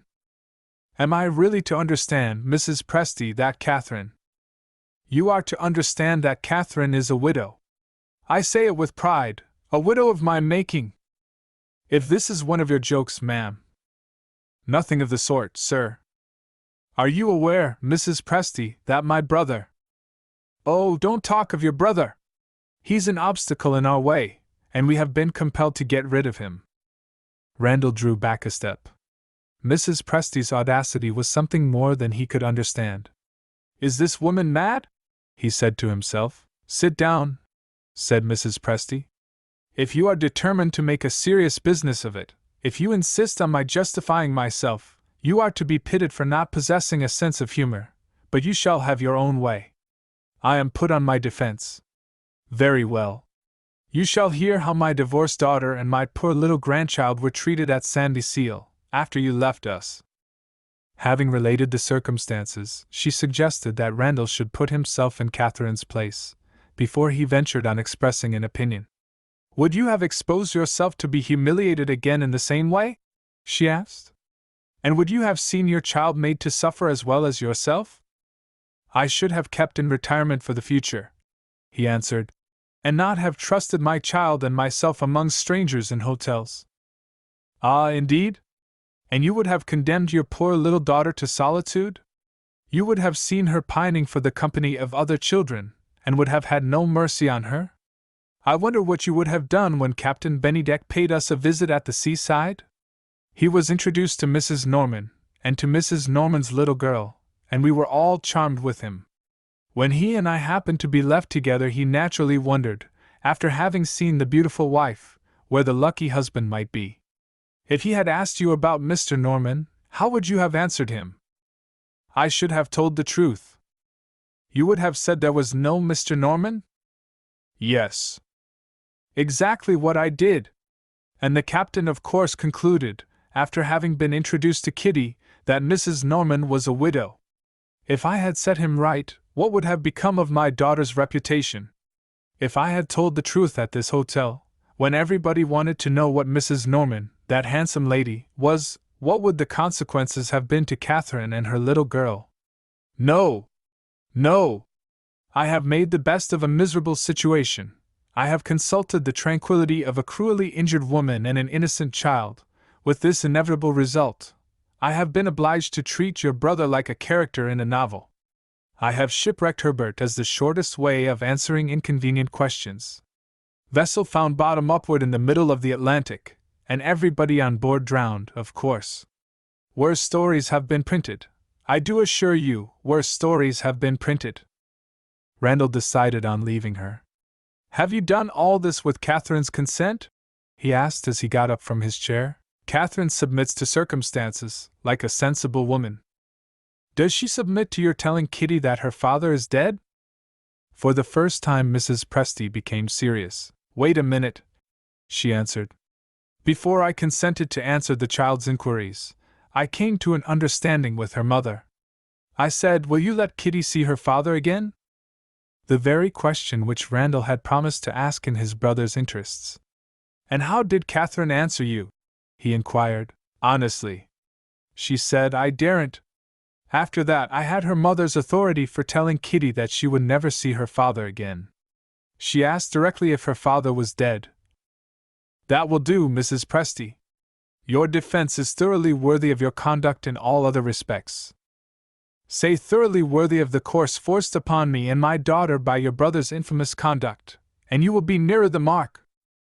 Randall passed this over without notice.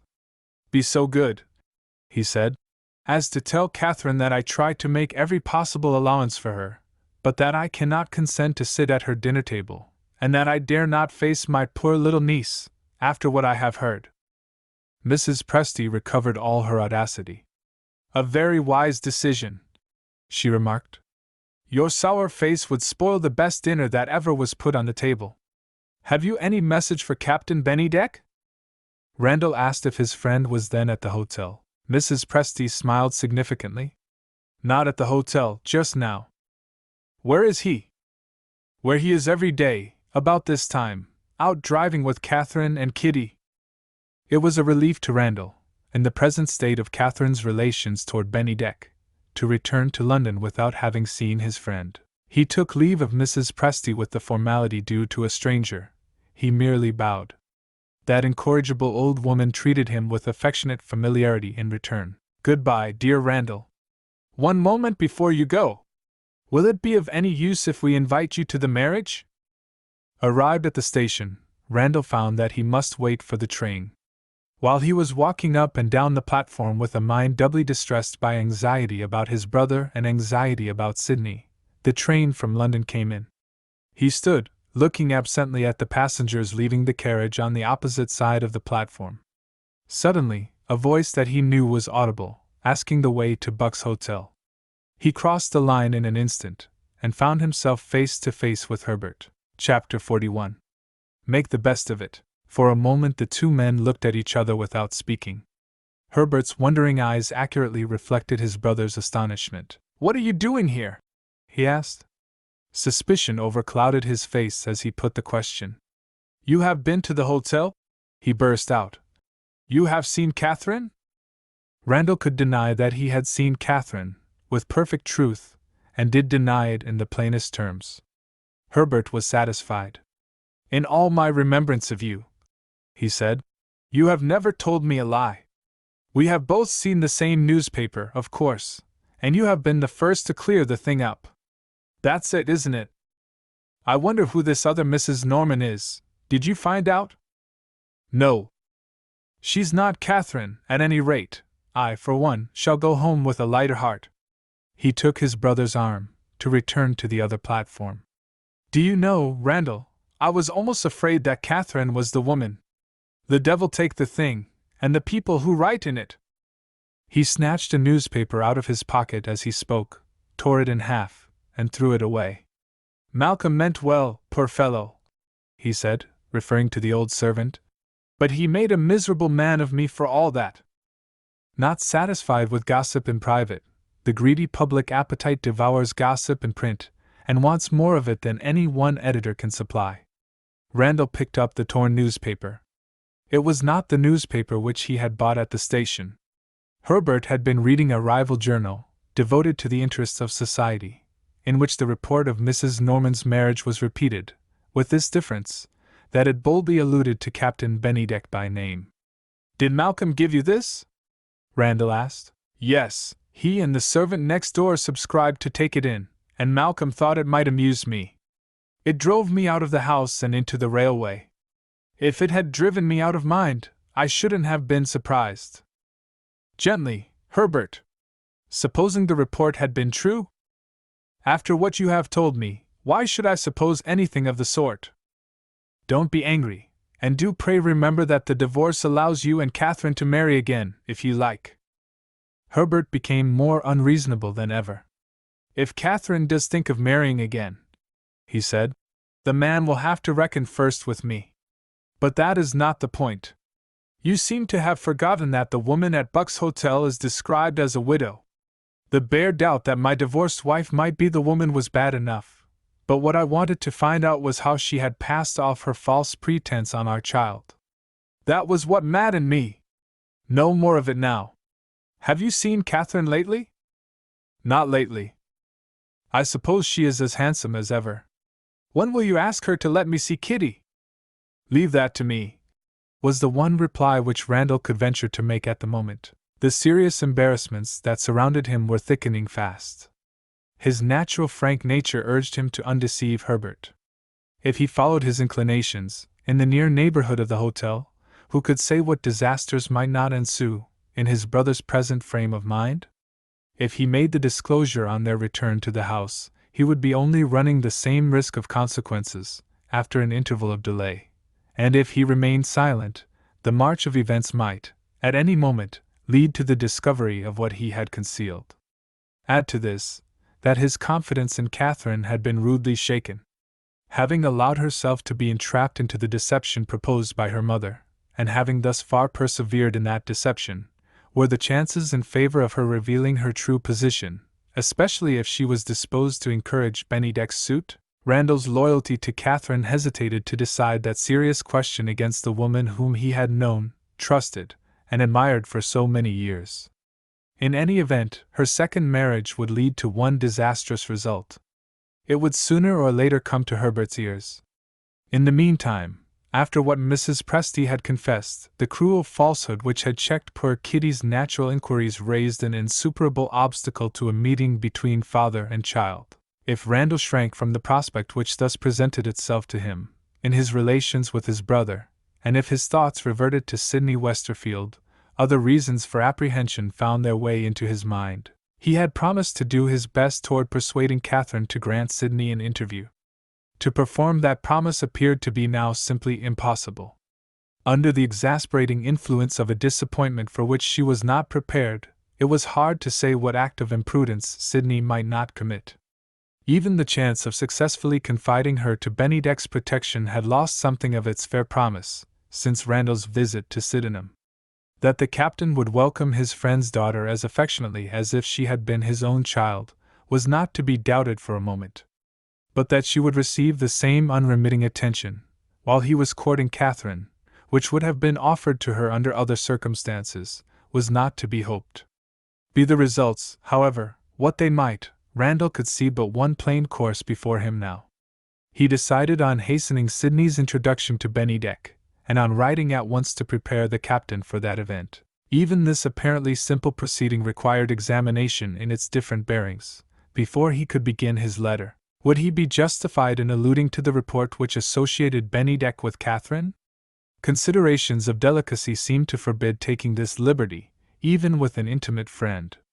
It was for the captain to confirm what Mrs. Presty had said of him, if he thought it desirable to touch on the subject in his reply. Besides, looking to Catherine's interest, and not forgetting how she had suffered, had Randall any right to regard with other than friendly feelings a second marriage, which united her to a man morally and intellectually the superior of her first husband? What happier future could await her, especially if she justified Randall's past experience of all that was candid and truthful in her character, than to become his friend's wife? Written under the modifying influence of these conclusions, his letter contained the few words that follow. I have news for you which I am sure you will be glad to hear. Your old friend's daughter has abandoned her sinful way of life, and has made sacrifices which prove the sincerity of her repentance. Without entering into particulars which may be mercifully dismissed from notice, let me only assure you that I answer for Sydney Westerfield as being worthy of the fatherly interest which you feel in her. Shall I say that she may expect an early visit from you, when I see her tomorrow? I don't doubt that I am free already to do this, but it will encourage the poor girl, if I can speak with your authority. He added Sydney's address in a postscript, and dispatched his letter that evening. On the afternoon of the next day 2 letters were delivered to Randall, bearing the Sydenham postmark. The first which he happened to take up was addressed to him in Mrs. Presty's handwriting. His opinion of this correspondent was expressed in prompt action. He threw the letter, unopened, into the waste paper basket. The next letter was from Bennydeck, written in the kindest terms, but containing no allusion to any contemplated change in his life. He would not be able, he wrote, to leave Sydenham for a day or 2. No explanation of the cause of this delay followed. But it might, perhaps, be excusable to infer that the marriage had not yet been decided on, and that the captain's proposals were still waiting for Catherine's reply. Randall put the letter in his pocket, and went at once to Sydney's lodgings. Chapter 42. tried to excuse her. The weather had been unusually warm. Of all oppressive summers, a hot summer in London is the hardest to endure. The little exercise that Sydney could take was, as Randall knew, deferred until the evening. On asking for her, he was surprised to hear that she had gone out. "Is she walking?" he asked. "On a day such as this?" No, she was too much overcome by the heat to be able to walk. The landlady's boy had been sent to fetch a cab, and he had heard Miss Westerfield tell the driver to go to Lincoln's Inn Fields. The address at once reminded Randall of Mr. Sarrazin. On the chance of making a discovery, he went to the lawyer's office. It had struck him as being just possible that Sydney might have called there for the second time, and on making inquiry, he found that his surmise was correct. Miss Westerfield had called, and had gone away again more than an hour since. Having mentioned this circumstance, good Mr. Sarrazin rather abruptly changed the subject. He began to talk of the weather, and like everybody else, he complained of the heat. Receiving no encouragement so far, he selected politics as his next topic. Randall was unapproachably indifferent to the state of parties, and the urgent necessity for reform. Still bent, as it seemed, on preventing his visitor from taking a leading part in the conversation, Mr. Sarrazin tried the exercise of hospitality next. He opened his cigar case, and entered eagerly into the merits of his cigars. He proposed a cool drink, and described the right method of making it as distinguished from the wrong. Randall was not thirsty, and was not inclined to smoke. Would the pertinacious lawyer give way at last? In appearance, at least, he submitted to defeat. "You want something of me, my friend," he said, with a patient smile. "What is it?" "I want to know why Miss Westerfield called on you." Randall flattered himself that he had made a prevaricating reply simply impossible. Nothing of the sort. Mr. Sarrazin slipped through his fingers once more. The unwritten laws of gallantry afforded him a refuge now. "The most inviolate respect," he solemnly declared, "is due to a lady's confidence, and what is more, to a young lady's confidence, and what is more yet, to a pretty young lady's confidence. The sex, my dear fellow! Must I recall your attention to what is due to the sex?" This little outbreak of the foreign side of his friend's character was no novelty to Randall. He remained as indifferent to the inviolate claims of the sex as if he had been an old man of 90. "Did Miss Westerfield say anything about me?" was his next question. Slippery Mr. Sarrazin slid into another refuge. He entered a protest. "Here is a change of persons and places," he exclaimed. "Am I a witness of the Court of Justice, and are you the lawyer who examines me? My memory is defective, my learned friend. Non mi ricordo. I know nothing about it." Randall changed his tone. "We have amused ourselves long enough," he said. "I have serious reasons, Sarrazin, for wishing to know what passed between Miss Westerfield and you, and I trust my old friend to relieve my anxiety." The lawyer was accustomed to say of himself that he never did things by halves. His answer to Randall offered a proof of his accurate estimate of his own character. "Your old friend will deserve your confidence in him," he answered. "You want to know why Miss Westerfield called here. Her object in view was to twist me round her finger, and I beg to inform you that she has completely succeeded. My dear Randall, this pretty creature's cunning is remarkable even for a woman. I am an old lawyer, skilled in the ways of the world, and a young girl has completely overreached me. She asked, oh heavens, how innocently, if Mrs. Norman was likely to make a long stay at her present place of residence." Randall interrupted him. "You don't mean to tell me you have given her Catherine's address?" "Buck's Hotel, Sydenham," Mr. Sarrazin answered. "She has got the address down in her nice little pocketbook." "What amazing weakness!" Randall exclaimed. Mr. Sarrazin cordially agreed with him. "Amazing weakness, as you say. Pretty Miss Sydney has extracted more things, besides the address. She knows that Mrs. Norman is here on business relating to new investments of her money. She knows besides that one of the trustees is keeping us waiting. She also made sensible remarks. She mentioned having heard Mrs. Norman say that the air of London never agreed with her, and she hoped that a comparatively healthy neighborhood had been chosen for Mrs. Norman's place of residence. This, you see, was leading up to the discovery of the address. The spirit of mischief possessed me. I allowed Miss Westerfield to take a little peep at the truth. Mrs. Norman is not actually in London, I said. She is only in the neighborhood. For what followed on this, my experience of ladies ought to have prepared me. I am ashamed to say this lady took me completely by surprise. What did she do? Fell on her knees, poor dear, and said, "Oh, Mr. Sarrazin, be kinder to me than you have ever been yet. Tell me where Mrs. Norman is." I put her back in her chair, and I took her handkerchief out of her pocket, and I wiped her eyes. And then you told her the address? I was near it, but I didn't do it yet. I asked what you had done in the matter. Alas, your kind heart has led you to promise more than you could perform. She had waited to hear from you if Mrs. Norman consented to see her, and had waited in vain. Hard on her, wasn't it? I was sorry, but I was still obdurate. I only felt the symptoms which warned me that I was going to make a fool of myself, when she let me into her secret for the first time, and said plainly what she wanted with Mrs. Norman. Her tears and her entreaties I had resisted. The confession of her motives overpowered me. "It is right," cried Mr. Sarrazin, suddenly warming into enthusiasm, "that these two women should meet. Remember how that poor girl has proved that her repentance is no sham. I say, she has a right to tell, and the lady whom she has injured has a right to hear, what she has done to atone for the past, what confession she is willing to make to the one woman in the world, though she is a divorced woman, who is most interested in hearing what Miss Westerfield's life has been with that wretched brother of yours. Ah, yes, I know what the English cant might say. Away with the English cant. It is the worst obstacle to the progress of the English nation." Randall listened absently. He was thinking. There could be little doubt to what destination Sydney Westerfield had betaken herself, when she left the lawyer's office. At that moment, perhaps, she and Catherine were together, and together alone. Mr. Sarrazin had noticed his friend's silence.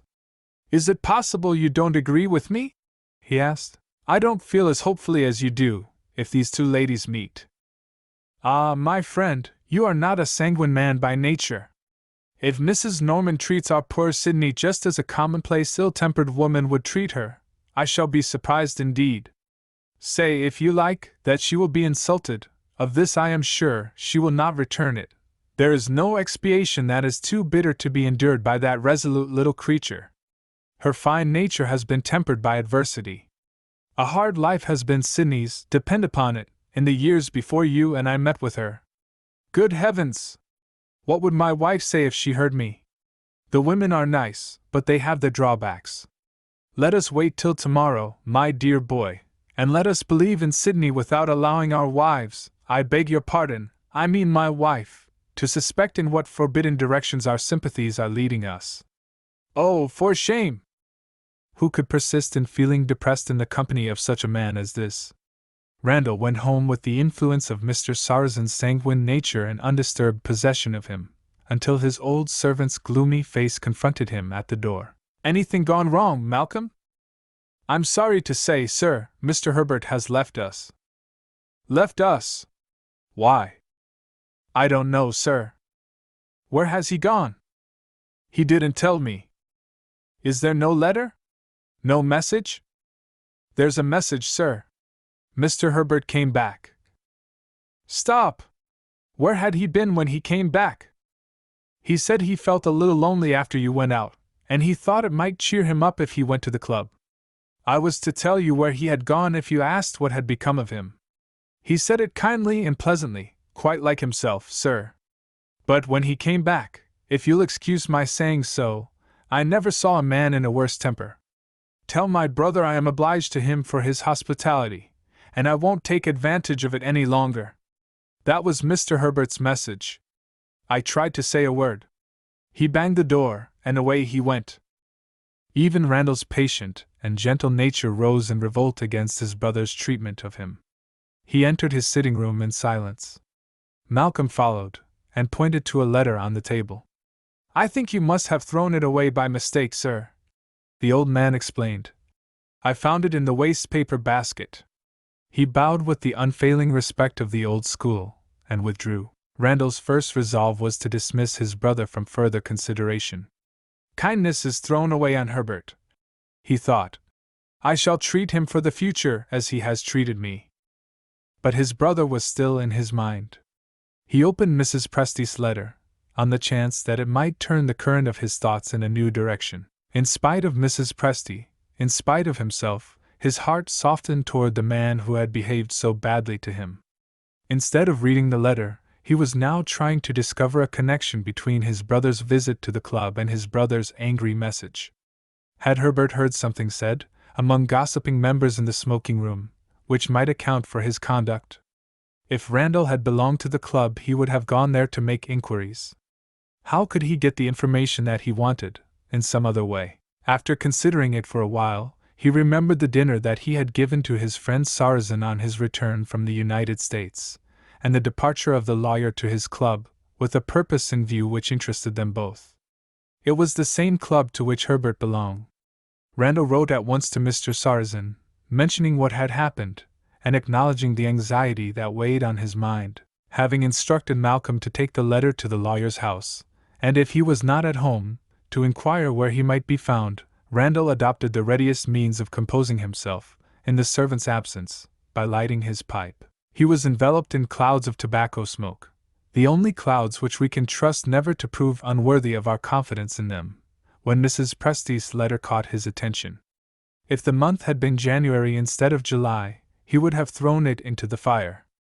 Under present circumstances, he took it up and read it. I bear no malice, dear Randall, and I write to you as affectionately as if you had kept your temper on the occasion when we last met. You will be pleased to hear that Catherine was as thoroughly distressed as you could wish her to be, when it became my disagreeable duty to mention what had passed between us, by way of accounting for your absence. She was quite unable to rally her spirits, even with dear Captain Bennydeck present to encourage her. I am not receiving you as I ought, she said to him, when we began dinner, but there is perhaps some excuse for me. I have lost the regard and esteem of an old friend, who has cruelly wronged me. From motives of delicacy, which I don't expect you to understand, she refrained from mentioning your name. The prettiest answer that I ever heard was the answer that the captain returned. Let the true friend, he said, take the place in your heart which the false friend has lost. He kissed her hand. If you had seen how he did it, and how she looked at him, you would have felt that you had done more toward persuading my daughter to marry the captain than any other person about her, myself included. You had deserted her, you had thrown her back on the one true friend left. Thank you, Randall. In our best interests, thank you. It is needless to add that I got out of the way, and took Kitty with me, at the earliest opportunity, and left them by themselves. At bedtime I went into Catherine's room. Our interview began and ended in less than a minute. It was useless to ask if the captain had proposed marriage. Her agitation sufficiently informed me of what had happened. My one question was, Dearest Catherine, have you said yes? She turned shockingly pale, and answered, I have not said no. Could anything be more encouraging? God bless you, we shall meet at the wedding. Randall laid down the letter and filled his pipe again. He was not in the least exasperated. He was only anxious to hear from Mr. Sarrazin. If Mrs. Presty had seen him at that moment, she would have said to herself, I forgot the wretch was a smoker. In half an hour more the door was opened by Malcolm, and Mr. Sarrazin in person answered his friend. There are no such incorrigible gossips, he said, as men in the smoking room of a club. Those popular newspapers began the mischief, and the editor of one of them completed it. How he got his information I am not able to say. The small talk turned on that report about the charming widow, and the editor congratulated himself on the delicacy of his conduct. When the paragraph reached me, he said, the writer mentioned that Mrs. Norman was that well-known lady, the divorced Mrs. Herbert Linley. I thought this rather too bad, and I cut it out. Your brother appears to have been present, but he seldom goes to the club, and none of the members knew him even by sight. Shall I give you a light? Your pipe's out. Randall's feelings, at that moment, were not within reach of the comforting influence of tobacco. Do you think your brother has gone to Sydenham? Mr. Sarrazin asked. Randall answered, I haven't a doubt of it now. Chapter 43. Know Your Own Mind. The garden of the hotel at Sydenham had originally belonged to a private house. Of great extent, it had been laid out in excellent taste. Flower beds and lawns, a handsome fountain, seats shaded by groups of fine trees at their full growth, completed the pastoral charm of the place. A winding path led across the garden from the back of the house. It had been continued by the speculator who purchased the property, until it reached a road at the extremity of the grounds which communicated with the Crystal Palace. Visitors to the hotel had such pleasant associations with the garden that many of them returned at future opportunities instead of trying the attraction of some other place. Various tastes and different ages found their wishes equally consulted here. Children rejoiced in the finest playground they had ever seen. Remote walks, secluded among shrubberies, invited persons of reserved disposition who came as strangers, and as strangers desired to remain. The fountain and the lawn collected sociable visitors, who were always ready to make acquaintance with each other. Even the amateur artist could take liberties with nature, and find the accommodating limits of the garden sufficient for his purpose.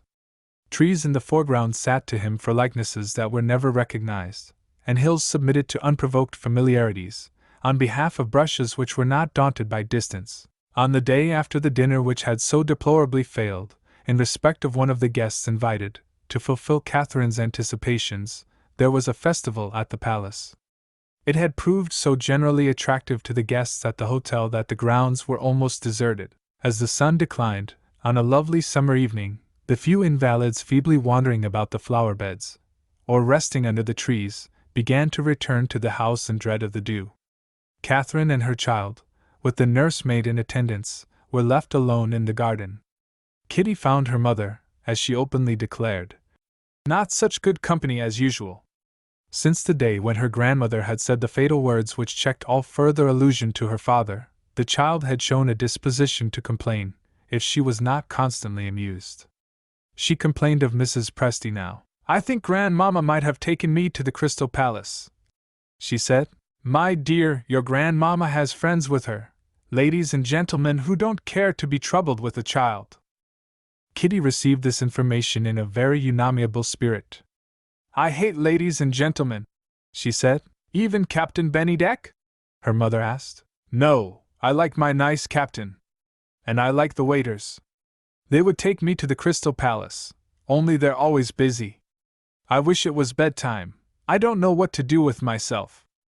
Take a little walk with Susan." "Where shall I go?" Catherine looked toward the gate which opened on the road, and proposed a visit to the old man who kept the lodge. Kitty shook her head. There was an objection to the old man.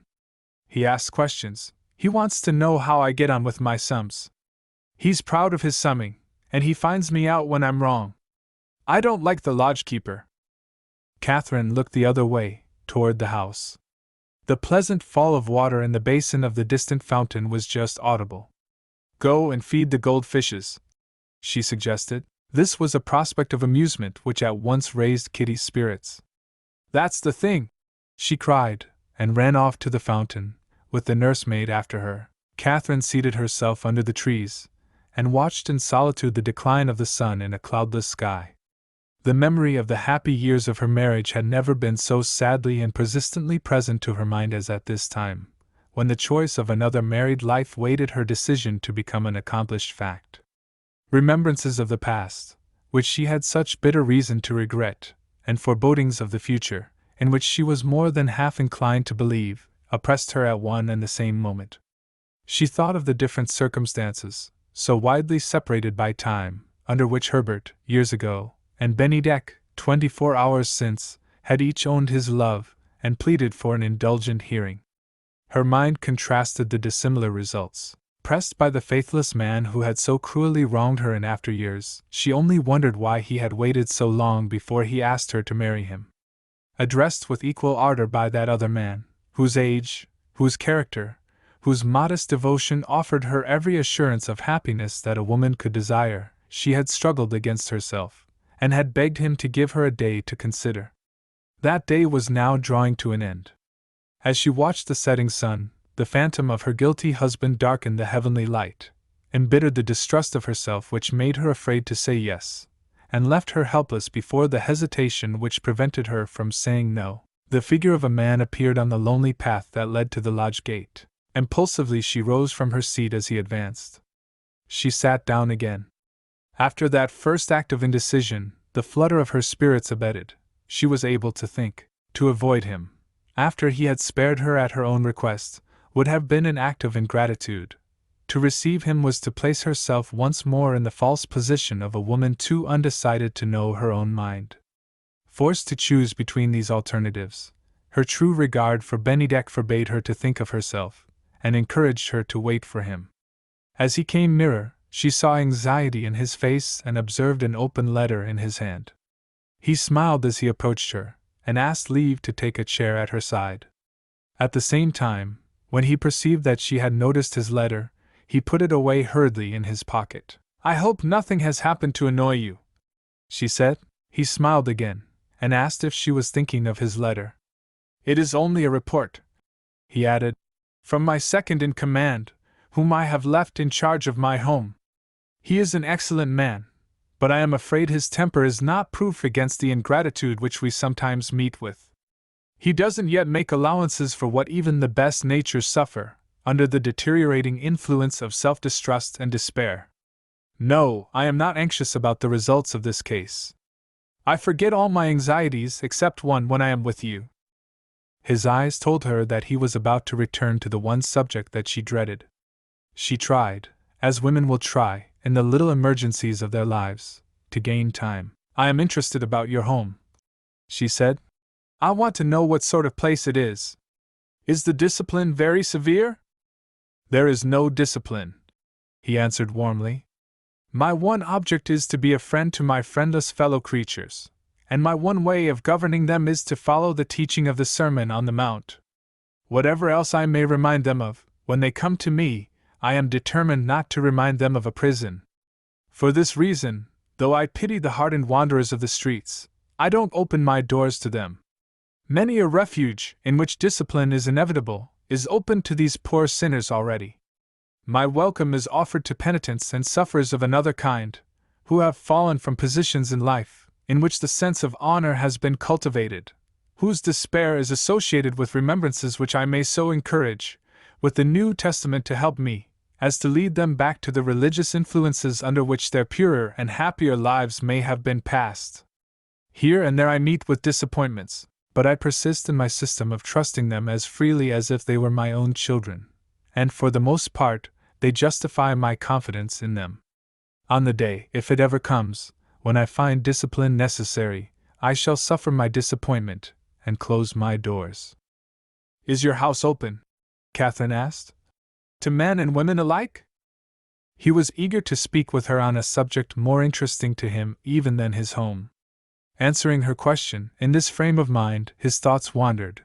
He drew lines absently with his walking stick on the soft earth under the trees. "The means at my disposal," he said, "are limited. I have been obliged to choose between the men and the women."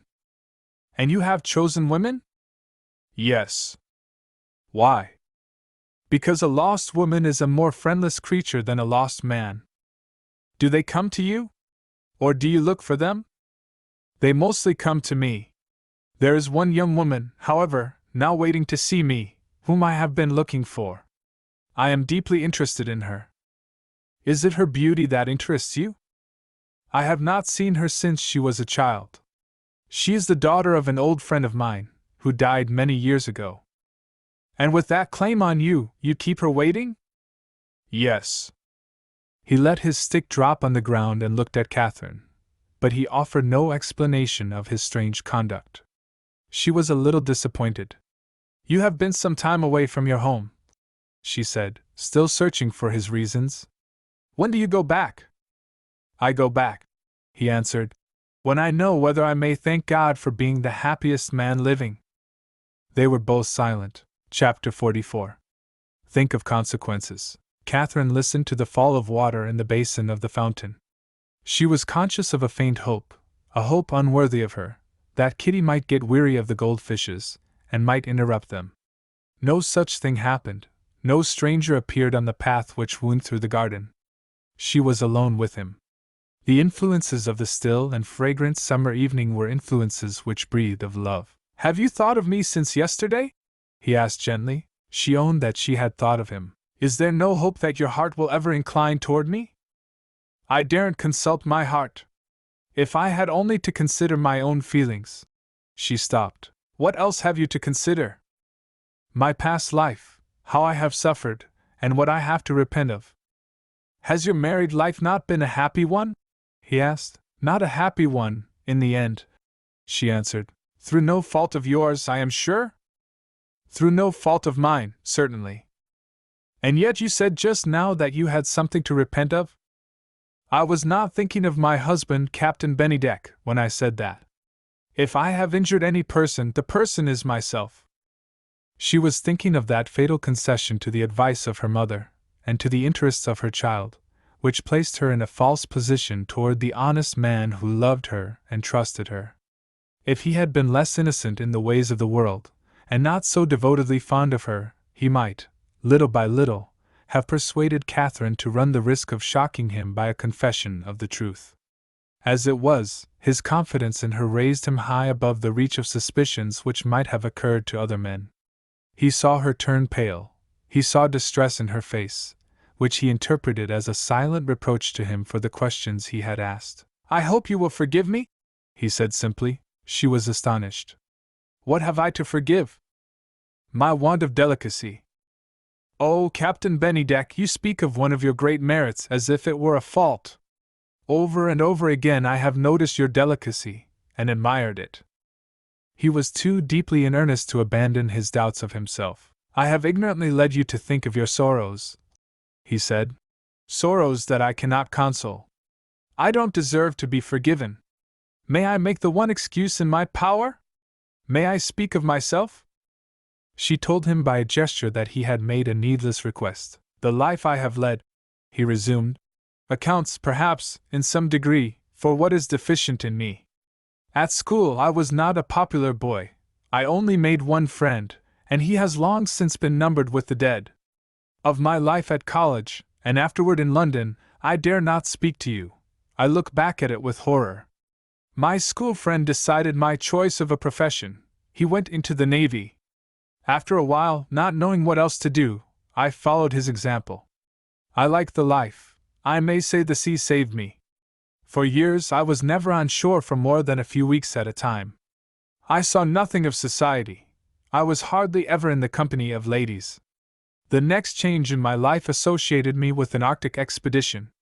God forbid I should tell you of what men go through who are lost in the regions of eternal ice.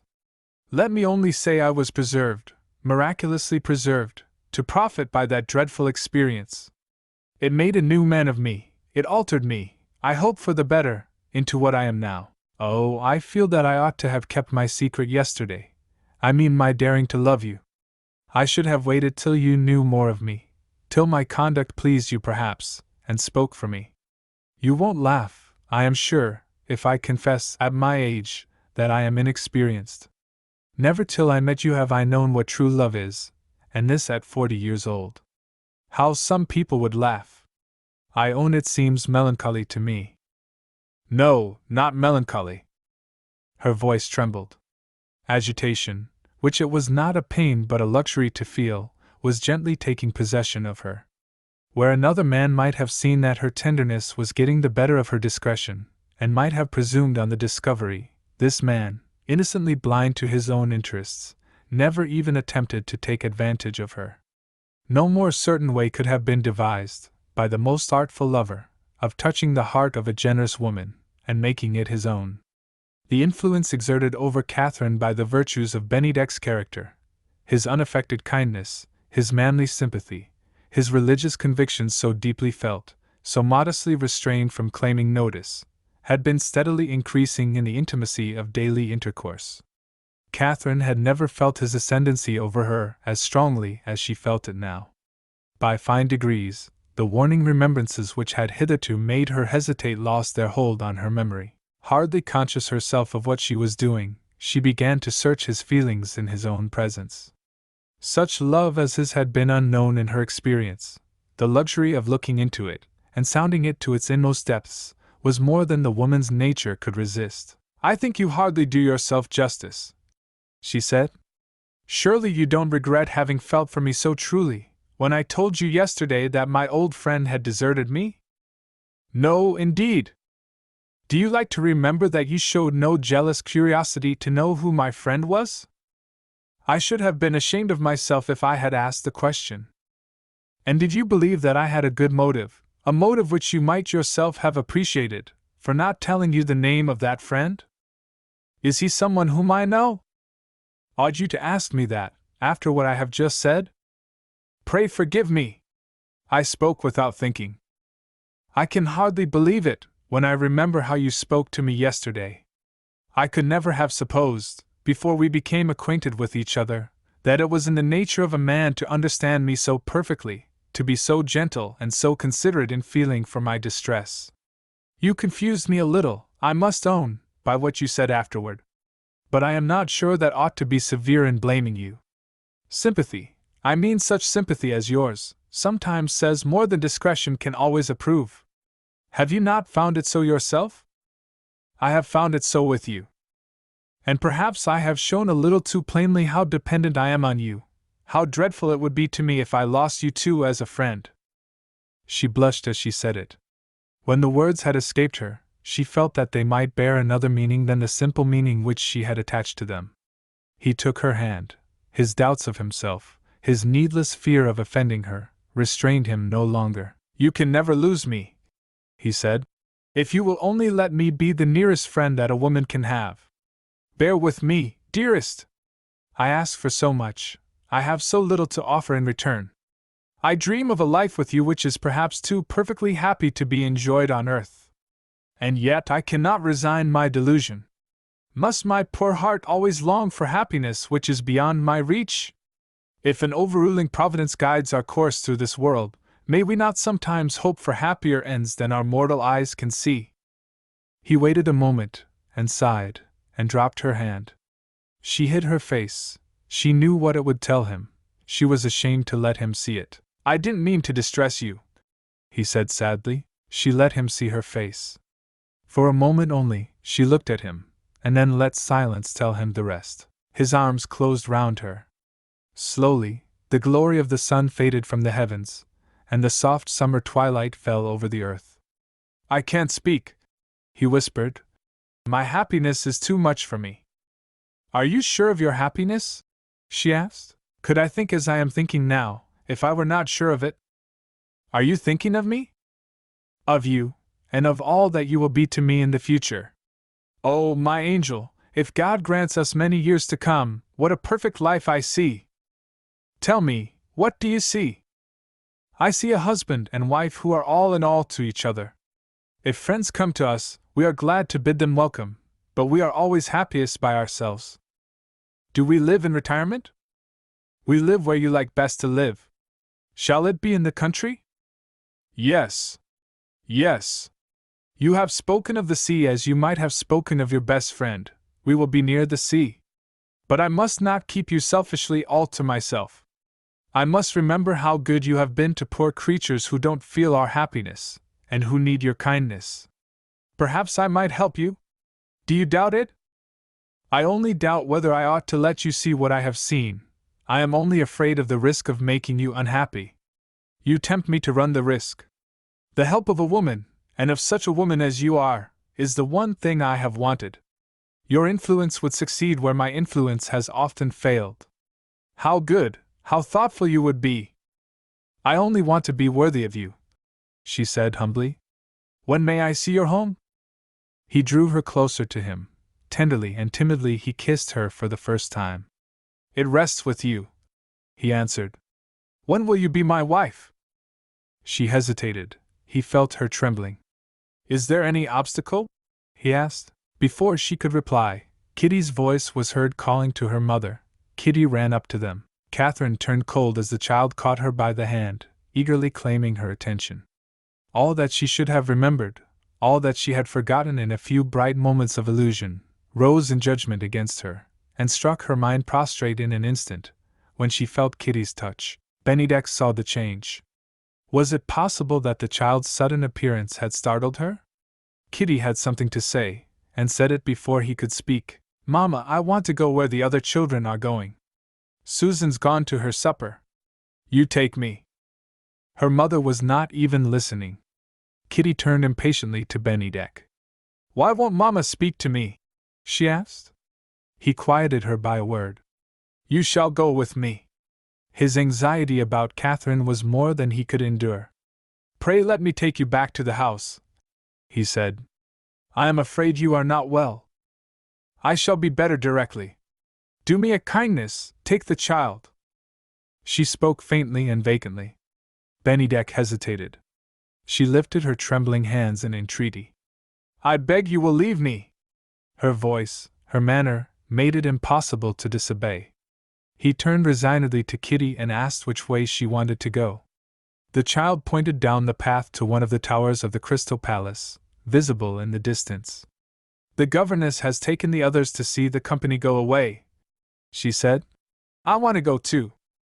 Bennydeck looked back before he lost sight of Catherine. She remained seated, in the attitude in which he had left her.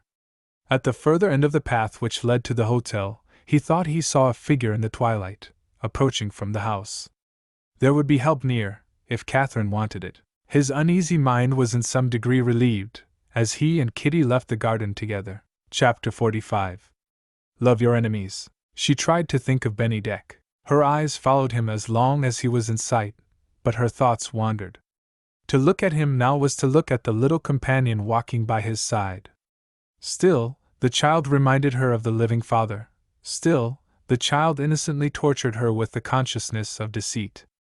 The faithless man from whom the law had released her, possessed himself of her thoughts, in spite of the law.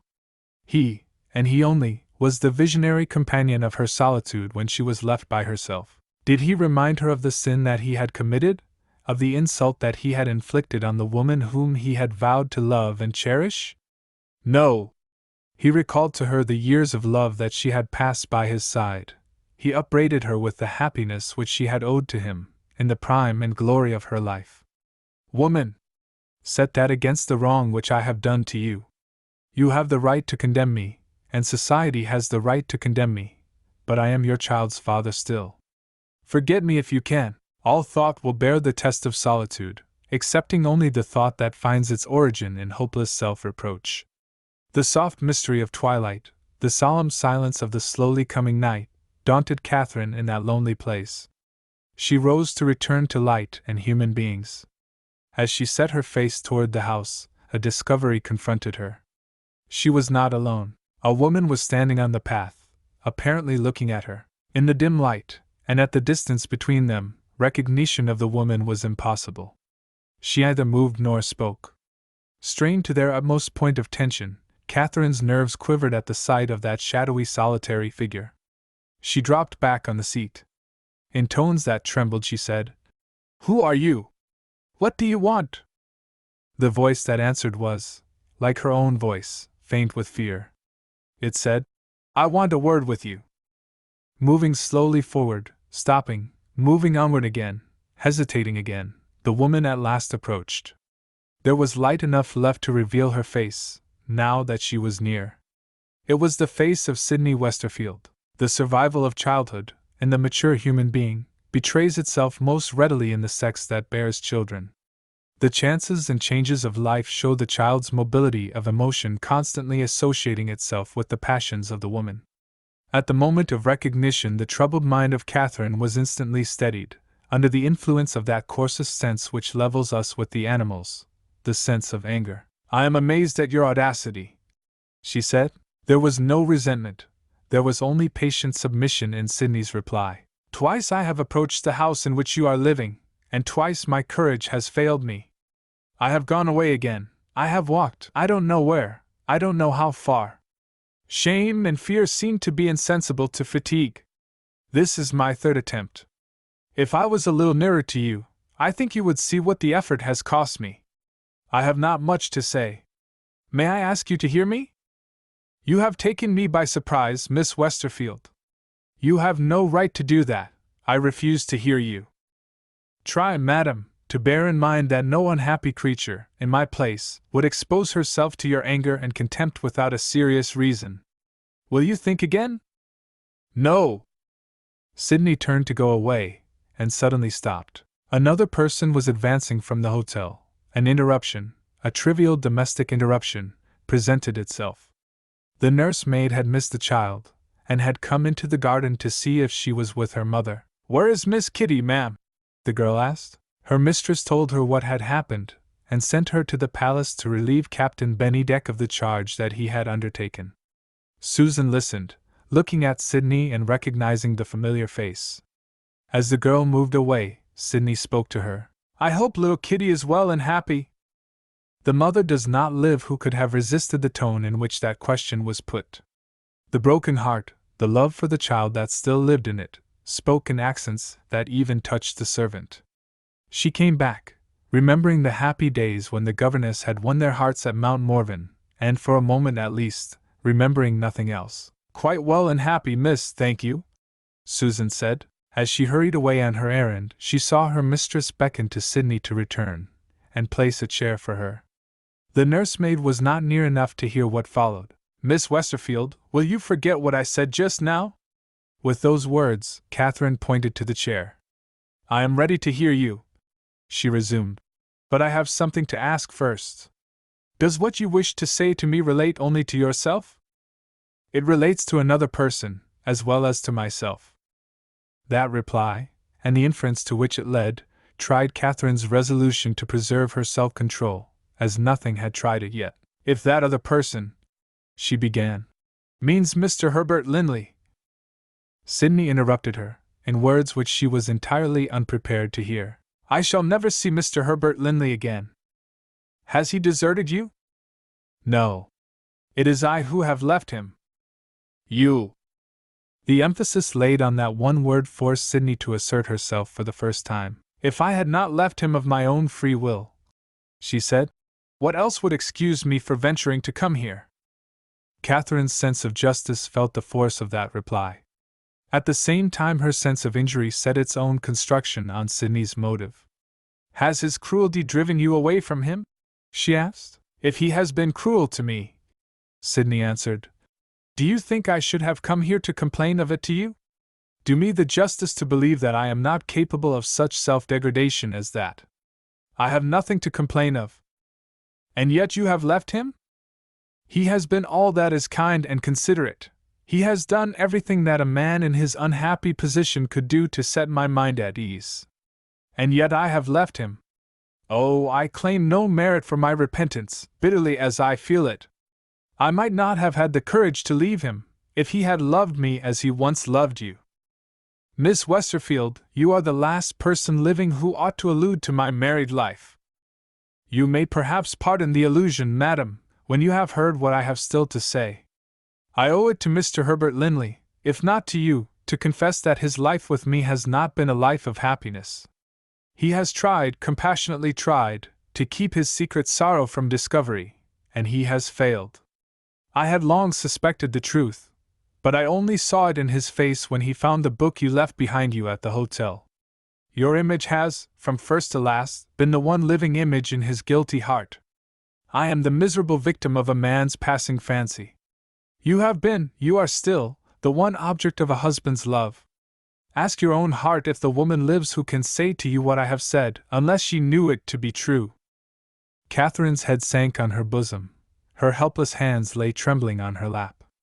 Overpowered by the confession which she had just heard, a confession which had followed closely on the thoughts inspired by the appearance of the child, her agitation was beyond control. Her mind was unequal to the effort of decision. The woman who had been wronged, who had the right to judge for herself, and to speak for herself, was the silent woman of the two. It was not quite dark yet. Sydney could see as well as hear. For the first time since the beginning of the interview, she allowed the impulse of the moment to lead her astray. In her eagerness to complete the act of atonement, she failed to appreciate the severity of the struggle that was passing in Catherine's mind. She alluded again to Herbert Linley, and she spoke too soon. "Will you let him ask your pardon?" she said. "He expects no more." Catherine's spirit was roused in an instant. "He expects too much," she answered sternly. "Is he here by your connivance? Is he, too, waiting to take me by surprise?" "I am incapable, madam, of taking such a liberty with you as that. I may perhaps have hoped to be able to tell him, by writing, of a different reception. She checked herself. I beg your pardon, if I have ventured to hope. I dare not ask you to alter your opinion. Do you dare to look the truth in the face? Catherine interposed. Do you remember what sacred ties that man has broken? What memories he has profaned? What years of faithful love he has cast from him? Must I tell you how he poisoned his wife's mind with doubts of his truth and despair of his honor, when he basely deserted her? You talk of your repentance. Does your repentance forget that he would still have been my blameless husband but for you? Sidney silently submitted to reproach, silently endured the shame that finds no excuse for itself. Catherine looked at her and relented. The noble nature which could stoop to anger, but never sink to the lower depths of malice and persecution, restrained itself and made amends. I say it in no unkindness to you, she resumed. But when you asked me to forgive, consider what you asked me to forget. It will only distress us both if we remain longer together, she continued, rising as she spoke. Perhaps you will believe that I mean well, when I ask if there is anything I can do for you? Nothing! All the desolation of the lost woman told its terrible tale in that one word. Invited to rest herself in the hotel, she asked leave to remain where she was. The mere effort of rising was too much for her now. Catherine said the parting words kindly. I believe in your good intentions. I believe in your repentance. Believe in my punishment.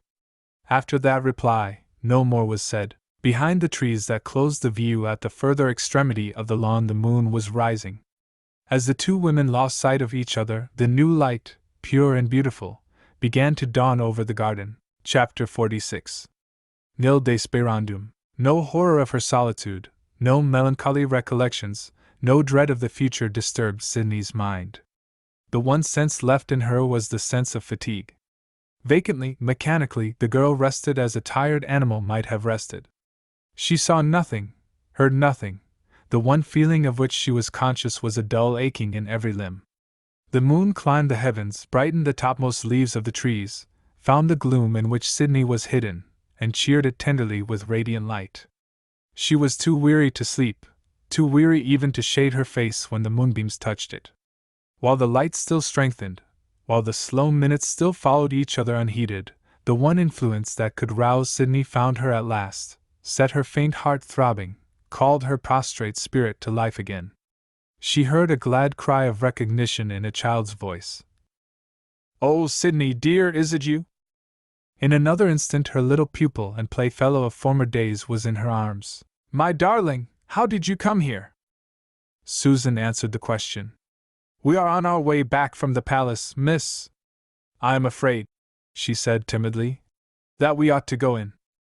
Silently resigned, Sidney tried to release the child. Kitty clung to her and kissed her. Kitty set the nurse at defiance. "Do you think I am going to leave Sid now I have found her? Susan, I am astonished at you." Susan gave way.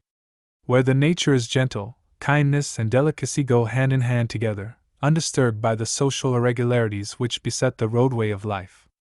The nursemaid drew back out of hearing. Kitty's first questions followed each other in breathless succession. Some of them proved to be hard, indeed, to answer truly, and without reserve. She inquired if Sidney had seen her mother, and then she was eager to know why Sidney had been left in the garden alone. "Why haven't you gone back to the house with Mama?" she asked. "Don't ask me, dear," was all that Sidney could say. Kitty drew the inevitable conclusion. "Have you and Mama quarreled?" "Oh, no." "Then come indoors with me." "Wait a little, Kitty, and tell me something about yourself. How do you get on with your lessons?" "You dear foolish governess, do you expect me to learn my lessons, when I haven't got you to teach me? Where have you been all this long while? I wouldn't have gone away and left you." She paused. Her eager eyes studied Sidney's face with the unrestrained curiosity of a child. "Is it the moonlight that makes you look pale and wretched?" she said. "Or are you really unhappy? Tell me, Sid, do you ever sing any of those songs that I taught you, when you first came to us?" "Never, dear." "Have you anybody to go out walking with you and running races with you, as I did?" No, my sweet! Those days have gone by forever. Kitty laid her head sadly on Sydney's bosom. It's not the moonlight, she said. Shall I tell you a secret? Sometimes I am not happy either. Poor Papa is dead. He always liked you. I'm sure you are sorry for him. Astonishment held Sydney speechless. Before she could ask who had so cruelly deceived the child, and for what purpose, the nursemaid, standing behind the chair, warned her to be silent by a touch. I think we are all unhappy now, Kitty went on, still following her own little train of thought. Mama isn't like what she used to be. And even my nice captain hasn't a word to say to me. He wouldn't come back with us. He said he would go back by himself. Another allusion which took Sydney by surprise. She asked who the captain was. Kitty started as if the question shocked her. Oh dear, dear, this is what comes of your going away and leaving us. You don't know Captain Bennydeck. The name of her father's correspondent. The name which she vaguely remembered to have heard in her childhood. Where did you first meet with him? She inquired. At the seaside, dear. Do you mean at Sandyseal? Yes. Mama liked him, and Grandmama liked him, which is wonderful, and I gave him a kiss. Promise me not to tell. My nice captain is going to be my new papa. Was there any possible connection between what Kitty had just said, and what the poor child had been deluded into believing when she spoke of her father? Even Susan seemed to be in the secret of this strange second marriage. She interfered with a sharp reproof. You mustn't talk in that way, Miss Kitty. Please put her off your lap, Miss Westerfield. We have been here too long already. Kitty proposed a compromise. I'll go, she said, if Sid will come with me. I'm sorry, my darling, to disappoint you. Kitty refused to believe it. You couldn't disappoint me if you tried, she said boldly. Indeed, indeed, I must go away. Oh, Kitty, try to bear it as I do. Entreaties were useless. The child refused to hear of another parting. I want to make you and Mama friends again. Don't break my heart, Sydney. Come home with me, and teach me, and play with me, and love me. She pulled desperately at Sydney's dress. She called to Susan to help her. With tears in her eyes, the girl did her best to help them both. Miss Westerfield will wait here, she said to Kitty. While you speak to your Mama. Say yes, she whispered to Sydney. It's our only chance. The child instantly exacted a promise. In the earnestness of her love, she even dictated the words. Say it after me, as I used to say my lessons, she insisted. Say, Kitty, I promise to wait for you. Who that loved her could have refused to say it? In one form or another, the horrid necessity for deceit had followed, and was still following, that first, worst act of falsehood, the elopement from Mount Morven. Kitty was now as eager to go as she had been hitherto resolute to remain. She called for Susan to follow her, and ran to the hotel. My mistress won't let her come back. You can leave the garden that way. The maid pointed along the path to the left, and hurried after the child. They were gone, and Sydney was alone again. At the parting with Kitty, the measure of her endurance was full. Not even the farewell at Mount Morven had tried her by an ordeal so cruel as this. No kind woman was willing to receive her and employ her, now. The one creature left who loved her was the faithful little friend whom she must never see again. I am still innocent to that child, she thought, and I am parted from her forever. She rose to leave the garden. A farewell look at the last place in which she had seen Kitty tempted her to indulge in a moment of delay. Her eyes rested on the turn in the path at which she had lost sight of the active little figure hastening away to plead her cause. Even in absence, the child was Sydney's good angel still. As she turned away to follow the path that had been shown to her, the relief of tears came at last. It cooled her burning head, it comforted her aching heart. She tried to walk on. The tears blinded her, she strayed from the path, she would have fallen but for a hand that caught her, and held her up.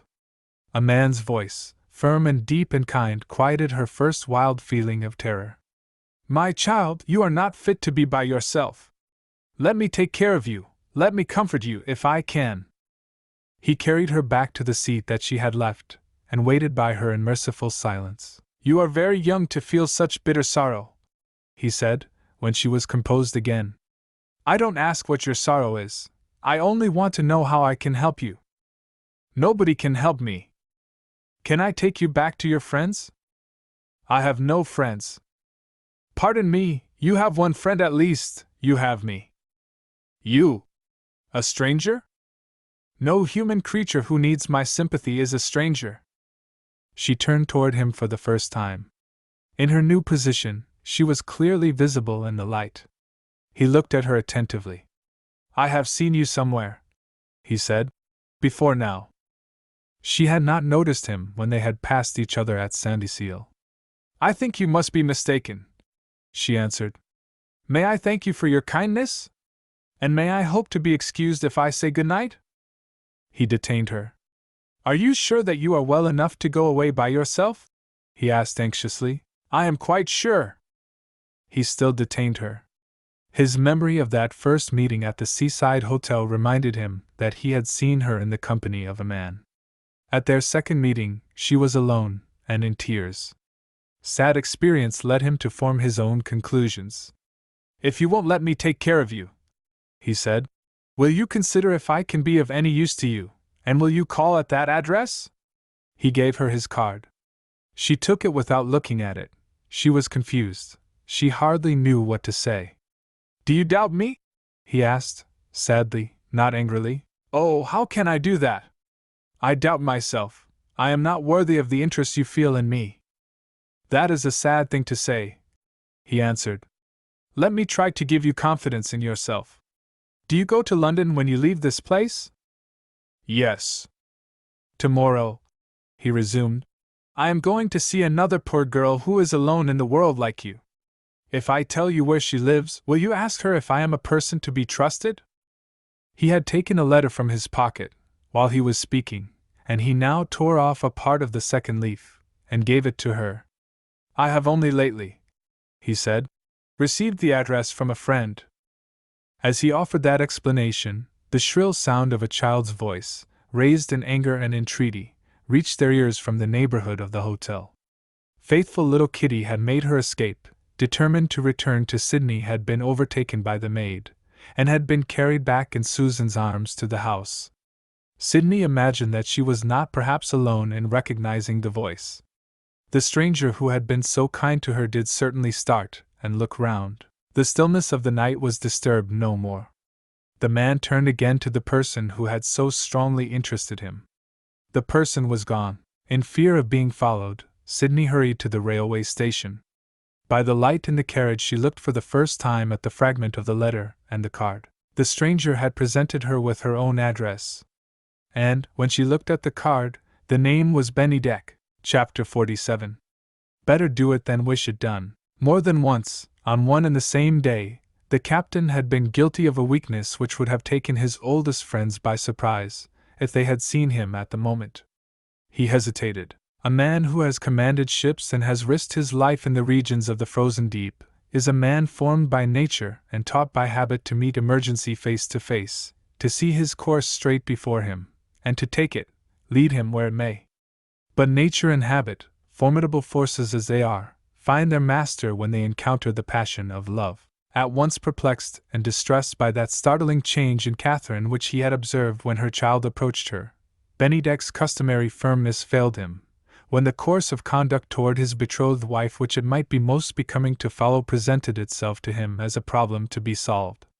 When Kitty asked him to accompany her nursemaid and herself on their return to the hotel, he had refused because he felt reluctant to intrude himself on Catherine's notice, until she was ready to admit him to her confidence of her own free will. Left alone, he began to doubt whether delicacy did really require him to make the sacrifice which he had contemplated not 5 minutes since. It was surely possible that Catherine might be waiting to see him, and might then offer the explanation which would prove to be equally a relief on both sides. He was on his way to the hotel when he met with Sydney Westerfield. To see a woman in the sorest need of all that kindness and consideration could offer, and to leave her as helpless as he had found her, would have been an act of brutal indifference revolting to any man possessed of even ordinary sensibility. The captain had only followed his natural impulses, and had only said and done what, in nearly similar cases, he had said and done on other occasions. Left by himself, he advanced a few steps mechanically on the way by which Sydney had escaped him, and then stopped. Was there any sufficient reason for his following her, and intruding himself on her notice? She had recovered, she was in possession of his address, she had been referred to a person who could answer for his good intentions. All that it was his duty to do had been done already. He turned back again, in the direction of the hotel. Hesitating once more, he paused halfway along the corridor which led to Catherine's sitting room. Voices reached him from persons who had entered the house by the front door. He recognized Mrs. Presty's loud, confident tones. She was taking leave of friends, and was standing with her back toward him. Bennydeck waited unobserved until he saw her enter the sitting room.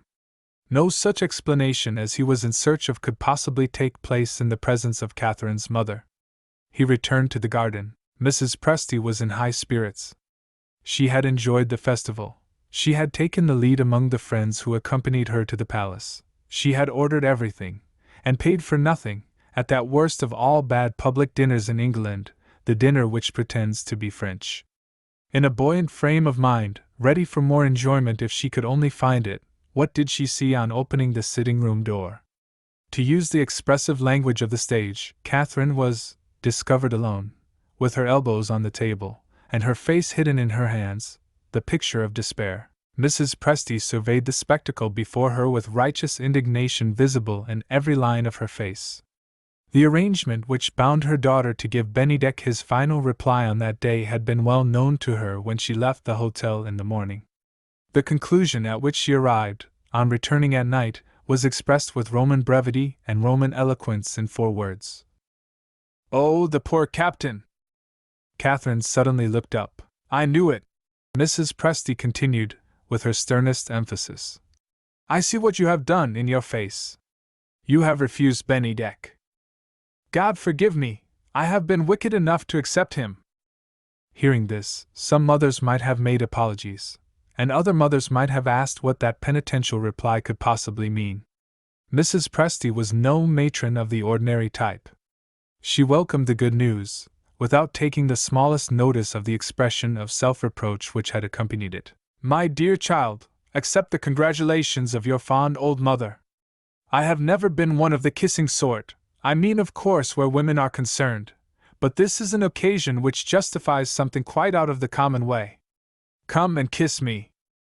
Catherine took no notice of that outburst of maternal love. "I have forgotten everything that I ought to have remembered," she said. "In my vanity, in my weakness, in my selfish enjoyment of the passing moment, I have been too supremely happy even to think of the trials of my past life, and of the false position in which they have placed me toward a man whom I ought to be ashamed to deceive. I have only been recalled to a sense of duty, I might almost say to a sense of decency, by my poor little child. If Kitty had not reminded me of her father—" Mrs. Presty dropped into a chair. She was really frightened. Her fat cheeks trembled like a jelly on a dish that is suddenly moved. "Has that man been here?" she asked. "What man?" "The man who may break off your marriage if he meets with the captain. Has Herbert Linley been here?" "Certainly not. The one person associated with my troubles whom I have seen today is Sydney Westerfield." Mrs. Presty bounced out of her chair. "You have seen Sydney Westerfield?" she repeated with emphatic pauses which expressed amazement tempered by unbelief. "Yes, I have seen her." "Where?" "In the garden." "And spoken to her?" "Yes." Mrs. Presty raised her eyes to the ceiling. Whether she expected our old friend, the recording angel, to take down the questions and answers that had just passed, or whether she was only waiting to see the hotel that held her daughter collapse under a sense of moral responsibility, it is not possible to decide. After an awful pause, the old lady remembered that she had something more to say, and said it. "I make no remark, Catherine. I don't even want to know what you and Miss Westerfield said to each other. At the same time, as a matter of convenience to myself, I wish to ascertain whether I must leave this hotel or not. The same house doesn't hold that woman and me. Has she gone?" "She has gone." Mrs. Presty looked round the room. And taken Kitty with her? She asked. Don't speak of Kitty! Catherine cried in the greatest distress. I have had to keep the poor innocent affectionate child apart from Miss Westerfield by force. My heart aches when I think of it. I'm not surprised, Catherine. My granddaughter has been brought up on the modern system. Children are all little angels, no punishments, only gentle remonstrance. Don't be naughty, dear, because you will make poor Mamma unhappy.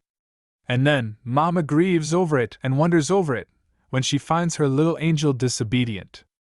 What a fatal system of education! All my success in life, every quality that endeared me to your father and Mr. Presty, every social charm that has made me the idol of society, I attribute entirely to judicious correction in early life, applied freely with the open hand. We will change the subject. Where is dear Bennydeck? I want to congratulate him on his approaching marriage. She looked hard at her daughter, and mentally added, He'll live to regret it. Catherine knew nothing of the captain's movements. Like you, she told her mother, I have something to say to him, and I don't know where he is. Mrs. Presty still kept her eyes fixed on her daughter. Nobody, observing Catherine's face, and judging also by the tone of her voice, would have supposed that she was alluding to the man whose irresistible attractions had won her. She looked ill at ease, and she spoke sadly. You don't seem to be in good spirits, my dear, Mrs. Presty gently suggested. No lovers' quarrel already, I hope? Nothing of the kind. Can I be of any use to you? You might be of the greatest use. But I know only too well you would refuse. Thus far, Mrs. Presty had been animated by curiosity. She began now to feel vaguely alarmed. After all that I have done for you, she answered, I don't think you ought to say that. Why should I refuse? Catherine hesitated. Her mother persisted in pressing her. Has it anything to do with Captain Bennydeck? Yes. What is it?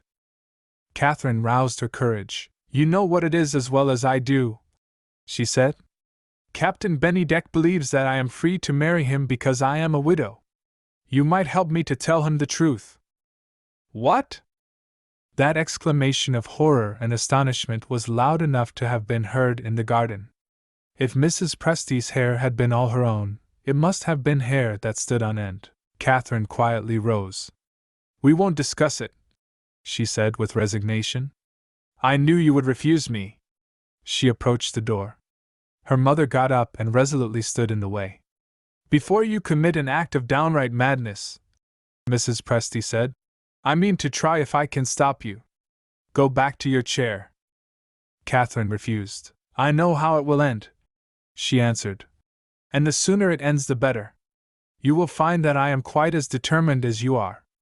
A man who loves me as he loves me is a man whom I refuse to deceive. Let's have it out plainly, Mrs. Presty insisted. He believes your first marriage has been dissolved by death. Do you mean to tell him that it has been dissolved by divorce? I do. What right has he to know it? A right that is not to be denied. A wife must have no secrets from her husband. Mrs. Presty hit back smartly. You're not his wife yet. Wait till you are married. Never. Who but a wretch would marry an honest man under false pretenses? I deny the false pretenses. You talk as if you were an impostor. Are you, or are you not, the accomplished lady who has charmed him? Are you, or are you not, the beautiful woman whom he loves? There isn't a stain on your reputation. In every respect you are the wife he wants and the wife who is worthy of him. And you are cruel enough to disturb the poor man about a matter that doesn't concern him. You are fool enough to raise doubts of you in his mind, and give him a reproach to cast in your teeth the first time you do anything that happens to offend him. Any woman, I don't care who she may be, might envy the home that's waiting for you and your child, if you're wise enough to hold your tongue. Upon my word, Catherine, I am ashamed of you. Have you no principles? She really meant it. The purely selfish considerations which she urged on her daughter were so many undeniable virtues in Mrs. Presty's estimation. She took the highest moral ground, and stood up and crowed on it, with a pride in her own principles which the primate of all England might have envied, but Catherine's rare resolution held as firm as ever. She got a little nearer to the door. "Good night, Mamma," was the only reply she made. "Is that all you have to say to me? I am tired and I must rest. Please let me go." Mrs. Presty threw open the door with a bang. "You refuse to take my advice?" she said. "Oh, very well, have your own way. You are sure to prosper in the end. These are the days of exhibitions and gold medals.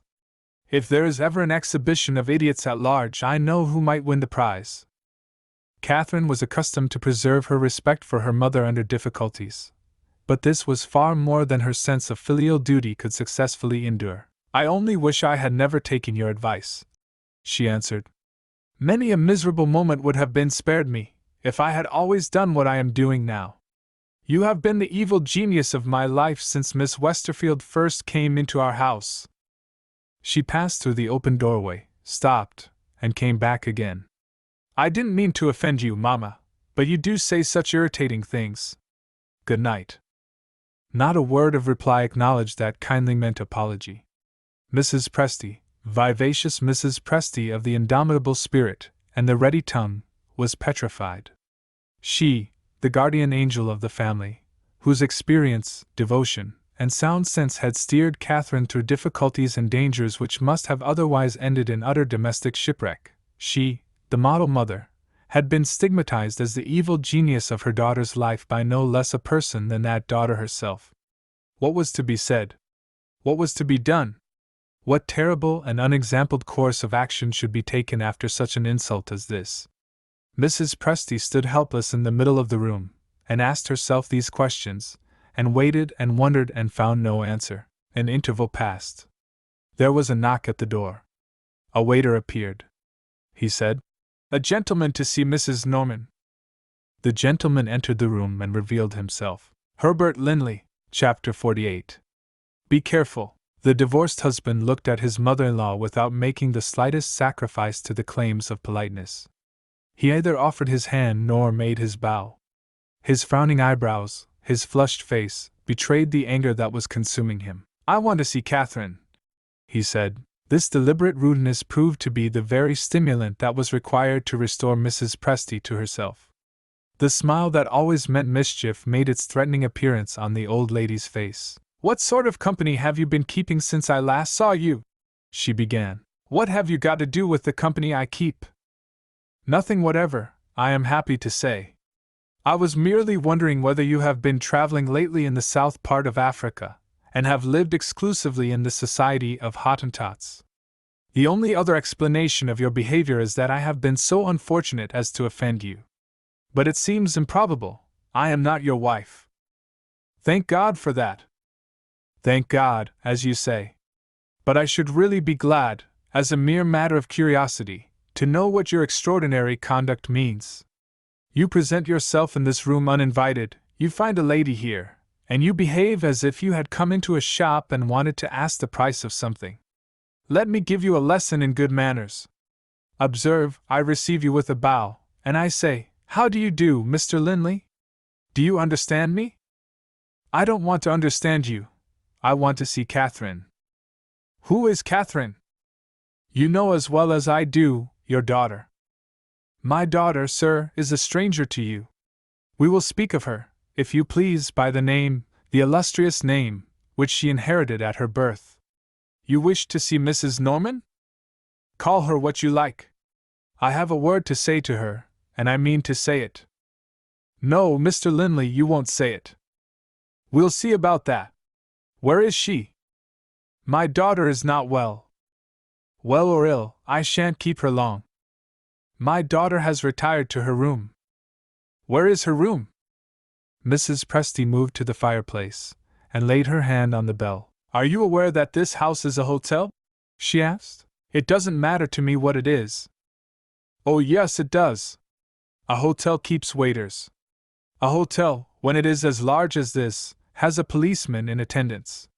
Must I ring?" The choice between giving way to Mrs. Presty, or being disgracefully dismissed, was placed plainly before him. Herbert's life had been the life of a gentleman. He knew that he had forgotten himself. It was impossible that he could hesitate. "I won't trouble you to ring," he said, "and I will beg your pardon for having allowed my temper to get the better of me. At the same time, it ought to be remembered, I think, in my favor, that I have had some provocation." "I don't agree with you," Mrs. Presty answered. She was deaf to any appeal for mercy from Herbert Linley. "As to provocation," she added, returning to her chair without asking him to be seated, "when you apply that word to yourself, you insult my daughter and me. You provoked? Oh, heavens! You wouldn't say that," he urged, speaking with marked restraint of tone and manner, "if you knew what I have had to endure." Mrs. Presty suddenly looked toward the door. "Wait a minute," she said. "I think I hear somebody coming in." In the silence that followed, footsteps were audible outside, not approaching the door, however, but retiring from it. Mrs. Presty had apparently been mistaken. "Yes?" she said resignedly, permitting Herbert to proceed. He really had something to say for himself, and he said it with sufficient moderation.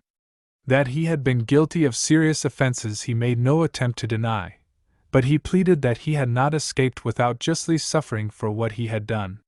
He had been entirely in the wrong when he threatened to take the child away from her mother by force of law, but had he not been punished when his wife obtained her divorce, and separated him from his little daughter as well as from herself?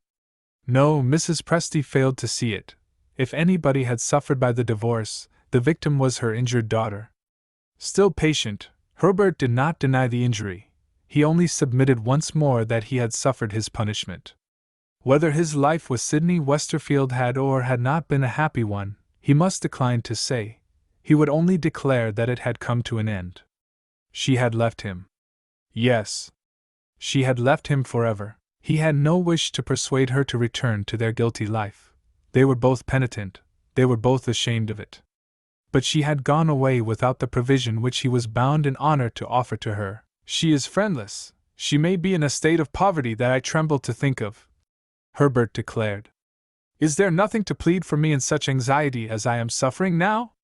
Mrs. Presty stopped him there. She had heard enough of Sydney already. "I see nothing to be gained," she said, "by dwelling on the past, and I should be glad to know why you have come to this place tonight." "I have come to see Kitty." "Quite out of the question." "Don't tell me that, Mrs. Presty. I'm one of the wretchedest men living, and I ask for the consolation of seeing my child. Kitty hasn't forgotten me yet, I know. Her mother can't be so cruel as to refuse. She shall fix her own time, and send me away when she likes. I'll submit to anything. Will you ask Catherine to let me see Kitty?" "I can't do it." "Why not?" "For private reasons." "What reasons?" "For reasons into which you have no right to inquire." He got up from his chair.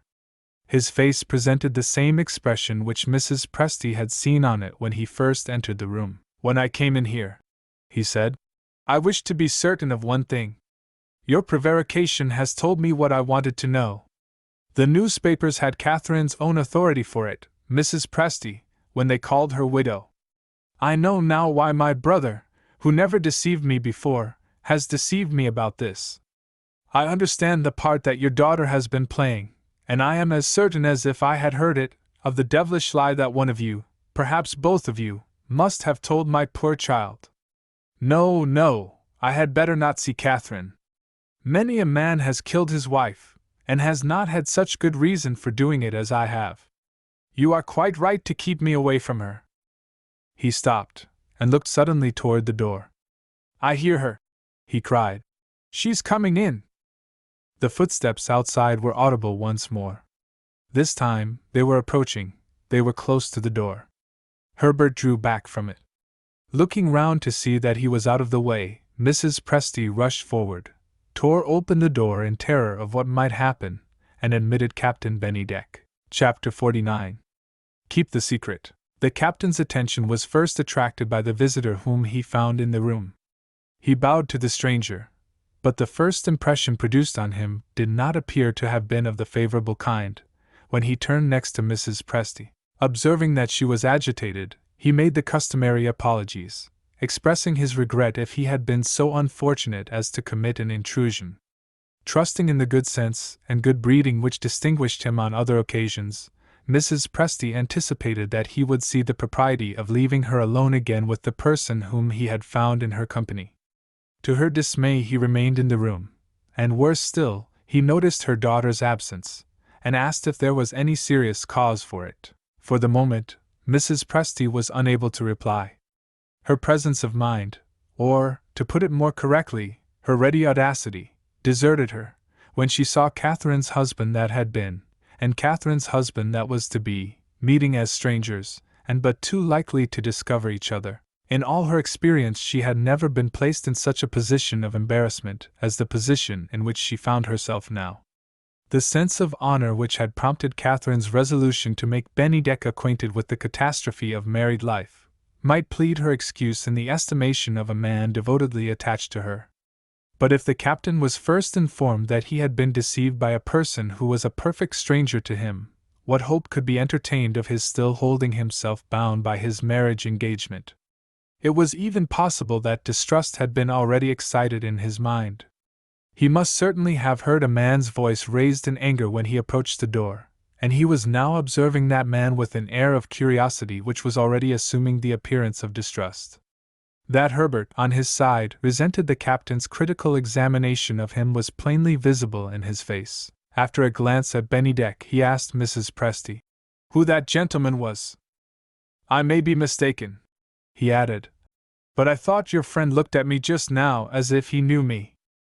"I have met you, sir, before this." The captain made the reply with a courteous composure of tone and manner which apparently reminded Herbert of the claims of politeness. "May I ask where I had the honor of seeing you?"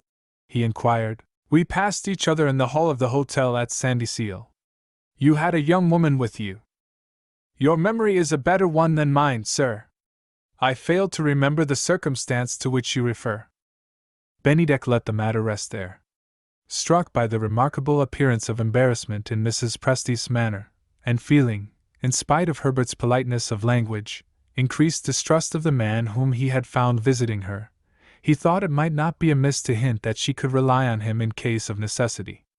"I am afraid I have interrupted a confidential interview," he began, "and I ought perhaps to explain." Mrs. Presty listened absently, preoccupied by the fear that Herbert would provoke a dangerous disclosure, and by the difficulty of discovering a means of preventing it. She interrupted the captain. "Excuse me for one moment. I have a word to say to this gentleman." Bennydeck immediately drew back, and Mrs. Presty lowered her voice. "If you wish to see Kitty," she resumed, attacking Herbert on his weak side, "it depends entirely on your discretion." "What do you mean by discretion?" "Be careful not to speak of our family troubles, and I promise you shall see Kitty. That is what I mean." Herbert declined to say whether he would be careful or not. He was determined to find out, first, with what purpose Bennydeck had entered the room. "The gentleman was about to explain himself to you," he said to Mrs. Presty. "Why don't you give him the opportunity?" She had no choice but to submit, in appearance at least. Never had she hated Herbert as she hated him at that moment. The captain went on with his explanation. He had his reasons, he said, for hesitating, in the first instance, to present himself uninvited, and he accordingly retired. On second thoughts, however, he had returned in the hope. "In the hope," Herbert interposed, "of seeing Mrs. Presty's daughter?" "That was one of my motives," Bennydeck answered. "Is it indiscreet to inquire what the other motive was?" "Not at all. I heard a stranger's voice, speaking in a tone which, to say the least of it, is not customary in a lady's room, and I thought—" Herbert interrupted him again. "And you thought your interference might be welcome to the lady? Am I right?" "Quite right. Am I making another lucky guess if I suppose myself to be speaking to Captain Bennydeck? I shall be glad to hear, sir, how you have arrived at the knowledge of my name. Shall we say, Captain, that I have arrived at it by instinct?" His face, as he made that reply, alarmed Mrs. Presty. She cast a look at him, partly of entreaty, partly of warning. No effect was produced by the look. He continued, in a tone of ironical compliment. You must pay the penalty of being a public character. Your marriage is announced in the newspapers.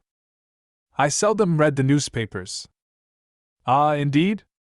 Perhaps the report is not true. As you don't read the newspapers, allow me to repeat it. You are engaged to marry the beautiful widow, Mrs. Norman. I think I quote those last words correctly? Mrs. Presty suddenly got up. With an inscrutable face that told no tales, she advanced to the door. Herbert's insane jealousy of the man who was about to become Catherine's husband had led him into a serious error. He had driven Catherine's mother to desperation. In that state of mind, she recovered her lost audacity, as a matter of course.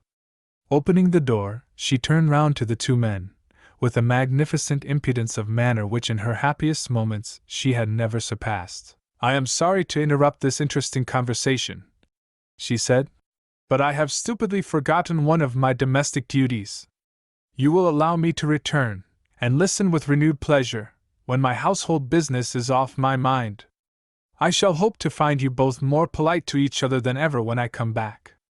She was in such a frenzy of suppressed rage that she actually kissed her hand to them as she left the room. Bennydeck looked after her, convinced that some sinister purpose was concealed under Mrs. Presty's false excuses, and wholly unable to imagine what that purpose might be.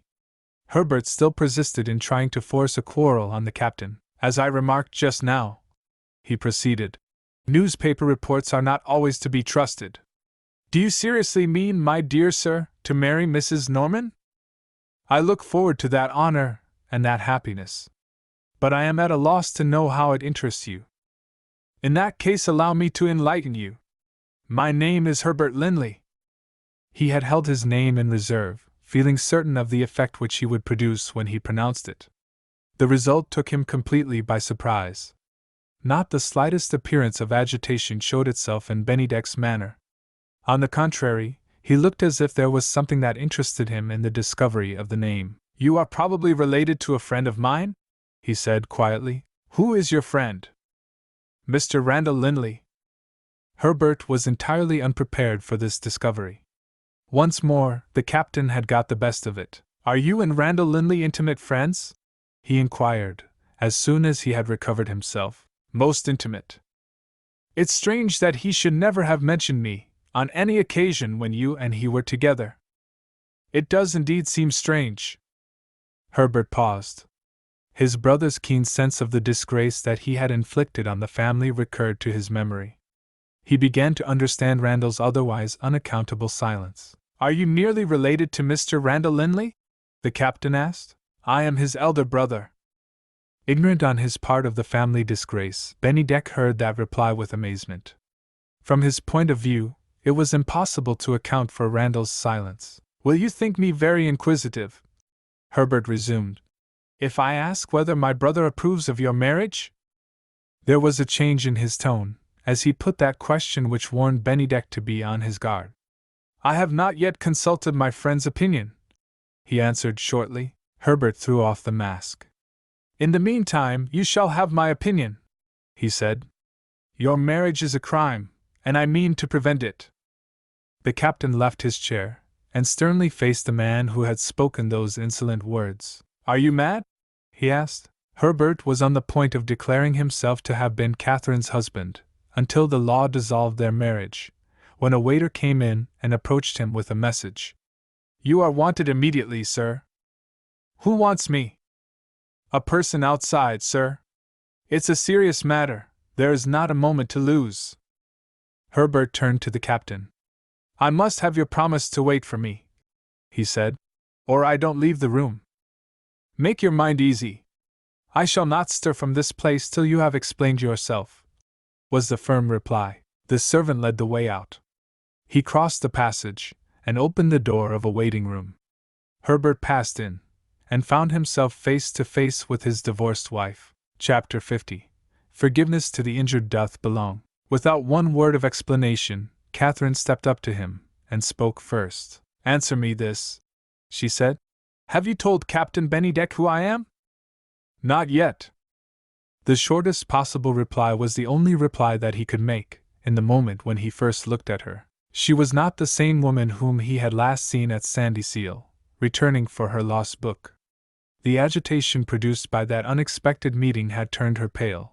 The overpowering sense of injury had hardened and aged her face. This time, she was prepared to see him. This time, she was conscious of a resolution that raised her in her own estimation. Her clear blue eyes glittered as she looked at him. The bright color glowed in her cheeks.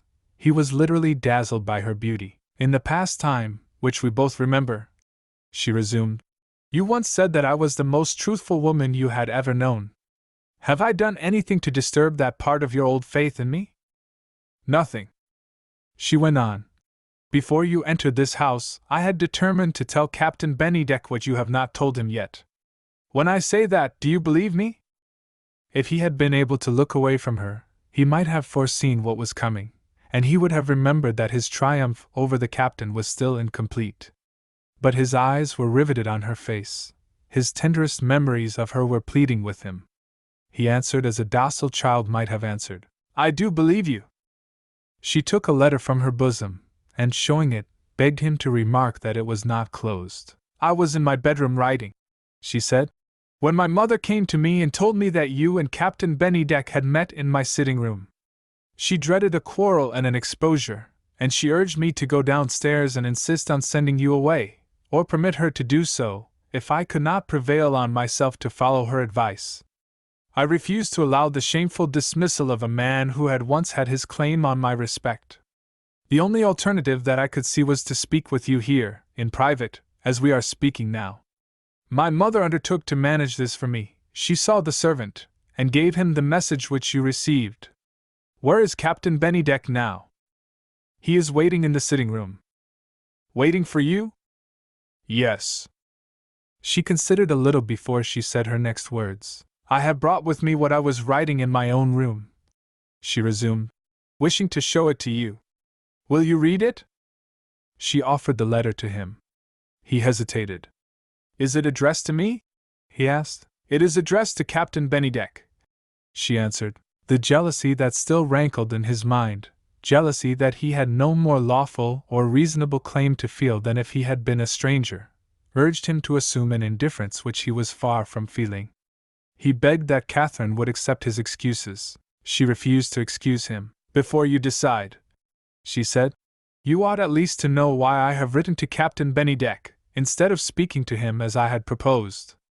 My heart failed me when I thought of the distress that he might feel, and perhaps of the contempt of myself which, good and gentle as he is, he might not be able to disguise. My letter tells him the truth, without concealment. I am obliged to speak of the manner in which you have treated me, and of the circumstances which forced me into acts of deception that I now bitterly regret. I have tried not to misrepresent you. I have been anxious to do you no wrong. It is for you, not for me, to say if I have succeeded. Once more, will you read my letter? The sad self-possession, the quiet dignity with which she spoke, appealed to his memory of the pardon that she had so generously granted, while he and Sidney Westerfield were still guiltless of the injury inflicted on her at a later time. Silently he took the letter from her, and read it. She kept her face turned away from him, and from the light. The effort to be still calm and reasonable, to suffer the heartache, and not to let the suffering be seen, made cruel demands on the self-betraying nature of a woman possessed by strong emotion. There was a moment when she heard him sigh while he was reading. She looked round at him, and instantly looked away again. He rose and approached her. He held out the letter in one hand, and pointed to it with the other. Twice he attempted to speak. Twice the influence of the letter unmanned him. It was a hard struggle, but it was for her sake. He mastered his weakness, and forced his trembling voice to submit to his will. Is the man whom you are going to marry worthy of this? He asked, still pointing to the letter. She answered firmly. More than worthy of it. Marry him, Catherine, and forget me. The great heart that he had so sorely wounded pitied him, forgave him, answered him with a burst of tears. She held out one imploring hand. His lips touched it. He was gone. Chapter 51. Dumb Spiro. Brisk and smiling, Mrs. Presty presented herself in the waiting room. We have got rid of our enemy, she announced. I looked out of the window and saw him leaving the hotel. She paused, struck with the deep dejection expressed in her daughter's attitude. Catherine, she exclaimed. "I tell you Herbert has gone, and you look as if you regretted it. Is there anything wrong? Did my message fail to bring him here?" "No. He was bent on mischief when I saw him last." "Has he told Bennydeck of the divorce?" "No." "Thank heaven for that. There is no one to be afraid of now. Where is the captain?" "He is still in the sitting room." "Why don't you go to him?" "I daren't." "Shall I go?" "Yes, and give him this." Mrs. Presty took the letter. "You mean tear it up," she said. "And quite right, too." "No, I mean what I say. My dear child, if you have any regard for yourself, if you have any regard for me, don't ask me to give Bennydeck this mad letter.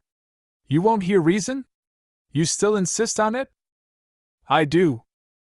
If Kitty ever behaves to you, Catherine, as you have behaved to me, you will have richly deserved it. Oh, if you were only a child again, I'd beat it out of you, I would." With that outburst of temper, she took the letter to Bennydeck. In less than a minute she returned, a tamed woman. "He frightens me," she said. "Is he angry?" "No, and that is the worst of it. When men are angry, I am never afraid of them. He's quiet, too quiet. He said, 'I'm waiting for Mr. Herbert Linley. Where is he?' I said, 'He has left the hotel.' He said, 'What does that mean?' I handed the letter to him. 'Perhaps this will explain,' I said. He looked at the address, and at once recognized your handwriting. Why does she write to me when we are both in the same house? Why doesn't she speak to me?' I pointed to the letter. He wouldn't look at it. He looked straight at me. 'There's some mystery here,' he said. 'I'm a plain man, I don't like mysteries.' Mr. Linley had something to say to me, when the message interrupted him. 'Who sent the message? Do you know? If there is a woman living, Catherine, who would have told the truth, in such a position as mine was at that moment, I should like to have her photograph.' I said I didn't know, and I saw he suspected me of deceiving him. Those kind eyes of his, you wouldn't believe it of them, looked me through and through. 'I won't detain you any longer,' he said. I'm not easily daunted. As you know, the relief it was to me to get away from him is not to be told in words. What do you think I heard when I got into the passage? I heard him turn the key of the door. He's locked in, my dear, he's locked in. We are too near him here. Come upstairs." Catherine refused. "I ought to be near him," she said hopefully. "He may wish to see me." Her mother reminded her that the waiting room was a public room, and might be wanted. "Let's go into the garden," Mrs. Presty proposed. "We can tell the servant who waits on us where we may be found." Catherine yielded. Mrs. Presty's excitement found its overflow in talking perpetually. Her daughter had nothing to say, and cared nothing where they went. All outward manifestation of life in her seemed to be suspended at that terrible time of expectation.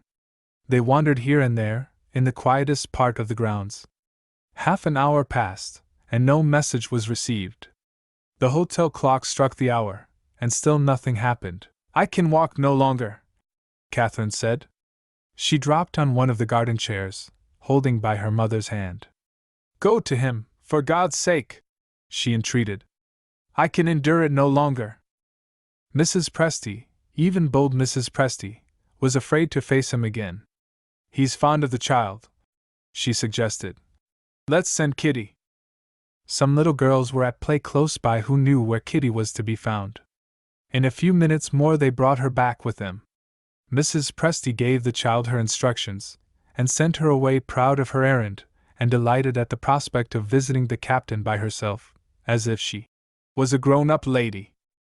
This time the period of suspense was soon at an end. Kitty came running back. "It's lucky you sent me," she declared. "He wouldn't have opened the door to anybody else, he said so himself." "Did you knock softly, as I told you?"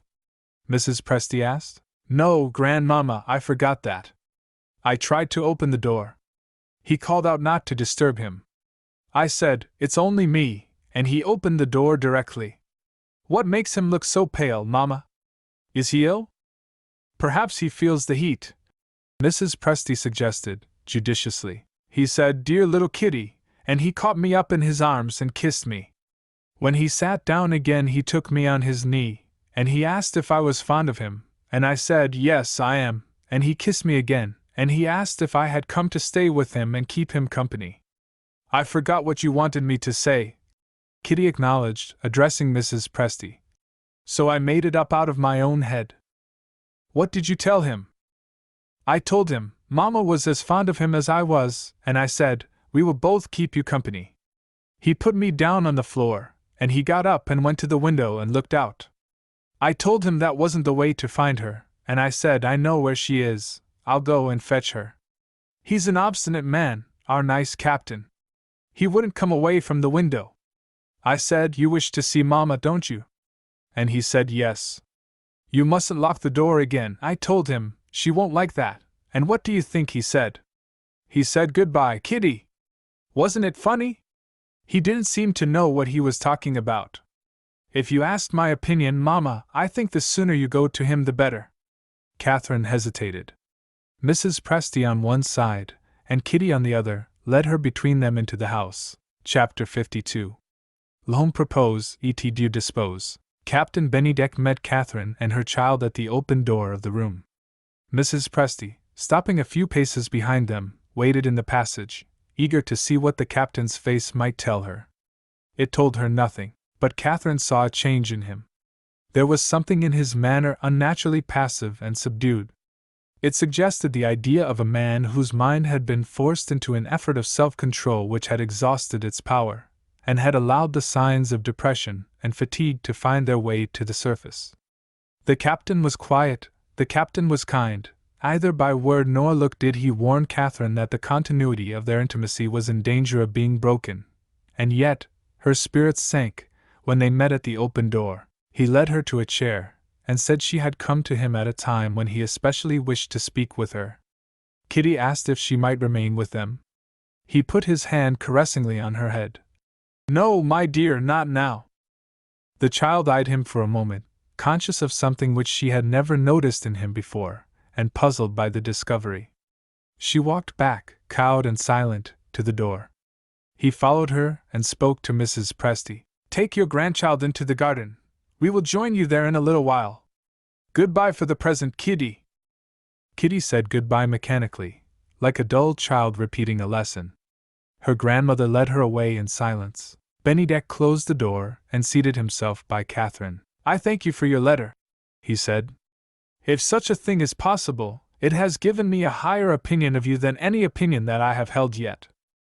She looked at him with a feeling of surprise, so sudden and so overwhelming that she was at a loss how to reply. The last words which she expected to hear from him, when he alluded to her confession, were the words that had just passed his lips. "You have owned to faults that you have committed, and deceptions that you have sanctioned," he went on, "with nothing to gain, and everything to lose, by telling the truth. Who but a good woman would have done that?" There was a deeper feeling in him than he had ventured to express. It betrayed itself by a momentary trembling in his voice. Catherine drew a little closer to him. "You don't know how you surprise me, how you relieve me," she said warmly, and pressed his hand. In the eagerness of her gratitude, in the gladness that had revived her sinking heart, she failed to feel that the pressure was not returned. "What have I said to surprise you?" he asked. "What anxiety have I relieved, without knowing it? I was afraid you would despise me." "Why should I despise you? Have I not gained your good opinion under false pretenses? Have I not allowed you to admire me and to love me without telling you that there was anything in my past life which I have reason to regret? Even now, I can hardly realize that you excuse and forgive me, you, who have read the confession of my worst faults, you, who know the shocking inconsistencies of my character." "Say at once," he answered, "that I know you to be a mortal creature. Is there any human character, even the noblest, that is always consistently good?" "One reads of them sometimes," she suggested. "In books."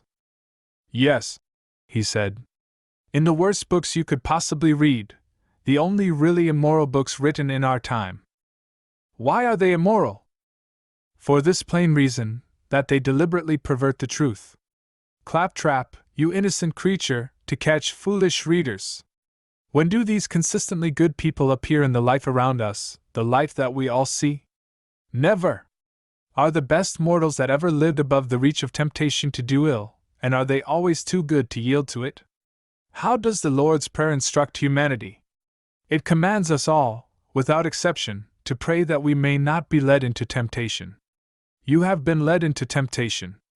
In other words, you are a human being. All that a human being could do you have done, you have repented and confessed. Don't I know how you have suffered and how you have been tried? Why, what a mean Pharisee I should be if I presumed to despise you. She looked at him proudly and gratefully. She lifted her arm as if to thank him by an embrace, and suddenly let it drop again at her side. Am I tormenting myself without cause? She said. Or is there something that looks like sorrow, showing itself to me in your face? You see the bitterest sorrow that I have felt in all my sad life. Is it sorrow for me?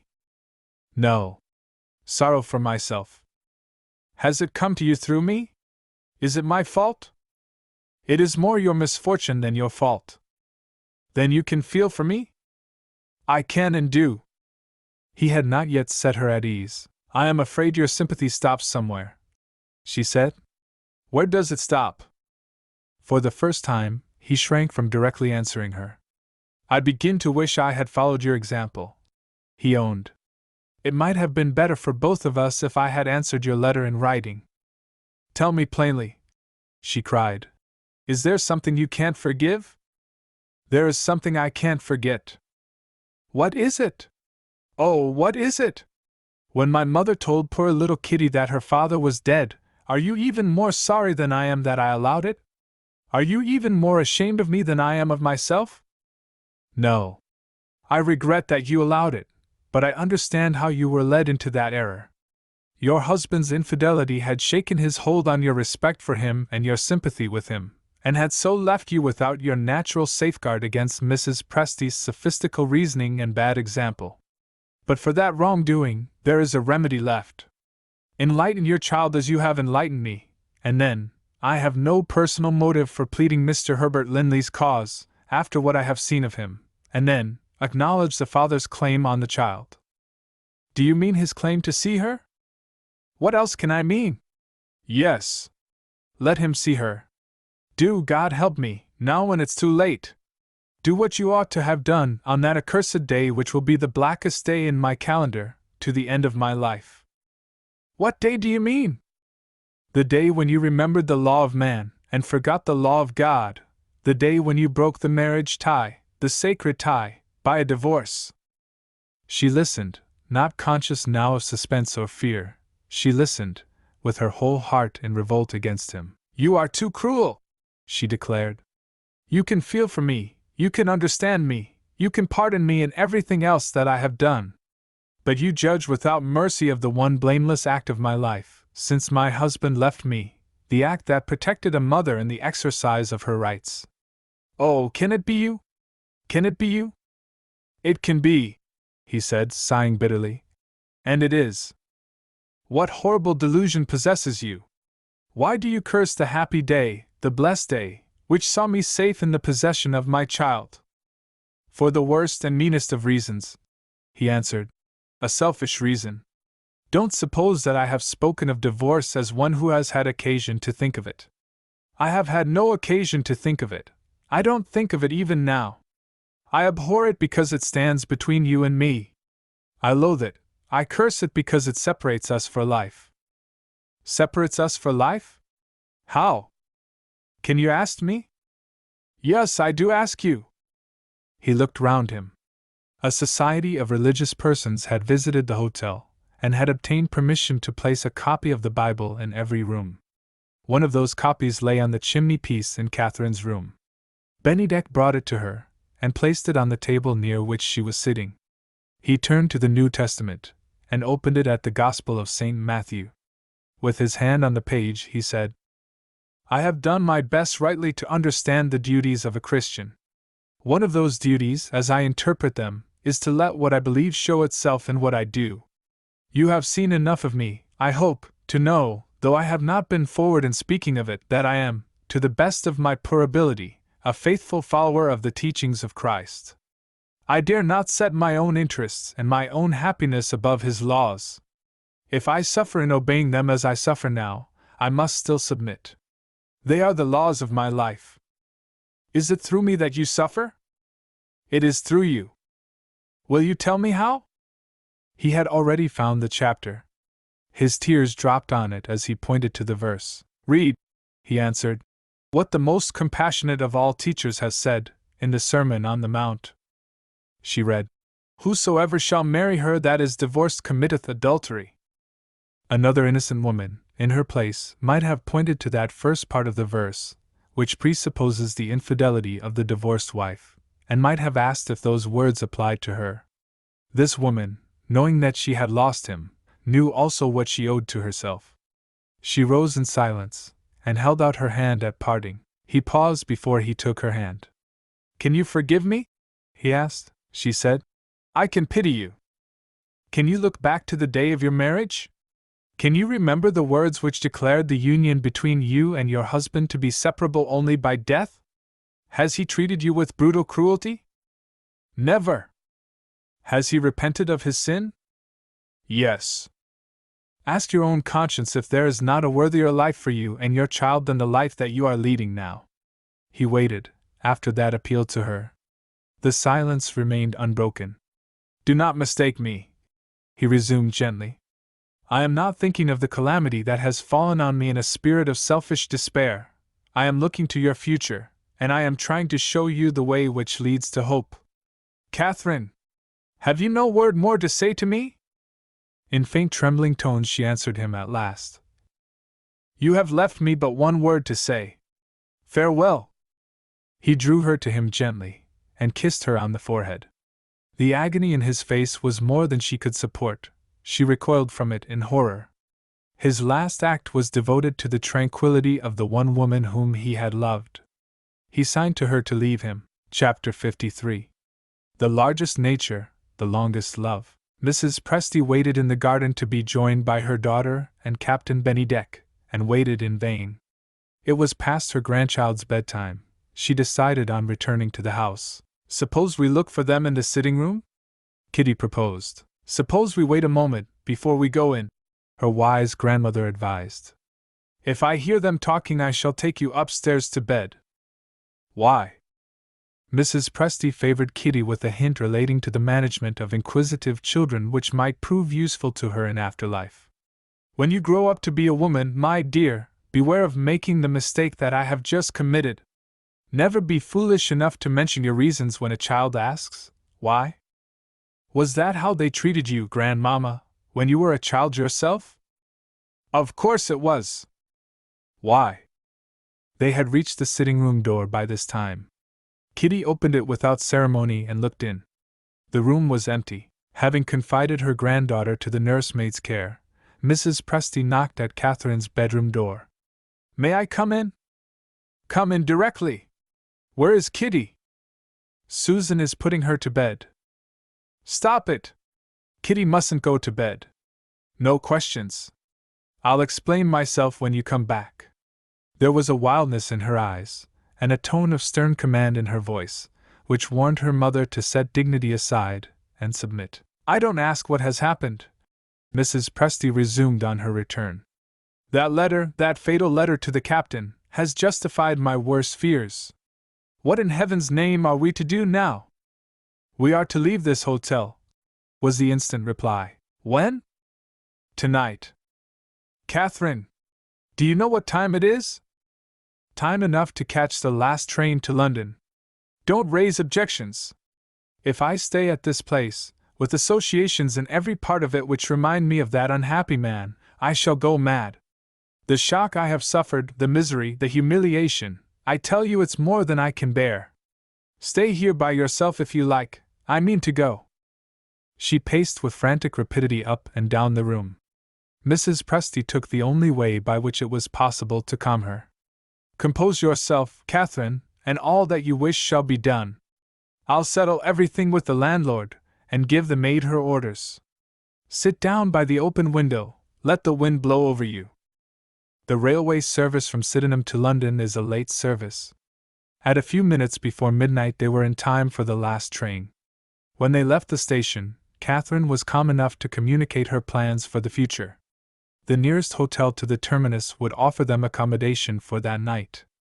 On the next day they could find some quiet place in the country, no matter where, so long as they were not disturbed. "Give me rest and peace, and my mind will be easier," Catherine said. "Let nobody know where to find me." These conditions were strictly observed, with an exception in favor of Mr. Sarrazin.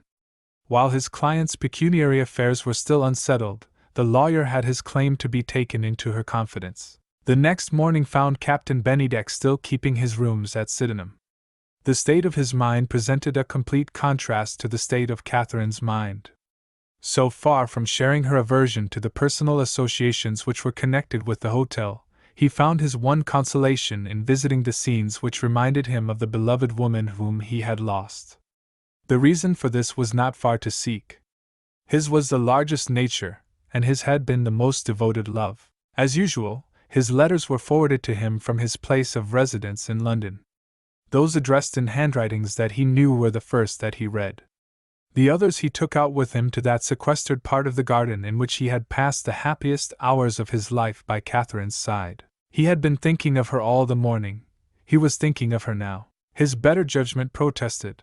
His accusing conscience warned him that he was committing, not only an act of folly but, with his religious convictions, an act of sin, and still she held her place in his thoughts. The manager had told him of her sudden departure from the hotel, and had declared with perfect truth that the place of her destination had not been communicated to him. Asked if she had left no directions relating to her correspondence, he had replied that his instructions were to forward all letters to her lawyer. On the point of inquiring next for the name and address, Bennydeck's sense of duty and sense of shame, roused at last, filled him with a timely contempt for himself. In feeling tempted to write to Catherine, in encouraging fond thoughts of her among scenes which kept her in his memory, he had been false to the very principles to which he had appealed at their farewell interview. She had set him the right example, the example which he was determined to follow, in leaving the place. Before he could falter in his resolution, he gave notice of his departure. The one hope for him now was to find a refuge from himself in acts of mercy. Consolation was perhaps waiting for him in his home. His unopened correspondence offered a harmless occupation to his thoughts. In the meanwhile, one after another he read the letters, with an attention constantly wandering and constantly recalled, until he opened the last of them that remained. In a moment more his interest was absorbed. The first sentences in the letter told him that the deserted creature whom he had met in the garden, the stranger to whom he had offered help and consolation in the present and in the future, was no other than the lost girl of whom he had been so long in search, the daughter of Roderick Westerfield, once his dearest and oldest friend. In the pages that followed, the writer confided to him her sad story, leaving it to her father's friend to decide whether she was worthy of the sympathy which he had offered to her, when he thought she was a stranger. This part of her letter was necessarily a repetition of what Bennydeck had read, in the confession which Catherine had addressed to him. That generous woman had been guilty of one, and but one, concealment of the truth. In relating the circumstances under which the elopement from Mount Morven had taken place, she had abstained, in justice to the sincerity of Sidney's repentance, from mentioning Sidney's name. Another instance. The captain thought bitterly, as he closed the letter, of the virtues which might have made the happiness of my life. But he was bound to remember, and he did remember, that there was now a new interest, tenderly associating itself with his life to come. The one best way of telling Sidney how dear she was to him already, for her father's sake, would be to answer her in person. He hurried away to London by the first train, and drove at once to Randall's place of abode to ask for Sidney's address. Wondering what had become of the postscript to his letter, which had given Bennydeck the information of which he was now in search, Randall complied with his friend's request, and then ventured to allude to the report of the captain's marriage engagement. "Am I to congratulate you?" he asked. "Congratulate me on having discovered Roderick Westerfield's daughter." That reply, and the tone in which it was given, led Randall to ask if the engagement had been prematurely announced. "There is no engagement at all," Bennydeck answered, with a look which suggested that it might be wise not to dwell on the subject. But the discovery was welcome to Randall, for his brother's sake. He ran the risk of consequences, and inquired if Catherine was still to be found at the hotel. The captain answered by a sign in the negative. Randall persisted. Do you know where she has gone? Nobody knows but her lawyer. In that case, Randall concluded, I shall get the information that I want. Noticing that Bennydeck looked surprised, he mentioned his motive. Herbert is pining to see Kitty, he continued, and I mean to help him. He has done all that a man could do to atone for the past. As things are, I believe I shall not offend Catherine if I arrange for a meeting between father and child. What do you say? Bennydeck answered, earnestly and eagerly. Do it at once! They left the house together, one to go to Sidney's lodgings, the other on his way to Mr. Sarrazin's office. Chapter 54. Let bygones be bygones. When the servant at the lodgings announced a visitor, and mentioned his name, Sidney's memory, instead of dwelling on the recollection of the captain's kindness, perversely recalled the letter that she had addressed to him, and reminded her that she stood in need of indulgence, which even so good a man might hesitate to grant. Bennydeck's first words told the friendless girl that her fears had wronged him. My dear, how like your father you are! You have his eyes and his smile. I can't tell you how pleasantly you remind me of my dear old friend. He took her hand, and kissed her as he might have kissed a daughter of his own. Do you remember me at home, Sidney, when you were a child? No, you must have been too young for that. She was deeply touched. In faint trembling tones she said, I remember your name. My poor father often spoke of you. A man who feels true sympathy is never in danger of mistaking his way to a woman's heart, when that woman has suffered.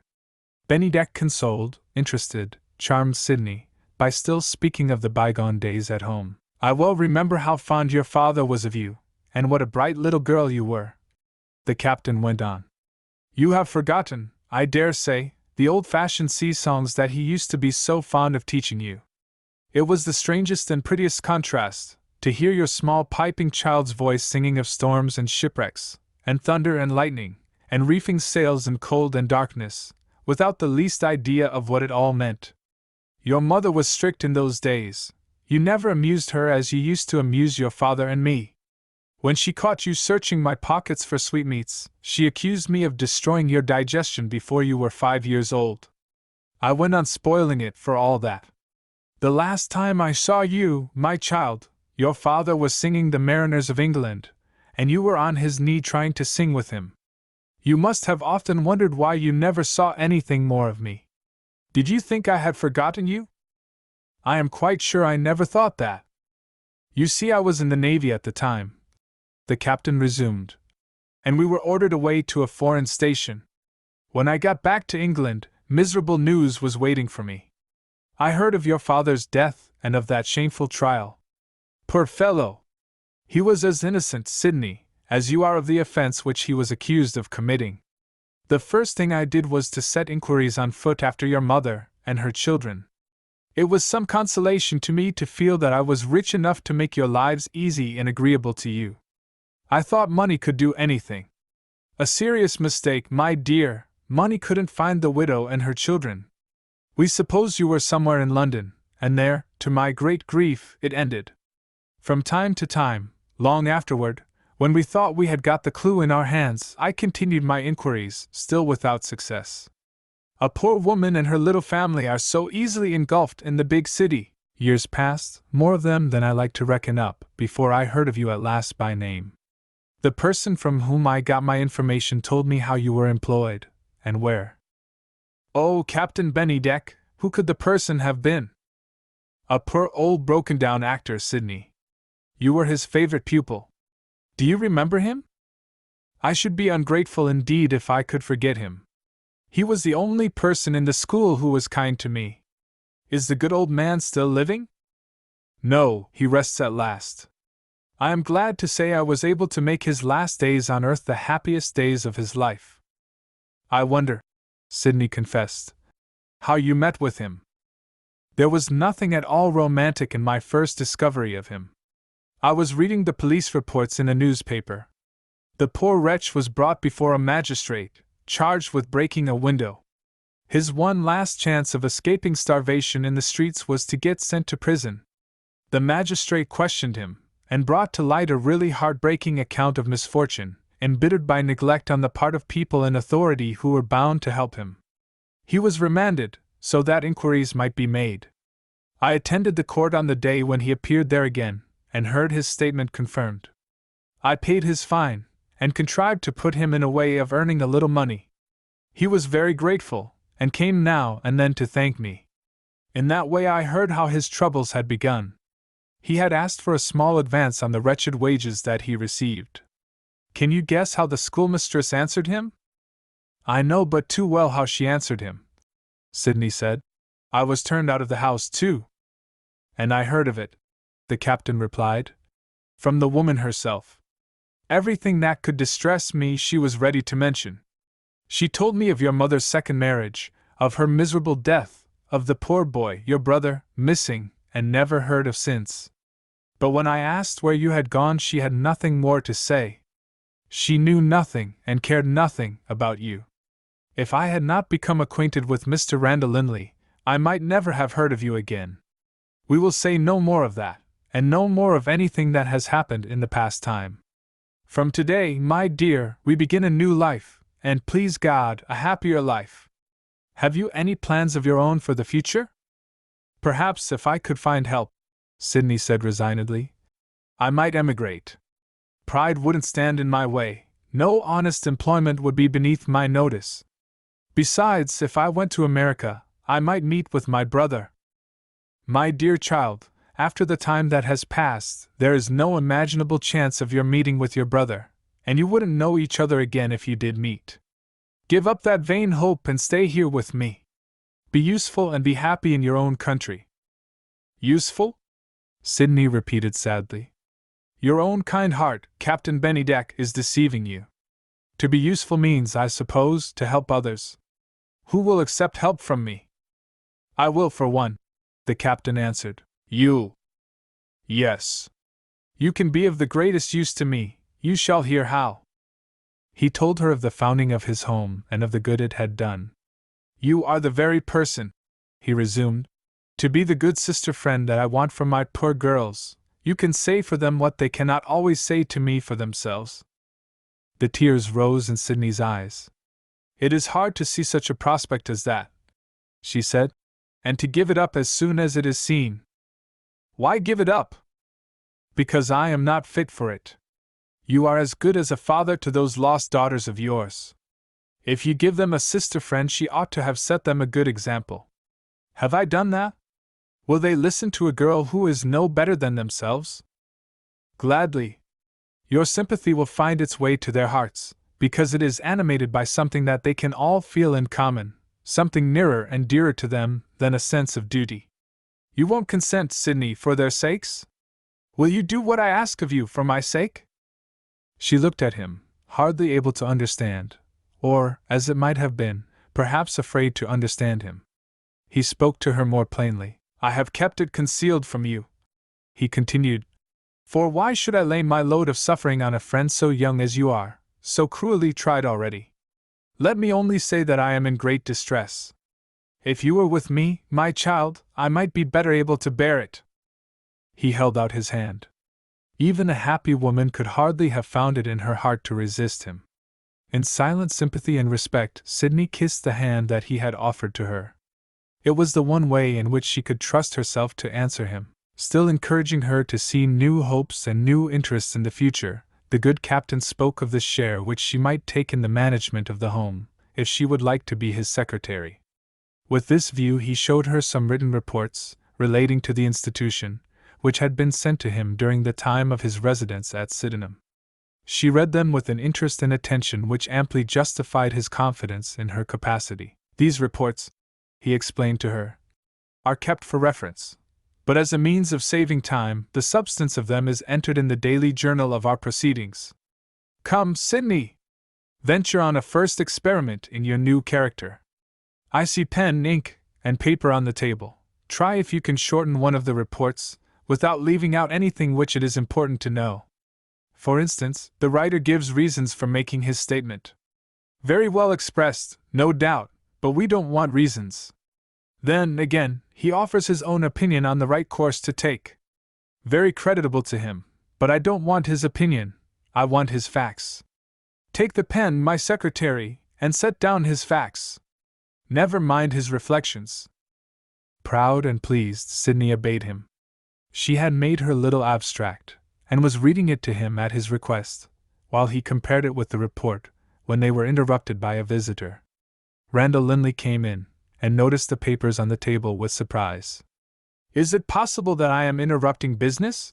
he asked. Bennydeck answered with the assumed air of importance which was in itself a compliment to Sydney. "You find me engaged on the business of the home with my new secretary." Randall at once understood what had happened. He took his friend's arm, and led him to the other end of the room. "You good fellow," he said. "Add to your kindness by excusing me if I ask for a word with you in private." Sydney rose to retire. After having encouraged her by a word of praise, the captain proposed that she should get ready to go out, and should accompany him on a visit to the home. He opened the door for her as respectfully as if the poor girl had been one of the highest ladies in the land. "I have seen my friend Sarrazin," Randall began, "and I have persuaded him to trust me with Catherine's present address. I can send Herbert there immediately, if you will only help me." "How can I help you?" "Will you allow me to tell my brother that your engagement is broken off?" Bennydeck shrank from the painful allusion, and showed it. Randall explained. "I am grieved," he said, "to distress you by referring to this subject again. But if my brother is left under the false impression that your engagement will be followed by your marriage, he will refuse to intrude himself on the lady who was once his wife." The captain understood. "Say what you please about me," he replied.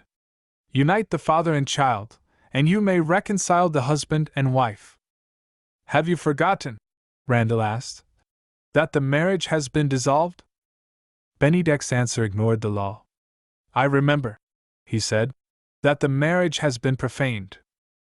Chapter 55. Leave it to the child. The front windows of Brightwater Cottage look out on a quiet green lane in Middlesex, which joins the highroad within a few miles of the market town of Uxbridge. Through the pretty garden at the back runs a little brook, winding its merry way to a distant river. The few rooms in this pleasant place of residence are too well, furnished, having regard to the limits of a building which is a cottage in the strictest sense of the word. Watercolor drawings by the old English masters of the art ornament the dining room. The parlor has been transformed into a library. From floor to ceiling all four of its walls are covered with books. Their old and well-chosen bindings, seen in the mass, present nothing less than a feast of color to the eye. The library and the works of art are described as heirlooms, which have passed into the possession of the present proprietor, one more among the hundreds of Englishmen who are ruined every year by betting on the turf. So sorely in need of a little ready money was this victim of gambling, tacitly permitted or conveniently ignored by the audacious hypocrisy of a country which rejoiced in the extinction of Baden, and which still shudders at the name of Monaco, that he was ready to let his pretty cottage for no longer a term than 1 month certain, and he even allowed the elderly lady, who drove the hardest of hard bargains with him, to lessen by 1 guinea the house rent paid for each week. He took his revenge by means of an ironical compliment, addressed to Mrs. Presty. "What a saving it would be to the country, ma'am, if you were Chancellor of the Exchequer!" With perfect gravity Mrs. Presty accepted that well-earned tribute of praise. "You are quite right, sir. I should be the first official person known to the history of England who took proper care of the public money." Within 2 days of the time when they had left the hotel at Sydenham, Catherine and her little family circle had taken possession of the cottage. The 2 ladies were sitting in the library, each occupied with a book chosen from the well-stocked shelves. Catherine's reading appeared to be more than once interrupted by Catherine's thoughts. Noticing this circumstance, Mrs. Presty asked if some remarkable event had happened, and if it was weighing heavily on her daughter's mind. Catherine answered that she was thinking of Kitty, and that anxiety connected with the child did weigh heavily on her mind. Some days had passed, she reminded Mrs. Presty, since the interview at which Herbert Linley had bidden her farewell. On that occasion he had referred to her proposed marriage, never to be a marriage now, in terms of forbearance and generosity which claimed her sincerest admiration. It might be possible for her to show a grateful appreciation of his conduct. Devotedly fond of his little daughter, he must have felt acutely his long separation from her, and it was quite likely that he might ask to see Kitty. But there was an obstacle in the way of her willing compliance with that request, which it was impossible to think of without remorse, and which it was imperatively necessary to remove. Mrs. Presty would understand that she alluded to the shameful falsehood which had led the child to suppose that her father was dead. Strongly disapproving of the language in which her daughter had done justice to the conduct of the divorced husband, Mrs. Presty merely replied, "You are Kitty's mother, I leave it to you," and returned to her reading. Catherine could not feel that she had deserved such an answer as this. "Did I plan the deception?" she asked. "Did I tell the lie?" Mrs. Presty was not in the least offended. "You are comparatively innocent, my dear," she admitted, with an air of satirical indulgence. "You only consented to the deception, and profited by the lie. Suppose we own the truth? You are afraid." Catherine owned the truth in the plainest terms. "Yes, I am afraid." "And you leave it to me?" "I leave it to you." Mrs. Presty complacently closed her book. "I was quite prepared to hear it," she said. "All the unpleasant complications since your divorce, and heaven only knows how many of them have presented themselves, have been left for me to unravel. It so happens, though I was too modest to mention it prematurely, that I have unraveled this complication. If one only has eyes to see it, there is a way out of every difficulty that can possibly happen." She pushed the book that she had been reading across the table to Catherine. "Turn to page 240, she said. "There is the way out." The title of the book was Disasters at Sea, and the page contained the narrative of a shipwreck. On evidence apparently irresistible, the drowning of every soul on board the lost vessel had been taken for granted, when a remnant of the passengers and crew had been discovered on a desert island, and had been safely restored to their friends. Having read this record of suffering and suspense, Catherine looked at her mother, and waited for an explanation. "Don't you see it?" Mrs. Presty asked. "I can't say that I do." The old lady's excellent temper was not in the least ruffled, even by this. "Quite inexcusable on my part," she acknowledged.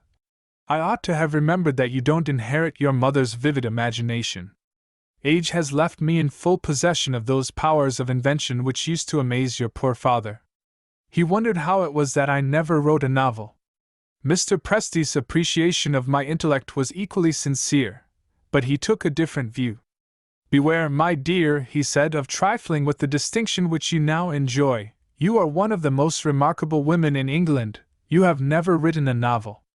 Pardon me, I am wandering into the region of literary anecdote, when I ought to explain myself. Now pray attend to this.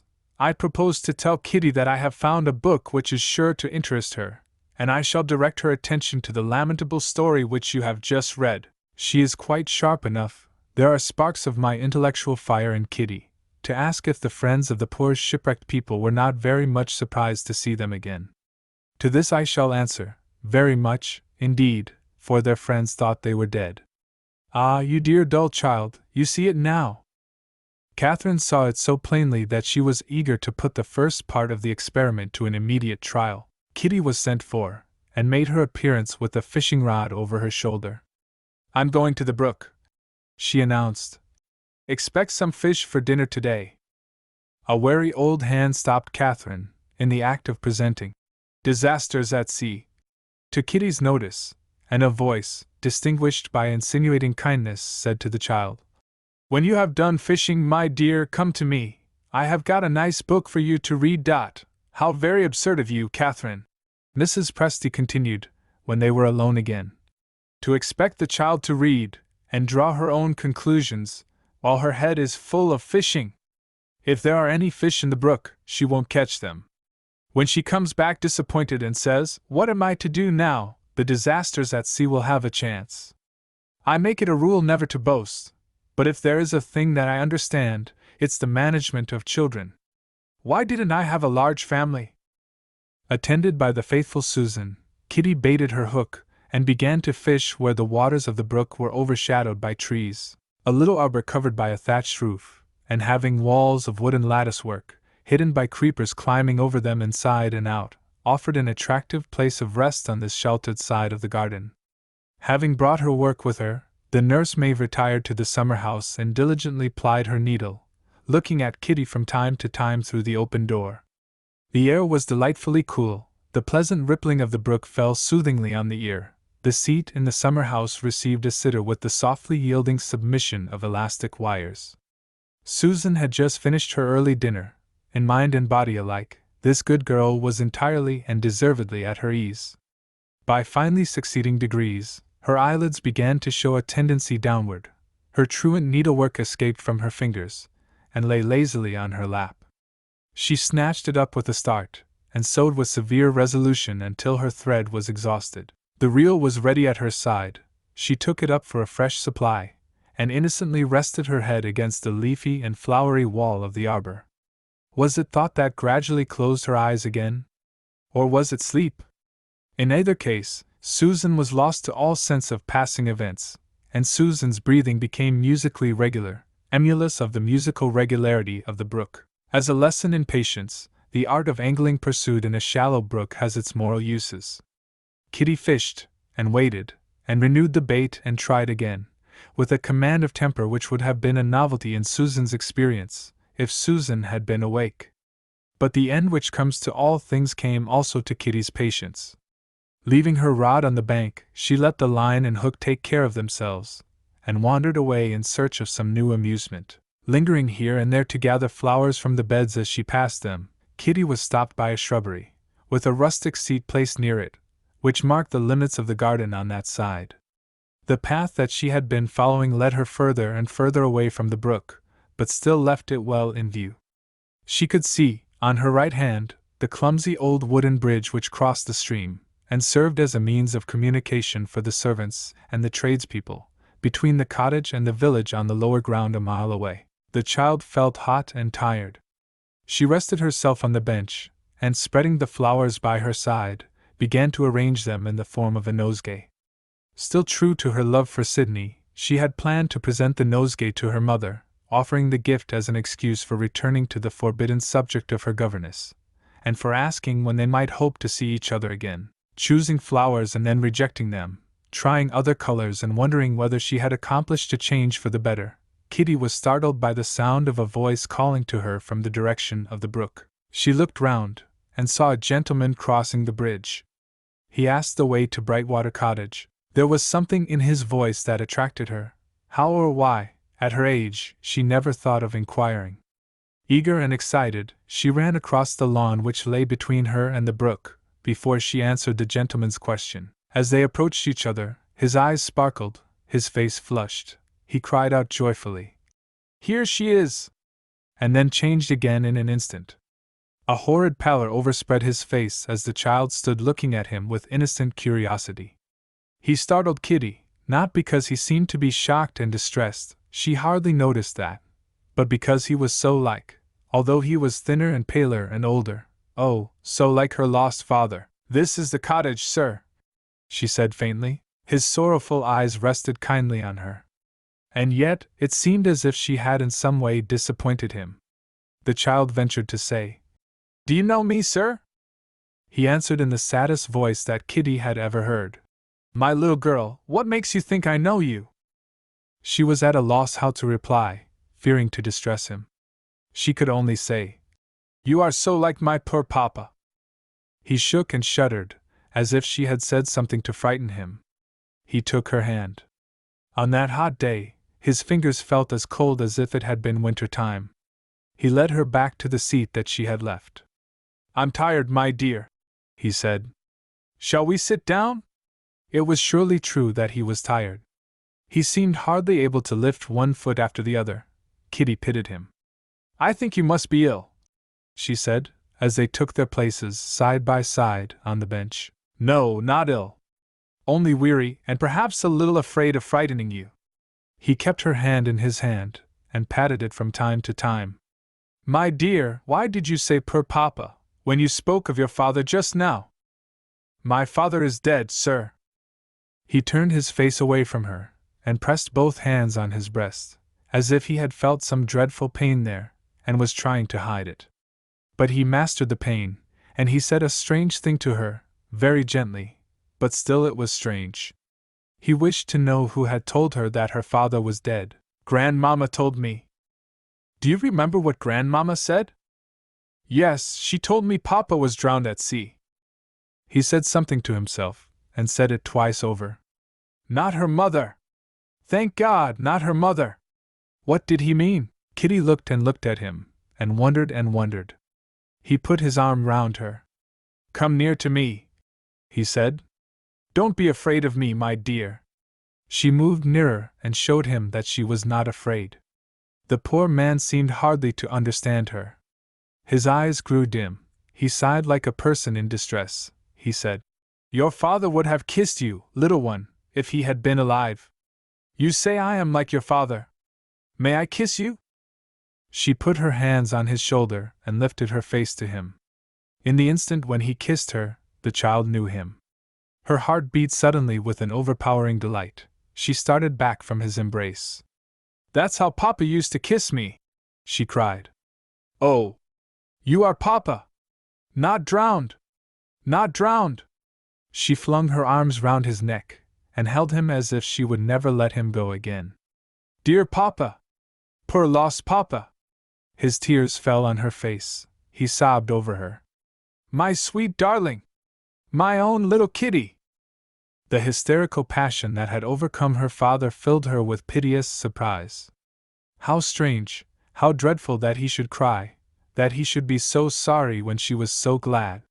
She took her little handkerchief out of the pocket of her pinafore, and dried his eyes. "Are you thinking of the cruel sea, Papa?" "No! The good sea, the kind, bright, beautiful sea that has given you back to me, and to Mama." They had forgotten her mother, and Kitty only discovered it now. She caught at one of her father's hands hanging helpless at his side, and pulled at it as if her little strength could force him to his feet. "Come," she cried, "and make Mama as happy as I am." He hesitated. She sprang on his knee. She pressed her cheek against his cheek with the caressing tenderness, familiar to him in the first happy days when she was an infant. "Oh, Papa, are you going to be unkind to me for the first time in your life?" His momentary resistance was at an end. He was as weak in her hands now as if he had been the child and she had been the man. Laughing and singing and dancing round him, Kitty led the way to the window of the room that opened on the garden. Someone had closed it on the inner side. She tapped impatiently at the glass. Her mother heard the tapping. Her mother came to the window. Her mother ran out to meet them. Since the miserable time when they left Mount Morven, since the long unnatural separation of the parents and the child, those three were together once more, after the story. 1. The lawyer's apology. That a woman of my wife's mature years should be jealous of one of the most exemplary husbands that the records of matrimony can produce is, to say the least of it, a discouraging circumstance. A man forgets that virtue is its own reward, and asks, what is the use of conjugal fidelity? However, the motto of married life is, or ought to be, peace at any price. I have been this day relieved from the condition of secrecy that has been imposed on me. You insisted on an explanation some time since. Here it is at last. For the 10,000th time, my dear, in our joint lives you are again right. That letter, marked private, which I received at the domestic tea table, was what you positively declared it to be, a letter from a lady, a charming lady, plunged in the deepest perplexity. We had been well known to each other for many years, as lawyer and client. She wanted advice on this occasion also, and wanted it in the strictest confidence. Was it consistent with my professional duty to show her letter to my wife? Mrs. Sarrazin says yes, Mrs. Sarrazin's husband says no. Let me add that the lady was a person of unblemished reputation, and that she was placed in a false position through no fault of her own. In plain English, she was divorced. Ah, my dear, to speak in the vivid language of the people, do you smell a rat? Yes, my client was Mrs. Norman, and to her pretty cottage in the country I betook myself the next day. There I found my excellent friend Randall Linley, present by special invitation. Stop a minute. Why do I write all this, instead of explaining myself by word of mouth. My love, you are a member of an old and illustrious family. You honored me when you married me, and you have, as your father told me on our wedding day, the high and haughty temper of your race. I foresee an explosion of this temper, and I would rather have my writing paper blown up than be blown up myself. Is this a cowardly confession on my part? All courage, Mrs. Sarrazin, is relative. The bravest man living has a cowardly side to his character, though it may not always be found out. Some years ago, at a public dinner, I sat next to an officer in the British Army. At one time in his life he had led a forlorn hope. At another time, he had picked up a wounded soldier, and had carried him to the care of the surgeons through a hailstorm of the enemy's bullets. Hot courage and cool courage, this true hero possessed both. I saw the cowardly side of his character. He lost his color, perspiration broke out on his forehead, he trembled, he talked nonsense, he was frightened out of his wits. And all for what? Because he had to get on his legs and make a speech. Well, Mrs. Norman, and Randall Linley, and I, sat down to our consultation at the cottage. What did my fair client want? She contemplated marrying for the second time, and she wanted my advice as a lawyer, and my encouragement as an old friend. I was quite ready. I only waited for particulars. Mrs. Norman became dreadfully embarrassed, and said, "I refer you to my brother-in-law." I looked at Randall. "Once her brother-in-law, no doubt," I said. "But after the divorce." My friend stopped me there. "After the divorce," he remarked, "I may be her brother-in-law again." If this meant anything, it meant that she was actually going to marry Herbert Linley again. This was too ridiculous. "If it's a joke," I said, "I have heard better fun in my time. If it's only an assertion, I don't believe it." "Why not?"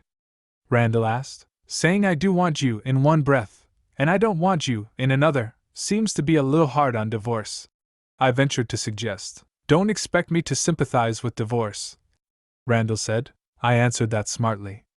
"No, I'll wait till you are married." He took it seriously. "Don't misunderstand me," he replied. "Where there is absolute cruelty, or where there is deliberate desertion on the husband's part, I see the use and the reason for divorce.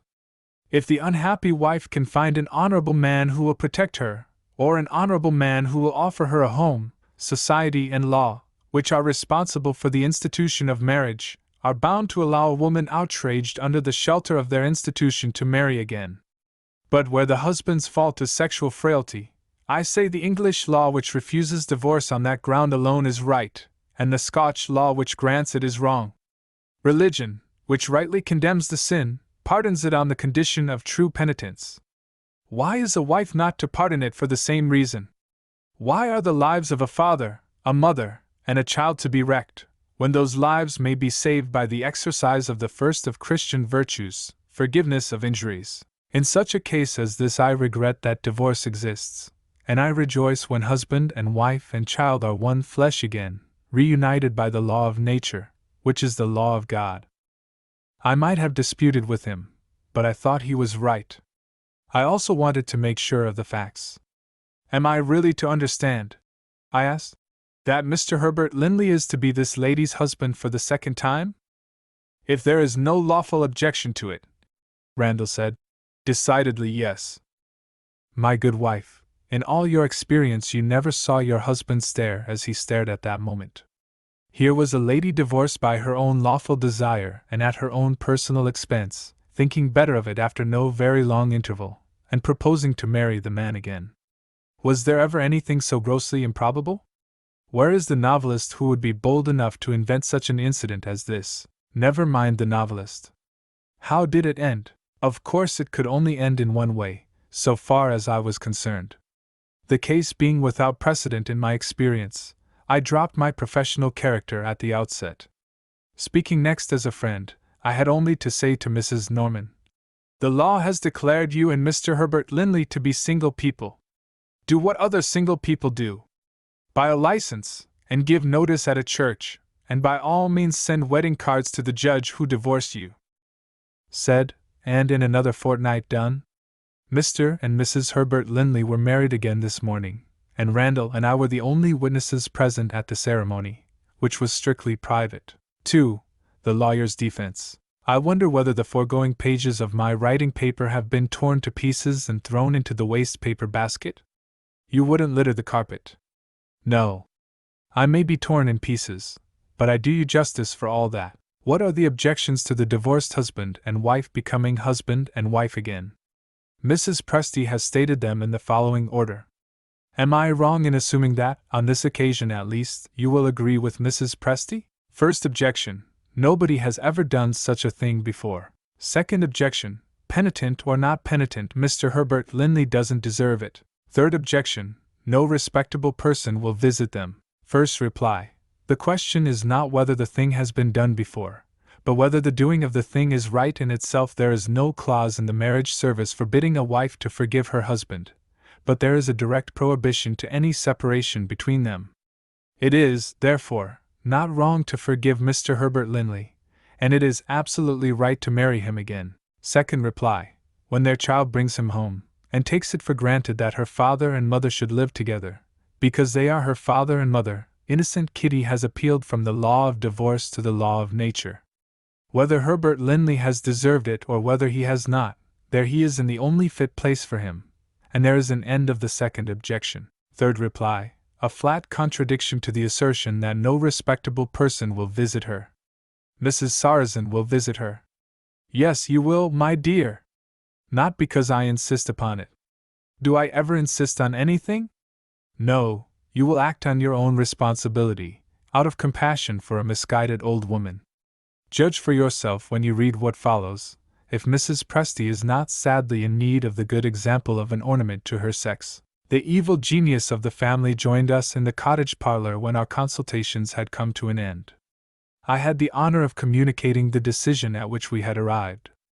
Mrs. Presty marched to the door, and from that commanding position, addressed a few farewell remarks to her daughter. I have done with you, Catherine. You have reached the limits of my maternal endurance at last. I shall set up my own establishment, and live again, in memory, with Mr. Norman and Mr. Presty. May you be happy? I don't anticipate it. She left the room, and came back again for a last word, addressed this time to Randall Linley. When you next see your friend, Captain Bennydeck, give him my compliments, Mr. Randall, and say I congratulate him on having been jilted by my daughter. It would have been a sad thing, indeed, if such a sensible man had married an idiot. Good morning. She left the room again, and came back again for another last word, addressed on this occasion to me. Her better nature made an effort to express itself, not altogether without success. I think it is quite likely, Mr. Sarrazin, that some dreadful misfortune will fall on my daughter, as the punishment of her undutiful disregard of her mother's objections. In that case, I shall feel it my duty to return and administer maternal consolation. When you write, address me at my banker's. I make allowances for a lawyer, sir. I don't blame you. She opened the door for the third time, stepped out, and stepped back again into the room, suddenly gave her daughter a fierce kiss, returned to the door, shook her fist at Mrs. Linley with a theatrically threatening gesture, said, "Unnatural child!" and, after this exhibition of her better nature, and her worse, left us at last. When you visit the remarried pair on their return from their second honeymoon, take Mrs. Presty with you. 3. The lawyer's last word. When you force this ridiculous and regrettable affair on my attention, I think I hear Mrs. Sarrazin say, the least you can do is to make your narrative complete.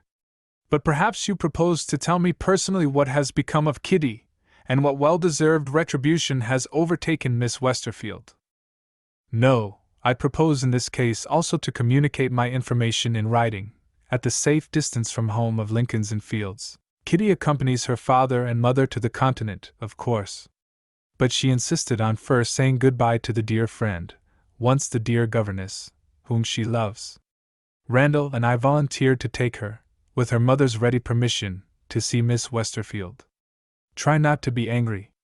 Try not to tear me up. We found Captain Bennydeck and his pretty secretary enjoying a little rest and refreshment, after a long morning's work for the good of the home. The captain was carving the chicken, and Sidney, by his side, was making the salad. The house cat occupied a third chair, with her eyes immovably fixed on the movements of the knife and fork. Perhaps I was thinking of sad past days.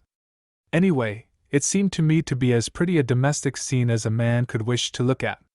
The arrival of Kitty made the picture complete. Our visit was necessarily limited by a due remembrance of the hour of departure, by an early tidal train. Kitty's last words to Sydney bade her bear their next meeting in mind, and not be melancholy at only saying goodbye for a time. Like all children, she asked strange questions. When we were out in the street again, she said to her uncle, "Do you think my nice captain will marry Sid?" Randall had noticed, in Captain Bennydeck's face, signs which betrayed that the bitterest disappointment of his life was far from being a forgotten disappointment yet. If it had been put by any other person, poor Kitty's absurd question might have met with a bitter reply. As it was, her uncle only said, "My dear child, that is no business of yours or mine." Not in the least discouraged, Kitty turned to me. "What do you think, Samuel?" I followed Randall's lead, and answered, "How should I know?" The child looked from one to the other of us. "Shall I tell you what I think?" she said. "I think you are both of you humbugs." The end.